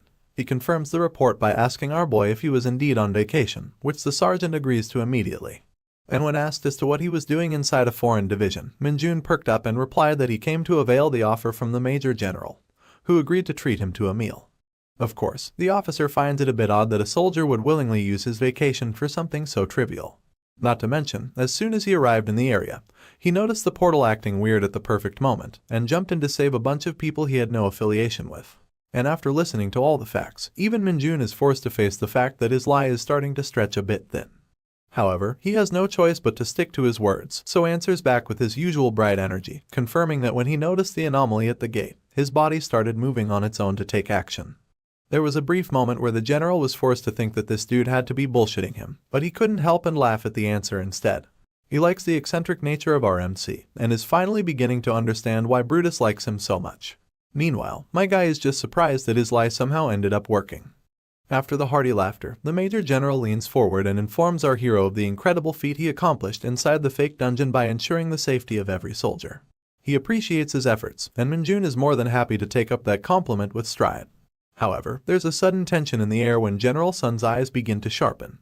Minjun notices the shift and stays silent in response to listen further. That's when the man starts explaining that the sergeant is starting to stand out too much. Not only has he been rapidly moving up in ranks one after the other, but also given the achievements of today's incident, it goes without a doubt that the Hunter Corps headquarters is starting to pay him a lot of attention. To our attention-seeking hero, that's not exactly a bad thing, but the general is concerned that it might cause him some problems in the future. And if that happens, he wants to assure Minjun that he should never hesitate to inform him immediately. No matter what happens, he assures him that Brutus and himself will stand up for him at any given point. That means that our sergeant boy is now officially recognized by the father-in-law for his talents, and Minjun can't help but thank him for the gesture. After that, the general leans back on his sofa, telling the boy that he can't really treat him to a meal today because he's busy, but he'll go ahead and grant him any personal favor if it's within his power, as thanks for saving his men. Without an ounce of shame, this idiot blurts out that he'd like yet another promotion, but General Sun makes it clear that such a decision is not up to him in the slightest. That left our boy with a pouting expression on his face, but only until his eyes got drawn to something special. As he peered at the general's desk, he saw a very familiar-looking crystal that he once stole from the Nepo baby's house. Just like the last one, this crystal is giving off a faint, yet an extremely refined smell of demonic energy. The general notes that the sergeant's gaze is fixated on the object, and he immediately picks up on the cue that the boy probably wants it. He asks him if he knows the object, but Minjun plays clueless and replies that it just looks like a really interesting rock, and he's like to add it to his collection. Once again, his eccentric nature and responses are really starting to grow on the general. He gives him a stern look for a moment, and while my man just stares back with his puppy-eyed look, General Sun says that the crystal is a byproduct of a dungeon and is rather valuable. He adds that there was recently a burglary in his house, which left him with only just one of these crystals. If he catches the culprit, father-in-law would surely tear apart his limbs, but we already know that the rascal is sitting right in front of him, pretending like he doesn't know anything. But anyway, the general takes the jar in his hand, easily offers it to the excited sergeant as a gift for his services. The man can't help but feel that he strangely keeps getting involved with our hero just like his daughter, but he's finally starting to not hate these interactions. But thinking about his daughter, he suddenly regains his usual self, asking Minjun directly what kind of relationship he has with Yunseo. And of course, my man replies with a stern look that they're fellow hunters, nothing more and nothing less. In his case, it's also true because this dude don't care about no women. That statement in itself is a huge relief to the doting father, who just wants to protect his daughter from the lecherous gazes of men. So, with a smile etched on his face, the general excuses the sergeant and asks him to send his battalion commander in the office after he leaves. Kim Minjun salutes the Major General and exits the scene promptly with the crystal in his hand. It is now nighttime outside, and our boy is waiting under a bus stop with a familiar figure by his side. Looks like Li Bongu has reverted back to his usual form to enjoy some sort of sweet fish-shaped pastry, and his master is just yelling at him to stop eating with his mouth open. Scared of his wrath, the cute lackey calms down a bit, and Minjun proceeds to smash the crystal in his hand to absorb its power. A bunch of system windows pop out in succession to inform about the demonic energy he has absorbed, and the amount of stats that have been increased. It actually seems much lower than the last time, and our hero is forced to wonder whether he's reaching a point where it's going to get much harder to increase his level. But just as he was thinking that, another system window informed him that he's reached the current threshold of the demonic energy and unlocked a new skill called the Demonic Energy Whip. Now that changes the whole story for our boy, who's suddenly excited again at the emergence of a new power.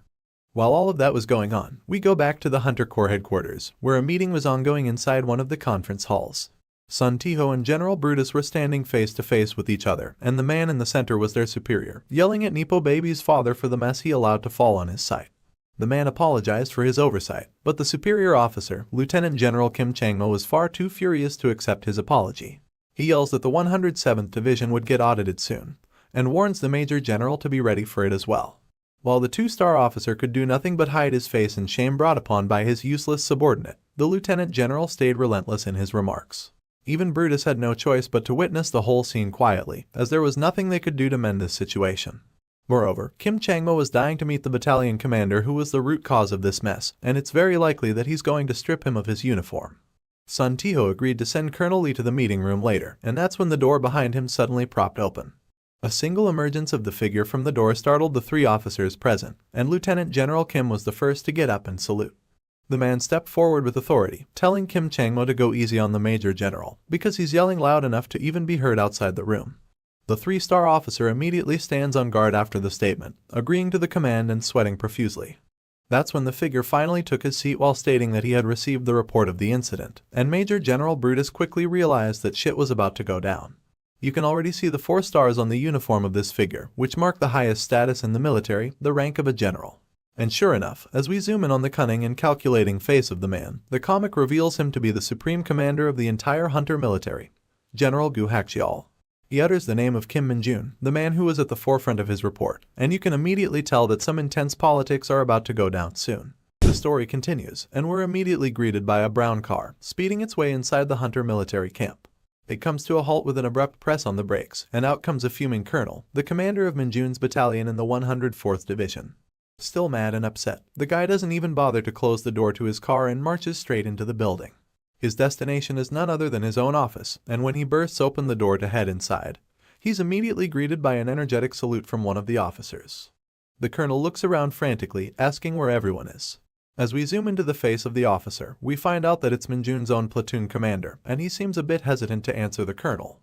The colonel figures out the situation from his silence immediately, and asks whether the people came to target our hero, which is something the platoon commander couldn't refuse. Feeling dejected and defeated, the colonel takes a seat at last, calling the higher-ups a bunch of bastards for their underhanded tricks. He holds his aching head with frustration, knowing fully well that they deliberately made their move when he wasn't in the camp. As he sighs and tries to calm himself down, the poor lieutenant can do nothing but stare at him, with a face that says he doesn't know what to say. You see, this man was making the exact same face just an hour prior, when he was lost in the sauce in exactly the same way. He was sitting in front of 2 broad shoulders, which belonged to a pair of really scary individuals. The first one was a Master Sergeant Utiwan, a senior officer from the Special Task Force of the Hunter military. The second one, who looked like his brother from another mother, was also from the same task force, but slightly lower in rank. He was a sergeant first class, whose name was Jang Minsu. Looks like they came with a request to Min-jun's platoon commander, who is currently in the process to decline them politely. His reason was that the officers came really early in the morning, and wanted to personally meet his soldier who had just returned from his vacation. From his point of view, the whole situation was a bit odd, but his explanation was cut short by the gigantic hand of his guest. Master Sergeant Yu wasn't even trying to be subtle about his approach, as he openly stated that he's here on the orders of the top brass and would appreciate it if the lieutenant looked the other way. That of course infuriated the platoon commander, who was now trying to make it a matter of basic principle. But once again, the gorilla brother did nothing but laugh in his face while pulling out a phone from their pocket. Master Sergeant Yu claimed that they weren't breaking any rules, as a formal notice from the very general of the military could be arranged by a single phone call if they deemed it necessary. And sure enough, the mustache gorilla was ready with his flip phone to make that call on a moment's notice. This definitely put the pressure on the poor platoon commander, who knew that he couldn't possibly refuse orders from the general. And with that, the elder gorilla demanded that he call Sergeant Min-jun to meet them, so they can have their meeting in quiet and leave without any trouble.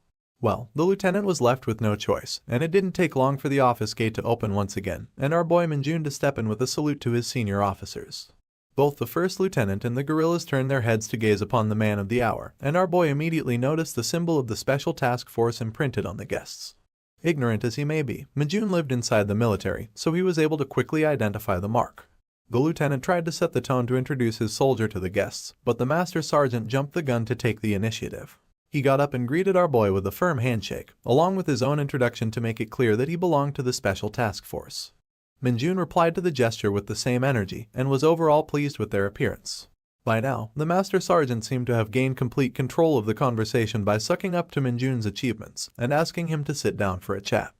Our boy thanked the officer and took his seat next to his platoon commander, who was currently very worried with how things were progressing. The elder gorilla didn't waste any time getting to his point, and straight up stated the Special Task Force, or the STF, was in need of competent personnel like our hero. From that one line alone, it became pretty clear to Min-jun that this was a scouting offer. Master Sergeant made the duties of the task force more clear from thereafter, stating that they're only deployed for special cases unlike the regular hunters. These tasks include raids inside high-risk dungeons, protection of VIPs, overseas missions for the military, and much more. It was a lot of gibberish that our boy simply didn't care a damn about, but his eyes were glittering in a way that worried the lieutenant. After all, as long as he was promised a huge promotion, this dude wouldn't really hesitate to switch sides. Master Gorilla even mentions that they often deal with the crimes of civilian hunters who aren't affiliated with the military, so high combat skill is an immense requirement for their unit. After stating all the work that they do, this dude claims that our boy's incredible performance in his division hasn't gone unnoticed by the headquarters, so they would like to offer him a place that he actually deserves, along with a special promotion. Yep, those were the words that tipped the scales completely.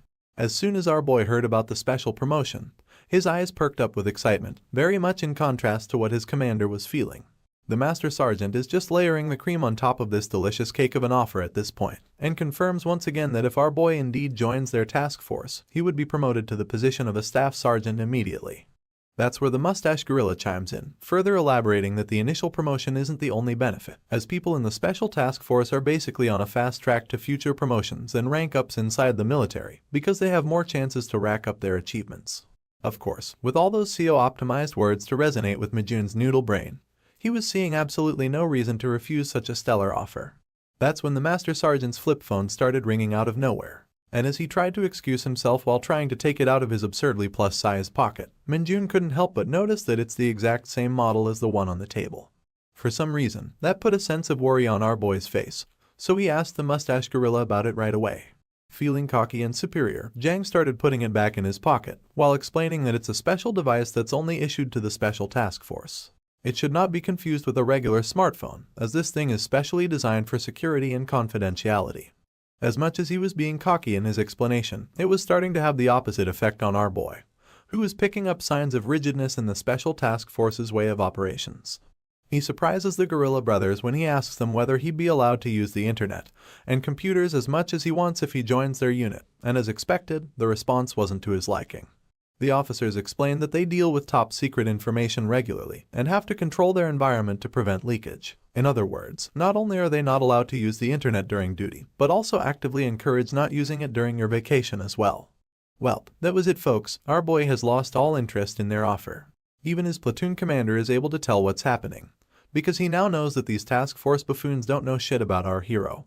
In any case, the Master Sergeant was about to close the meeting by handing over his card and saying how such an offer is extremely rare to come by, but Minjun straight up cut him off and told him that he'd just stay in his current division. Not surprisingly, that immediately broke the previously calm facade of these idiots, who couldn't wrap their head around his answer. Getting slightly annoyed already, the Master Sergeant demanded our boy to reveal his reason for rejecting the offer. Of course, Minjun isn't known for his shy nature, so he immediately starts explaining that he can't join a squad where he can't even play his favorite game, Dungeon Power Fighter. Now clearly, that was an answer that sent the mustache gorilla in almost a justifiable rage. I mean, how could this dude reject such an incredible offer over some stupid outdated game? But that's just who our boy is, and he makes it clear to his guests that he's not joking. For him, this game is a vital source of energy, and he's not really willing to substitute it for anything else. Heck, this guy crossed over a whole separate dimension just to play this game. That doesn't mean that the Master Sergeant would simply accept his reasoning, however, but he's got no other choice. Realizing that the person's will matters the most anyway, he decides to take a calm stance unlike his angry junior, and says that they will take their leave. Seeing them leave, the platoon commander jumped up with a giant-ass spring in his steps, and beamed ahead to open the door for them, showing them the way out so they can never come back. My guy was literally snickering behind their backs, as the officers of the Special Task Force could do nothing but exit the office with their defeated expressions.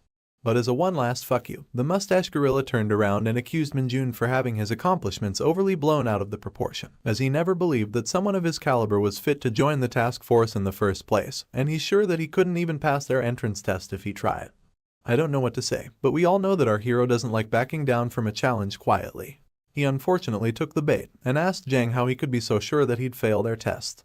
The two guests' pride was already crushed, and now this idiot was clearly taunting them by claiming to be better than what they think, so it's no wonder that the poor platoon commander was starting to lose his shit once again. Minjun was already in battle mode in his head, so he provoked them once again, asking them how they could deduce that he would fail their entrance test. That made the mustache gorilla walk back up to him in retaliation, and as showed his teeth behind that bushy mustache, he confidently looked down on our hero, stating that he could prove his point at any moment.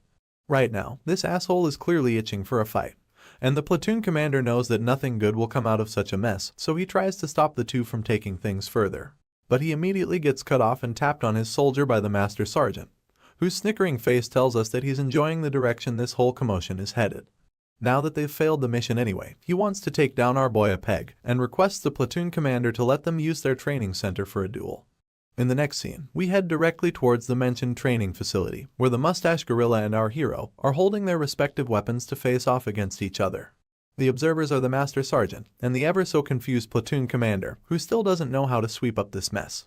We finally get to see the incredibly buffed-up body of the gorilla from a front view, who's explaining to Minjun that the Special Task Force's entrance exam is a freestyle duel against a senior member, so he should get ready to get schooled. Minjun makes it clear once again that he has no intention of joining the task force. So, if he comes out as the winner in this duel, he wants the mustached asshole to apologize before taking his leave. That of course sends the man boiling once again, who just can't seem to understand why our hero is still so confident. He mocks Minjun's choice to pick up a whip against him in a duel, and taunts him by claiming to fix his attitude for good by the time their duel is over. The Master Sergeant announces that the battle will be held over 3 rounds of 3 minutes each, and commences the fighters to begin their duel right away. Upon his signal, our boy starts cracking his whip, and the mustache dude takes up an offensive stance with his sword. The bell rings, and the gorilla is the first one to make the move, by instantly getting closer to Minjun to break his balance. Our boy manages to duck under the sword just in the nick of time, but the gorilla is now blocking his vision with his massive hand, while also bringing back his weapon for another attack. This catches our boy off guard, and sends him flying to the other end of the hall by a single thrust from the training sword of the gorilla. My man skids past his platoon commander and lands violently on the ground, leaving his enemy with an expression of satisfaction and victory. The platoon commander is quite shocked at such a scene, because this was probably the first he ever saw Minjun take any kind of attack from his opponent. On the other hand, our boy was lying rather silently on the floor with his arms spread. But as soon as we zoom in, we see that he's now actually grinning from ear to ear, absolutely thrilled at the prospect of this fight. The commander looks at the excited face of his soldier with worry, and this is where we enter a little flashback to see what happened earlier. You see, when Minjun was getting ready with his weapon of choice, the platoon commander called out to him. He wanted to ask what our boy's plan for the fight was, and of course, the up-and-coming sergeant was only planning to win overwhelmingly by thoroughly crushing his opponent. Now here's the thing that worries the platoon commander the most. He's not worried that Minjun won't win, but instead afraid that he'll beat up his opponent so badly that there might be consequences for them to pay afterwards. But even without him voicing out these words, our boy was starting to catch on. He straight up asked his commander if winning one-sidedly could have some sort of consequence later, and in response, his superior simply looked back at the gorilla brothers with worry. He explained that the Special Task Force is a squad that's well known for their overblown egos, so he's afraid that they might start targeting Minjun in the future if they lose face. Our hero gave it some thought, and eventually came to a very simple and effective solution that caught the first lieutenant's attention. He said that he'll just let the opponent hit him just once during the battle, which should be enough for them to save some face. Holy fuck, now it makes sense why he got hit like that in the first place, and why he was laughing like a maniac afterwards. Well, that brings us back to the present where our hero is downed on the floor. And as expected, the mustache gorilla is definitely on his high horse after that single blow. Master Sergeant tried to end the spar right there and asked the platoon commander to take his soldier to the medics, but this duel was far from over. Heck, even the commander himself knew that these gorillas had no idea who the fuck they were messing with. The Master Sergeant was now getting overly condescending, telling our boy that he should be glad that he at least managed to dodge the first hit. But from the perspective of their unit, he's far from ideal. But you see, the man had no choice but to cut his words short and look surprised, because our boy immediately got up as if nothing had happened. With a confident smile on his face, my man deemed that the duel wasn't over and wanted to continue the fight. Of course, his crisp voice surprised the mustache bastard as well, because he knows that he hit him exactly where he wanted, so he shouldn't be able to get back on his feet so easily. He's worried and confused, but that doesn't mean he can back down from another round, because this was supposed to be a 3-round duel to begin with. The Master Sergeant on the other hand thinks that Minjun is trying to push himself too far, and even though he agrees to continue the duel, he's worried that it won't be good for anyone if he gets injured too seriously. But that won't be a problem for our hero, because the battle hasn't even begun from his point of view. His opponent sees his courage as an act of arrogance, and once again comes back to teach him a lesson. With a pissed-off face, he claims that such foolishness cannot be called determination, as it's nothing more than suicide. But well, he's talking to the wrong person entirely. Minjun is now ready with his weapon, and we finally get an explanation on why he chose it in the first place. It's because he wanted to use his latest ability called the Demonic Whip to encapsulate his energy into the weapon, and he further used his other skill to camouflage it completely from the eyes of others. The gorilla was now starting to look like an angry baboon instead, ready to tear apart his opponent for his arrogance. And just like before, he was once again the one to make the first move, coming at our hero directly with his load of overconfidence. This time, he launched a triple thrust attack with his sword, but our boy was as ready as ever. Without so much as a single flinch, he easily parried all of his attacks by tugging tight on his whip. For the mustache, who thought this round was going to be just as simple as the last one, this was the first of many surprises to come. He immediately pulled back to gain some distance from our hero, and lunged forward once again with a much heavier thrust, aimed directly at the throat. Not that it was going to matter though, because this time, our boy immediately captured the sword by turning the whip around it. The dude and his mustache were shell-shocked by what he just witnessed, and as Minjun tugged back on his weapon, the gorilla's training sword was flung 10 feet into the air, disarming him completely. Both the Master Sergeant and the First Lieutenant were mind-boggled to see this, but our boy had a lot more in store. Without relenting, he swung back his arm to direct the whip back at the gorilla, who was still stuck in his earlier position. This just goes to show just how fast all of this happened. The whip came crackling down from all directions, and the gorilla had no choice but to put his guard and endure the blows. Although disgruntled and furious, the man looked fine on the surface. But just as he was about to get cocky and tell Minjun that his lousy attacks weren't going to work on his buff muscles, his hands started to crank up from nowhere. His expression made a complete 180 in a matter of seconds, and the pain was so unbearable that he couldn't help but scream at the top of his lungs. As far as the Master Sergeant was concerned, perhaps this moment was the most shocking one to him. He couldn't believe that his brother gorilla was kneeling down from such a seemingly underwhelming attack, but the man was literally trembling and wailing in agony.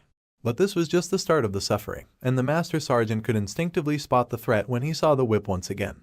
In the hands of our boy, who was swinging that shit around like some experienced cowboy and grinning like an absolute psychopath, this innocent training weapon was starting to look incredibly terrifying. The Master Sergeant was finally beginning to realize that they might have fucked up, and Sergeant First Class Jang was literally about to cry when he saw our boy approaching. Of course, his cries wouldn't be heard in a duel of pride, and he was made to eat the full brunt of Minjun's demonic whip to his chest. With a tear and snot-covered face, the man almost fell unconscious upon this last impact. He grunted in pain, and our hero just watched him suffer from his high position. From this exchange, he could understand that the STF was definitely a cut above the rest, but they chose the wrong opponent to go up against. This was probably their first time getting hit by a whip coated in demonic energy, so it's no wonder the gorilla couldn't endure the pain. After all, when it comes to the life forms back in Isgard, even the incredibly thick-skinned orc warriors curl up on the ground from the impact of this skill. So, when the whip wails and cracks in the air, cutting through everything as our hero gets closer and closer to his opponent, the fear sensors in the gorilla clock up to the max, and he literally starts fearing for his life. My boy's demonic expression isn't helping the Sergeant First Class either, who's having a lot of fun thoroughly breaking down the egotistical nature of his opponent. Seeing him wind up another attack, the gorilla screams as loud as he can, and the Master Sergeant jumps in immediately to stop the fight and save his junior's ass. But my man is no warrior of justice, so he brings down the whip regardless. A loud clap of thunder-like impact is heard echoing through the training chamber, and we see that Minjun decided not to hit the poor gorilla after all. Instead, he hit the ground right next to his crotch. Well, not that it helped anyway, because the poor Sergeant First Class had already started frothing from his mouth when he saw the whip coming towards him, and rather pathetically, he fell down to the floor with an inch of his life remaining. Press F to pay respects for this poor idiot, who might never even appear in this manhwa again. Anyway, seeing him faint so abruptly, the Master Sergeant had no choice but to rush straight to his rescue. He lifted up his hulking junior, only to find out that he had fainted completely. For someone who never even blinked an eye while getting beaten up by terrifying monsters, Sergeant, you can't believe that his junior would faint from the fear of pain. He looked back at our hero, happily chatting away with his platoon commander, and truly wondered if a training whip could ever be capable of dishing out such destructive force. The only conclusion he could come to was the fact that Minjun was truly special, and there was no way he could afford to let go of such a treasure. So, as the man who finally understood our hero's true value, he decided to face the shame, and asked if he could be allowed to apologize in place of his subordinate to atone for their mistake. For a moment, Minjun didn't know how to respond. For such a prideful man to personally offer him his apology, he wondered if he had gone too far to teach them a lesson. And as he looked once again at the sorry state of the Sergeant First Class, he was starting to feel a bit bad for what he had done. And so, deciding to let the matter go, he simply replied with an apology of his own, claiming that he had acted beyond his rank on impulse as well, so they should just bury the hatchet. The Master Sergeant didn't show much expression to that response, but deep down, he really respected our hero's reply to this situation. Growing more and more interested, he handed him out his card once again, telling him to contact him anytime in the future if he ever decides to change his mind about the offer. With that, he picks up his junior from the floor, politely deciding to exit the camp with whatever dignity they had left. But of course, the now satisfied lieutenant teased them the whole way, asking them if they needed to be shown their way to the medics. Master Sergeant Yu declined the offer without showing any emotion, and gestured that it's best that they now get going back to their camp. And with that, this foxy bastard just stepped aside and showed them the way out with the most passive-aggressive pose imaginable to mankind. It looked as if Minjun was quite pleased with the end result as well. He didn't know what to do with the card in his hand, but this was probably the best outcome in this scenario. We now head back to the present timeline to the company commander's office, where a loud burst of laughter could be heard outside. The platoon commander had just finished telling the whole story to the battalion commander, who was beyond happy to hear it in detail. With a bright and pleased smile, he asked his junior officer about the whereabouts of the man in question, Kim Minjun. The lieutenant replied that he was now back in his barracks and was currently training on his own. The colonel says that he'll personally deliver the news of Minjun rejecting the offer from the Special Task Force, as he's sure that the division commander Brutus would be thrilled to hear it. But still, there's a moment where he shows some worry on face, because if our boy rejected their offer this time, he's sure that the STF now wants him more badly than ever. The lieutenant seems to think the same, and wonders if they should do something to entice our hero to make him stay in their battalion. The colonel's response to this is rather bland. He believes that the division commander must have predicted these things so far, so they shouldn't worry unnecessarily. He looks back up with a renewed smile and a hint of confidence, saying that he's looking forward to what kind of offer Brutus would prepare for our hero. That's where we transition the scene towards the training room with a bunch of broken slabs of wood on the floor, and our hero who's currently in the process of breaking more of them by using his whip. Holding his weapon with a hint of confusion, it seems as if this man is trying to practice his control over the skill so that he can tone it down a bit when dealing with a similar opponent in the future. The episode starts, and the first thing we see is the absolutely joyous face of Brutus, laughing at our hero's recent shenanigans with the Special Task Force. He's getting the news from Minjun's battalion commander and is overall quite pleased with the result. He speculates that the STF guys must be quite upset right now, to which the colonel fully agrees. You see, Brutus was previously quite worried because he knew he couldn't stop our boy from leaving if he decided to join the STF, but now that situation has resolved itself rather beautifully. The colonel agrees and suggests that it's probably the best time for them to step up their game. Since the Major General agrees with this statement, he wastes no time and gets up to express his proper appreciation to the right party. My man picks up the tiny handle of the phone receiver with his gigantic hand, and casually proceeds to talk in abstract words to the person on the other end, confusing the colonel behind him. With almost a vicious smile, he orders the other person to meet him right away and bring all the relevant files along with him. We'll get back to this mysterious development later, but for now, let us go back to the military camp of our hero. The corporals are all gathering in front of their sergeants, looking a bit anxious. The reason seems to be the newly lined shoulder traps of our hero, which seem to represent yet another promotion. Guangxik and the rest look confused to see this, and nervously ask Sergeant Lee what seems to be happening. Sergeant Lee responds without a change in expression, letting everyone know that he's no longer the leader of their squad, and the position has now been passed on to Minjun. The ponytail inquires if this means that Sergeant Lee is getting a promotion, but the man replies with a negative. However, he elaborates that he will soon be applying for the position of a staff sergeant rank, so he's now passing on his current position to Sergeant Kim Minjun. All of these guys have been through every dangerous situation imaginable, so it's not like anyone has a complaint regarding this decision. In fact, all the corporals agree in unison that no one else is more qualified than our boy to receive such a position. Still, Minjun's disciple raises his hand to ask a question, and the sergeant allows him to speak. Looks like the student is curious if his master was the one responsible for solo clearing the fake dungeon from a different division, because that's quite the hot topic inside the division. His inquiry hypes up Guangxik and the ponytail as well, who claim that the entire hunter community is in an uproar because of that incident. I guess he couldn't deflect the rumors at this point, so my boy keeps it casual and calmly admits that he's the one responsible for clearing that dungeon.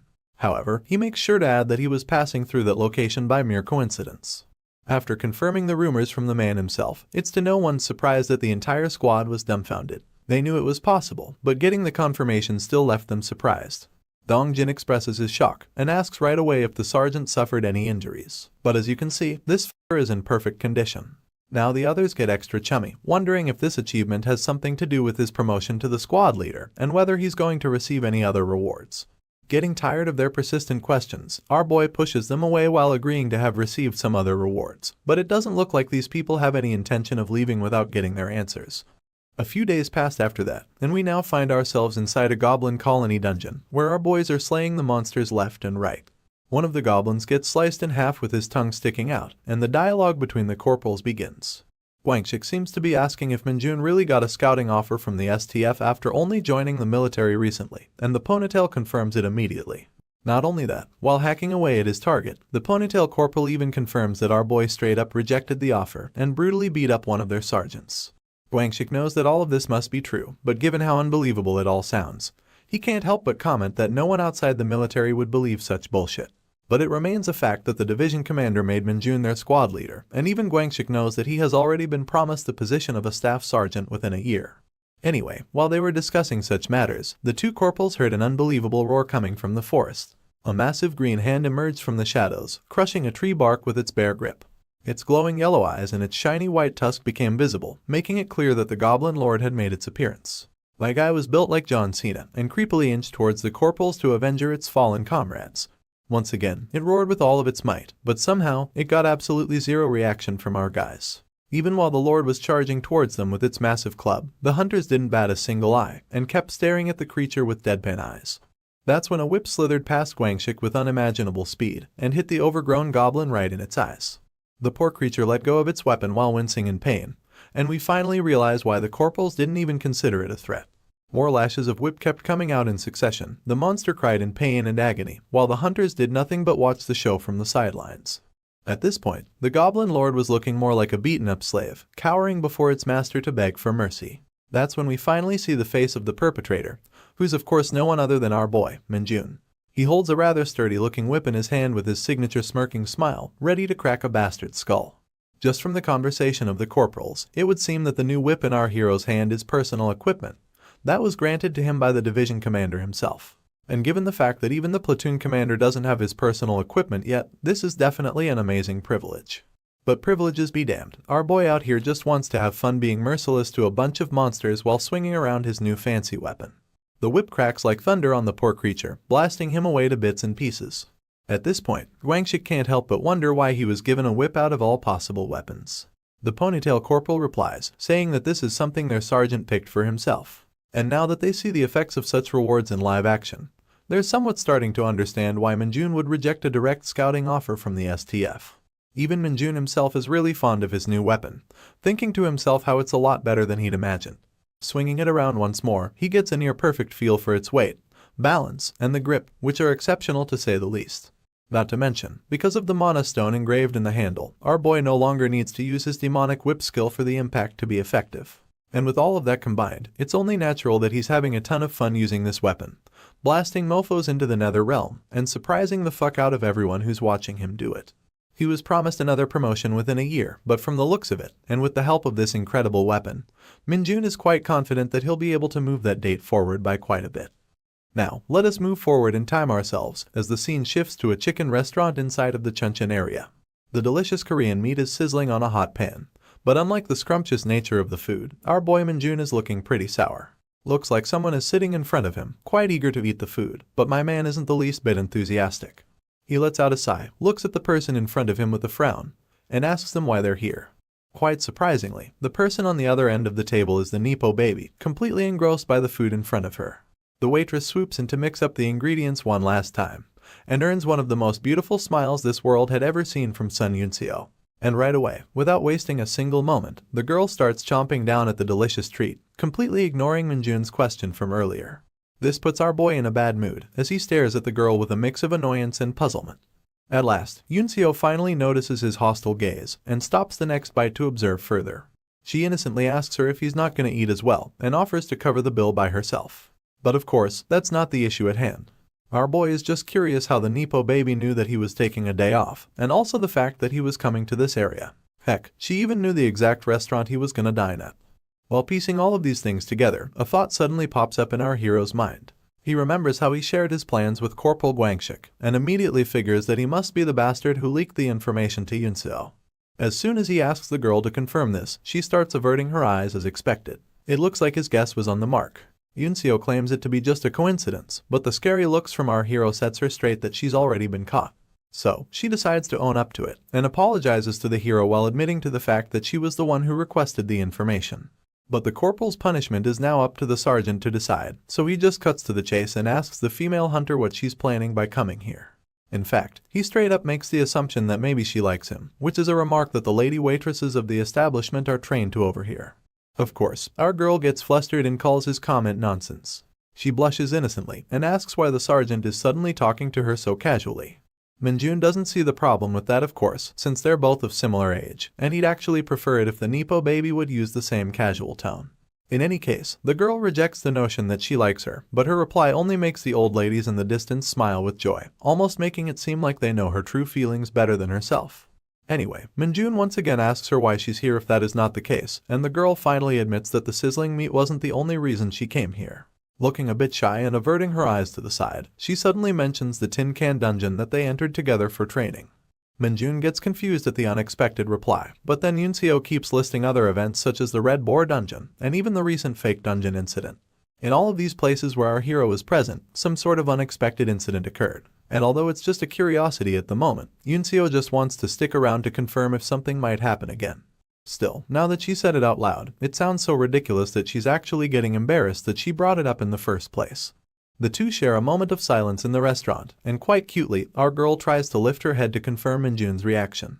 She expected ridicule and annoyance, but what she got was an unexpected laughter, followed up by a sweating face only a guilty criminal could ever make after getting caught red-handed. The girl tilts her head at him with a question mark above her head, not understanding his reaction.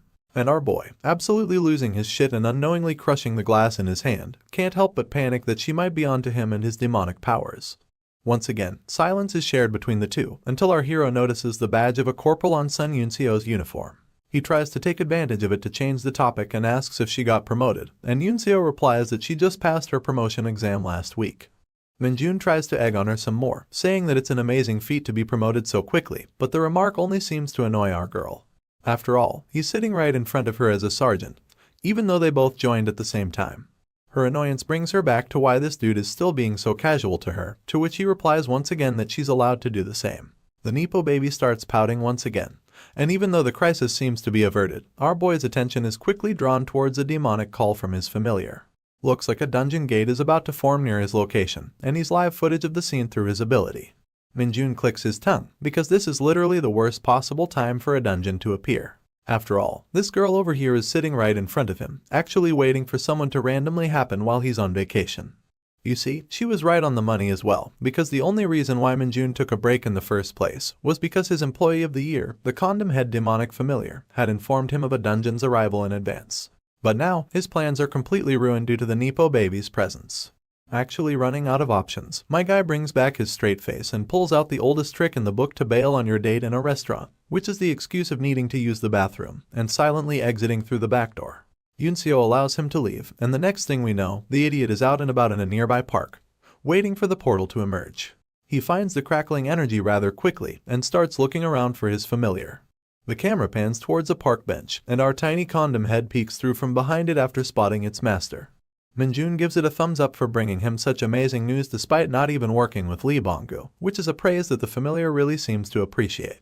After tossing away the ball of demonic energy for the familiar to feed on, our hero starts to wonder why his other minion hasn't come into contact with him lately. But before he can entertain that thought any further, his attention is diverted towards a much more pressing issue. The lightning of the dungeon portal seems to be acting more violently, which basically means that the gate is about to open. Minjun readies himself for the battle, commenting that it's good that not many people are passing through this area due to the winter cold. In just a matter of seconds, the lightning energy starts running rampant in its location, and a gigantic portal is opened right in front of our hero as he had expected. We all know that our boy isn't the type to care about others, but even he is getting annoyed by the fact that the gate is opening up in the middle of a residential area. Regardless, for the sake of the citizens' safety and his promotion, he gets ready to deal with this mess as soon as possible. In the next moment, we see a somewhat humanoid silhouette of a dungeon creature making its way out of the gate, looking quite menacing. The fact that the monster is coming out on its own isn't a natural occurrence, and is categorized as an anomaly called the dungeon break. This is when Minjun's phone starts buzzing, and he takes it out to see a message alert from the Hunter military, informing the citizens to escape the area due to the appearance of a dungeon. For now, our boy doesn't know what might come out of this portal, but if it's something he shouldn't be able to handle at his current level, he just needs to hold out until the reinforcements arrive from the military. After all, they already seem to be aware of its presence, so our hero just needs to think of a way to stall for time. Soon enough, a giant blade-like object comes out from the portal, and out emerges a massive creature with incredible muscles, sharp canines, and a face without eyes. The creature roars ferociously, immediately putting our hero on guard against it. Minjun recognizes this monster as a hanker, not to be mistaken with a wanker, and it looks like it's a somewhat troublesome opponent. The wanker, the hanker, starts off the fight by bringing down its bladed hand on our hero. The attack gets dodged rather easily, but Minjun is still left with a lot of questions about this monster. First, he wants to make sure if it's the only one coming out of the gate, and secondly, given its abnormally dangerous arms, he wants to know if it has consumed a fuck ton of demonic energy. The sergeant leaps away from the creature's follow-up attack, and immediately starts preparing his dark arrows to smite him into smithereens. However, before he could launch his attack, the hanker somehow propelled his left blade forward like a hand cannon. It definitely caught our boy off guard, and the resulting impact from the blow was rather flashy. But of course, we all know that this wanking hanker would never hit our hero in the first place. The blade was lodged to the ground, and zooming out, we see that it missed our hero by just an inch of a margin. Minjun admits that he didn't expect such an attack, but as he holds the chain, he remarks that this is nothing more than a petty trick. I guess the monster has an ego after all, because we see that it's pretty pissed by the comment. With its enormous strength, it pulls back the chain swiftly, forcing our boy to swing along with it. Not only that, it further follows up with another hand cannon attack with his other arm. Once again, showing incredible athleticism, my man dodges the unexpected attack mid-air by swirling around his body like a tornado. Let's zoom out and look at the scene in slow motion.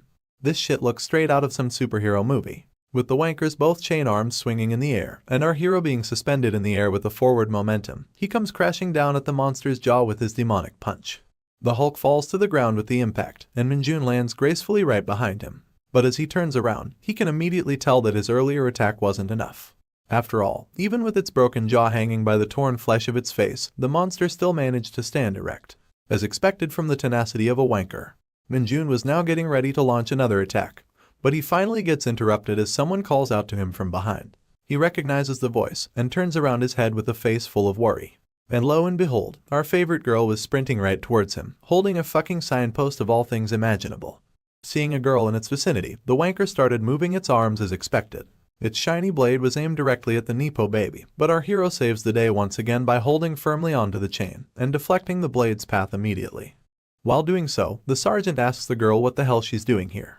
On the other hand, the wanker was still busy roaring and screeching, probably wondering the same question. However, instead of replying to Minjun, Yunseo simply shouted back with the same question right back at our hero. After all, my guy ran off on her in the middle of their dinner. Minjun doesn't care about that either, he just wants to know how she figured out his location. In response, Yunseo holds onto the signpost even more firmly, before throwing it straight at our hero, telling him that she saw the message alert and sprinted her way over here immediately. At first, our boy just looked at the flying signpost with his straight face as usual. But zooming in, we see the smile on his face, signifying that this is just the thing he needed. He starts sprinting, following the post's trajectory, before leaping into the air, grabbing the handheld makeshift weapon, and coating it aggressively with his demonic whip ability. And with that momentum and a burst of power, my guy brings down the post of justice towards the poor wanker's head, crushing it completely. And all the while, he's just wondering if the Nepo baby at least paid the bill before leaving the restaurant. He now sits on top of the crushed monster, while on the other hand, the dust cloud made by the impact of the blow obstructs our girl's vision. Without wasting a single moment, Minjun takes this chance to immediately absorb all the demonic essence out of the creature. As soon as he finishes, he hears the coughing sounds of the girl, who, despite getting the confirmation, is still a bit confused that they were actually facing a hanker. It's a high-danger monster, and she's just stunned that our hero defeated it by himself. But of course, Minjun just looks at the signpost, and comments that she's the one who helped him, so it wasn't a solo feat. Although truth be told, he knows that he would have had a much easier fight if she hadn't interfered. Yunseo goes down to observe even further, and immediately notes that this version of the monster is also not normal, as it seems mutated, and much more dangerous than its normal counterparts. So, given all the evidence right in front of her, the girl gives a stern look to the sergeant at last, telling him that they need to have a serious talk about all the recent events involving him. But before such a conversation could be initiated, another silhouette starts to emerge out of the dungeon portal. The hunters both sense its presence and look back to confirm their suspicions, and we immediately see a total of 5 wankers, casually marching their way out of the dungeon. Seeing their numbers, the Nepo baby suggests falling back and regrouping with the reinforcements when they get here. Our boy likes the idea and tells the girl to back on her own and regroup with the others. But that means he's not including himself in his plan, and our Nepo baby doesn't understand this decision. But the time for such talk is over, as the group of wankers with their popping veins and ferocious nature are right upon their throats to rip them apart. Minjun sprouts his signature smile at the scene, confusing the girl even more. Immediately in the next scene, we see him make a battle-ready pose, coating himself in the signpost with a layer of demonic energy, and then quickly leaping forth in battle while leaving the girl behind. My man is happier than ever, already sure of himself that his next accomplishment will land him the position of a staff sergeant. We then move away from the fight, to a faraway location in Isgard, with 2 full moons in the starry night sky. A hooded figure makes their way into the depths of a thick forest, treading ever so lightly with their leathered boots. They stand in front of a rather peculiar-looking rock, and start chanting in a language that's unknown to us. Upon their chant, the rock splits in half, and slowly starts crumbling into little pieces, revealing a mysterious staircase leading to the underground. After revealing the hidden entrance, the figure starts descending the stairs slowly. We see their cloaked face, walking inside a fairly long and well-designed hallway. Soon, they reach a certain gate at the end of a hallway, and head inside into an open hall, very similar to the summoning room used by the saintess in the central cathedral of Isgard. The figure stops in front of a shrine, pays their respect to the deity, and slowly reveals their crimson hair by unveiling the cloak. From a distance, we can tell that this person is a woman, wearing an outfit that's very common among the dark mages of Isgard. And zooming in, we also see that she's quite the beauty. To me, her slightly ruffled hair shows the character of a hard worker who doesn't care for her appearance, and her soft gaze gives off a vibe of intelligence. Zooming out, we see that she's standing in front of the shrine of Luminuna, the video game character that Minjun adores, and the figure around which the Minjun's entire church of fanatics was found in Isgard. And standing right there, the girl mutters a single sentence, asking Lord Minold, also known as Kim Minjun, to wait for her to join him. I guess this girl was a member of Minjun's fan club, and is also trying to find a way back to him, just like Lee Bonggu. Hello! After a long time of waiting, we are happy to welcome you back to the amazing adventures of our favorite dark mage, Minjun Kim. To kickstart this new season, we are taken to a deserted island at the sea near Nagasaki, where there are already 2 soldiers on the shore waiting for the helicopter to land. The aircraft slowly descends onto the shore, creating a torrent of gust and dust. Despite that, the 2 soldiers stood firm as if the sand ain't getting into their eyes. From the helicopter comes out a buff, bearded dude who carries an aura of authority around him. The white-haired soldier shakes his hand and thanks the man for coming. He introduces himself as Endu Masaru from the Japanese Hunter Association. The big buff dude states that he is General Du Seokyeong from the Korean Hunter Corps. He praises Endu for being fluent in Korean language. Endu thanks him from the compliment. After greeting each other, the Japanese man comes straight to the point and invites General Du to their camp, where a massive portal is visibly near it. The Korean meticulously reads the report that he's given while sipping a cup of coffee. He then informs Endu that there doesn't seem to be any problems with the plan. Everything seems to be really great. He states that the plan is very thorough, despite the lack of preparation time, while Endu states that it is only possible because they were provided with good soldiers from General Du's team, so he thanks the Korean once again for that. The buff dude comments that he is sure that the Japanese Hunter Association is worried about the ever-increasing abnormal dungeons. He states that the dungeon near their cap right now appeared in a deserted island, making it hard to discover. From the looks of it, it is clear that this dungeon is a pretty difficult one, even when considering the fact that it is an abnormal dungeon. However, General Du does not assume that the Japanese and the Koreans work together just because Enda's people doesn't have enough forces. With his unchanging expression and the dark circles beneath his eyes, General Du stares at the Japanese and asks for their true intentions.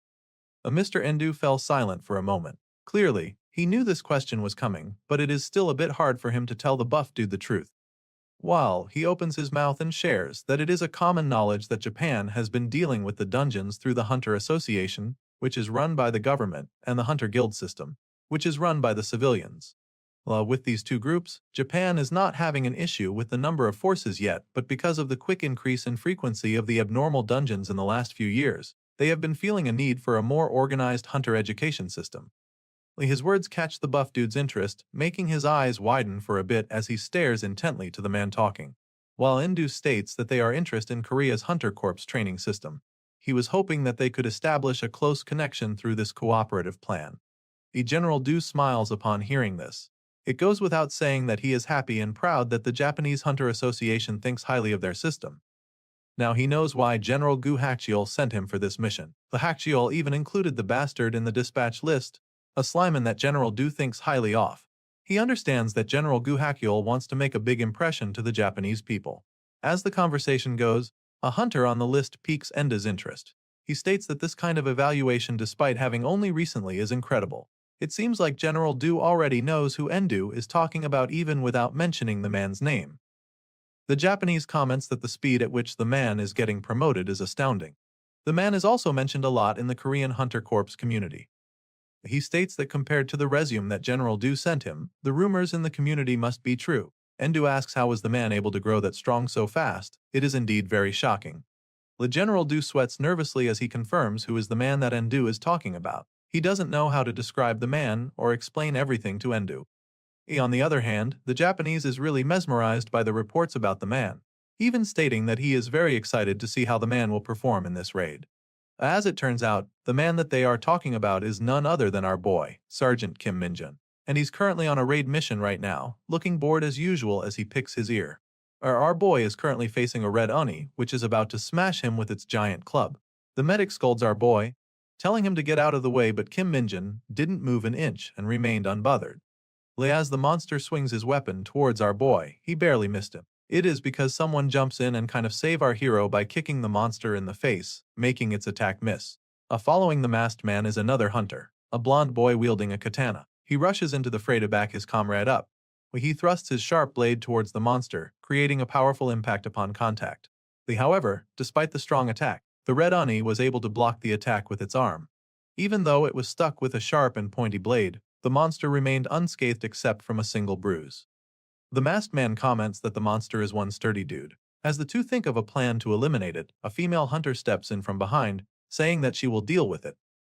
The Oni became enraged from the attack. It charges towards the hunter, ready to kill the hunters off. Meanwhile, the female hunter takes her stance and places her hands on her blade. The monster pulls back its dominant hand with a weapon in it as it prepares to deliver a powerful swing. The woman squints her eyes and focuses on the monster's movement. Then in a blink of an eye, the red Oni gets dismantled in multiple pieces. The lady cut through its thick skin like it was made of butter. As the hunter sheathes her sword back, we learn that her name is Suzuki Mio from the Japanese Hunter Association. She stood there valiantly, giving off an air of elegance and beauty. The Korean medic steps close to her and praises her swordsmanship, calling it amazing. Suzuki bows her head in acknowledgement, showing utmost respect to her colleagues. The medic then asks the frontliners if there's anyone hurt amongst them.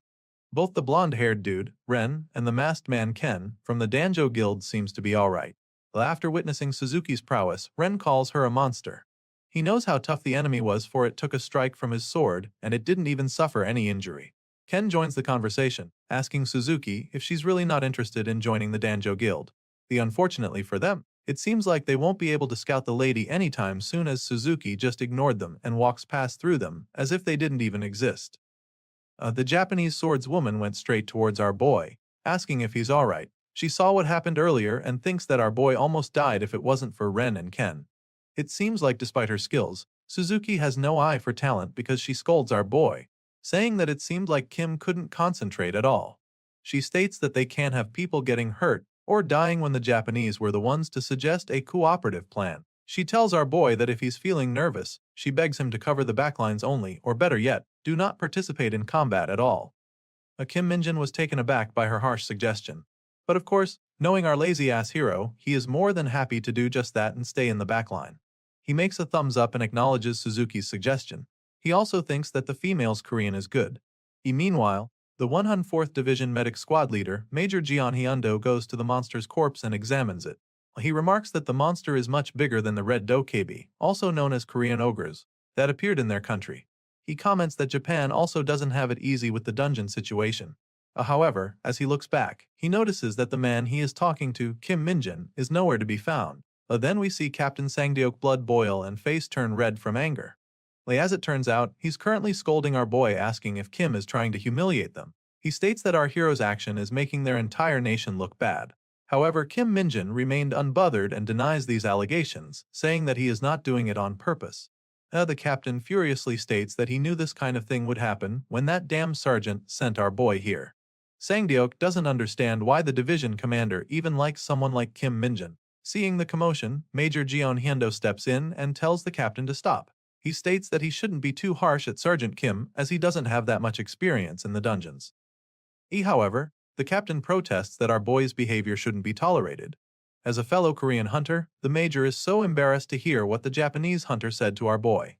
Meanwhile, our boy reflects on his actions for the tiniest bit. In reality, he was just watching because he wanted to see how people's skill levels were, but he guesses that it brought on a misunderstanding instead.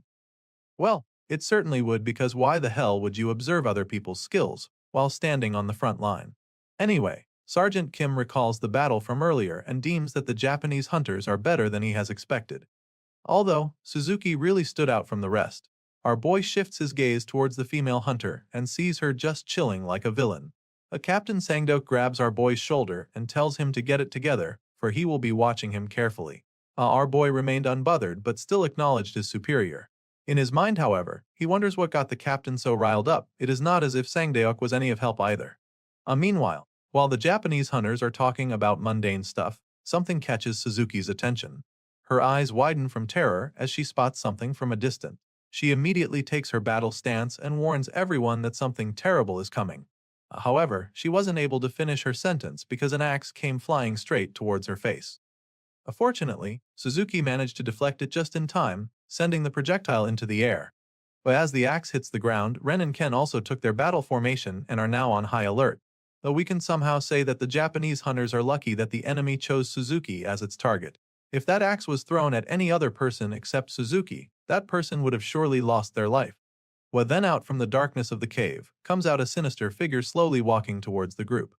As it inches closer, the light shines on it, revealing a nasty humanoid form that looks like Cell Majin Buu from Dragon Ball, but it's like ordered from Temu. Sensing the ominous aura around the creature, Suzuki immediately realizes that this is the dungeon boss. She immediately warns the others about it. This quickly catches the attention of Ren and Ken, making both alarmed. On the other hand, while the other hunters are losing their shit upon the arrival of the dungeon boss, Sergeant Kim Minjun remained unbothered. The peak definition of nonchalant boy. Suzuki glances at Ken, and the boy immediately understood what she meant. He tapped something on his watch, alerting the main force that the boss has arrived. The female hunter informs the Korean hunters that she has already shared their location to the other 5 teams. Meanwhile, she urges everyone to be on the defensive and wait for the other teams to join the fight. She adds that if it comes down to it, they will have to retreat. However, before she could even finish her sentence, the dungeon boss blinks right in front of her, ready to punch the living hell out of her. Fortunately, she was able to react in the nick of time, but the monster follows it up with an attempt to bid her head off. That is when Ren and Ken jumps into action to assist the female hunter. Unfortunately, their surprise attack turned out to be too slow for the monster. It was able to grab hold of their feet, stopping the attack in a split second. The two are in trouble. They try their best to pull their feet back from the monster, but it won't budge. The boss then throws the two away with relative ease. It is as if they don't kill monsters for a living. Ren and Ken looked like a total amateur against the boss. Still, Suzuki won't let the sacrifice of the two be in vain.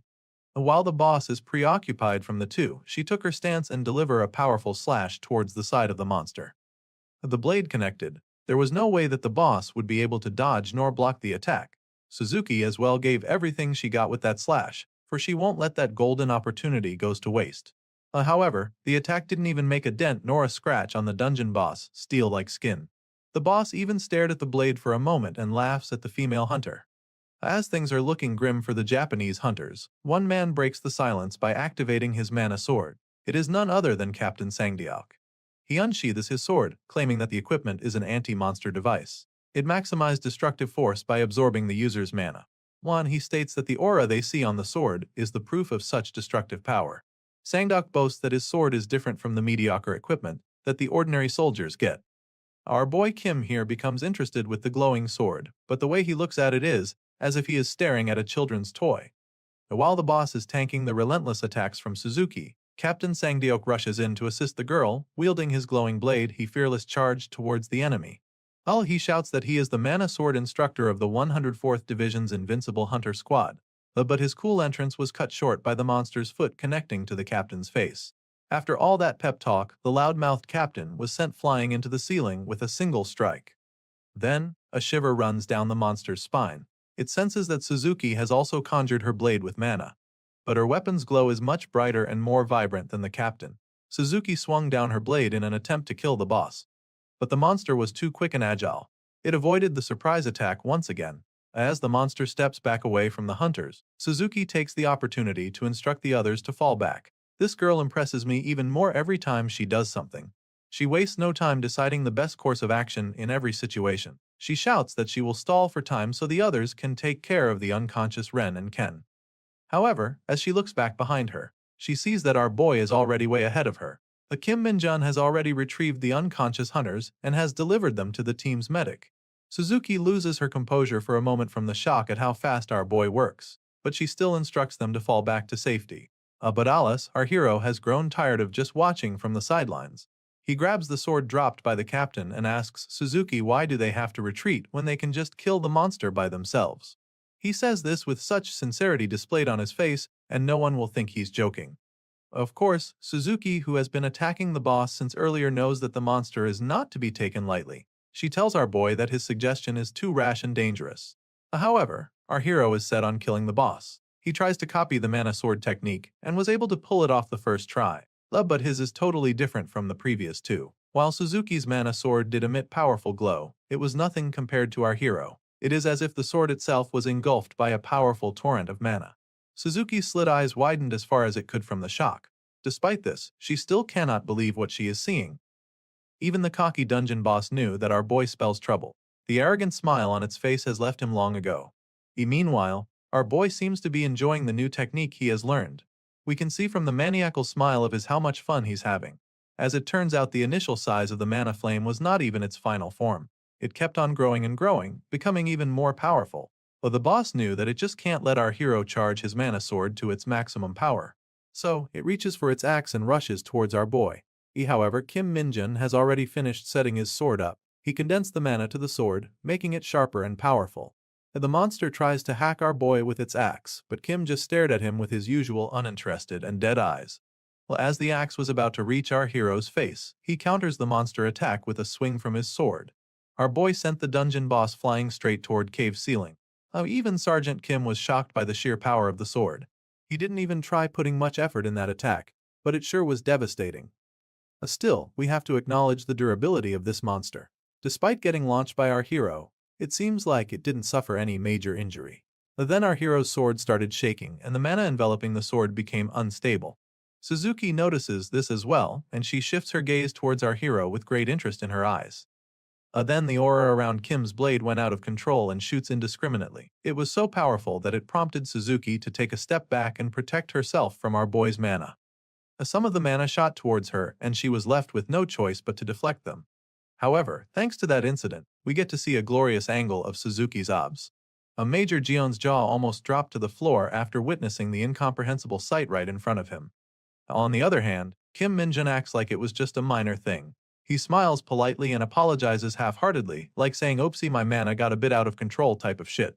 He then closes his eyes and gathers his focus. He began concentrating his mana into the sword, condensing it until the flow of mana became stable. However, the mana became so dense that it glowed on a darker color now. The dungeon boss shivers at the sight of our hero's weapon.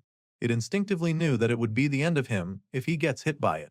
Our crazy protagonist then charges towards the monster with an evil look on his face as he swings his blade towards the purple dude.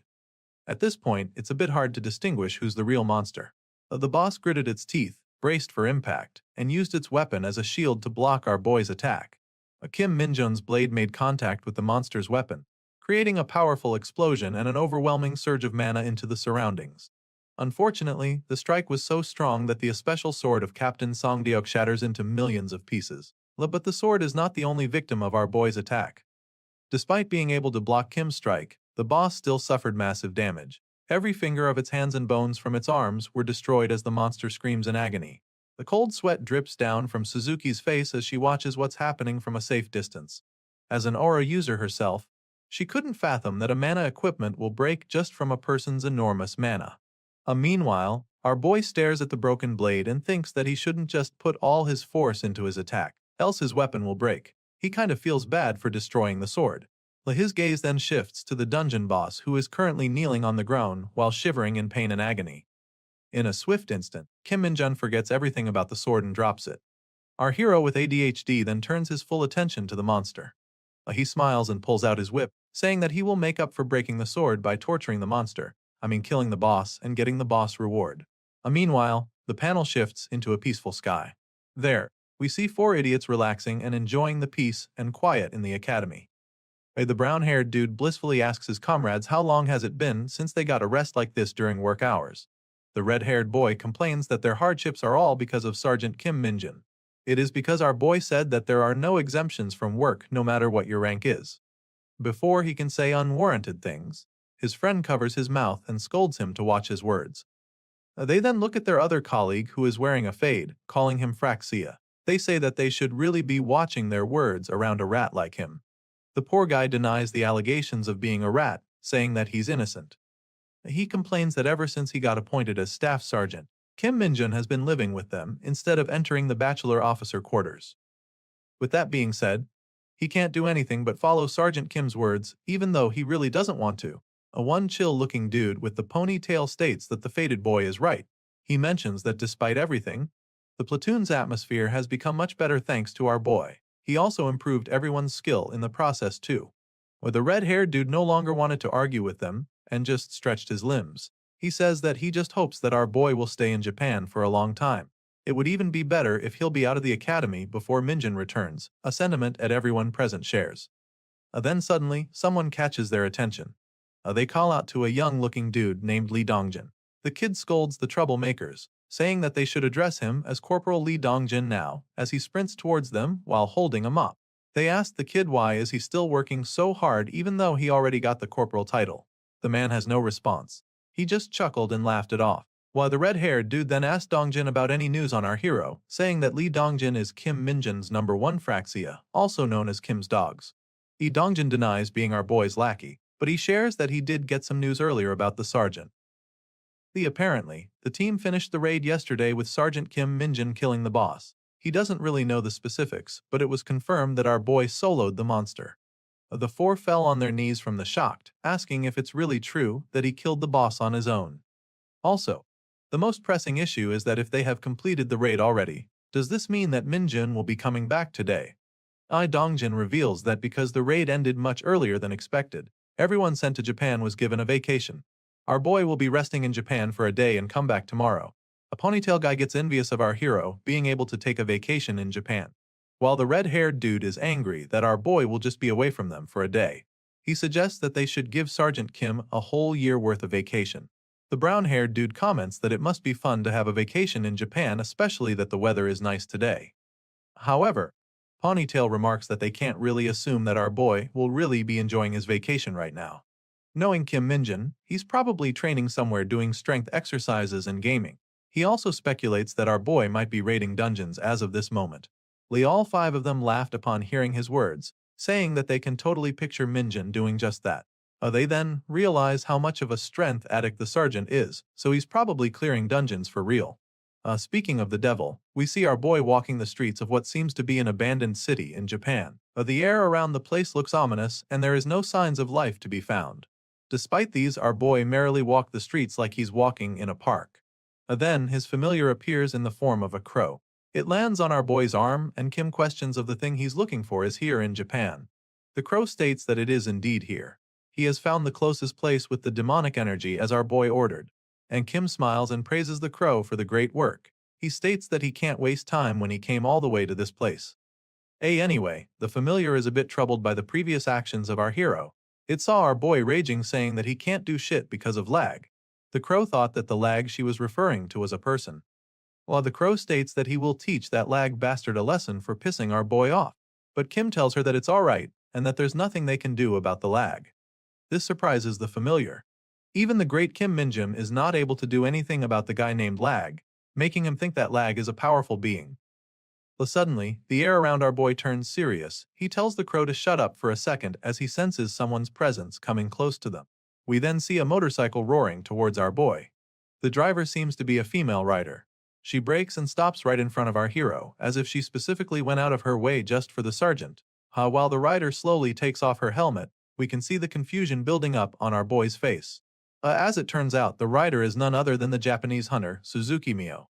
She confronts our hero and asks what is he doing in this place.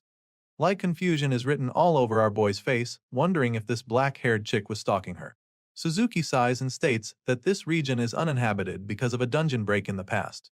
She reveals that going here is not restricted, but the place is being monitored by the association 24/7. She then points at something above which made our hero look. As it turns out, she was pointing at a CCTV on the post. Even though the place has long been abandoned, the surveillance cameras are still working nonstop. His familiar sees this and realizes that he's cooked. His existence is supposed to be a secret, yet they were recorded by the CCTV earlier talking to each other. Our boy forces a smile and stares dagger at the crow. His face is beet red and it looks like he's about to explode, but he is holding himself back so that Suzuki wouldn't be suspicious of him. The crow desperately tries to explain his side, stating that he just felt demonic energy in this region. However, Kim has a lot to say to him, so he angrily tells him that they will have a good long talk later. The female hunter notices that the Korean is not paying attention, so she asks again what our boy is doing here. Kim Minjin takes a deep long breath, seemingly about to tell something serious. Then, he opens his mouth and spout the most unbelievable bullshit you would expect, claiming that he got lost. Suzuki cringes after hearing this. She can't tell if our boy is good at playing dumb or he has actually won. She recalls the raid from before, thinking that our boy is different somehow from the other awakened, but she just can't pinpoint it. Her growing curiosity and interest is the real reason why she personally came to this barren place, even though she's not really required to patrol the area. Then suddenly, a violent gust of wind appears behind her. It was so strong that several debris were caught up. The Japanese turns around immediately, sensing that there is something wrong. Then she sees it, a giant minotaur screaming on top of its lungs. The appearance of the monster is so sudden that it took away Suzuki's attention from our boy. The Japanese hunter swiftly draws her katana and takes her stance while our hero is just standing there staring at the monster with his mouth open like an idiot. The monster started rampaging like a maniac. That is when our hero noticed something different about the monster. As it turns out, the Minotaur is none other than Lee Bongyu shape-shifting as a monster. It gives our boy a thumbs-up signal, telling Kim to leave everything to her. The Suzuki, who's not aware of the situation, tells Kim Minjin to get out of the place but avoid the underground. She claims that a part of it is corrupted, so he'll be at risk of losing his mind there. The Minjun smiles after hearing about the corrupted place, realizing that it is the same place that Bongyu was talking about, the one with demonic energy. Lee Suzuki is still trying to warn our hero about the dangers of going underground, saying that once you pass out from the miasma, it's basically game over, so he absolutely should avoid it. However, she realizes that it is unnecessary for her to talk anymore since the bastard Kim Minjun has already sprinted away the moment she told him to go. Well, she's not in a position to stress about the Korean for now because she's too preoccupied with the monster. She wonders why the hell did a monster appear out of nowhere. If there was a gate, the surveillance cameras will definitely see it. Nonetheless, she knows that her job as a hunter is plain and simple, that is to eliminate any monster. So, she imbues her sword with mana and takes her battle stance, ready to strike down the enemy. The Suzuki leaps into the air and pulls back her blade. She aims to kill the monster with one strike, so she's putting her all in this attack. However, as she swings her sword towards the Minotaur, the monster dodges just in the nick of time, barely managing her head from getting cut off. The monster then weirdly ran away from the hunter. And when I say run, I meant full sprint. It even used its hands to run faster like a real cow would. Suzuki was clearly taken aback by the monster's behavior. In all of her hunting years, this is probably a new experience for her. But of course, she won't let the dangerous beast roam freely, so she ran after it. Meanwhile, we see our boy in front of the station entrance. The stairs are all barricaded with warning tape, telling to keep out. Then naturally, there are several CCTVs in that particular area, for it is the place that should be monitored the most. To take care of it, Minjun uses his skill, Dark Arrow, to destroy the cameras without getting noticed. Our boy also destroys the tape and the barricade by kicking it and immediately went inside. While the demonic energy instantly gathered around him and Kim Minjun inhaled it like a fresh spring breeze. He's then notified that his demonic energy stats has increased multiple times. As he goes in deeper, he absorbs more demonic energy, enhancing his skills and even learning new one like Reign of Corruption. Our boy excited checks his status, and sure enough, going to this place is totally worth it. The numbers don't lie. But after concluding his business, he thinks about his familiar, hoping that the decoy managed to get away from the hunter, knowing that she'll probably die if she gets caught. Back to Suzuki, she's still wandering around, looking for the monster. She suddenly stabs a nearby concrete after sensing someone's presence behind it.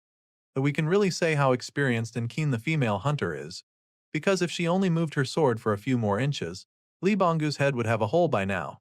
The poor familiar is shaking violently. He stares at the clean hole that the sword left. Then, as he is peeking from behind the wall, Suzuki cuts it into multiple pieces, revealing the other side of the area. However, she didn't see the human form of Lee Bungo, nor the Minotaur that she was chasing after. All that greeted her is a fragile-looking cat meowing at her. Suzuki was captivated by the cat's cuteness, making her drop her guard. She goes on her knees to try and pet the cat, which we obviously know as Lee Bongyu. The cat hisses at her and even scratches her before running away, leaving the poor Japanese hunter heartbroken. She gets back up and picks up her phone, notifying her superiors that she is still tracking down the monster, focusing on the areas without cameras. However, the other end informs her that even the monitoring team has lost track of the monster, but that's not the most important thing to discuss. The man behind the phone informs her that the monster crystal color that is used to monitor the corruption level of the underground has changed. Typically, the darker it is means that the underground is still corrupted. Everyone are understandably confused. They are thinking that this might just be an equipment issue, because there is no way that all of that corrupted energy will just disappear out of nowhere. Suzuki also reports that there is nothing out of the ordinary in the field either, so no external force is at play. The man then states that he will just report an equipment issue to the ITV and send in a team to take care of it, saying that no one can clear that much miasma in an instant. After the phone hangs up, Suzuki thinks of a wild possibility. She looks behind her where our hero disappeared, wondering of the chances that Kim Minjin is associated with this weird phenomenon. The next day, we are taken to the airport where the Koran hunters are gathered, ready to be debriefed and sent back to their country. Endu shakes the general's hand, thanking him for the assistance they have given them. Meanwhile, Captain Songdeok is visibly angry at our hero, but Kim Minjin just looks away, pretending not to sense him. Then, she spots a familiar figure coming from a distance. This made him think as to why Suzuki is here. The female hunter didn't even try to hide her agenda. She walked straight towards our hero and stared at him. While still glaring daggers at our boy, she asks him if he enjoyed his walk yesterday. Sergeant Kim nervously laughs and says yes, stating that it was all thanks to her. Then Suzuki went straight to the point, asking if by any chance, Kim knows why the entrances to the underground being destroyed. She adds that all the nearby surveillance equipment was damaged as well, so the headquarters have no idea what happened in the area. She presses Kim for any info, wondering if he noticed anything suspicious on his way. Our boy looks away and claims that he saw nothing, stating that he was too focused on his walk. Hearing this, Suzuki chuckles and gives up. She accepts our boy's answer and just says that she's glad that our boy returned safely. She bid Kim farewell, smiles, and takes her leave. Sangdeok became curious as to what was that, but our boy is too exhausted to even entertain the useless captain. As she walks farther away, Suzuki once again calls out for our boy Kim Minjin and tells him that she'll be seeing him again next time. The panel then shifts to nighttime where we see Lee Bonggu and the mini-demon lying on the ground. It would seem that the two fought someone or something based on the blood and injury that Lee Bonggu has. We then see Sergeant Kim Minjin holding someone in his arms, looking visibly upset about the situation. But before we see what happened to our boy's familiar, we are taken to earlier that night. The moon is shining brightly, providing light to the dark academy. Albeit being late in the night, there are several groans of pain and coughs coming from the training room. Inside it, we see Jinho, Taekyeon, Jongchol, and Sungchan all lying on the floor, groaning in pain. On the other hand, Kim Minjin is standing in the middle holding a sword. Irritated, our hero scolds the men on the ground, saying that they have completely lost their touch while he was away on a mission. He asks if the bastards are out of their damn minds. Kim Minjin specifically told them to train hard on their own while he was gone. Even though they went 4 versus 1 with our boy, they didn't even last 30 seconds. The sergeant complains that they are not improving at all, asking how would they be useful to the corps at this rate. However, they all protest that it hasn't even been a week since the demon went to the Japan. How would they improve drastically in just a short span of time? He scorns at a particularly buff dude and states that he had high expectations of him, but even he disappointed our boy. Dang, that's one tough scolding. We can really understand why a big buff man is sulking. Unfortunately for them, lying on the ground helpless would not save them from the demon known Kim Minjin. He commands the losers to get up, saying that he won't go any easier to them, just because they all pout and look sad. The 4 struggles to stand up, shaking as they force their legs to support their beat-up bodies. This pisses our boy even more. To someone like him, the 4 are just not taking it seriously, that's why they are like this. He clenches his fist and declares that he's going to fix them all. However, before he could proceed with the training, Kim Minjin's spider sense tingles, causing him to stop mid-sentence and assess the situation. This feeling seemed familiar to him. His angry persona dissipates in an instant and was replaced by a seriously concerned expression on his face. The 4 all looked at him with confusion written on their faces. They know that it is unusual for our boy to instantly be calm like that. To add more to mystery, the sergeant commands them to train on their own for today and started sprinting out of the room. They can't believe that they were let off this easy. The 4 were able to breathe a sigh of relief while still puzzled by the sudden turn of events. Our hero sprints outside, running as fast as he can. He tries contacting Lee Bongu for the man's location, asking if he was the one who caused the sudden demonic energy explosion that Kim felt earlier. However, Bongu did not answer immediately, adding more worry to our boy. He tries to contact him once again, and this time the man did answer. Unfortunately, our hero can't get any reliable information from Bongu as the man is obviously struggling to even speak. While he informs our hero about the shock from crossing dimensions. But before he could even elaborate, the communication stops, making our boy even more concerned. He stops in the middle of the forest and closes his eyes to focus on detecting Lee Bongu's demonic energy. He senses that the man's energy is growing alarmingly faint, but he was still able to find his location nonetheless. Kim Minjin turns even more serious and sprints even faster after learning Bongo's location. While he travels, he tries to assess the only information he got from Bongu. While he correlates the shock from crossing dimension to Isgard, our hero disappears into the darkness of the forest. On another note, we see gladiator-type monsters chasing after a person on a cloak. One of them was able to catch up to the intruder and was about to slice them in half. As the sword inches closer to the cloaked woman, it was dodged with an astonishing move. The woman jumps into the air and in an elegant manner, avoiding the strike. She then kicks the buff monster's shoulder as she lands, neutralizing him effectively. However, she has no time to relax right now for another enemy closes in at her. She also dodges the second enemy's attack and delivers a powerful counterattack. The pursuers fell down to the ground unconscious. Just when the lady in the cloak thinks that it's safe, another one appears right behind her. She stops for a moment and stares at the enemy. It is another muscular naked dude wielding a sword, however. This one emits a powerful aura around him. The scar on his body also indicates that he is not to be messed with. Then, we see a rundown door on a hallway. That said door then suddenly burst open, or more like, it was destroyed from a powerful impact. We then see the lady flying through the wrecked door, into a huge chamber. Despite that, she still managed to land on her feet and retain her consciousness. But we are given an idea how powerful this new enemy is. The buff dude calmly enters the room where the lady was sent flying into. The person in the cloak clicks her tongue and grits her teeth. She knows that she's in trouble right now. Then, we hear someone talk from behind of the buff dude, saying that stealing from the temple of the goddess is a grave crime. We then see that it is a blonde and elegant lady, telling the intruder to surrender now. If she does so, she will not take her life. It is then revealed that the lady making the threat is none other than the saint. The intruder's eyes glow from the darkness of her hood, emitting a red brilliance. As she draws her dagger up, she thinks that the odds are against her and begun to wonder if this is it for her. Then, she notices that she is standing on a particular mechanism. After seeing the platform, she smiles and states that she won't surrender. As she chants using the demon language as she pulls out something from her chest.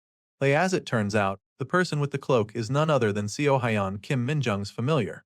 The insignia on her hand started to emit enormous demonic energy. She asks the saint what she thinks about it. The saint stares at Seo Hyeon blankly, saying that she doesn't know, but she gets the intruder's intention. She assumes that the rat is trying to use the divine relic to escape because she doesn't have enough power to cross dimensions. However, the saint states that she won't be able to that because Seo Hyeon couldn't possibly know the coordinates. Despite this, Seo Hyeon's smile didn't disappear. She states that she is certain now that she has activated a dimension teleportation circle. As for the coordinates far beyond this dimension, she got them from that troublemaking parasite, also known as Baal or Lee Bongu as our boy calls him. The saint then realizes that the enemy has indeed a plan up her sleeve. She hurriedly commands her soldier to stop Seo Hyeon. The buff dude immediately leaps into action and charges towards our girl. As the dude is running, the cross insignia glows while Seo Hyeon grips it tightly. It then sends an overwhelmingly powerful burst of energy, strong enough to repel and send the buff dude flying away. Then, the image of the intruder visibly distorts, suggesting that the teleportation is successful. Before she disappears into thin air, Seo Hyeon gives the saint the bird and a mocking smile. However, before she gets transported, she sees a glimpse of the saint's face. Naturally, she would expect that the saint would wear a dissatisfied expression or even an angry one. But even though the feint and her guard failed to prevent her from escaping, the blonde lady is visibly not upset. No, rather, she's smiling as she stares dagger at Seo Hyeon. We are then taken to the forest near our boy's academy. There we see Bongu and Chibi Seo Hyeon playing with each other. Lee Bongu or ball shows a ball made from demonic energy to the chibi. The round demon was surprised at the sight of it. Bongu then gives it to the chibi and the demon started munching on it. Bongu asks if it was good, saying that it came from faraway land. He tells the chibi to be grateful that he's even sharing it with him. However, the chibi didn't show any gratitude towards Bongu. Rather, he scorns at him while eating. Bangu then admits that he indeed got it from their master, Kim Minjung, but he insists that the chibi should still be grateful because he is still willing to share it with him. Despite this, the chibi even went far as to smirk at the guy after consuming all of the demonic energy snacks. This draws the line for Bangu. His face turns red from anger and demands the chibi to return the snacks. The game of tag between the two starts as they chase around the forest. While they are at it, the space around them began cracking and an enormous demonic energy started gathering near them. Then, a powerful beam of light drops from the heavens, causing a devastating explosion. The impact sent Bangu and Chibi Seohyan flying and crashing down into the ground. While as Bangu's consciousness is about to fade from the damage he received, Kim Minjin contacts him. While there, Bangu sees the silhouette of a person wearing a cloak. Our hero desperately tries to ask for information, but the only thing that Bangu was able to convey was the shock from crossing dimensions. The red-haired girl looks down on Bangu, saying that it has been a while since they last saw each other. Before Bangu could even reply, he collapses on the floor, and the forest fell into silence once more. Ager confirms that she has successfully traveled to Master Meinald's dimension. However, the fatigue from her previous fight and the shock from crossing dimensions has affected her badly, so she falls to her back. However, before her back touches the ground, a man wearing a military uniform manages to catch her in time. As the red-haired girl sees the man, her eyes began to tear up and she calls the man her master. Unfortunately, the injuries she suffered are too severe. She wasn't even able to finish her sentence before losing consciousness as well.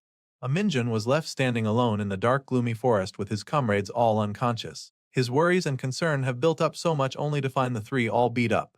Our hero's patience has reached its limit. He explodes at his subordinates calling them idiots. First it was Bongu, then it's Siwayan. Both of them are all beat up, leaving our boy to clean up after their mess. While lashing out, he activates his skill, Demonic Energy's Grasp. A malevolent energy sprouts from our hero and went to his subordinates, enveloping them with the power of darkness. Looking absolutely pissed off and at the verge of exploding, our hero vows that he will make sure that they survive so he can personally beat the living hell from them. Thanks to Kim Minjung's effort, Seohyan was able to regain her consciousness even for a slight bit. The first view that welcome her is the face of our hero burning in rage. Despite this, the woman is still in Cloud 9 for she's able to see her beloved master Meinald. She expresses her joy that this wasn't just a dream. She tries to say that she really missed our hero, but then she realizes that her master is personally carrying her useless self. The woman leaps off of him and prostrates herself, saying that his loyal subject, Kim Seohyan, greets her master. She apologizes to our hero for causing him to use his precious demonic energy on her lowly self. She vows that she will repay him with her life someday. But before she could even finish her sentence, Kim Minjung cuts her off and screams that she always blabber nonsense like she will repay him with her life but ends up getting saved. He tells her to make sure to stay alive first before making such promises. Seohyan apologizes profusely for her slip-up. Our boy calms himself down and asks what happened. He states that Seohyan is supposed to be different from Lee Bongu, that she is supposed to be the brain and pride of their cult.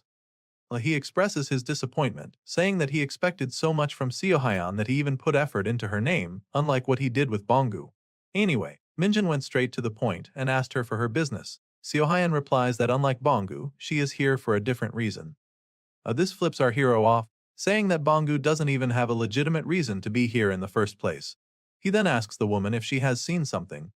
Seohyan affirms our hero's speculation as she looks up to him. Her right eye began to glow in a bluish light.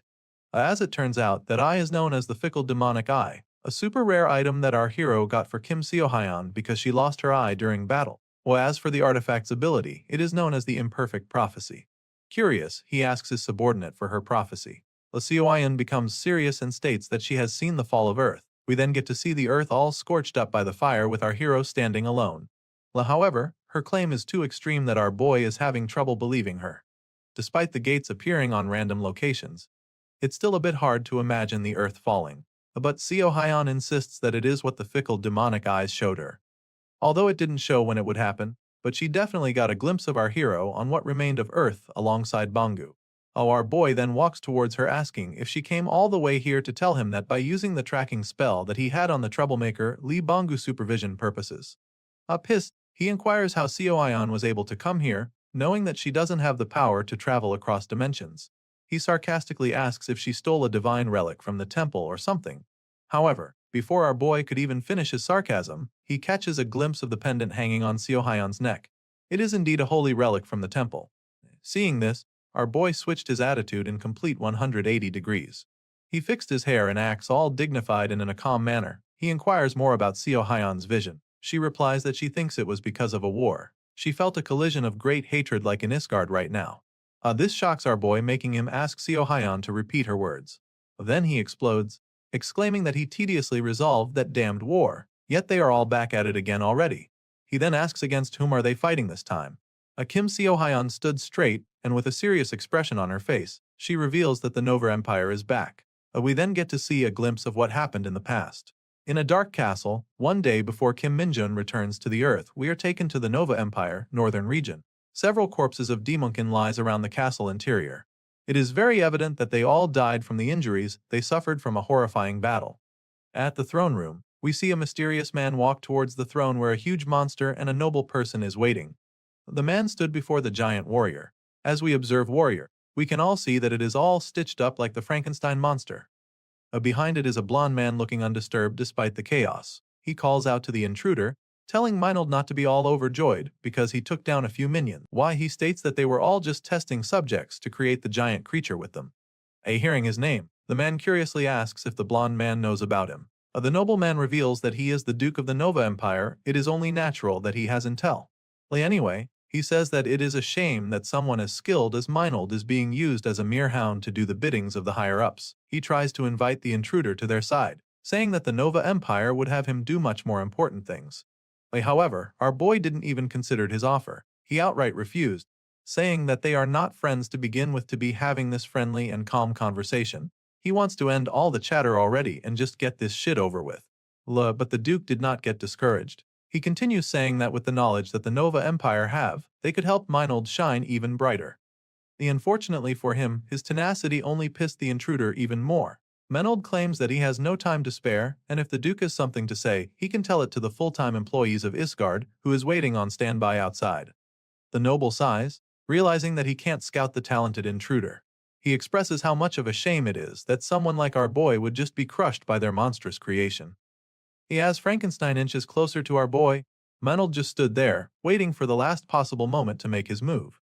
He then pulls back his fist in preparation for his attack. Our hero smiles as he simultaneously activates multiple skills and imbues it with his fist. He then repeats the Duke's word, saying that it is indeed a shame. Moments later, we see the intruder walking away calmly from the throne room with a sack on his shoulder. Needless to say, he made light work from the enemy. His dead-ass eyes then spots someone noticeable as he makes his way out, making him stop on his tracks. On the opposite end of the hallway stands an old man in a white robe, and in just one glance we can assume that this person is an important figure to the Isgard faction. Minold casually asks the old man if he grew so impatient that he came here himself, on his own even. He thinks that the leader of the full-time employees, as he calls them, is really ambitious. He also questions if walking towards the throne is the old man's real business here, or did he come here because he has business with him? Minold asks Archmage Isaac. The serious Gandalf? Isaac smiles politely at our boy, saying that the soldiers are busy taking over the castle. He asks our boy if he's hurt anywhere. Minold casually presents himself, saying that he's totally fine as no speck of dust is to be found on him. Isaac then questions if the Duke is still alive, to which our boy says yes, saying that he made the man sleep and that the Archmage can go ahead and get him. This curious old bastard's questions just kept on coming, inquiring how strong the Nova Empire's creation is this time. The confident Dark Mage just shrugs the question off, saying that it was lame. This made the old man frown. Maybe he is expecting a different answer from our boy. He then reveals that this is the Nova Empire's secret laboratory. It is full of knowledge that the outside world should not know about ever, including the fact that they experimented with monsters. He tells our boy that all of this should be buried under the victory of the war. Minold just casually walked past him, telling the Archmage not to worry, for he does not intend on talking about. He then says that he will be leaving now with the sack in tow. Before our boy completely leaves the old man alone, Isaac once more asks him a question. With a grim expression on his face, he asks our boy how much does he trust the Saintess. This peculiar question from the old man made our boy smile, nay, grin from ear to ear. With a maniacal expression on his face, he outright told the old man that he doesn't trust that bitch even a bit. Now, going back to the present time, we see our boy tapping his finger to his thigh impatiently, saying that the Emperor of the Nova Empire was killed by the hero guy. He really thought that the artificial monsters were all taken care of. But now, there's another commotion relating to the Nova Empire which pisses our boy so much. A Minold who is now known as Kim Minjin flips off after hearing that the enemies are back. While our boy is lashing out, we see his subordinates kneeling before him, aware of their previous dumb actions. With veins bulging out of his fist, he inquires about their allies, asking if they are alright. Seo Ayan just kept quiet through the question, which made the chibi stare at her with its mouth open. The sergeant sighs and just shrugs the issue off, saying that it is not like there's anything he can do here. Ali Bongyu then jumps into the conversation, trying to reassure our hero that there is no need to be worried for their followers are personally trained by our boy, so they are not weak. As he says this, we can see the visible irritation from Seo Hyan towards Bongyu. It pains her to admit that the man she deems a parasite is actually making sense, but still, she doesn't want to hear that from him. However, she agrees to Bongyu, telling our boy not to worry about the followers too much. Hearing his subordinates, Kim Minjin accepts their words and says that he will not think about it anymore if that is the case. His notification then informs him that Lee Bongyu and Kim Seo Hyan have jumped dimensions thinking of only him, and that the two's loyalty towards our boy has deepened.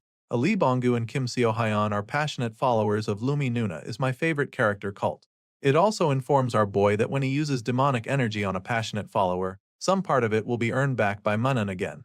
Our hero is a bit disappointed after reading the third notification, deeming it useless. He wonders if it's some kind of party effect. But then again, even if these two are complete idiots, they are still loyal subjects to our boy, even deeming him as their masters.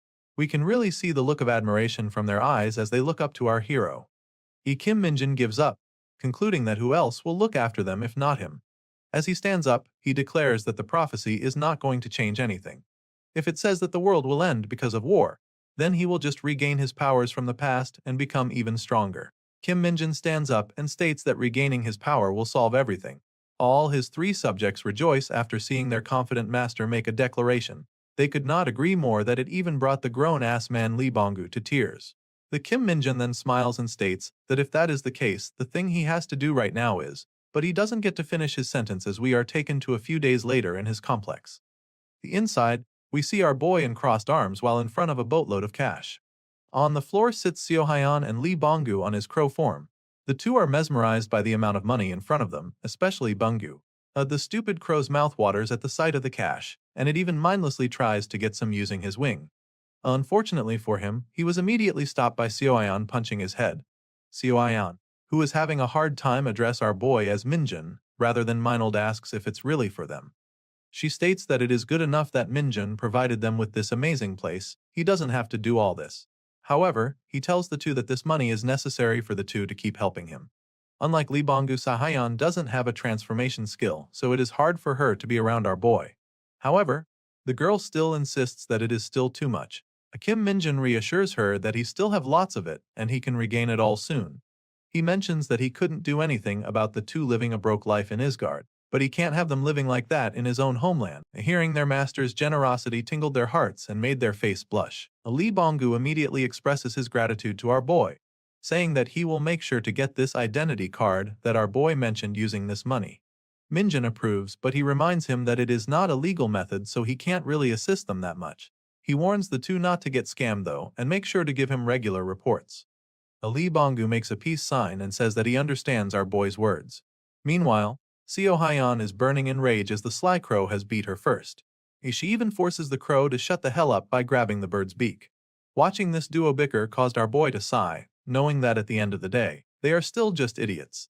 But he chooses to ignore his worries, thinking that there's not a single person in this world who would survive if they scam these guys. Even if Kim Seo Hyan always makes fun of Lee Bongyu, the man is actually pretty skilled too. Seo Hyan then calls out for our hero, catching Kim Minjin's attention. As she states that after getting the identity thing, she would like to join the Hunter Corps too, looking all serious and sincere. As we continue, we are taken to a road in the middle of the mountain ranges in South Korea, where we see a red bus passing through. As it turns out, the only passenger of the vehicle is our hero, Kim Minjin. He's sitting in the far back seat alone, and obviously lost in his thoughts. Minjin is thinking about his previous conversation with Seo Hyan. He recalls her saying that she would like to enlist into the Hunter Corps like our boy after getting her fake identity. Minjin ponders about it a good amount of time, thinking that it is not entirely impossible. If they can get her a foreign citizenship through the black market, then get her naturalized into a Korean citizen, she can definitely join the Hunter Corps given her skill level. However, the thing that is bothering our hero the most is why. Why would she want to join the Hunter Corps? The stupid look on our boy's face is testament to how puzzled he is. He imagines that if someone like her that live her entire life as a dark mage in Isgard gets into trouble in the Hunter Corps, things would definitely just go problematic to Kim Minjin. He recalls that it is almost virtually impossible to stop that girl once that psycho began going off the rails. The sergeant thinks that Seo Hyun is worse than Lee Bonggu in some ways. Her temper is a good example. Our boy is grinding out his nail from the stress, thinking how is he supposed to stop that woman if she crashes out? It is high likely that getting her naturalized will be hard enough, so he wonders if he should just let her be for now. But that might not be a good idea because Minjin heard that if you are going to join the Hunter Corps, they will do the whole naturalization process for you. In other words, if he let her be for now, it's just a moment of time before she actually enters the corpse. Thinking about it stresses our boy's brain too much, and he ended up just leaving the issue be.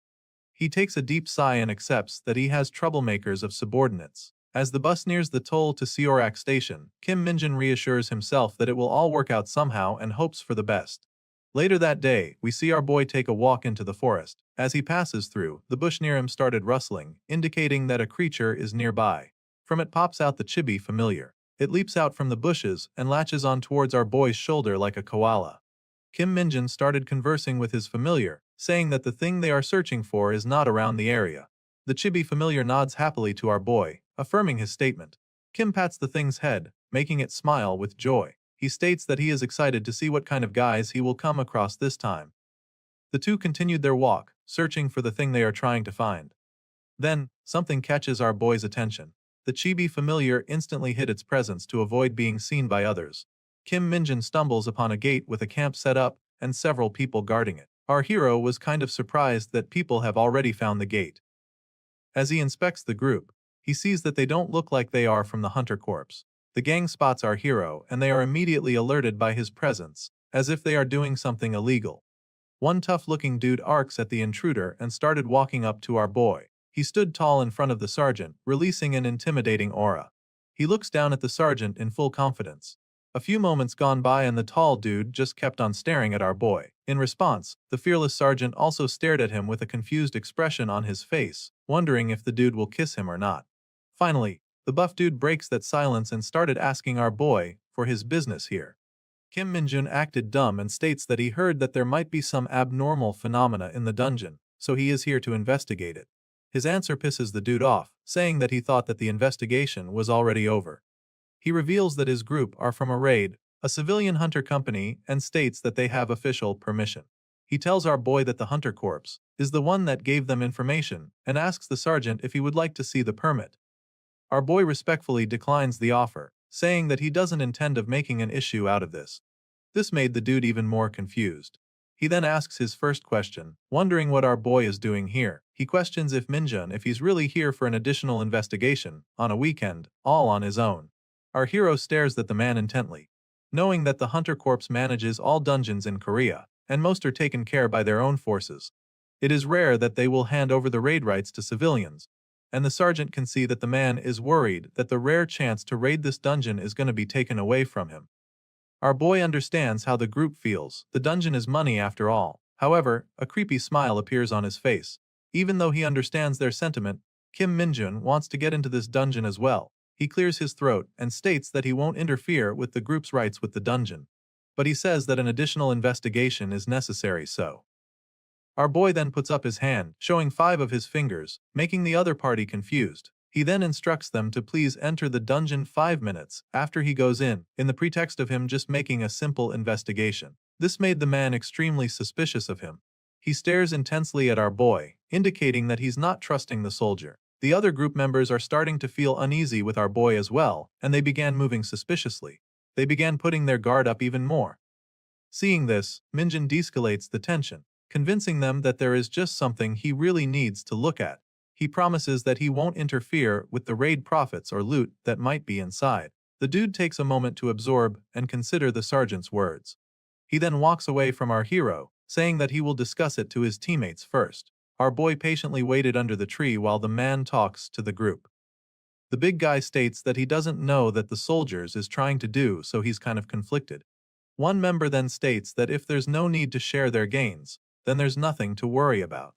It is just an executive of the Hunter Corps joining the raid for free.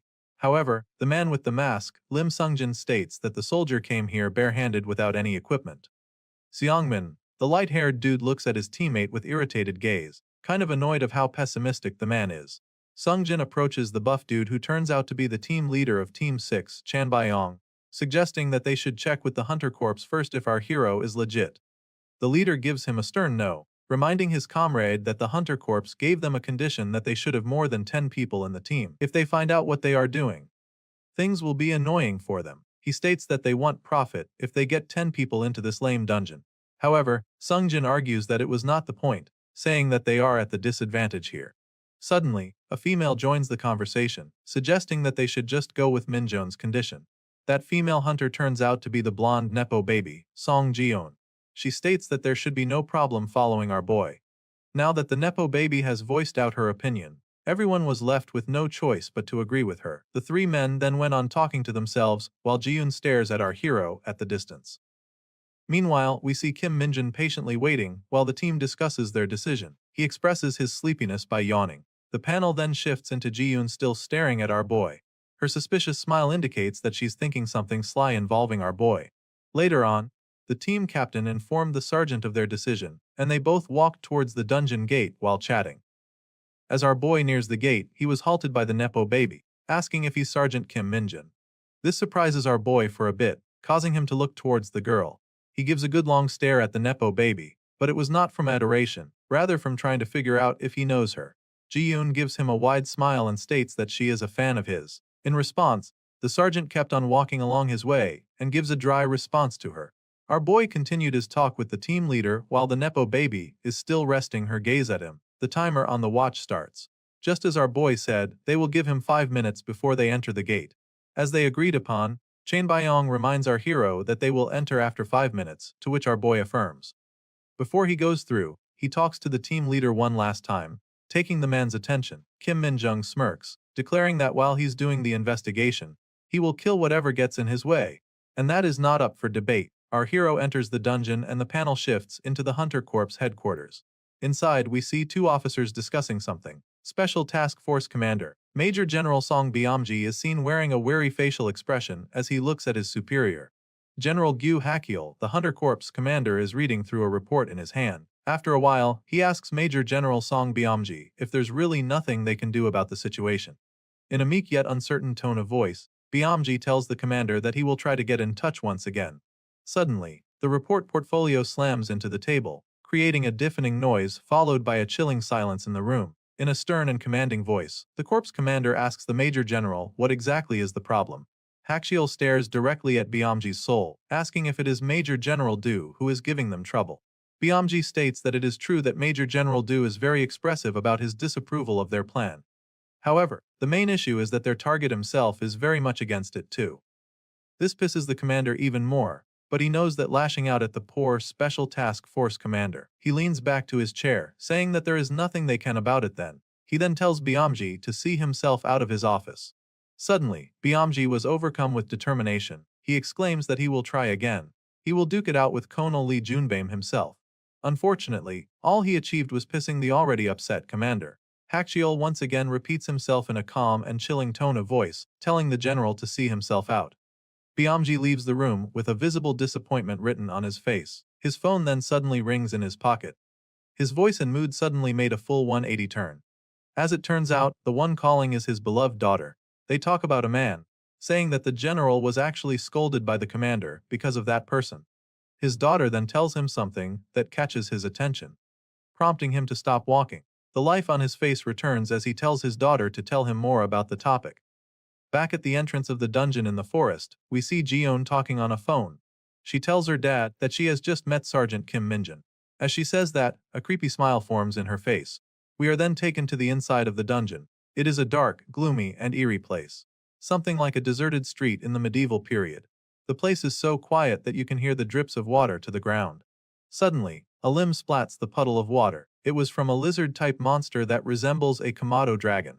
Something from a distance then catches the attention of the monster, prompting it to look at the direction. We then hear footsteps getting closer and closer at a fast pace, as if someone is running towards the monster. The lizard gets alerted and becomes aggressive as the footsteps get closer. Suddenly, the terrifying monster flies into the air as our boy rams through it. Several more lizards tried to get a piece of our hero, but they all failed miserably. Kim Minjin just casually continued his sprint, not giving a single damn about the monsters. While dodging the monsters with ease, our boy thinks to himself that his target sure is hiding itself pretty well, and that the demonic energy he feels is so faint. While giving two monsters a palm to the chin, our boy states that this must be the reason why the civilian hunters were allowed to raid the dungeon. He's reducing the number of monsters as he search for the thing he's looking for, knowing that it would have been bad for the civilian hunters if it weren't for him. Another batch of those lizards leap onto our boy, but he skillfully dodges them, saying that he doesn't have time to deal with them weaklings. As our boy fades into the darkness, the lizards were left alone in confusion, wondering why that intruder didn't fight them. While running full speed, the sergeant notices something odd with one of the brick walls. He promptly stops, skidding his feet while locking his gaze to that particular area. He twists his head left and right, saying that this seems like the place he's looking for.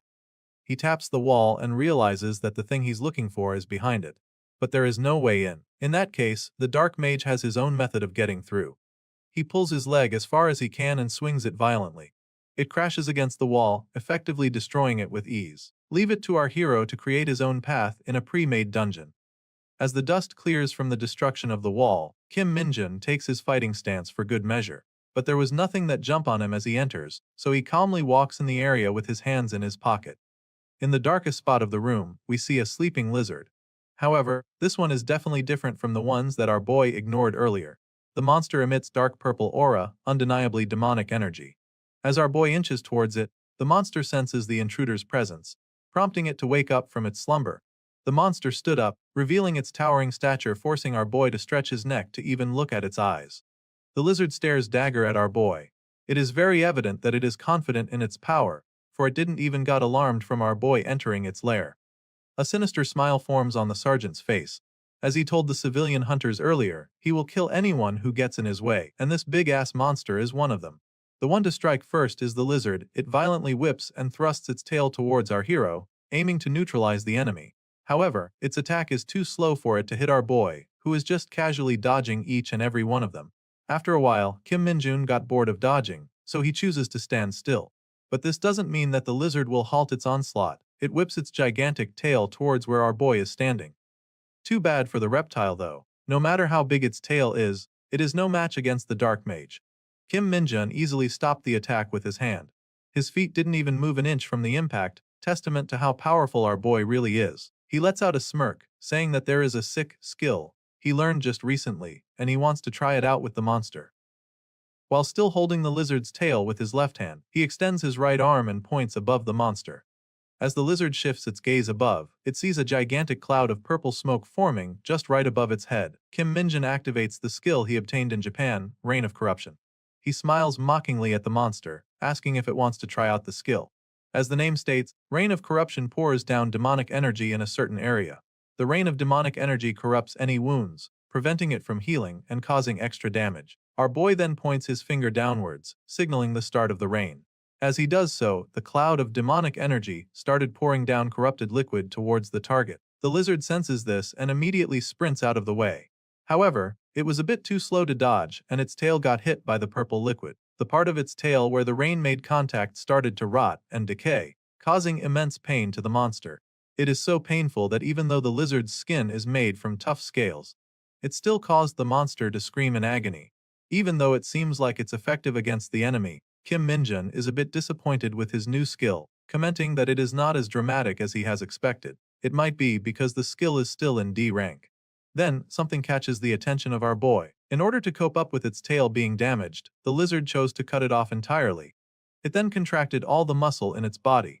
The monster then leaps into the air, exhibiting such blinding speed. It tried to bite our boy, but Minjun was quicker. He was able to evade the attack and reposition himself behind the monster. Our boy notices that the lizard is moving much faster than earlier, prompting him to think that it might be because it lost a bit of weight from cutting its tail. Suddenly, the monster regrows its tail in an instant and uses it to thrust our boy. It was so fast that our boy didn't have the time to avoid the attack. Fortunately, he was still able to cross his hands to block it. While our hero's hands are still crossed and is still on the defensive, The monster took this as an opportunity to follow up its attack. It spits out a toxic green substance towards our boy. With no time to even react, the attack connected, covering our boy with the monster's disgusted stomach acid. It then walks up towards our hero. Minjun's upper body is all covered up with goo, blocking his vision. The monster then stretches its mouth as wide as possible, preparing to devour our hero and deal the final blow. As its tongue approaches the stunned intruder, the lizard was taken aback when our boy suddenly grabbed its tongue. The gigantic reptile tried pulling its tongue back from our hero, but it won't budge a single inch. Minjun then started to get a bit serious and released his demonic energy while still holding the monster's tongue. As he activates his skill, Demonic Grasp, he tells the lizard that this much poison will not do anything to an advanced dark mage.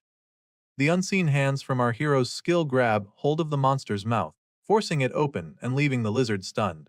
The dark mage then points his finger towards the monster's wide open mouth, asking how sturdy is the inside of the lizard's stomach. He once again uses Reign of Corruption, but this time, he unleashes it in the monster's mouth.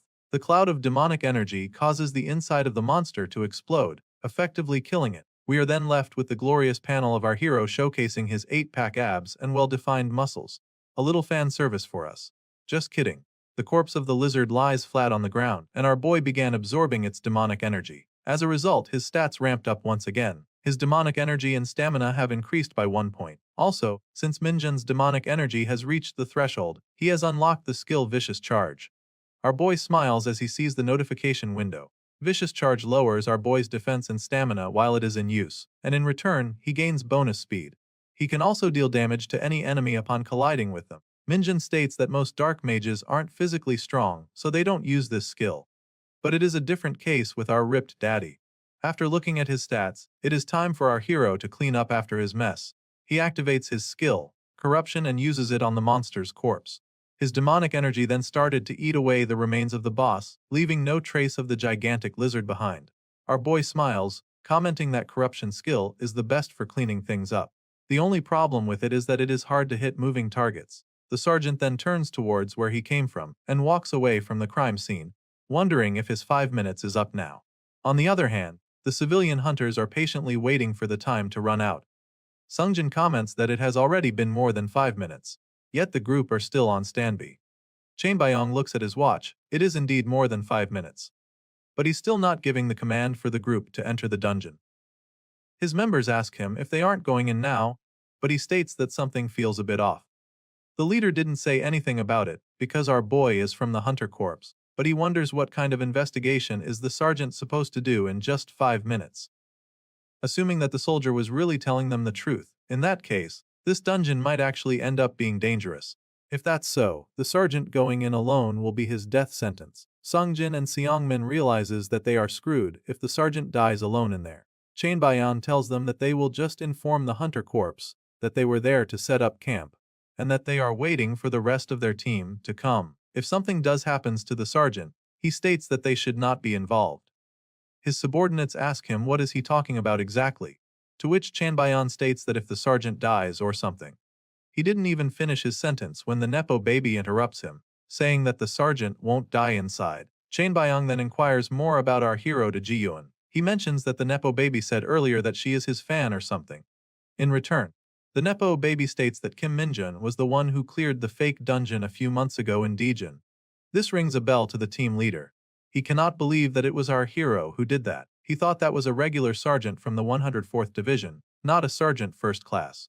Sungjin seconds his leader's statement, saying that the news was talking about how it wasn't an executive that cleared it. He asks Ji-yoon if Minjun got promoted. Seongmin is still a bit skeptical with Ji-yoon's claim, so he asks how does she knows that it was the same sergeant. He knows that the Hunter Corps didn't publicize faces and names.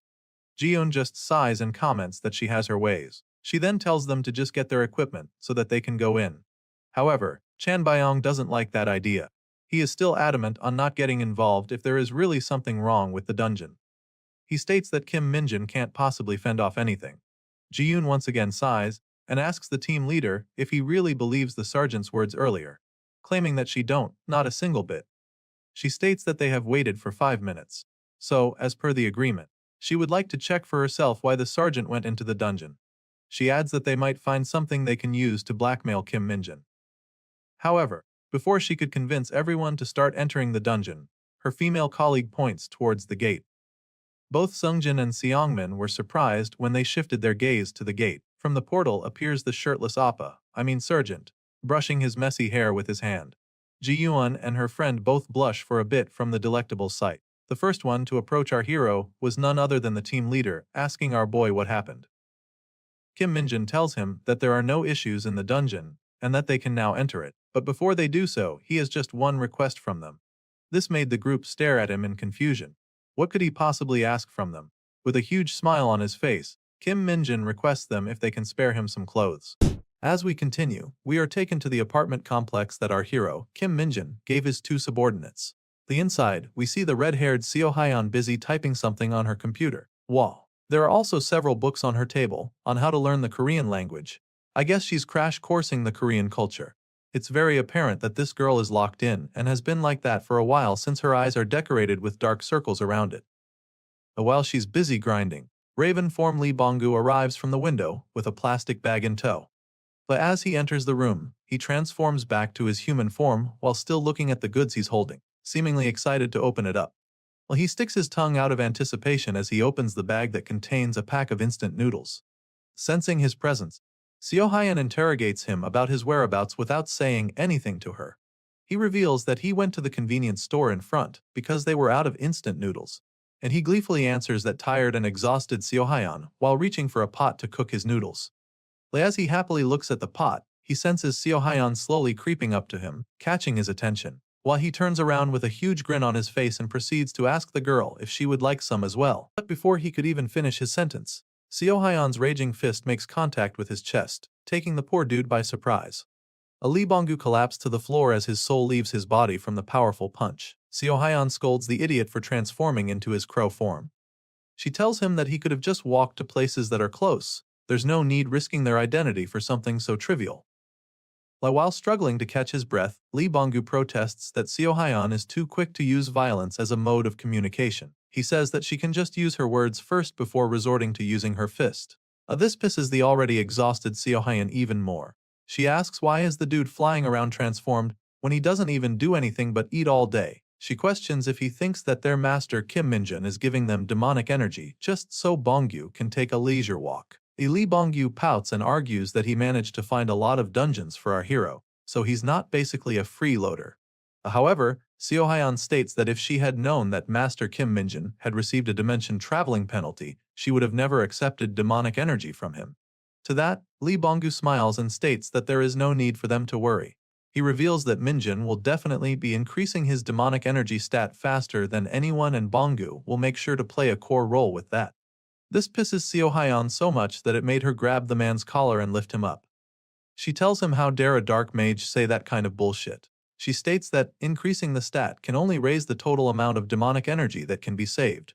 It will still run out as they use it. On top of that, she adds that it is more difficult to collect demonic energy here compared to Isgard, yet this stupid Bonggu is using it for his convenience. She comments that it makes her doubt if Bonggu is really Minjin's follower. Despite Seo Hyeon getting all worked up, the idiot man still has the audacity to laugh and say that their master Kim Minjin always has a plan, and him giving them demonic energy is a part of it. This does it for Seo Hyeon. She always had been irritated by Bonggu in the first place, but this nonchalant attitude of his has pushed her to the edge. She pulls her fist back in preparation of giving the man a good well-deserved beating. However, unlike earlier, Bonggu managed to casually block Seo Hyeon's punch with his hand. Things are getting too heated up between the two. Even the usually unserious Bonggu is now staring defiantly against the hot-headed girl. Naturally, Seo Hyeon is also about to take it more seriously. She gazes at the man's eyes with killing intent. However, the intense atmosphere did not last long because Lee Bonggu reverts back to his usual obnoxious persona. He laughingly states that he won't do it anymore. But still, Seo Hyeon won't let it pass just like that. She was about to have another go with the idiot, but someone opens their door and interrupts her. It was none other than our boy Kim Minjin. While holding some takeout food in his hand, he exhaustingly questions the two if they are at it again. Seo Hyeon let go of Bonggu's collar and proceeds to meekly boast to our hero, saying that they are not fighting. On the other hand, the childish man raises his hands into the air, celebrating Minjin's arrival. Our boy tosses the food to Bonggu and asks them how are their preparations going. The girl reveals that in 3 days, the black market seller will secretly meet up with Lee Bonggu. Our hero advises them to not get some nonsensical identity again and don't leave everything to Bongyu. He tells Kim Seo-hyun to watch carefully. The idiotic follower is already happily munching on the food that our hero brought while saying that there is no need to worry because he will do his best. Kim Minjin then notices the books scattered on the table, and he immediately knew what it meant. He picks one up and asks Seo-hyun if she's really planning on joining the Hunter Corps. The red-haired girl vigorously says that it hasn't been that much time, but she can already write basic Korean. She proudly claims that she will prepare perfectly and enlist. However, our boy tries to recall if there were even written questions in joining the ranks. If it's just skill, Seo-hyun will be more than qualified. The Seo-hyun would be more than happy to continue bragging about her efforts when suddenly, a ding is heard from the computer, signaling that there's a notification which catches the two's attention. Well, the girl's joy was instantly replaced with bloodlust. She tells our hero to wait for a bit. She immediately went to the computer and released her inner keyboard warrior persona. As it turns out, some internet losers are slandering the Hunter Corps, saying that they are just waste of tax money. They even mention that one sergeant who soloed the dungeon by himself, saying that if one person can solo a dungeon, then there's no need to pay an entire army. The Kim Seo-hyun, who named herself Kim Minjin fan in the internet, wholeheartedly went to the defense of the Hunter Corps, especially to the said sergeant, who is naturally our hero. They went back and forth throwing insults with each other. Minjun, who is watching from the sideline, then realizes that Seo-hyun has gotten better in Korean, for she is now able to keep up with the trash talk in the internet. Well, while the girl is busy smashing her keyboard, our hero turns to Lee Bongyu, revealing they starting tomorrow, they won't be able to contact our hero for the whole week. He reminds them to be mindful of their actions and not cause any commotions. Lee, with his mouth still full, Lee Bongyu asks if their master is going somewhere. Our boy states that he is entering the 5 standby for a week starting tomorrow. Well, you see, the 5-minute standby squad is a quick response squad that operates 24 hours a day to be the first to react to emergency situation within its jurisdiction. It is commonly referred to as 5 standby, and in the Hunter Corps, one squad is operated on a rotational basis on a battalion level. But even if they are the Hunter Corps, although emergency situations that require the deployment of the Hunter Corps, 5 standby do not occur frequently, service there is still notorious. And the reason for that is a custom of endlessly having mock situations because even 5 standby is considered part of training. Our hero who was chosen as the Sungtan platoon vice commander. Kim Minjin barges into the room saying that there is a situation and they are to head to the military training ground. His comrades complains that they've been busy all day, wondering if it is a mock situation again. Our boy shifts his gaze and says that he doesn't know the details but they will figure it out once they get there. As expected, our training-obsessed boy will not hear any complaints. He tells them to shut up and follow him.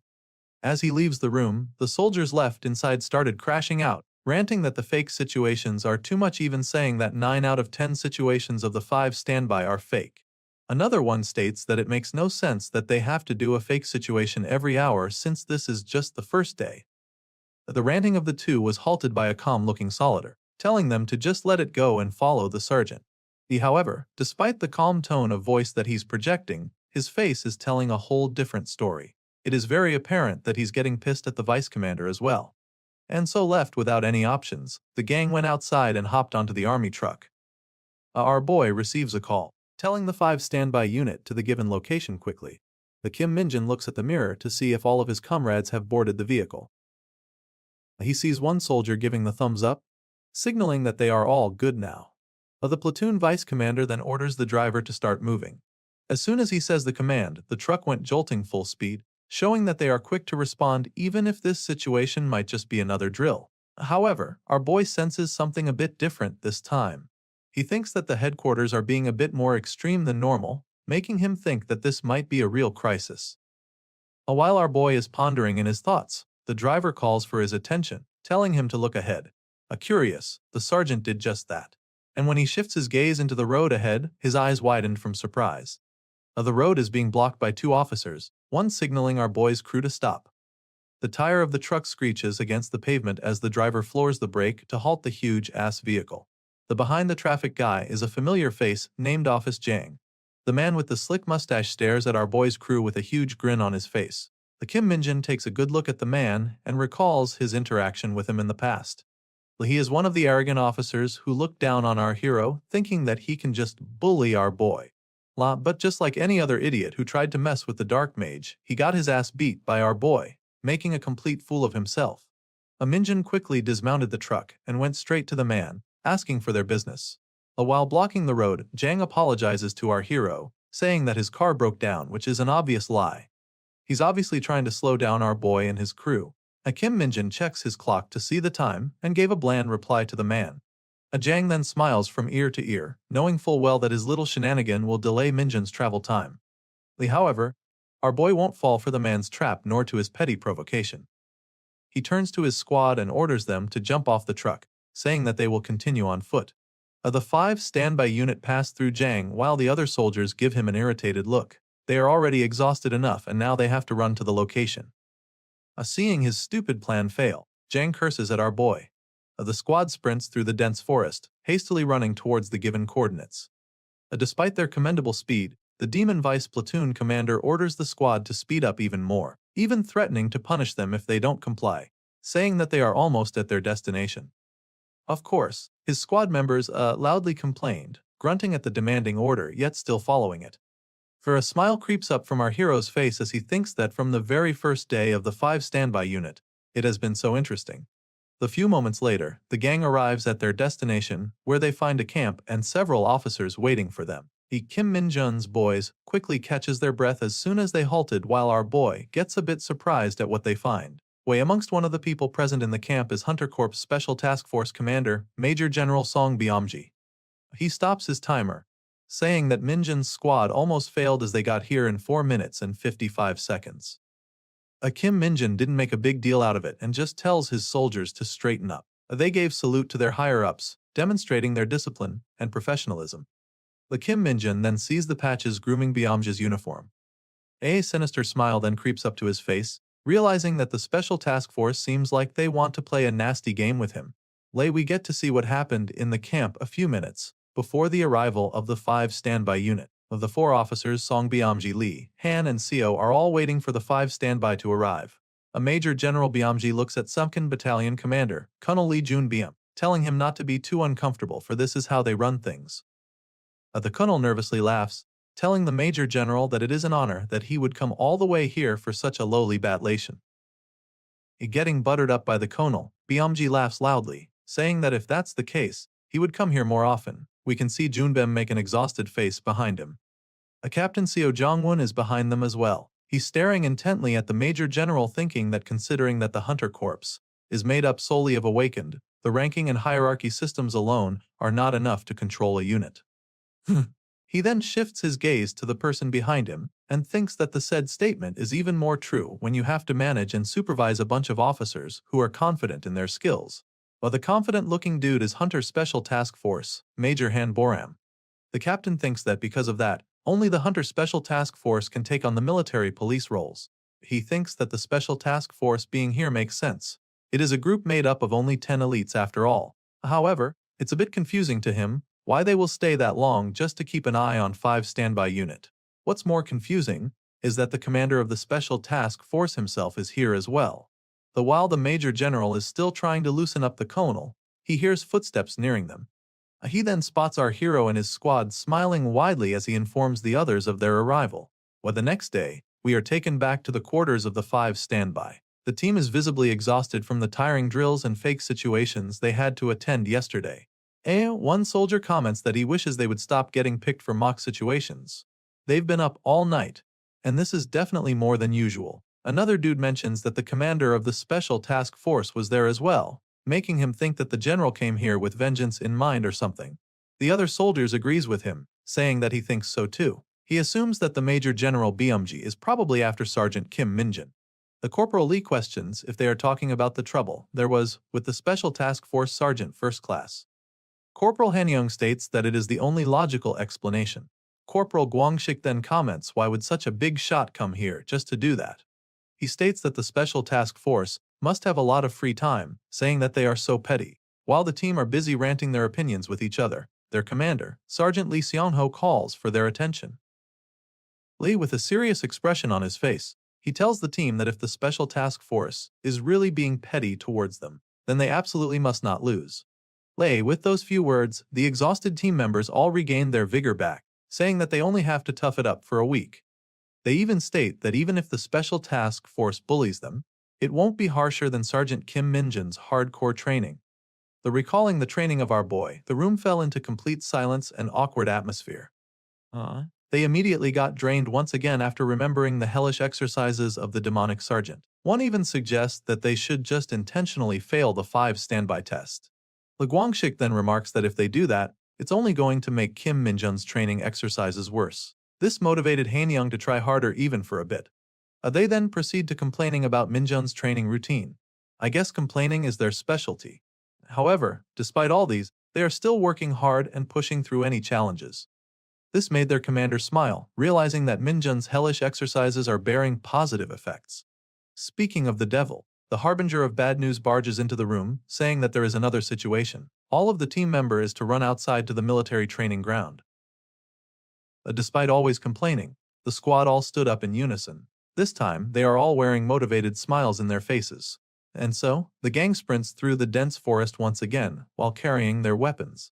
They are making a beeline to a military post uphill. The headquarters tells them that there are reports of 2 suspicious individuals spotted there. Li Minjun reports back, saying that they have arrived at the vicinity 20 seconds ago, but they don't see anything out of the ordinary. A private Jin asks Corporal Li if this is still a mock situation as well, saying that he has never dealt with suspicious individuals. Li states that the post they are going to has been unused for years, so there should be nothing to report even if there are suspicious individuals. In there, a private Jin's eyes glimmers with joy, thinking that this would be another walk in the park. Corporal Li also thinks that this must also be a mock situation from the Central Command Center. However, our boy notices something up ahead. He immediately stops at his tracks and signals the others to halt as well. The silence filled the atmosphere as the squad assesses the situation. Then, the gang takes up their stances, ready to react to whatever occurs. From the shadowy part of the post appears a huge buff dude wearing a mask, who is obviously Major Han Boram from the Special Task Force. He is accompanied by another masked man with blue hair. With the 5 standby unit points their gun towards the unidentified persons. Our boy then pulls out his radio. He already knows what's going on, but he decides to play with the headquarters.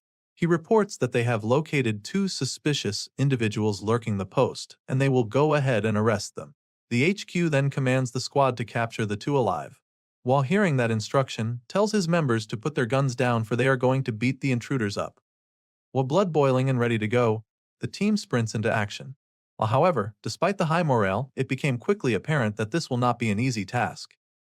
Guangxik's attack was easily deflected by the buff dude, but Hanyang got his back. The long-haired dude delivers a double flying kick as follow-up to Guangxik's attack. However, it was effortlessly blocked by the buff dude with just one hand. Meanwhile, Sergeant Lee Sungo is skillfully trading blows against the blue-haired man. They are going back and forth, and it seems like the 2 are evenly matched. The newbies, Corporal Lee and Private Jin, are at the back, ready to provide support. The Sergeant Sungyu launches a powerful punch aimed at his enemy, but the blue-haired dude skillfully deflects it. The man then follows it up with a counterpunch of his own, and it seems like the sergeant has no room to evade it. Fortunately, Minjun is there to pull him back, away from the line of fire. Sungo thanks our boy knowing how close it was. Sergeant Kim Minjun then tells him that he will take care of this dude while Sungo help the other guys, else they will die. Sure enough, Guangxik and Hanyang are getting their ass handed by the buff dude. This pisses Sergeant Singo off. He quickly gets back up and proceeds to assist the 2. Meanwhile, our boy confidently walks towards the blue-haired dude, telling him that he's not going to go easy on Mr. Suspicious Individual number 1. The confident man even taunts our hero to give it his all. As our boy inches towards the man, the blue-haired dude sends a barrage of punches at our boy. Unfortunately, none of them is landing. Kim Minjun is easily dodging the relentless attack with a dead expression on his face. Minjun then delivers a perfectly timed counter kick to the man's legs, causing him to fall out of balance. As he falls to the ground, the terrifying sergeant follows it up with a devastating vertical straight punch to the abdomen. Lay with that. The poor dude got immobilized while our hero brushes off the dirt on his clothes. He then turns around towards Private Jin and Corporal Lee, and a creepy smile forms on our hero's face. He points to the downed opponent and instructs the 2 to trample him. The corporal and the private grinned in unison. They sure love to hear that pleasing command. The 2 did just that, trampling and beating down the already down opponent, using him to release all the pent-up stress that have been building up on them in this 5 standby test. Meanwhile, Guangxik, Hanyang, and even Sergeant Sungo are seen struggling to fight the big dude. Despite it being 3 against 1, they can't lay a finger on the man. While suspicious intruder number two's hands are full, holding the 2 corporal, Sungo used the opportunity to deliver powerful punches to the man. However, despite the attack making direct contact, the intruder did not even flinch. He even sent a devastating counter to the sergeant, kneeing him to the abdomen. Fortunately, the Singo was able to block it with his arms, but he still sustained some damage from the impact. Then, something catches the attention of the brown-haired intruder. It is none other than our hero, who confidently walked up to him, commenting that the man must be pretty confident with his endurance. Sergeant Kim Minjin then proposes a little game with the man, a game called a round of 1 touch. He lets the big dude take the first punch. This pisses the man off, calling our hero arrogant. Suspicious guy number 2 launches a devastating punch towards our boy's face. However, all it did was scratch the sergeant's face for a bit. Of course, we all know how this is going to be. It will just be like that glorious scene of Escanor versus Galland in 7 Deadly Sins. Our boy smiles despite the attack he received. He then blows his fist and claims that it's his turn now. Proud of his muscular build, the buff dude exposes his body, as if telling our boy to give it his all. However, that turned out to be a fatal mistake on his part. Minjun shoots his fist straight towards the man's stomach. With just 1 punch, the confident buff dude fell to his knees, coughing and struggling to catch his breath. Our boy then turns to his squad, giving off the same sinister smile he made earlier and ordering them to trample the man as well. The 3 soldiers who were getting their ass whooped earlier sprung back up after hearing the command. Now is their time for some payback. The buff dude then spills the tea, saying that the training is over. However, he would be a fool if he thinks that him saying that will stop the 3. While as far as they are concerned, the headquarters told them that they are suspicious individuals, and they are just to capture them alive. HQ did not say anything about beating the hell up from them. As we continue, we see 2 steaming coffee on the table, freshly served. A hand picks up one of the coffees, congratulating the other party for their promotion. It's none other Colonel UG, commenting that the other party's promotion is unusually fast. Of course, she's talking to Sergeant Sun Unsu, who is currently blushing from the said fact. She thanks the colonel. In her mind, she can't help but think about the dumb face of our boy, Kim Minjin, knowing that that man has also been promoted unbelievably fast. Alonsu comments that it is a bit embarrassing to remark that her promotion is unusually fast, hinting that it's normal compared to our boy. Kalunli Gi immediately gets whom she's talking about. She chuckles and states that Minjin is an exception. He is someone people should never compare themselves with. Anyway, cutting the small talk, the colonel reveals the reason why she summoned the sergeant. She states that it is because she heard that the Special Task Force got in touch with Unsu recently, and she wants to verify if that's correct. While sitting upright, Sergeant Unsu confirms the information, leading the colonel to assume that the Special Task Force is trying to scout her. She then states that she wanted to meet the sergeant in order to know her thoughts about the scouting, which shocks Insu a bit. Despite being her current superior, Jai reassures the sergeant that she will prioritize Unsu's desire, and she will not dissuade her from joining the Special Task Force. That statement made the sergeant smile. Then she instantly informs her superior that she instantly turned down the offer on the spot. However, she still thanks the colonel for her concern. Her quick reply took the colonel by surprise. She is aware that it would be a tempting offer for anyone to join the Special Task Force, given their authority, but Ensu flat out rejected them without second thought. Ajay then lets out a relieved smile, commenting that she's glad to hear her answer, to be honest. She then proceeds to thank the sergeant for her loyalty. However, Jihai reveals that her decision makes her super curious. This sudden statement surprises the sergeant a bit. The colonel remarks that firstly, Unsu turned down the division that her father is in, and now even the Special Task Force. She's dying to know why the sergeant is so adamant in staying in their squad. Hearing the question made Sergeant Unsu pause for a bit, as if she's really thinking hard on how to put her reasons to words. She breathes deeply and places her fist to her chest, while stating that she has this colleague who is very talented. She views this colleague as her rival, despite in reality, it's a really one-sided rivalry. However, as she thinks about our hero, she states that she wants to surpass him someday. She looks at the colonel with a straight face and states that the man is in this division, basically saying that she's just chasing after our boy. Colonel Yu Jihai forms a small smile on her face. As she sips her coffee, she tells the sergeant that she will be rooting for her. The topic then switches with the colonel asking Unsu if she has any plans for her vacation next week. A Sergeant Sun Ensu smiles and happily states that she does have some plans together with her squad members. In the next panel, we see Ensu's smile quickly get replaced by a frown of disappointment while wearing civilian clothing. On the other end, just like the female sergeant, our boy, Kim Minjun, is within the vicinity with his squad as well. The frustration is very evident on our boy's face. The two groups meet each other in which turned out to be a long and awkward staring contest. The first one to break the silence is none other than Sergeant Unsu, asking our boy specifically why is he here as well. This question made our boy jolt, knowing that he didn't plan for this to happen. He angrily replies to Insu that he wants to know the reason for this rather strange coincidence as well. Gritting his teeth so hard, he asks the sergeant why today of all days they would bump to each other. Suddenly, a voice catches our boy's attention, sending shiver to his spine. Wei Man stumps heavily as he walks towards the two group as he asks what brings them busy people here. Today of all days nonetheless. It is very evident that this man is frustrated as well with this situation, which can hardly be called a coincidence.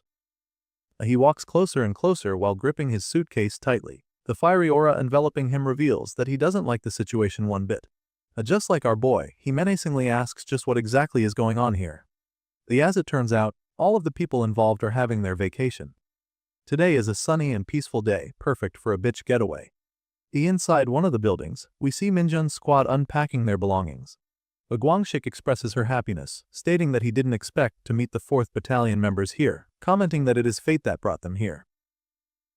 Hanyang doubles down, saying that they are really lucky these days. Not only did they serve the 5 standby unit for just 2 days, but they also got a vacation for 1 whole week. The two rambles on, saying that they even got passes for the resort, that only the higher-ups of the Hunter Corps get to enter, and to top it all up, the 4th Battalion just happened to be here as well. The Sergeant Lee Sengo then notices someone enter the room, which turned out to be our hero. The Kim Minjun is evidently exhausted and in a bad mood. His face looks as if all the life has been sucked from him despite their vacation just starting. As he slowly walks in, Corporal Lee asks him why did Major General Sun Teo wanted to see him. Our boy falls down to his bed face first, saying that he doesn't know as well. He reveals that Sun Taeho interrogated him, asking how Minjun knew his daughter, Unsu, would be in this trip as well. Taeho kept on insisting that this can't be just a mere coincidence, insinuating that our boy is following Unsu. The poor sergeant mumbles angrily in his bed, saying that he had a bad feeling about this place right from the get-go. Lee comments that the Major General seems like he's misunderstanding the situation really bad. Kim Minjun then says that the good thing is that Taeho just left without getting a real answer from our boy. Continuing his rant, our boy comments that he thought that the division commanders are supposed to be busy. How did Taeho manage to drop them off every single time? In an attempt to console the poor sergeant, Corporal Lee tells him to just let it go, reminding him that they are in a vacation after all. He states that they should just enjoy the beach. Suddenly, a person creeps up behind the corporal and agrees with his words, spooking the poor dude. We then see the two troublemakers, Guangxik and Hanyang, all dressed up as if they are about to attend a ball, saying that they should enjoy the summer to their heart's content. The two teases our boy, asking him how long he is planning on sulking in his bed. However, before Hanyang could even finish his sentence, Kim Minjun clotheslines the two out of nowhere. While the two dumbasses lie down on the floor, our boy tells them to change their clothes if they don't want Major General Sun killing them. While he walks around the room, trying to mitigate his anger, a hand pats him on his shoulder, taking him by surprise. As he looks back his shoulder, he sees Sergeant Sinko smiling at him with a thumbs-up signal. Our boy stared at him for a while, but the man refuses to talk. Confused, Minjun wonders what the sergeant is trying to say, but he can see that even the usually calm Singo is motivated for today as well. This prompted our boy to look at the window. As he catches a glimpse of the sea, he smiles, as if seeing the waves of the ocean is enough to wash away all his worries. It's decided then, Minjun is finally in the fun. I guess this would be another filler episode where the main characters spend their time in the beach to have fun before disaster comes. Just kidding. The next thing we see is our boy and his crew all dressed up for the ocean.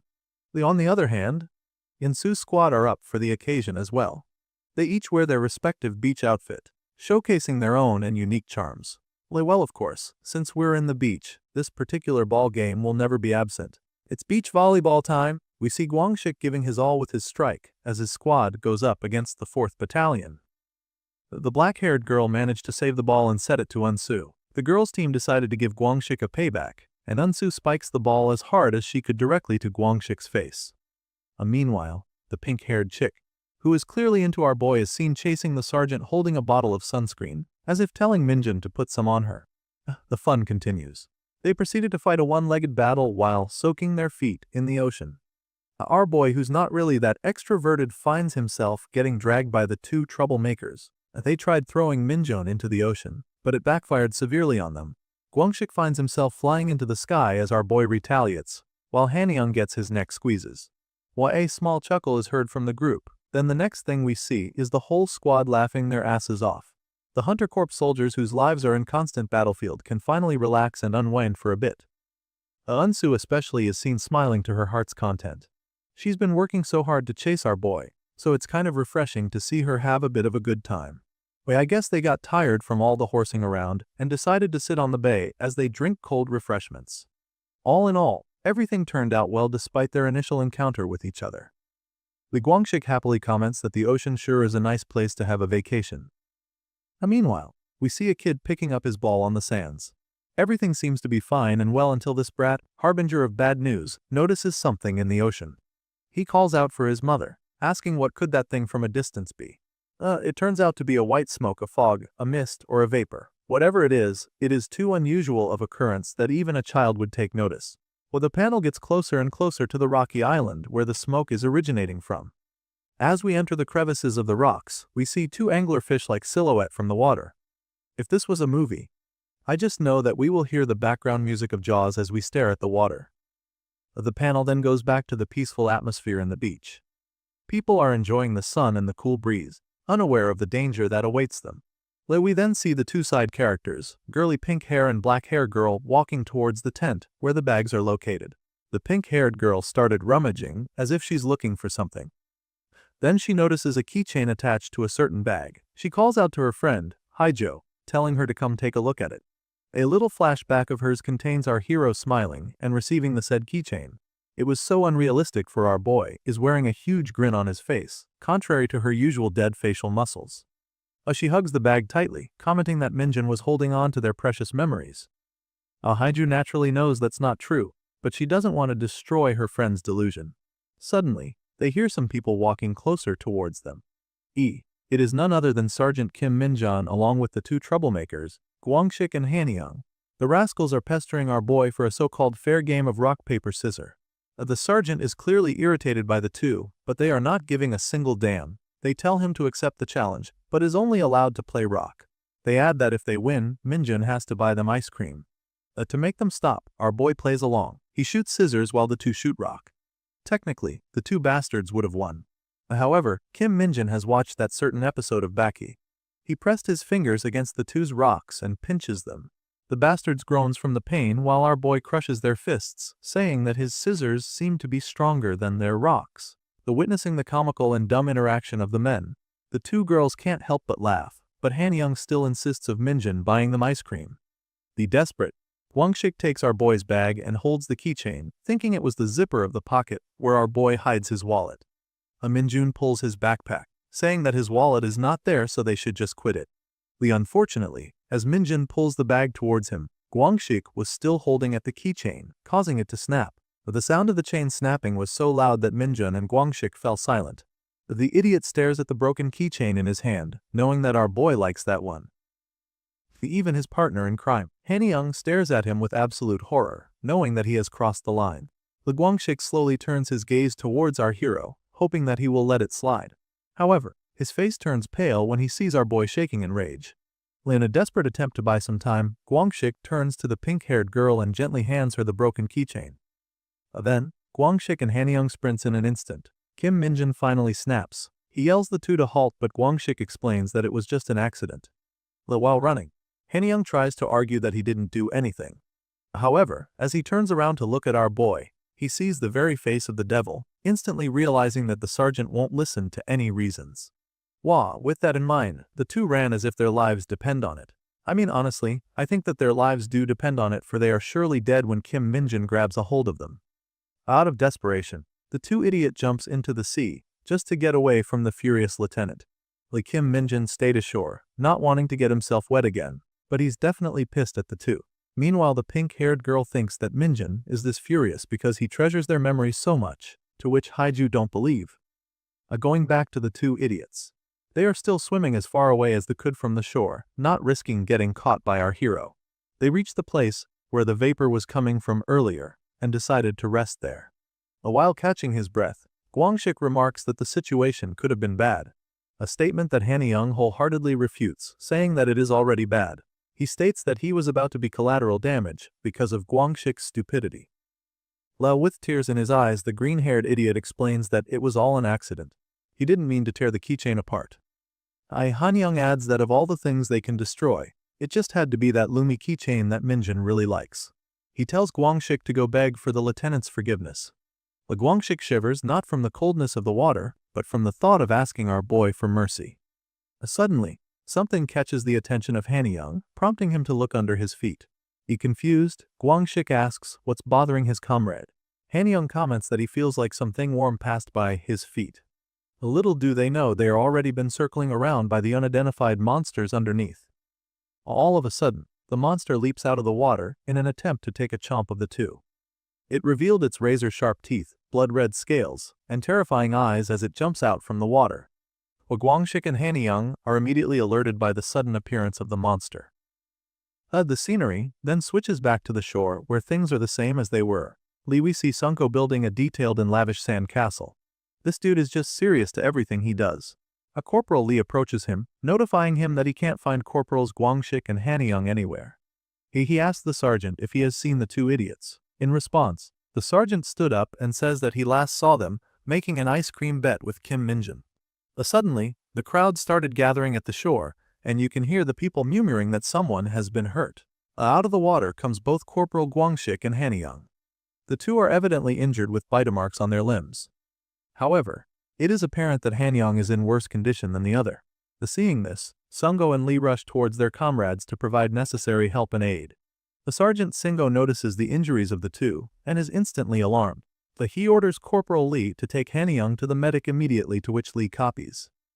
The sergeant kneels toward Guangxik, asking what happened to them and what hurt them, while the corporal struggles to form his words, for he is too exhausted and is trying to catch his breath. However, all the pain from the injury and the exhaustion of being out of breath were all washed away and replaced by fear by the sudden appearance of our hero. Guangxik instantly tries to explain that he didn't mean to break the keychain on purpose. However, seeing the injury that the corporal has sustained, Minjin didn't bring up the keychain. Instead, he leans to the corporal and started assessing the injury. Guangxik reveals that he thinks they got attacked by scarlet anglerfish monsters. From the crowd emerges Unsu and her blonde friend, openly expressing worry for the injured soldier. Unsu remarks that she heard that a few of anglerfish monsters were seen in the dungeon that appeared in Samcheok last month. She thinks that the monsters must have reached this place. Unsu asks how many were there, and if they managed to eliminate the threat.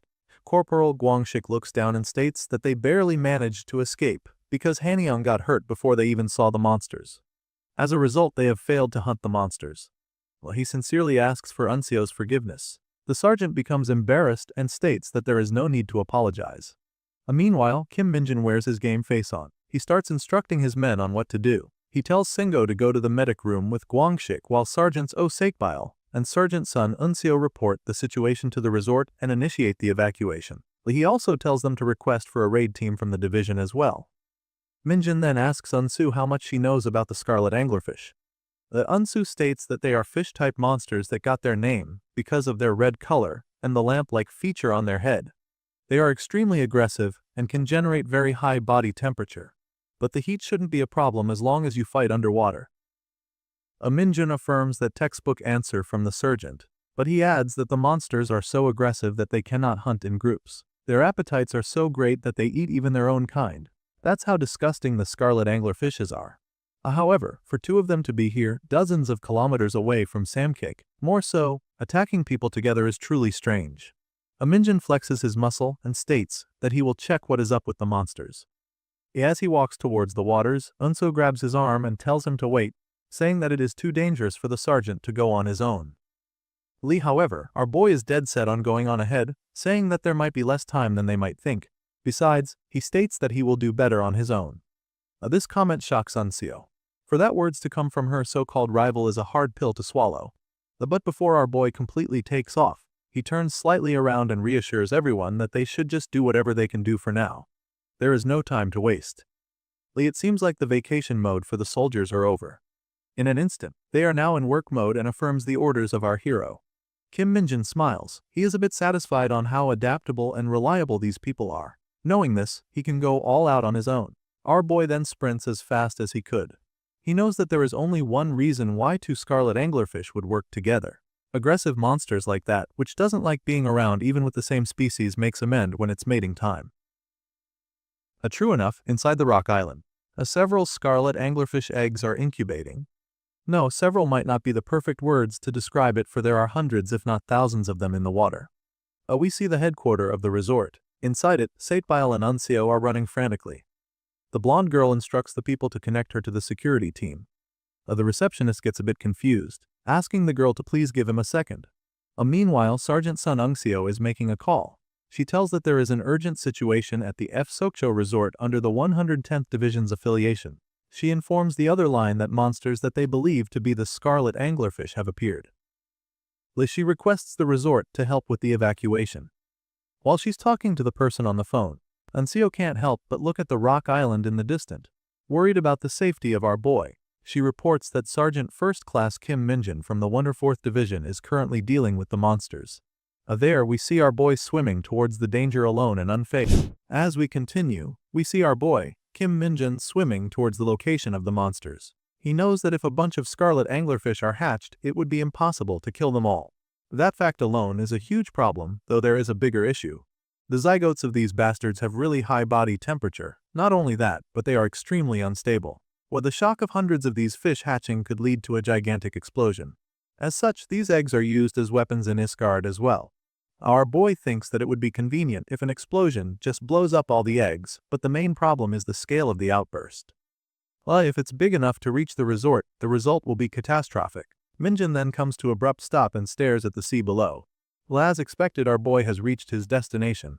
The parents started circling around beneath our boy, targeting their next meal. Kim Minjin realizes that this is the right spot. He already knows what to do, which is to eliminate the threat. Our boy takes a deep breath, then proceeds to dive down the dark and unforgiving waters. Not far from the surface of the water, our boy began to feel the change in temperature of the water. Then there he sees the nest of the cursed creatures. Time is running out, for even Minjin himself is unsure when these eggs will hatch, so he can't idle around. However, clearing the nest would prove to be difficult because, of course, the parents won't just sit idly by as our boy massacres their babies. No matter how strong our boy's demonic power is, it's useless, for it is ineffective in water. Even physical attacks will do less damage, so it will be hard to actually hurt the monsters. Add to that the fact that they are very agile swimmers. Anyone would have a tough time fighting these bastards. However, despite all the disadvantages, our lunatic Kim Minjin still manages to form a smile on his face. Thinking that he has no other options left, he activates his skill, Vicious Charge, which increases his movement speed drastically in exchange of decreased defense and stamina. Our boy's goal is to make the scarlet anglerfishes to chase and bite him, so he pretends that he's targeting the eggs. Once these creatures catch up to our boy and sinks their nasty teeth to Minjin's skin, our boy intends to rip them apart. In other words, Minjin plans to use himself as a bait. Unfortunately for him, things aren't going smoothly as planned. Something shoots past him, almost hitting him straight in the head if it wasn't for his fast reaction time. Our boy gets confused. He's familiar with these monsters because he has encountered them already, but even Minjin himself is unsure of what just happened. A then answer to that is revealed on the next panel, where we see a sharp harpoon-like object coming out of the fish's mouth. They use these as projectiles aimed at our hero. As it turns out, they can actually shoot multiple of these continuously, forcing our boy into the defensive. All while curled up to defend himself, Kim Minjin thinks to himself, where the hell these fuckers learned such a trick? The monsters are relentless, they just keep shooting at our boy, not giving him a chance to think. To add to his dilemma, our boy is running low on air. He needs to resurface to breath, but it's hard to do so while trying to dodge the monster's attacks. Despite that, Minjin manages to push through and was able to stick his head out of the water. As soon as he does so, he gasps a huge chunk of air. Frustrated at how the battle is turning up, our boy crashes out, cursing at the damned fishes, saying that they are really testing his patience. Suddenly, Lee Bongyu appears out of nowhere, staring directly at our boy with the usual dumb expression on his face. This unexpected turn of event made our boy speechless, as if he just completely forgot about the enemies from the suddenness of Bangu's appearance. Well, naturally, Kim Minjin questions his subordinate what the hell is he doing here anyway. Lee Bangu tries to play it cool and remarks that he can't just stay at home and rest when his master is in danger. He confused, Kim Minjun asks how the dude knew that he is in danger. Also, he would just love to add that he never instructed Bangu to rest. Our boy has a faint clue on how Bangu knew about our boy's situation. Before he could speculate any further, Lee Bangu smiles and states that Minjin's hunch is correct. He reveals that Sunjian has prophesied this very moment, when then see the red-haired girl holding a harpoon as she walks towards the shore. Xianjian leaps into the ocean, ready to provide assistance to her beloved master. Meanwhile, Lee Bangu tells our hero to please leave the scarlet anglerfish to them and just get out of the area, remarking that the place is dangerous. Our boy agrees with the man, saying that it will really be dangerous with Lee Bangu's abilities activated. The white-haired man jumps into the ocean and states that he knows exactly what the monsters want. He curls up and started emitting his demonic energy. On the other hand, Kim Minjin swims away from Lee Bangu. He remarks how nostalgic this situation is, saying that this is how they hunted them in Isgard too. Our boy knows that these guys cannot escape Lee Bangu. We then see the man transform into an adorable Isgard special, scarlet-eared squid. In an instant, the scarlet anglerfish turn crazy as they lay their eyes on the squid. They tend to lose their minds when they see food that they like. Lee Bangu starts luring away the monsters. Those dumb fishes forgot that they were there to defend their offspring. Meanwhile, our boy jumps out of the water and climbs the rocky island. He thinks to himself that seeing as Xiang Yayan and Lee Bangu rushed all the way here, he guesses that something huge was going to happen to him. He knows that it would be big enough to change the future where I stand on the battlefield when the earth falls. Our boy wonders if Xiang Yayan saw that he was to die here. If that's the case, our boy is now 100% sure that the explosion of the eggs would really happen. As he peeks to the crevice of the rocks, our boy confirms his theory. He states that the amount of eggs in there is too dangerous. He even admits that he might actually die if he doesn't run away right now. Our boy laments the fact that it has been a while since he last came to the beach only for this disaster to ruin all the fun. While brushing his hair off the water, he affirms that Seo Hyan's prophecy is legit. She states that if she hadn't shown up, he wouldn't have blackmailed the Special Task Force commander and wouldn't even be here. He thinks that a single variable changed the future. In other words, our boy, Kim Minjum, has the power to change the prophesied future too. A sinister smile pops up on our boy's face as he releases his demonic energy. He then activates his skill, Corruption. As he points his hand towards the direction of the eggs, Minjin states that he will do something he usually wouldn't. Meanwhile, the dumb scarlet anglerfishes are still chasing the tasty snack that Lee Bangu is transformed into. The one greedy bastard tries to take a chomp out of the squid, but fortunately, Bangu is quick enough to dodge it. Where the game of cat and mouse continues. It would seem like the squid is just trying to lure the monsters away from our boy, but in reality, it is much more than that. While Lee Bangu stares at the monsters, he decides that this is the right spot and time to proceed with their plan. He leaps into the air, leaving the waters, and as expected, the dumb fishes followed him. As one of them was about to sink its teeth to the tasty snack, it notices something from the distance. Song Ayan emerges out from the water as well, ready to throw her sharp projectile at the monsters. She gathers all her strength and releases the harpoon aimed at the fishes. Since they are out of the water and into the air, the monsters are basically sitting ducks. The projectile pierces through the monsters like butter. The teamwork between these two are superb, despite the fact that they hate each other. Seeing the tough monsters get obliterated into pieces from the impact of the throw, Lee Bangu's eyes widened from the shock and fear. He knows that he would share the same fate if Seo Hyan's throw was off just for a bit. The red-haired girl falls back down to the water and catches her breath as she strides to stay afloat. As soon as she was able to catch a fresh air, she instantly worries about our hero. She turns around with a visible concerned look on her face, shouting no as she fears for the worst. At the distance, the rock island is being overloaded with demonic energy of our boy. Xian knows that if this continues, the eggs will explode with our boy still in there. In a panic, she dashes towards the island, screaming for our boy to get out of there due to the fact that it is dangerous. She pleads her master to listen, but Kim Minjun is dead set on doing what he's doing right now. Then it happens. The countless of scarlet anglerfish eggs which store unstable high temperature explode with our boy still in the vicinity. The explosion was so strong that a fire of mushroom forms into the sky and releases vicious waves of water. On the other hand, panic ensues in the shore. We see several people running towards the beach. As it turns out, they are our hero's friends. While they are sprinting, Unsu's phone rings. Her father is calling her. Let's take a moment to appreciate the icon used by Unsu's stoic father. We can really tell that he loves his daughter so much. As Unsu answers the phone, her father immediately asks if she's okay, saying that he has heard about the situation. The blue-haired girl reports that 2 of the 2nd Battalion were injured, but she reassures him that they will be fine. She also states that most of the guests at the resort are civilians, so they don't have enough people to help with the evacuation. Fortunately, none of the civilians have been hurt yet. She tries to give him more report about the 110th Division team, but her father cuts her off. He states that he didn't call her to get a report. The man with the scar on his face tells Unseo to listen to him carefully and to get everyone, including themselves, to evacuate. Overhearing this, Seonko and the yellow-haired girl gets confused. The man explains that he just called the 110th Division commander. The scarlet anglerfish this time are different. He remarks that they did not announce it to the public, but last month, during the 110th Division's raid, people died. Hearing this, Unsu felt like heaven came dropping on her. Her father elaborates that there was a large number of their eggs found in the dungeon. While their people were eliminating them, a huge explosion happened. He states that if there are eggs there as well, it would be dangerous to stay on the beach.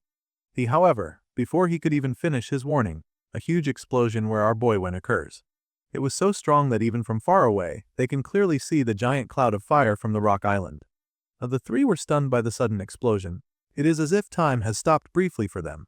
As realization of what just happened starts to sink into Unsu's mind, her facial expression turns to that of anxiety. She recalls her previous conversation with our hero, Kim Minjin, telling them that scarlet anglerfish are so aggressive that they do not hunt in groups, and that their appetite are so great that they even eat their own kind. He also adds that it is really strange for 2 of them to be here, dozens of kilometers away from Samcheok where the monsters originated. All the words of our hero telling her that he will go alone to check what's happening burns into Unsu's mind. She's starting to piece everything together. From the sheer shock and concern, Unsu drops her phone while still on call with her father and starts sprinting towards the waters.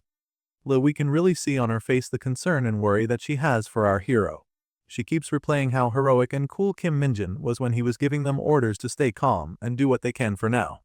However, given the strength of the explosion, she fears the worst outcome possible. That her rival, Kim Minjin, might have caught up in the explosion and died. Before she could even mindlessly jump into the beach, her blonde friend leaps in and restricts her. She knows that it will be dangerous for her to go near the explosion, and it might even be harsh, but her going there won't change anything. She tries to knock some sense to Unsu, telling her that it's too dangerous if they get any closer, for there might be more explosions to occur. Although we can't really blame her for acting like she did, because Kim Minjin is just that important to her. Seonko shares the same sentiment. If he's to choose, he would have jumped into the water and go to our boy, but he's doing his best to restrain himself from acting carelessly, while a painful expression is drawn upon Unsu's face. Despite the slim chances of our hero getting out unscathed, she still clings for a sliver of hope that Minjin will be alright. Out of desperation, she calls out our boy's full name, Kim Minjin. She shouts this with all of her emotions, as if pleading the heavens for our boy's life. Suddenly, they hear a voice telling Unsu that there is a proper way to address him. While the 3 immediately recognizes this voice, for it belongs to none other than our hero. Out of the water comes our hero. Although his swimming apparels are all torn up, it is obvious that he's not suffering any kind of injury. The 3 cannot believe their eyes. Just how can a man survive that kind of explosion? Nonetheless, they are happy to see the cheeky sergeant alive and kicking. Especially Unsu. She was so elated that she threw herself to our hero, hugging the man tightly. Before we continue on, we get to see a few hours ago before the catastrophe happened. It was a peaceful and quiet day in the apartment where Bongu and Seoayon are living. As usual, the red-haired girl is being studious, studying how to live and blend in the society, as per our hero's order. On the other hand, we see the troublemaker coming in fast from the window. Despite nearing the apartment, the black crow doesn't exhibit signs of slowing down. It kept flying until it crashes into the apartment, shattering the window pane and making a mess inside. Lee Bongu quivers from the pain of the impact. One could only wonder what just happened for him to crash like that. But of course, Seohayon doesn't care whatever the reason might be, the fact that the idiot made a mess still remains. The dumb crow explains that it was a mistake, saying that he fell asleep for a bit while flying. But giving her this kind of stupid reasoning is probably the worst thing to do in this situation. Naturally, the red-haired girl is more than happy to deliver fitting punishment to the idiot. While he's getting all beat up, Lee Bonggu transforms back to his human form and pleads her to stop, saying that he has procured their passports. He shows her the passport, which immediately and ever so slightly quenches the anger of Seohyan. The feeling accomplished, Lee Bonggu declares that from now on, she is to call him Donald, which is the name he chose for his ID. Seohyan reminds him that he is nothing but trouble. So she states that she will never call him by his name, and he will be forever parasite to her. Lee Bonggu pays no mind to her criticism and went straight to the cupboard, looking for something to eat. While he's at it, Seohyan questions the authenticity of the passport, asking Lee Bonggu if he double-checked its legitimacy. Lee Bonggu straight up told her that he didn't, saying that he doesn't even know how. The Seohyan crashes out after hearing this, saying that they have spent a lot of money on it only for Bonggu to not check if it is legit.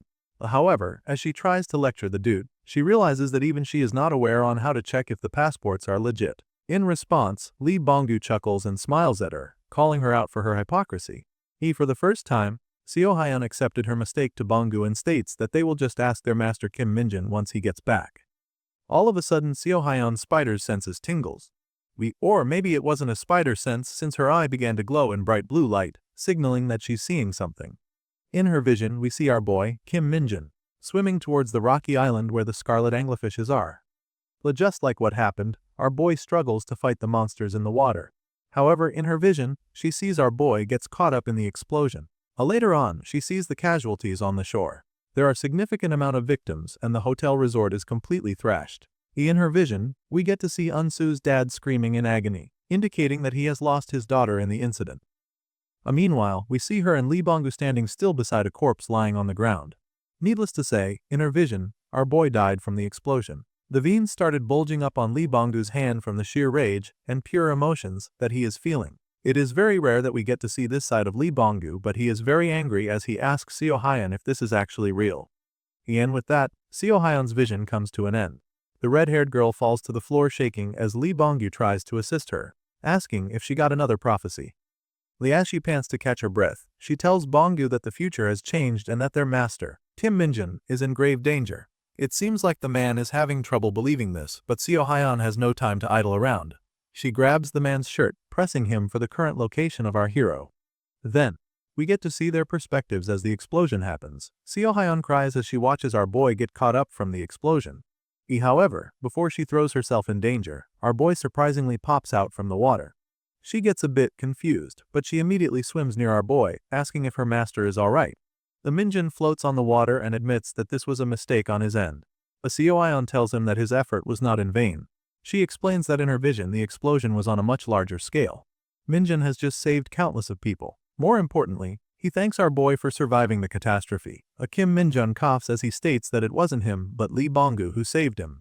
Our boy was persistently pouring out his demonic energy towards the eggs, trying to corrupt them.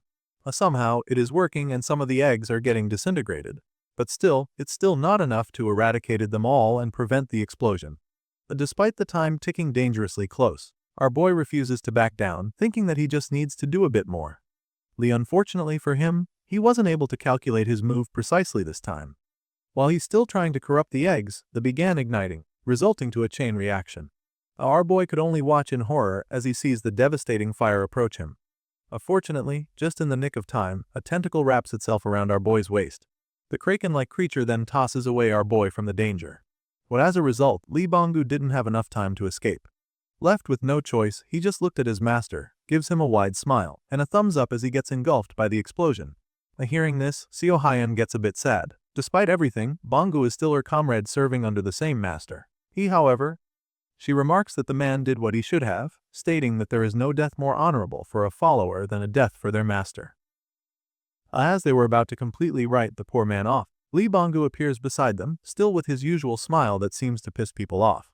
Even our boy was surprised that the man survived that impact. He asks if he's alright, commenting that he is harder to kill than a cockroach.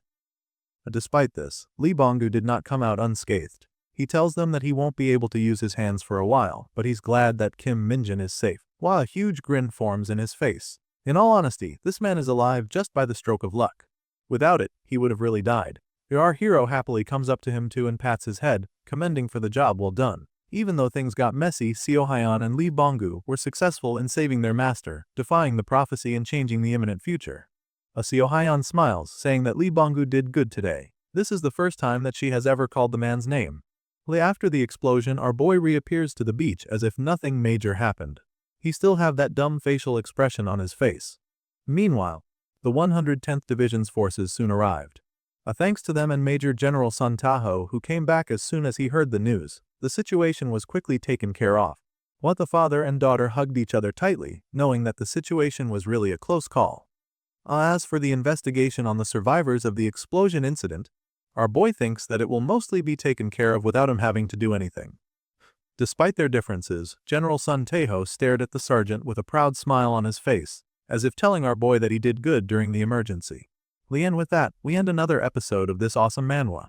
Stay tuned to keep track on the adventures of our hero, Kim Minjun. Though we continue the conclusion of the Crimson Anglerfish incident, we see Major General Du Seokyeong calling about the situation of the resort. His stern face indicates how seriously he is.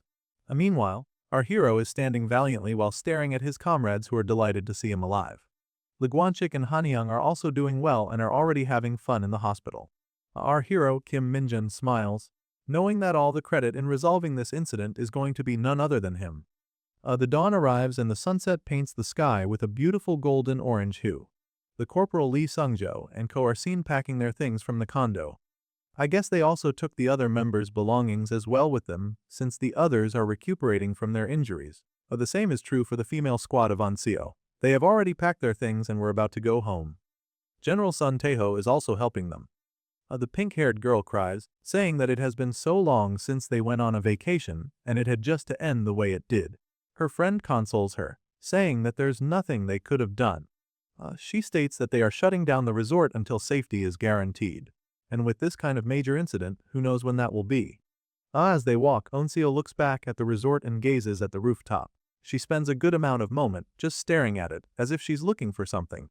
Though after a while, she continues walking without saying a word. As we zoom in to the rooftop, we see Siwayan looking down. It's a question if Unsu sensed her presence, that why she looked up or not. Anyway, Kim Minjun approaches the red-haired girl from behind, asking for Lee Bongo's whereabout. Seo Hyang pays her respect to her master and answers that the man is focusing on healing using the demonic energy that our hero shared with him. As she remarks that the idiot always recovered really fast, so there's really no need for our hero to worry about him. Speaking of the devil, he's currently on his crow form, happily dozing off. However, the dumbass is actually sleeping atop of a moving bus to who knows where.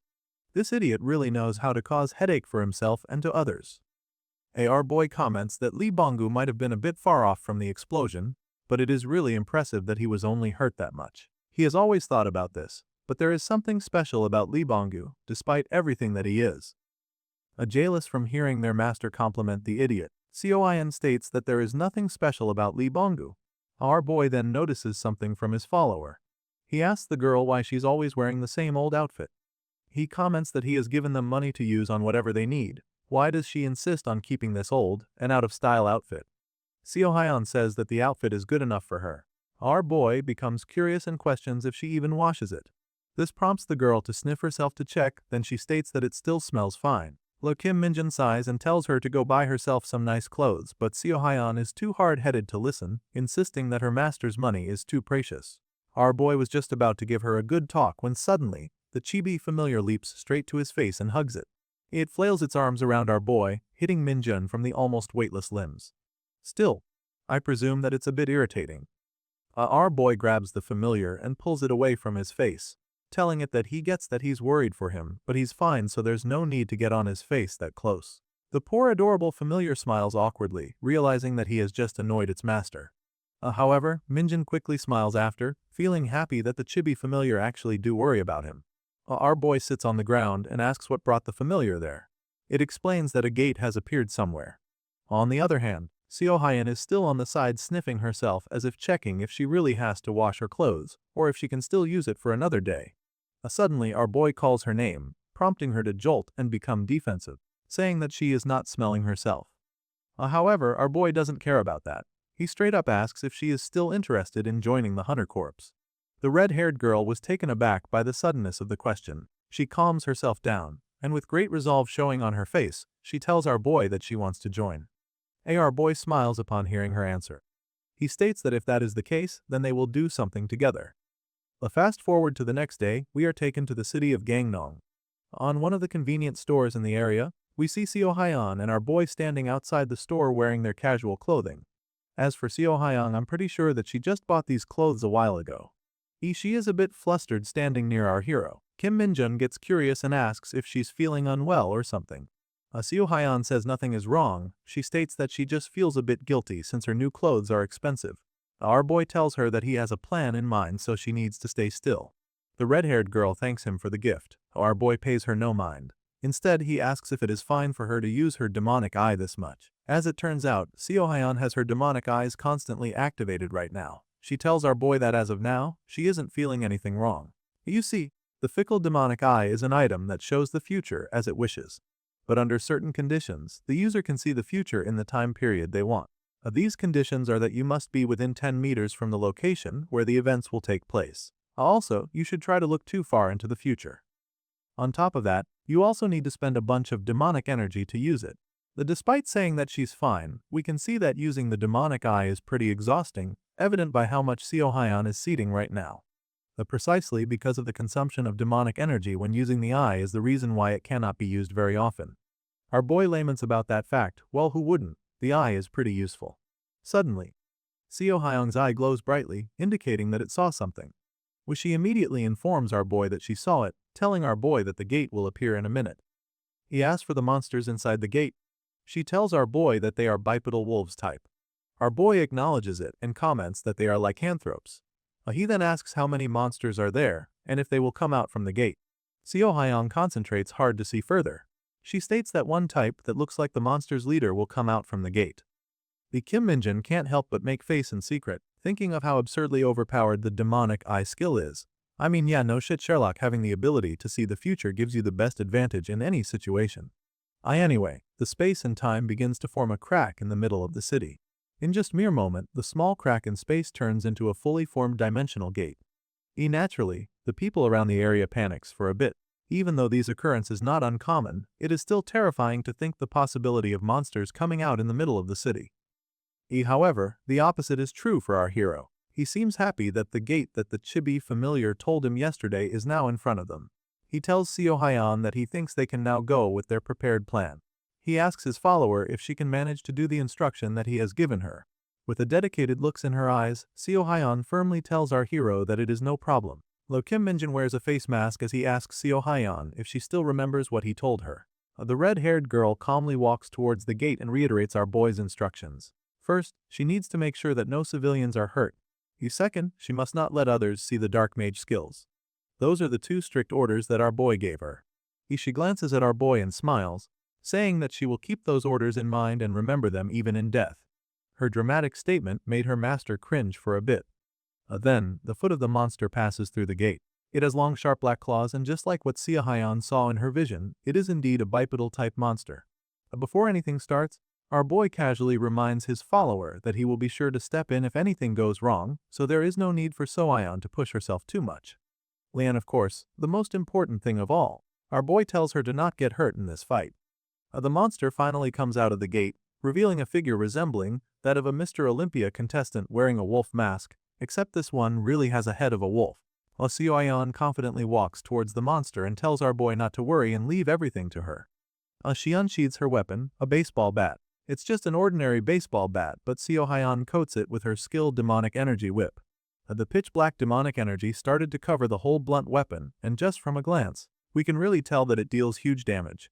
The monster growls and gnashes at the girl in an attempt to intimidate her. It showcases its razor-sharp teeth and ferocious gaze. However, Seo Hyun remains calm. More like she's not even feeling a bit concerned about the monster. Kim Minjin, who is watching on the sidelines, thinks that after what happened in Sokcho yesterday, he can't really do something like that in Gangnam today. It would be too suspicious if he single-handedly resolve another major case once again. That's why he came up with a plan B. To be honest, this plan is only possible because it is Kim Seo Hyun he's entrusting it to. That is because after all, she is one of the few combat-type dark mage, and so, the fight between the red-haired follower and the leader of the lycanthrope gate starts. Seo Hyun rushes forward while winding up her weapon. In response, the werewolf tries to slash her with its blade-like claws, but it missed. For some reason, the panel shifts back to our hero, so we kinda missed what happened after that. Just kidding. Seo Hyun is relentless. She kept on swinging her weapon at the monster. Each blow has the intent to kill. However, the monster is proving to be a tough customer as well. It is doing well in matching our girl's aggressiveness. The two trade blow per blow, attack per attack, and strike per strike.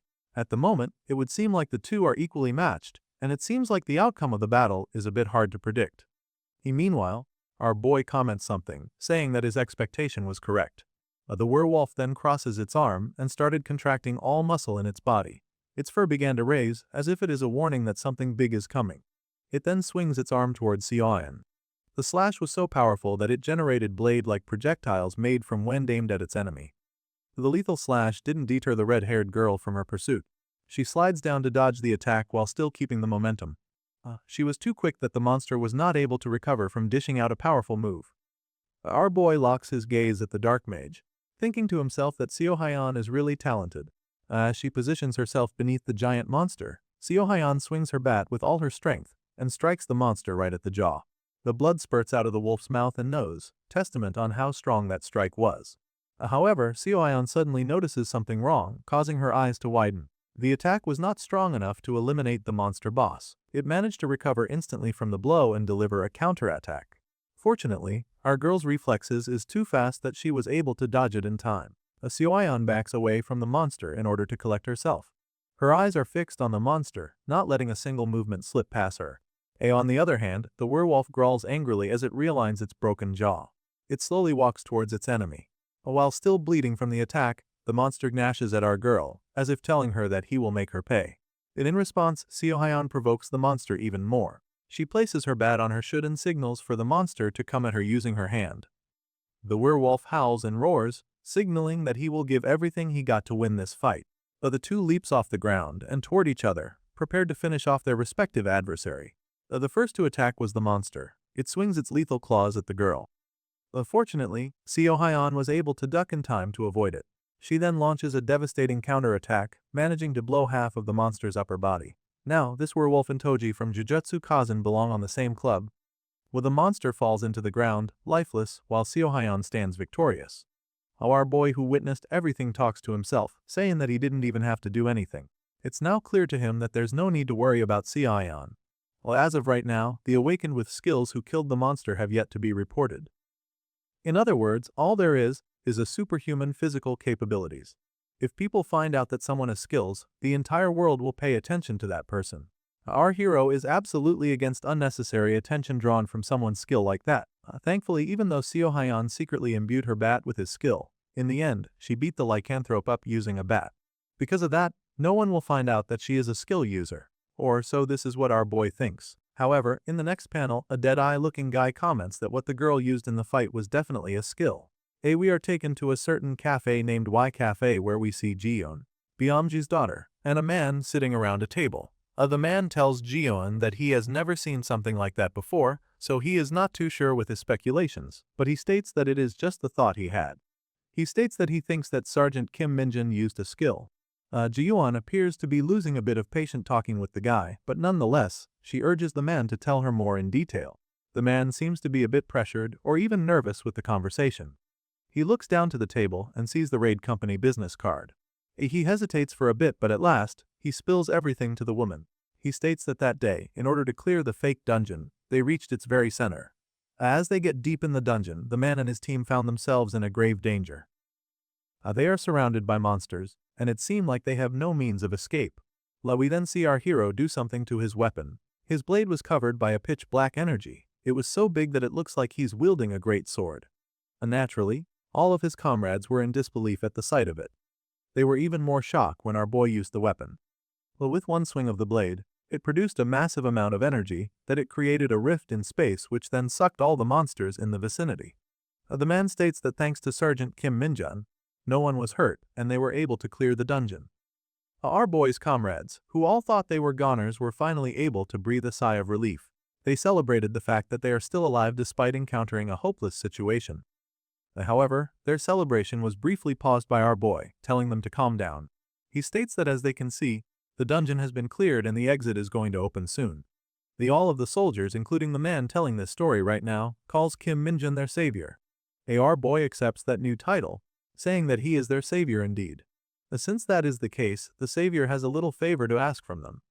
Hearing this, the soldier all stood straight, ready to fulfill that little favor that our boy wants to say.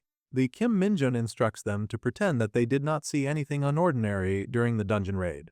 In other words, he is telling them to keep his power a secret from anyone. Out of his desperation, he even pleads the soldiers to do so. The four was a bit shocked at first. But ultimately, with the man telling this story as the leader, they tell our boy that they will not speak a word about what happened and that Minjun can count on that. Yet, here we are now, with the man spilling everything to Ji-yoon. Back at the present, Ji-yoon slams her hand down to the table, saying that the skill power is ridiculous. I guess the soldier who sold our boy out still has a bit of conscience left in him, for he asks Ji-yoon if this confession will put our boy in a difficult situation. However, Ji-yoon did not answer the question. Instead, she comments that our boy is now a sergeant first class. The snitch states that he is aware of our boy's rank right now. Ji-yoon then asks him if he has told anyone else about this story. The snitch meekly bows and says no, saying that even in the investigation that happened after that incident, none of them said anything.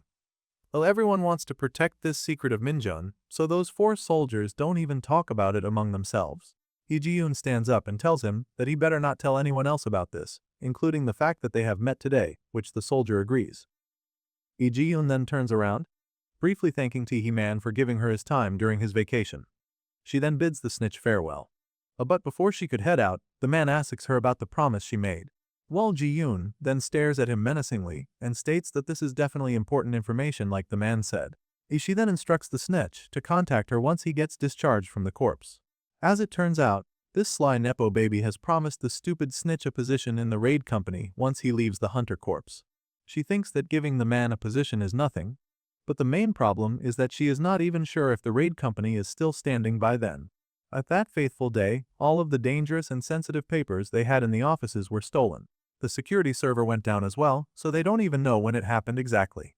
Actually, Ji-yoon is being suspected, and she has no way to defend herself because she have lost her memory from that day. If you can still remember, she is talking about the time when Lee Bong-gu and Seo Hyun infiltrated the raid company. All those misfortunate happened as soon as she got involved with that person pertaining to our hero. As she walks the street, she tries to call her father, General Byamji, but the man wasn't answering.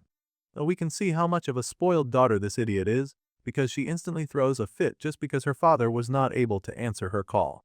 She states that it has been days since she last got a hold of him. Ji-yoon grips her phone tightly. She swallows her saliva from the sheer terror that came across her mind. She thinks that they might have messed with the wrong person. Damn right, bitch. A few days later, we are taken to the headquarters administration office. There we see our boy, Sergeant First Class Kim Minjun, reporting for duty. He is received by the 2nd Company 2nd Platoon Commander, 1st Lieutenant Kim Keelman. He pats our boy in the shoulders, telling him that he has done well. He also expresses his regret on all that happened during Minjun's vacation. Our boy then reassures him that he is fine. Keelman informs our boy that the Divisional Ordnance Office wants them to investigate too. He states that it will be just a mere formality thing, but Kim Minjun is going to have to do some work again. Their conversation was then interrupted by a loud voice screaming at the corridor, calling for our boy's name. We then see a buff-looking dude, asking our boy if he's alright. This man is the 2nd Company, Administration and Supply Officer, 1st Sergeant Kim Minji. Our boy jolts away from seeing this certain officer. With a terrified expression on Minjun's face, he tells Minji that he is fine while desperately trying to back away from the officer. Minji then tries to bear hug him in an attempt to show his concern. Fortunately, our boy was able to dodge it, for it seemed like all of his bone would be crushed if he got caught with that attack disguised as a hug. While the two are busy with their shenanigans, Cheolman adds that there is another document from the Divisional Ordnance Office. This new information catches the attention of the two sergeants. Cheolman then reveals that next week will be the start of the handicap training. In just one panel, we arrive to that next week. It is a nice and sunny weather in the forest where we see several soldiers marching on. Despite the hot weather, the soldiers are wearing thick clothing and are evidently struggling from the march. One soldier rants to Corporal Lee Song-woo, saying that the suit has gotten heavier than last time, not to mention the heat is way worse than the weight of their loads. Corporal Lee Song-woo then asks the soldier about the name of the training again. The soldier replies that it is called handicap training. The corporal then states that it is precisely why this training is called that way. It is because this suit really does make them feel handicapped. He adds that it is trying to destroy their peaceful daily lives. Suddenly, the soldier in front shouts, saying that he sees their destination. He orders the men behind him to maintain the same distance until the very end. Despite struggling, the soldiers all muster their energy to acknowledge the command. Meanwhile, we see our hero at the back all quiet. This power suit that they have to wear during the handicap training actually weighs dozens of kilograms despite how it looks, but it is not that bad for an awakened. The real reason this suit is the worst is because there is no airflow. When that is combined with a weather like this, and the fact that stamina is depleted from the long road, the suit that felt like nothing in the beginning starts to feel like tons. In short, the real enemy of this training is the environment itself. This is especially true when the environment is unfamiliar and unpredictable. As we continue, we see the hunter forces each carrying crates, unloading their equipment and supplies near the gate. From the looks of it, they are about to camp. The Unseo and her girls are having a girls' talk after completing their task. Suddenly, the pink-haired girl shifts her gaze and notices something from a distance. As it turns out, the 2nd Battalion where Kim Minjin belongs arrives. It is very obvious that these poor soldiers are exhausted and are already at their limits. The 3 ladies irk, knowing that the handicap training has already begun. The pink-haired girl is in awe, realizing that the squad all marched up all the way here wearing those heavy and hot suits. As they step foot to the camp, they are greeted by the 1st Lieutenant Ji Yeon from the 4th Battalion. From a glance, we can see that this brown-haired girl trains a lot, judging from her well-rounded muscles. The greetings is returned by the 2nd Battalion 1st Lieutenant Kim Cheolman. In the background, we see our hero, Kim Minjon and Corporal Lee Sengo having a conversation. Our boy is instructing the corporal to check their comrades and see if anyone is showing signs of dehydration. Seeing our boy, the pink-haired girl immediately blushes. She tried to walk up to him, but her friend stops her, telling her to do it later. As our boy walks around to survey the area, he spots Yun looking at him. The two shook hands with the 1st Lieutenant happily greeting our boy for seeing him after a long time. Kim Minjin recalls her contributions in Hwachin and thanks her for that. However, Yun states that they should be the one thanking our hero, giving the credits to where it is due. Formality aside, Yun jestingly comments that Kim Min has really become the issue maker of their division, with all sorts of problems and troubles involving the sergeant's name.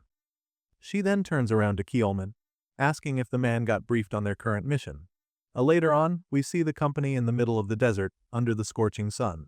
There are several corpses of rat-like monsters scattered around the area. Upon inspection, we can see that the monsters have suffered slash wounds, resulting in their deaths. Suddenly, a hand grabs one of the monsters, lifting it up. As it turns out, the 2nd Battalion, 2nd Company, 2nd Platoon was assigned to be the corpse retrieval team, amidst of doing their handicap training. They have collected a handful of corpses, and they are storing it to plastic crates. A Private Jin stares at the box filled with dead rodents. His complexion is so placed that it seems like he's dizzied. Corporal Lee comments that the man doesn't look too good. He shows his concern, asking if the private is that tired. While shivering, Private Jin states that he can still bear the heat and exhaustion. His current complexion is brought upon by another issue. As he stares dreadfully at the monsters, he regards that he doesn't feel good mentally. Looking at the seemingly weak and defenseless corpse, he states that they don't look like monsters. Hanyang overhears Jin's comment and slams his crate down.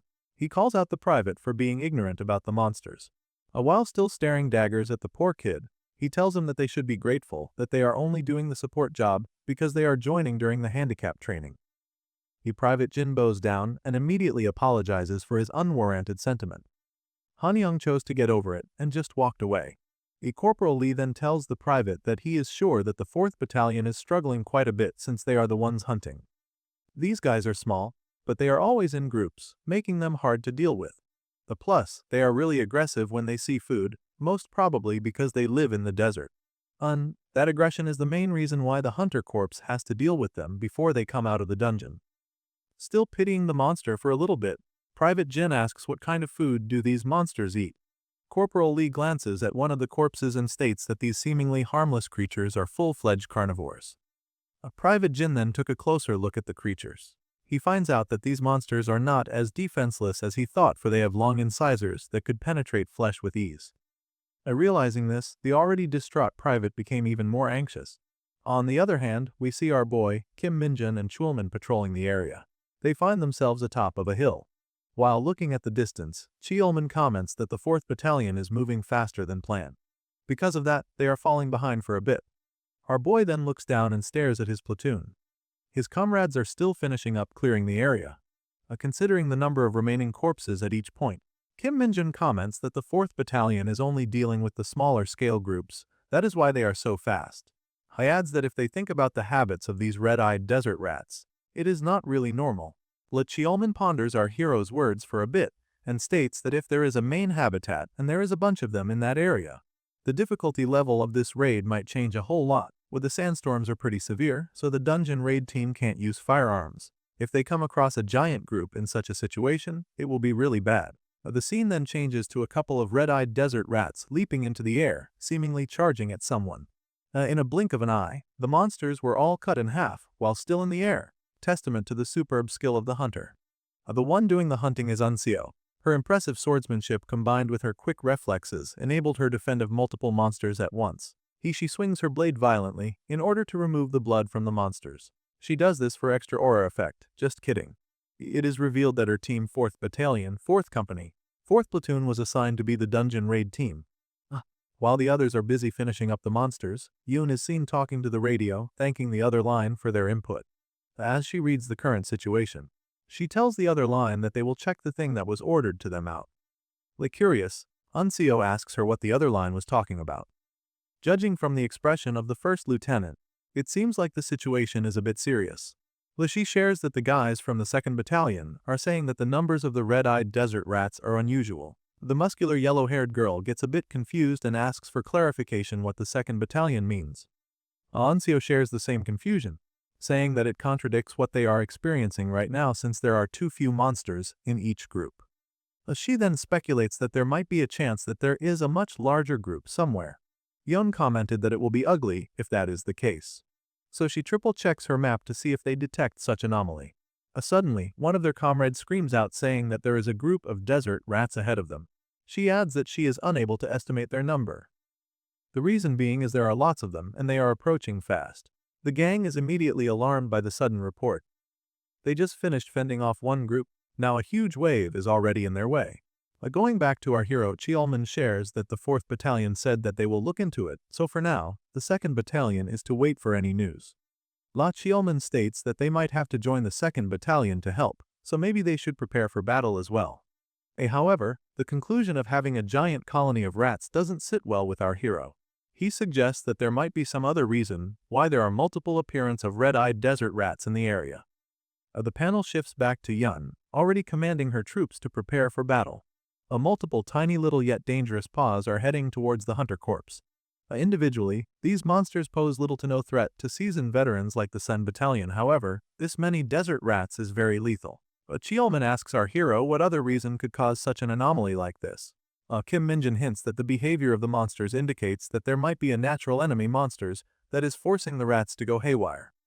As soon as he says this, a large serpent-type monster emerges out from the sands. No wonder why there are a lot of mice running around. They are trying to escape a predator. The giant worm growls, revealing its enormous circular mouth laced with huge set of fangs. Unseo cannot believe her eyes. She did not expect a death crawler will appear in this dungeon. While everyone is panicking by the sudden appearance of the huge enemy, Yoon tries her best to collect her composure and issues the most practical order. In full authority, she commands her crew to fall back and retreat immediately. She instructs them not to try and fight the monster and run as if their lives were depending on it, because it actually is. Several rats fell victim to the monster.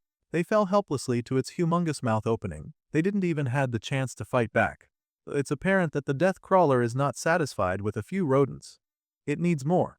In just the perfect stroke of luck, the monster senses the soldiers, so it instantly went after them. While sprinting away, Yoon reports to the radio that the raid team has encountered a death crawler in the mission region. She states that they will be retreating to the assembly area with all of the 4th Platoon immediately. Yoon attempted to repeat the mayday, but the monster is coming in fast. With its sheer size and terrain advantage, it's basically impossible for the hunters to outrun the death crawler. It charges towards the crew and it seems like it has Unseo as its target. We are then taken to the Hunter Corps headquarters, the great conference room, where we see several high-ranking officials gathered around the table. While the one leading the meeting, Q, addresses the 110th Division commander. Instantly, Commander Choi lets his presence known. Q revealed that incidents have occurred in Sakcho then in Gangneung, which are both under Choi's watch, but his division did nothing other than cleanups afterwards. The commander has no words of defense. He apologizes to the general, but in reality, he can't do anything about it since when they arrived, the issues have already been resolved. However, General Ku is not letting this one slip. He comments that it is a good thing that none of the civilians were hurt, but he commands Choi to do better. He wants all divisions to respond instantaneously when such scenarios occur. Choi meekly accepted the reprimand, promising to do better next time.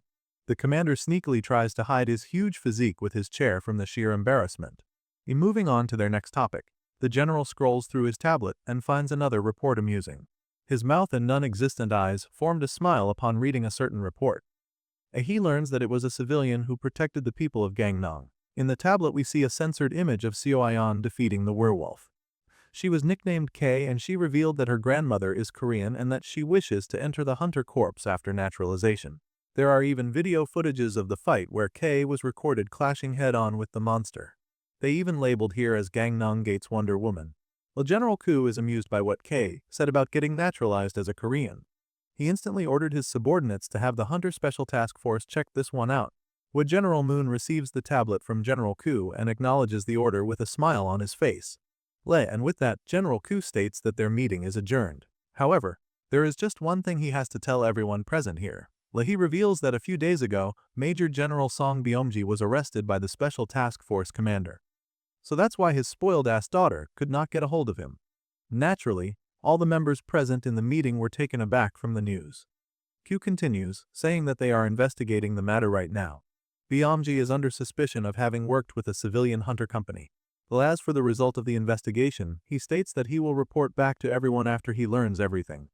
Suddenly, a sinister look appears on General Ku's face. He states that now that the Special Task Force commander position is empty, he intends on appointing the vice commander, Brigadier General Moon Yekin, to the role. General Ku adds that Yechen is going to be promoted next month anyway, so he'll appoint him right around that time. Across the table, we see Major General Du staring daggers at Yechen, as if he doesn't like the sudden promotion of the man. In contrast, the temporary Special Task Force commander, now promoted Major General Moon Yechen, looks back at Major General Du and shrugs his shoulders while wearing a smirk on his face. Major General Du thinks to himself that the investigation isn't even over yet, but General Ku is already appointing a replacement right away. He knows that something fishy is going on. Suddenly, the door of the office opens as Officer Kim enters the room. He went straight to Q and whispers something to him. General Ku listens to the man intently before forming a small smile on his face. He then calls out to Major General Du Seokyang, stating that the members from the 104th Division that resolved the Sokcho incident recently. He requested the man to come with the general with the meeting today. General Du answers that it was not possible because of training and dungeon raid schedule. It is unfortunate that he was not able to bring our hero, but it is what it is, or so he says. General Ku then mentions that the platoon that were involved in the incidents are currently in the same dungeon right now. One is for the training and the other is there as the raid team. Du is not liking where the conversation is going, but he plays along and says that what Ku said is accurate. General Ku links his hands and comments how much of a coincidence this is, and even more coincidental, is that there is a problem in that dungeon right now. As of the moment, the 4th platoon is currently running for their lives away from the death crawler. The Slit Eyes commander pressures General Du even further, asking if his investigation was thorough enough to appoint it for training. He asks the general why was he in a rush to put them there. This bastard didn't even allow the general to speak for himself. He kept upping the pressure, commenting that General Du is like a child who is scared to have his favorite toys taken from him.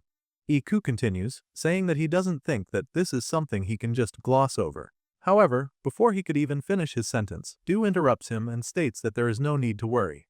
He reveals that the investigation was thorough enough. As he says this, the panel shifts back to the 2nd platoon. Leoncio informs her comrades that she can already see the assembly area, but at the same time the monster is inching in closely to them. Yon instructs her crew to split up in response. The gang quickly dispersed from each other. They left the middle of the road purposely empty. General Du declared that they are also prepared for unpredictable situations. In short, he has put countermeasures should there be unexpected trouble like this appear. The waiting in the assembly area are heavily armed soldiers, calmly assessing the situation. The death crawler roars at the sight of the new enemies. Suddenly, the nozzle of the minigun started to spin, followed by a violent torrent of bullets aimed at the monster. The death crawler was like a sitting duck, eating all the heavy caliber bullets from the machine gun. The soldier kept on pressing the attack. He is not giving the monster the luxury to make its move. The death crawler switches to defense mode, trying to curl up its massive body. But at the same time, the famed soldier picks up a spear impaled on the ground and started aiming at the monster. She imbues the javelin with a powerful burst of aura and leaps into the air. Locked in and ready to go, the female soldier pulls her arm way back to build momentum. And in a blink of an eye, she launches the projectile towards the monster. It traveled with an astonishing speed, and even more astonishing is the impact of the throw. The metal rod hits the monster to the body, and the force was so strong that it pushed the giant worm. Bleeding from getting pierced by the javelin, the male soldier then continues his barrage of bullets. The female soldier then went ahead and picked up another spear. The look on their faces indicates that they meant business. Leoncio, who is running away from the monster, took a quick glimpse at the two. She then realizes how strong the colonels really are. Yun then issues another command, telling the platoon commanders to report on their situations and to not let their guard down. She tells everyone to stand by for battle. A mist javelin throws another projectile full force. This one might seem like it has less mana imbued to it. However, the result is equally as devastating as the first one. The monster is roaring and flailing uncontrollably, which is definitely understandable considering how much in pain it is right now. The man once again follows up the attack with a barrage of bullets. The monster is now trying to look away from the soldiers. But this won't deter the colonels in their attacks. This rain of gunshots will not stop until the worm's pronouns become was and were. Finally, after multiple panels, the male colonel runs out of ammo. He ejects the empty barrel from his gun and it falls into the ground. But if you think that's where it ends, you're dead wrong. He starts screaming for reload, prompting the soldiers to fetch him another round. Leoncio's friend comes rushing in, carrying a fresh magazine. She did not only hand over the magazine to the colonel, she installed it herself by sliding down and inserting it to the gun, while the colonel aims at the monster once more. Including the delivery, the whole magazine swap only lasted for a few seconds, kinda like pit stop of Formula 1 races. Mr. Rambo goes at it again. It looks like he will empty the magazine to the monster once more. He acts like the poor monster massacred his entire bloodline or something. The mist javelin also launches another attack. The force of the throw is not diminishing by the least. If this connects, the bastard monster will surely be finished. Unfortunately, the monster was able to muster up all its energy to dodge the attack, and the projectile lands on the ground. The worm then seizes this opportunity to escape. It quickly burrows into the ground, disappearing from the sight and successfully escaping the hunter corpse. However, with that kind of sustained injury, I doubt it will try to mess with them again. The two colonel vents their frustrations from their prey escaping. This is especially more true to the female officer. It pisses her off that she missed a shot. The old man regards that they are standing on solid rock, so the death crawler won't come up from underneath their feet. However, the threat was not fully neutralized, so there is a chance that might appear again. The old man states that they will have to go with that certain plan. Colonel Jai then asks if that plan is dangerous. The man did not deny it, but he states that the person who devised it seemed confident, so he thinks it is worth a shot. He then pulls up his radio and tells the person on the other line to proceed with his plan. Then, we see a flying truck dashing around the desert. At this point, a dangerous plan automatically correlates to our hero's name, Kim Minjin. Of course, he is the one who devised this next tactic. He's atop of the raging truck, happily accepting the command from the colonel. With a smile on his face, he screams out from the top of his lungs saying that the food is here. As it turns out, he is hauling the countless desert rat corpses that they have collected earlier to lure the death crawler. But we can see him enjoying the breeze of the speeding truck, and quite noticeably, his handicapped suit has been removed. His smile almost touched both his ears from happiness. He thinks that just by taking off the stupid suit, it feels like his stats have doubled. He assumes that it is like a temporary doping kind of feeling, but he genuinely thinks that he could completely roll over a death crawler right now. He begins to laugh maniacally on top of the truck, raring to find the monster. He's more willing to go 1 versus 1 with a powerful monster rather than wear that stupid handicapped suit. Chulman, who's manning the wheels, can't help but feel amazed by our hero's nonchalant attitude, wondering if the sergeant doesn't feel nervous at all. He focuses his eyes on the road and recalls his previous conversation with our hero. Earlier, he mentioned that the one that might be causing the unusual occurrence with the desert rat is the presence of their natural enemies. Chulman doubted him at first, saying that the possibility of a giant predator being around the area wasn't in the report. It is at that impeccable time that the 2nd platoon radioed that they have confirmed a death crawler within the dungeon. The lieutenant feels a bit embarrassed for not considering our boy's opinion immediately. Learning about the presence of the death crawler, Kim Minjin asks his superior if he can voice out his opinion. The leader reluctantly hands over the radio to our boy, still confused on what he is trying to achieve. With a sadistic and suspicious smile on his face, Kim Minjin tells Cheolman to not worry about it and just trust him this time as well. As we continue, Kim Minjin tells his superior to just trust him in this one. His maniacal smile indicates that he already has a plan cooked up for this situation. As he was handed the radio, he immediately speaks, saying that this line is from the collection team. He informs the other platoons that they will help with the death crawler with the minimum number of members possible. Hearing this, Cheolman's complexion turns pale. The walkie-talkie buzzes for a bit before the other line recognizes that it was Kim Minjin speaking. They asks what the hell is the sergeant is talking about. Our hero confirms that he is the one speaking. He relays that the death crawler tends to hide underground if it takes enough damage. He tells the two colonels that if that happens, the collection team, will aggro it back out. Naturally, the officers hearing this were a bit tad offended. GI takes the phone from the buff dude and tells our boy that they will simply kill the monster before it get the chance to escape. She orders the collection team, especially our boy, to just stand by to their current location for now. But of course, this troublemaker won't let it be just like that. In a teasing manner, he tells the fourth commander that just in case that something might and does happen, they will proceed with his plan. Even though Jihai is a bit irritated with our cocky hero, she still acknowledges the skill of the infamous Kim Minjin. She asks our boy to spill his plan right after taking a deep breath to calm herself. A grin appears in our boy's face and he proceeds to tell her his plan. At this point, Cheolman was about to absolutely lose it.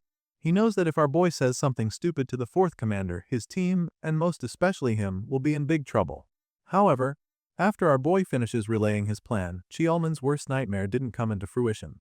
Instead, Jihai calmly acknowledged our boy's suggestion and tells them to lay in ambush near the assembly area. Cheolman was so surprised, but was able to breathe a sigh of relief after hearing it. He wonders to himself what just happened. Suddenly, Kim Minjin turns towards him, asking if Cheolman has a driver's license. Now back to the present. I guess Cheolman does have a driver's license since he's the one manning the wheels of the truck. He agrees to our hero's idea that if they have a bunch of desert rat corpses with them and create this much vibration, the death crawler will definitely respond. He thinks that it is not an illogical plan. Despite that, the threat that the monster possesses is still no joke. One stroke of bad luck, and it might just appear right below them, tip the truck, and meet their end right there. Suddenly, Cheolman hears our boy banging the roof, spooking him a bit, causing him to take a huge turn. But as it turns out, Kim Minjin is just losing his patience with the monster, so he's making more noise and vibration to lure it out. However, no matter how he observes, he can't seem to find any indication of the monster appearing. He bangs the metal roof even more, but the result did not change. Our boy wonders why the monster is not responding at all. Maybe the smell of the compresses alone is not enough to lure it out. If that is the case, our boy tries a more direct approach. He reaches his hand out of the truck and disables his demonic energy singularity. With the skill disabled, his demonic energy is now detectable to creatures nearby. He leaves a trail of his demonic energy as the two cruise around the desert, searching for the death crawler. As they ride, our boy looks up to the hill where the two commanders are stationed, wearing a huge grin on his face. Meanwhile, the two colonel are lying in wait, ready to engage at the moment's notice. Our hero then senses the vibration of the ground. He immediately knows that it is about time that the bastard worm shows itself. With one final tap on the metal roof, the huge worm emerges out of the sands, revealing its long, massive and thick body. Kim Minjins is weirdly happy upon seeing it. I'm sorry, I'm done with the genitalia jokes. Anyway, our boy is delighted to see the monster finally showing itself. In contrast, Cheolman is currently shitting his pants, knowing that they are in range of the monster. The death crawler roars as it tries to strike the truck filled with delicacies. Unfortunately for the monsters, the hunter corps were just waiting for this exact moment. In an instant, another aura-imbued javelin hits it. The impact is as powerful as the previous ones. This one might be even more powerful. I guess this is Jihai's payback for missing her last shot. Our boy glances at the colonel and gives her a thumbs up, saying that it was a great shot.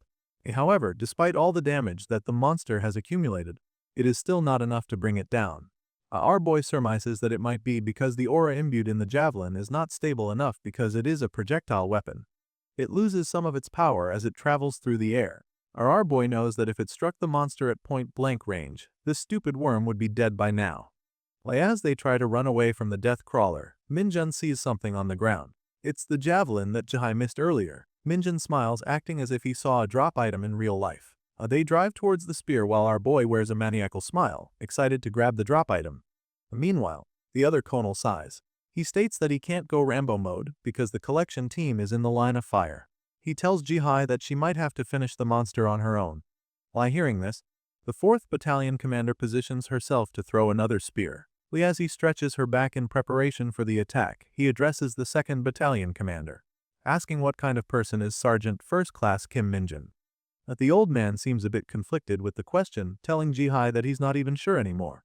He tells that our boy is just outside of his field of understanding. Meanwhile, our boy was finally able to grab the spear on the ground.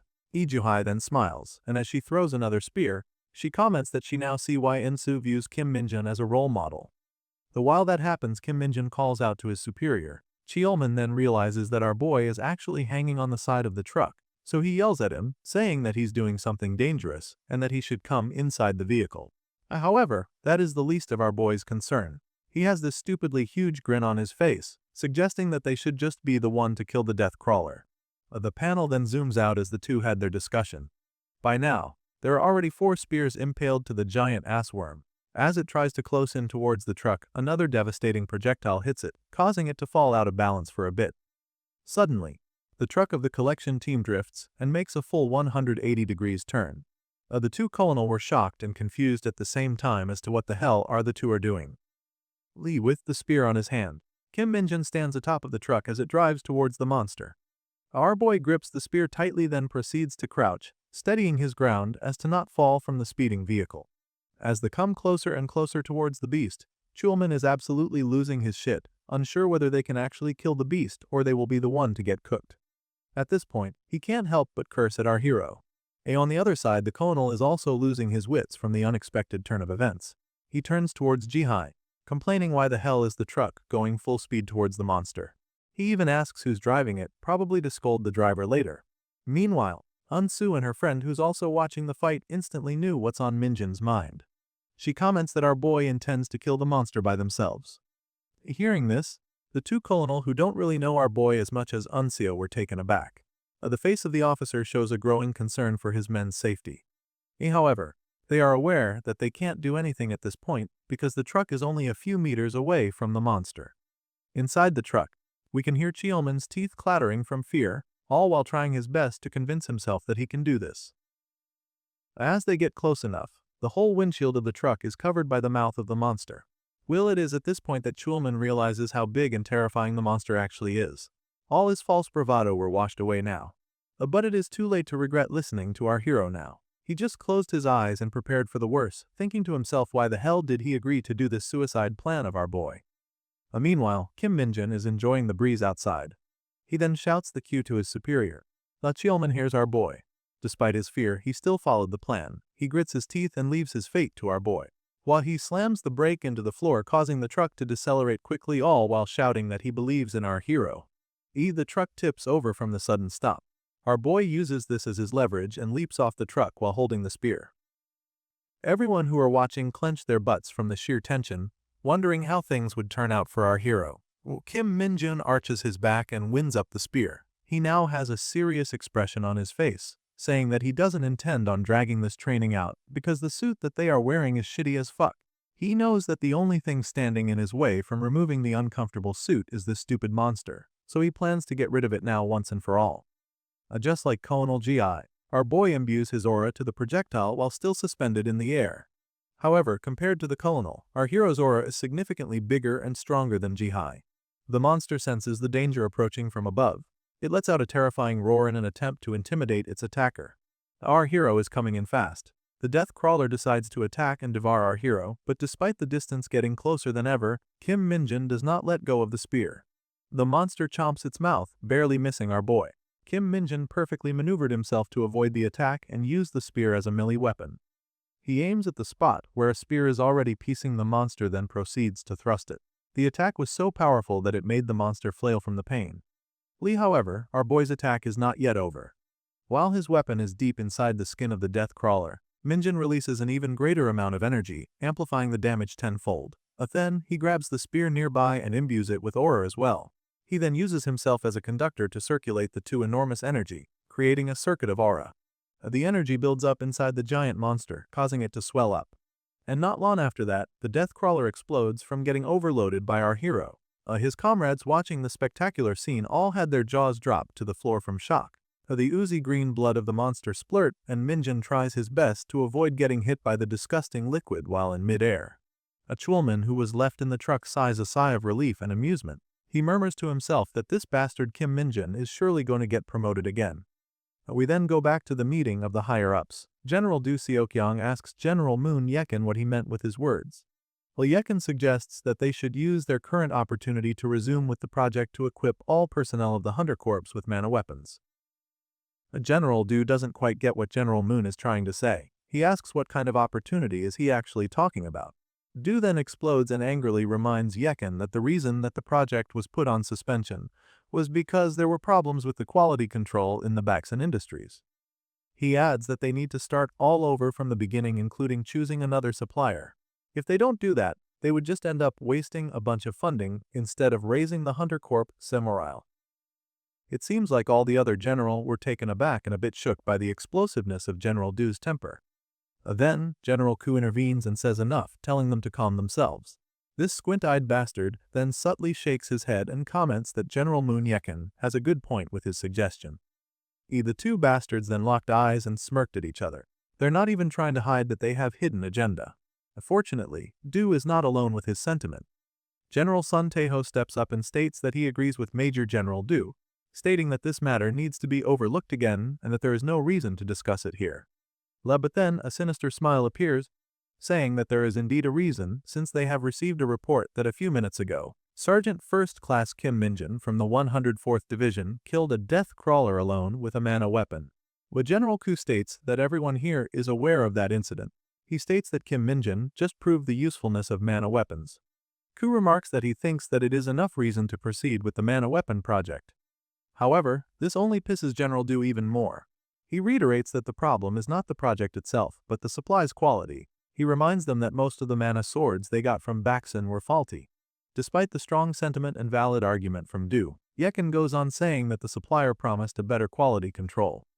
He also adds that they are putting out new weapons as well. Moon proposes that they will use their weapons for training purposes in order to rise the soldiers' proficiency with them. The slit-eyed bastard smirks, saying that Yekin's suggestion is a very good idea. Man, these two surely are riding each other's dicks. The tension in the air is rising and Du is not buying with their bullshit.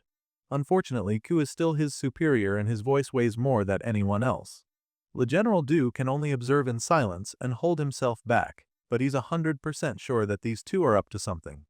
A week later, we are taken to the 104th Division headquarters. We see Chulman and Seo sitting and discussing something. It seems like the content of the files brings good news, evident by Kim Cheolman's smile.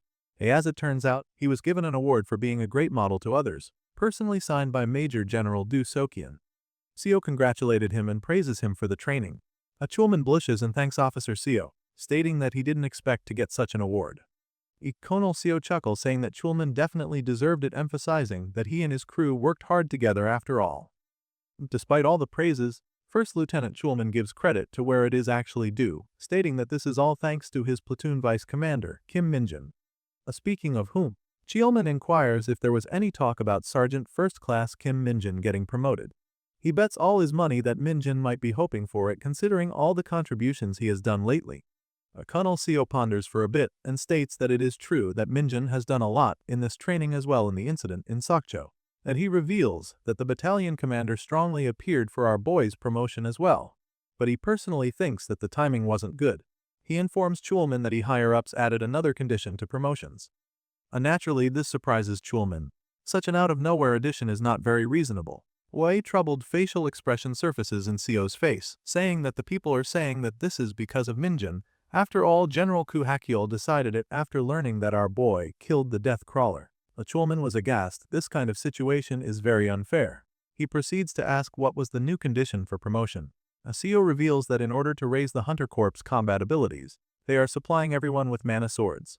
The higher-ups are considering mana weapon proficiency when it comes to promotion evaluations now. Hearing this, Kim Chulman almost jumped from excitement, commenting that Sergeant First Class Kim Minjin would ace an exam like that. However, Seo doesn't seem to be as excited as Chulman. He states that he isn't worried about our boy's proficiency in mana weapons. His concern lies to who the instructor is assigned to facilitate it. he reveals that Kim Sang-deok was the one appointed to their battalion. Cheolman was surprised, in a bad way, upon hearing this. He almost even called Captain Kim Sang-deok a piece of shit. But before he could even blurt out that kind of disrespect, he was able to stop himself and immediately apologizes to Colonel Seo. It seems like Seo shares that same sentiment with Keelman, as he just chuckled and says that it's alright. Seo even finishes the sentence for Keelman, saying that Kim Sang-deok is indeed a piece of shit.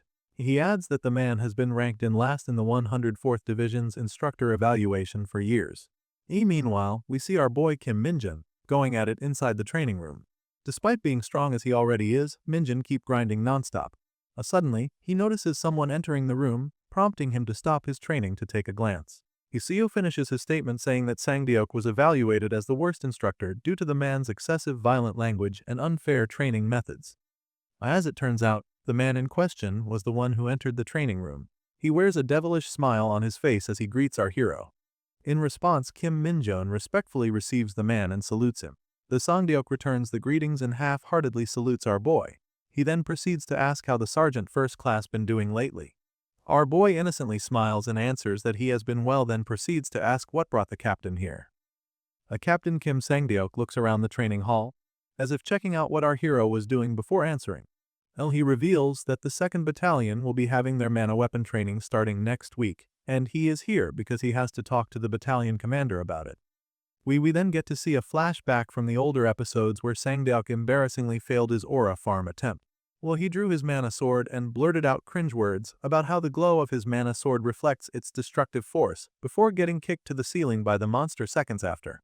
Our boy takes this opportunity to tease the captain, asking if they will finally witness the man's precise ultimate strike this time. Sang-deok blushes from the embarrassment upon remembering that scenario. The fool tries to save face by coughing and saying that he was taken down because he wasn't in a good condition at that time.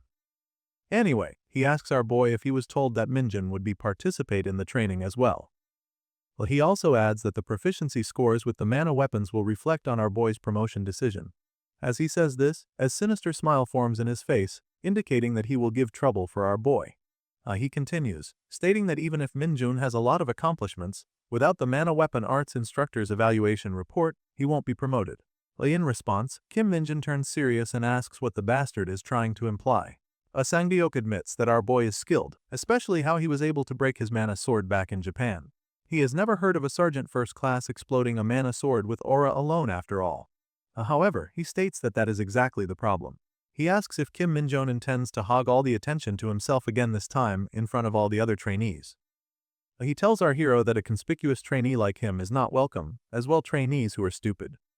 Sang-deok then turns around, arrogantly walks away, and tells our hero that he's telling him all this because he is worried about him. With that, we exits the training room and tells our boy to see him next week. Our boy stood there alone, realizing that Sang-deok was implying that his promotion depends on the bastard. He fast forward to the mana weapon arts training day. We see the platoon all lined up and in front is Sang-deok holding his sword. He takes his stance while focusing intensely on the target. Despite this fool being a joke, he really takes pride in his swordsmanship, ready to demonstrate it to the trainees. In a flash, he draws his sword and rushes towards the metal slab. With his glowing mana sword, he slashes the target, putting his back into it. We can tell that this man trains hard, evident by his form. As the dust clears from the force, Sang-deok smirks, clearly proud of his demonstration. It is then revealed the damage he has caused to the metal pillar. It has a clean slice on its surface, but it's not enough to imitate the typical master swordsman move where the slashed target slides down in half. And no, the damage is literally just on the surface. Still, the man is proud of his work. His boast to the trainees that the metal is a fortified version of the steel that they deal with in the camp construction, noting that it is about twice stronger than the steel there. He adds that it's difficult enough to even put a scratch on it with a normal weapon usually, but with proficient utilization of mana swords, even the trainees can do something like this. All the trainees watching the demonstration were in awe. They clapped cheerfully while staring at Sang-deok with admiration. Naturally, the trainees began doubting if they can even replicate the move. They even heard that just maintaining aura to the weapon is really hard already. Well, there is one exception to the trainees, one who is clearly not amused by the demonstration, and of course, that one person is our boy. Kim Minjun senses the strange atmosphere in the air. Also, he notices something about the swords given to them. Even though they are just for training, our boy thinks that they are poorly made. Well, he wonders if it is even possible to get a proper evaluation with these trashy weapons. However, he realizes that is exactly the goal of the higher-ups or Sangdeok specifically. He admits that something fishy smells about this training. Then, the arrogant captain asks the trainees if anyone wants to give it a shot. He says that if someone is confident enough that they can do it, this is their best chance to show it. Naturally, the trainees hesitated. Most of them probably haven't even touched a mana weapon until this point. They don't even know how to imbue it properly with aura, so they all kept quiet. Sangdeok takes this opportunity to gloat himself, saying that he understands why they hesitate. As such, he suggests that they should start the training with imbuing the sword with aura first. However, things didn't go exactly as he planned as someone raised his hand to volunteer. Kim Minjin gleefully volunteers to give it a try. Sangdeok was taken aback by our boy's action. He already warned him last week about being conspicuous, so he didn't expect that Minjin will step in the spotlight. Sangdeok even slips up and asks our hero if he really has to give it a try instead of asking if he's sure. The Minjin confidently says yes, saying that he really wants to take a shot with the durable metal. At this point, the cocky instructor knew that this would not end well. However, he can't back down now. He was the one to ask for volunteers, and the other trainees are excited to see their vice commander do it as well. Left with no choice, Kim Sangdeok regretfully calls out our hero to come forth. While the captain is staring daggers at him, our boy happily walks to the front with a huge grin on his face. As Minjin walks past Sangdeok, the instructor warns him not to overdo it, saying that he was serious about his warning last week. However, the huge grin on our boy's face indicates that he doesn't really give a shit about what the bastard thinks. You see, there is something Kim Minjin learned in Asgard while dealing with all kinds of shitty behaviors and pressures. That lessons is that there are countless of trash people in the world who exist no matter where you live. And if you do as those shitty people say, no one will ever praise or recognize you. As such, our boy takes his stance and imbues his weapon with terrifying amount of mana. The instructor's demonstration didn't even compare to our boy's mana. It's like comparing a child to peak form Superman. Sangdeok grits his teeth from frustration. He has already seen firsthand what Kim Minjin can do back in the dungeon. If he really proceeds with this, he will lose face in front of all the trainees who looks up to him. But our boy doesn't give a single fuck about Sangdeok's reputation. He's here to prove himself and show these arrogant higher-ups what he's really made of. He swings his sword towards the so-called reinforced steel, which is supposed to be as twice stronger than military-grade ones, and cleanly slice it in half. But all the jaws that are present in that area all drop to the floor from the sheer shock of what they have witnessed. Kim Minjin is really feeling it. He thinks to himself that he would not hold himself back just because some shitty superior tells him so. In this world, it's every man for himself. Suddenly, the training mana sword also breaks moments after slicing the metal target, proving that our boy's analysis of them being a trash weapon is correct. Sangdeok is really losing his shit at this point. His forehead is now shaded in red as he tries to hold back his rage pointed towards our hero. To add salt to his injury, Minjin picks up the pieces of what used to be the mana sword and tells Sangdeok that he thinks these swords are defective. He then asks the man if he can use his personal equipment from now on. As we move forward, we see Sangdeok standing atop of a platform while we hear several puffing and huffing. As it turns out, the trainees have started their training. Sangdeok gives them some pointers, saying that in order to maintain aura, they need absolute concentration and stamina. It's very evident that the trainees are having a difficult time maintaining their aura. Some can't even imbue their weapon at all. Only a minute has passed and these noobs look like they're about to pass out. Even though his trainees are struggling, Sangdeok clicks his tongue and thinks to himself that this is how the training was supposed to be, indicating that Kim Minjin is just an anomaly. While facilitating, Sangdeok's phone suddenly rings, causing him to flinch a bit. The captain pulls out his device, and as soon as he sees who the caller is, his eyes instantly widened in fear, and he began sweating from nervousness. He quickly turns around and answers the phone. The man on the other line asks how is everything going. Sangdeok stutters for a bit and states that he's trying his best, however, it's not going according to plan. As he says this, the captain glances to a distance where he sees a sword glowing brightly due to it being covered by an immense amount of aura. As it turns out, it's just our hero, Kim Minjin, training for mana weapon proficiency. Suddenly, his sword broke because of his massive aura. The cheap junk can't contain our boy's power. Witnessing this, Sangdeok becomes terrified. No matter how he tries, he cannot do what our boy is doing. He tells the person on the other line that our boy has already broken 3 swords just by using aura, and that Minjin even split the course material in 2 in front of everyone, so he can't make up excuses to kick our boy out. He adds that he's even barely preventing our boy from using his personal gear. Before he could even finish his sentence, the man he's speaking to curses, prompting him to stop. The person turned out to be Moon Yekin. The general angrily reminded Sangdeok that if failing our boy was just an easy task, they wouldn't have sent Sangdeok all the way to the 104th Division. He asked the captain where are all the confidence he has boasted before. The poor Sangdeok can't find the right words to tell to his superior. He just meekly accepted the harsh criticism and apologized. However, this didn't soothe Major General Yekin at all. He tells Sangdeok that they do not want Kim Minjun to be promoted within the 104th Division, and that is all he needs to know. Yekin asks the captain if he understands his assignment, or does he want his own promotion to be jeopardized. Of course, this power-hungry bastard wouldn't like that. While stuttering, he does his best to persuade his superior, but Yekin won't budge. He hangs the phone to the poor captain, leaving Sangdeok in a state of panic and anger. He quickly turns toward our hero and calls Minjun a bastard, blaming him for all the hardships and pressure he's experiencing right now. While staring at our boy, he sees the man acting all stupid while staring at the broken mana sword, all while the other trainees are looking at him shocked and somewhat impressed. Sangdeok thinks to himself, what does Yekin want him to do to sabotage our boy? Meanwhile, the new Special Task Force commander angrily pockets his phone as he walks the corridor. As he reaches a certain door, he calms himself down and knocks. The people inside tells him to come in. Yekin slowly opens the door as he makes his entrance. Judging by his demeanor, the ones he's about to meet are high-ranking people. As he enters the room, he immediately puts up his best impression and salutes them. It turns out that General Ku is having a meeting with a white-haired old man. Just from the appearance of this old man, we can quickly tell that he's someone important. The salute earlier was not enough of a gesture of respect for Yekin, he also bows to them, suggesting that they are truly significant. The old man greets Yekin in return. This white-haired businessman turns out to be the CEO of Baxen Heavy Industry, the one supplying the Hunter Corps their defective mana weapons, Jiang Daisen. The next day, we head back to the 104th Division headquarters. Inside the division's commander room, sits General Du Seokyang, and it seems like he's waiting for his visitor. The Kim Minjun enters the room and respectfully salutes the man. Our boy really respects this general since he's one of the only few who Minjun salutes sincerely. General Du welcomes him in, telling him to sit in, to which our boy complies.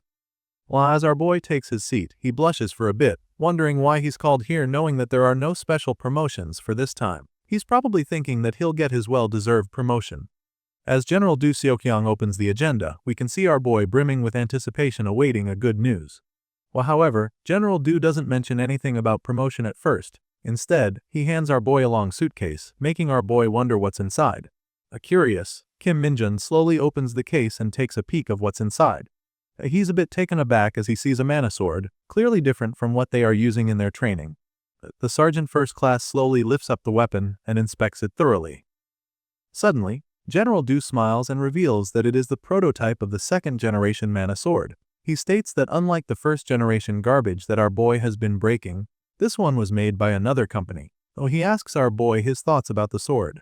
Kim Minjun gives his honest opinion, saying that if this weapon is to become a standard-issue sword, he's worried about its weight and stamina consumption. Du likes our boy's keen observation. He agrees to the sergeant's comment, elaborating that in terms of durability and balance, it's clearly superior even to the officer's personal weapons, but it is 5 times heavier than Baxen's mana swords. This is because it is made of more pure mana stone to increase the power but also increases the stamina required to wield it. Despite all that, Du states that he feels like our boy of all people should be able to make use of it.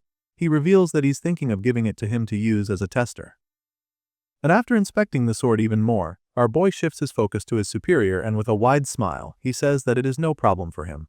Hearing this, General Du Seokyang nods and smiles. In his honest opinion, the sword is undoubtedly a well-made weapon, and he doesn't need to worry about it exploding even with plenty of aura.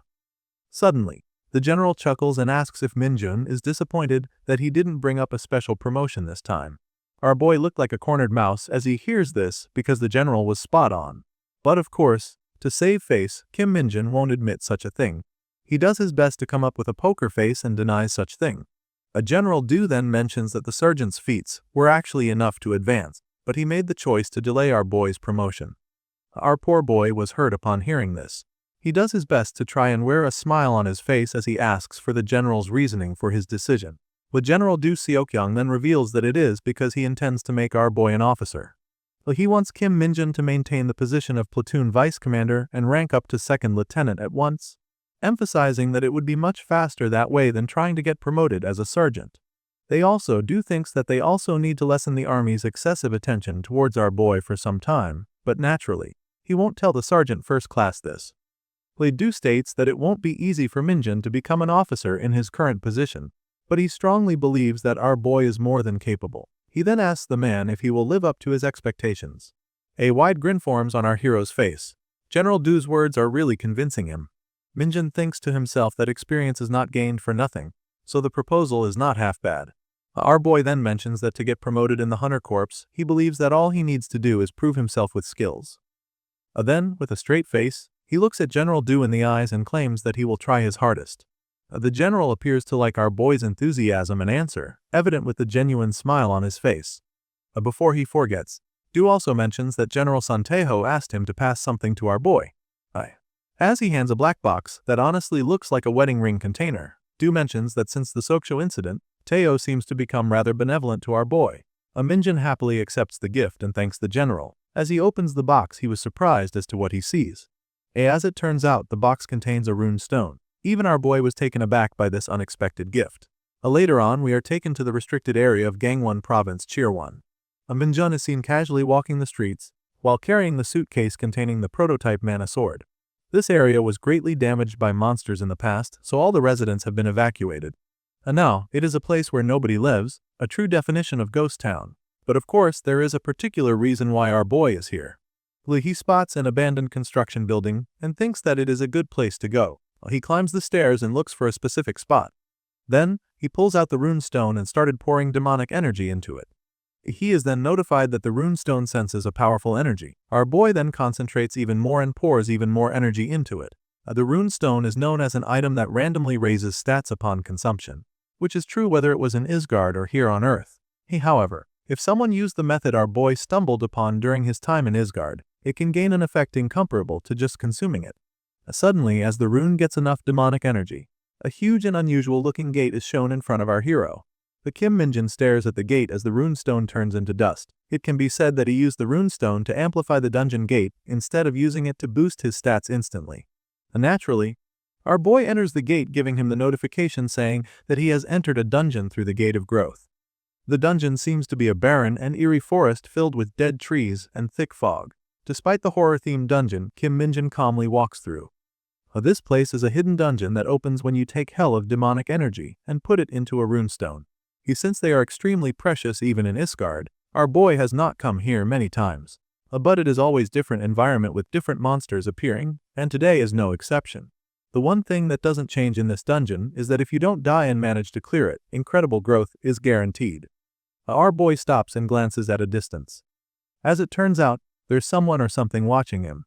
On the top of the broken structure is a Tachiyuki of the Akatsuki. I'm sorry, my bad, it was dark so I saw wrong. It's just a ferocious-looking one-eyed monkey glaring at our hero. The beast lets out its battle cry. Then a troop of monkeys shows up from the darkness of the forest. In response, our boy smiles and unsheathes his sword. He knows that this might be a bit difficult, but Minjun is aware that in exchange, the growth return is totally worth it. He points the blade towards the watcher of the troop, as if taunting the monster to come get some. The beast yells and proceeds to launch an attack to our hero. The first one tries to bite our boy with its sharp fangs, only to find itself in two different locations all at once. However, the death of the first monkey did not deter the others from attacking. They all rushed towards our boy filled with malice. Kim Minjun looks up, and from his view, the animals are so damn plenty that they are almost blocking the sky. But of course, these pesky little monsters are no match for our hero. Despite their advantage of numbers, Minjun is just simply too strong.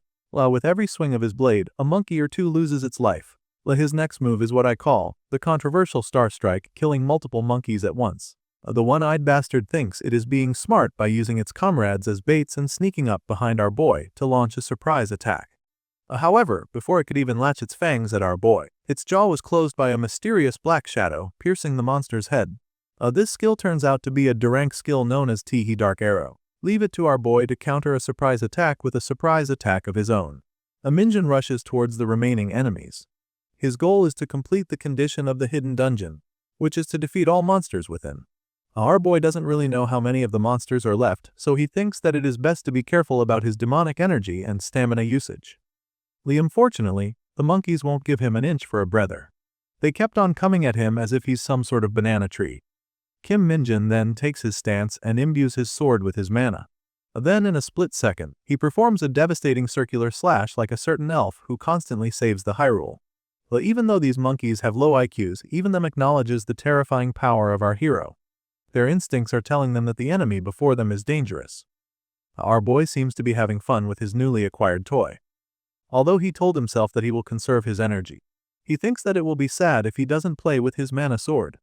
Minjun launches another powerful horizontal strike, cutting the monsters in front of him like paper. Our boy comments that the sword has a pretty good functionality and that its durability is incredible. He's been launching powerful slashes back and forth, yet the weapon is not breaking. In contrast, the prototype mana sword is doing pretty well, withstanding our boy's aura while being swung to multiple enemies relentlessly. At this point, several dozens of the red-haired monkeys has already been culled, but there are still a number of them in the forest. The monsters tried to intimidate our boy by letting out another war cry. In response, Kim Minjin just smiles and provokes them even more, saying that their numbers are not very impressive, noting that he still hasn't break a sweat. Another idiot monkey leaps towards our hero, and we all know what happened to it. However, as our boy casually brushes of the attacker, something catches his attention, reminding him of a familiar feeling. While busy identifying the mysterious familiar sense, Minjun is skillfully neutralizing all the monsters trying to attack him. However, the other thing is more important. Even though it is just very faint, our boy can definitely senses a demonic energy in the air.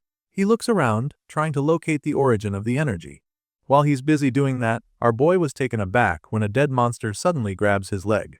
The corpse then proceeds to bite our boy's shoe. The sudden turn of events made our boy confused. He was 100% sure that he killed the monster near his foot. Then, all the other corpses rose from the ground. Minjun instantly identifies what's happening. This situation can only be explained by the presence of a necromancer able to use undeadification. Kim Minjun smiles, knowing that it must be someone related to the demonic energy he sensed earlier. There is one monster who is on the verge of death from the injury it has sustained. It quivers on the ground as it breathes its remaining time alive. Suddenly, a wooden staff stabs it, causing the monster to shriek in pain. The monkey finally dies from getting stabbed by the wooden staff. Then, in just a few seconds, the dead monkey rises from the ground and turns into an undead soldier. Behind it, we see a creature who seems to be the perpetrator. Could this be Sung Jinwoo? Just kidding. The cause of all these is a black shaman monkey. It has this smug look on his face as it revives its fallen comrades. Naturally, Minjin did not miss the monster.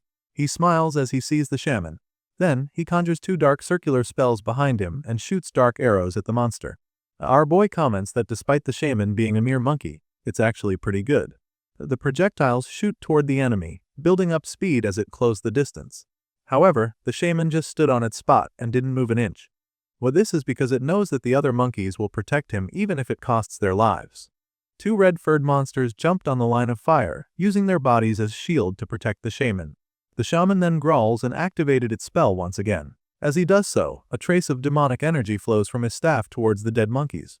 The two monsters who gave up their lives to protect the shaman were instantly turned into undeads, ready to fight once more.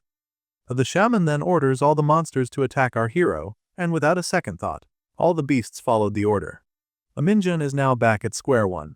The numbers of monsters he has to kill has reverted back to the beginning, despite their quality decreased because they are now just walking corpses.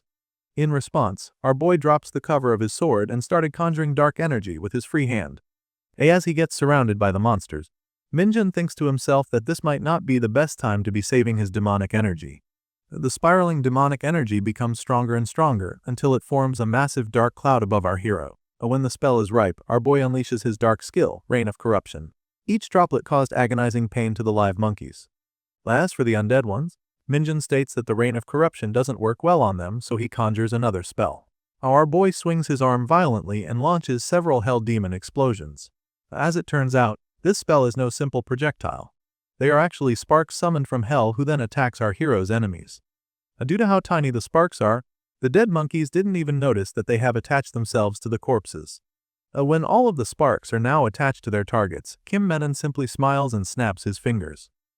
In an instant, all the sparks latched on the enemies exploded all at the same time. All the red-haired monkeys, dead or undead, are now lying on the ground, motionless with our hero at the center. The shaman monkey growls at our hero. It clearly didn't expect that the intruder would be this strong. Kim Minjin glances over it and chuckles, asking if the dumb idiot really think that he could defeat our boy. I'm not really sure if this primate could actually understand our boy, but it seems like it got provoked by Minjun's words. It grabbed its necklace tightly and rips it off its neck. All of a sudden, a massive amount of dark energy starts pouring into the monster. The frail-looking old beast started to become muscular and more sinister. Even the few red-haired monkeys who were in the forest started shivering upon witnessing the shaman transform. Minjin comments that he has seen plenty of monsters who used skills or were strengthened with demonic energy. However, he has never met one that could do it all on its own. This is actually a huge compliment coming from a master of demonic energy such as our boy. Things are getting interesting for Kim Minjin. To be honest, he's really curious as to how the monster was able to do all this. But he knows that the beast won't answer him anyway. The monkey growls and leaps into the air. It arched its back with the staff in hand in preparation to bash our boy with it. In response, our boy stands his ground and uses his sword as a shield. He tells himself that his curiosity is not what's important right now. The two clash weapons, and it would seem that they are on the same level of physical strength. However, their weapons are miles apart. The skull part of the monkey's weapon shattered as it fought Minjin's sword in the test of durability. The monkey then pulls away his staff and repeatedly bashes our boy with it. Too bad for him, Kim Minjin was able to deflect all of the attack that the monster delivers. Mr. Wukong wannabe thought that he has found an opening and swings his staff with everything he's got. However, Kim Minjin was able to reposition himself quickly and deliver a devastating counterattack, sending the monster flying. With a few distance between them, our boy takes this chance to charge up his sword. We can clearly tell that Minjin is going for the kill. He jumps into the air and swings his blade towards the monster. Our hero really thought that he had the win this time. But suddenly, Wukong disappears in front of our hero, then reappears behind him. This unexpected counter caught Minjin by surprise. The monster swings its weapon as hard as it could. The wooden staff makes contact with our hero, resulting to a powerful impact. However, the monkey was stunned to see that our boy was able to block the attack with just his bare hand. Minjun then grips the staff tightly to prevent the monster from attacking as well as escaping. Our boy then uses this opportunity to launch a counterattack. While the monster is immobilized, Minjin swings his sword with his other hand. It seems like the shaman is more capable than we thought. It actually was able to block our boy's attack by intercepting the free hand of Minjin. Right now, the two demonic energy users are stuck in a deadlock, staring at each other while engaging in a contest of strength. Unlike with his fight with the red-haired monkeys, we can say that our boy is really enjoying his battle with this shaman. Stay tuned and find out the result of this fight in the next episode. Until next time, thank you.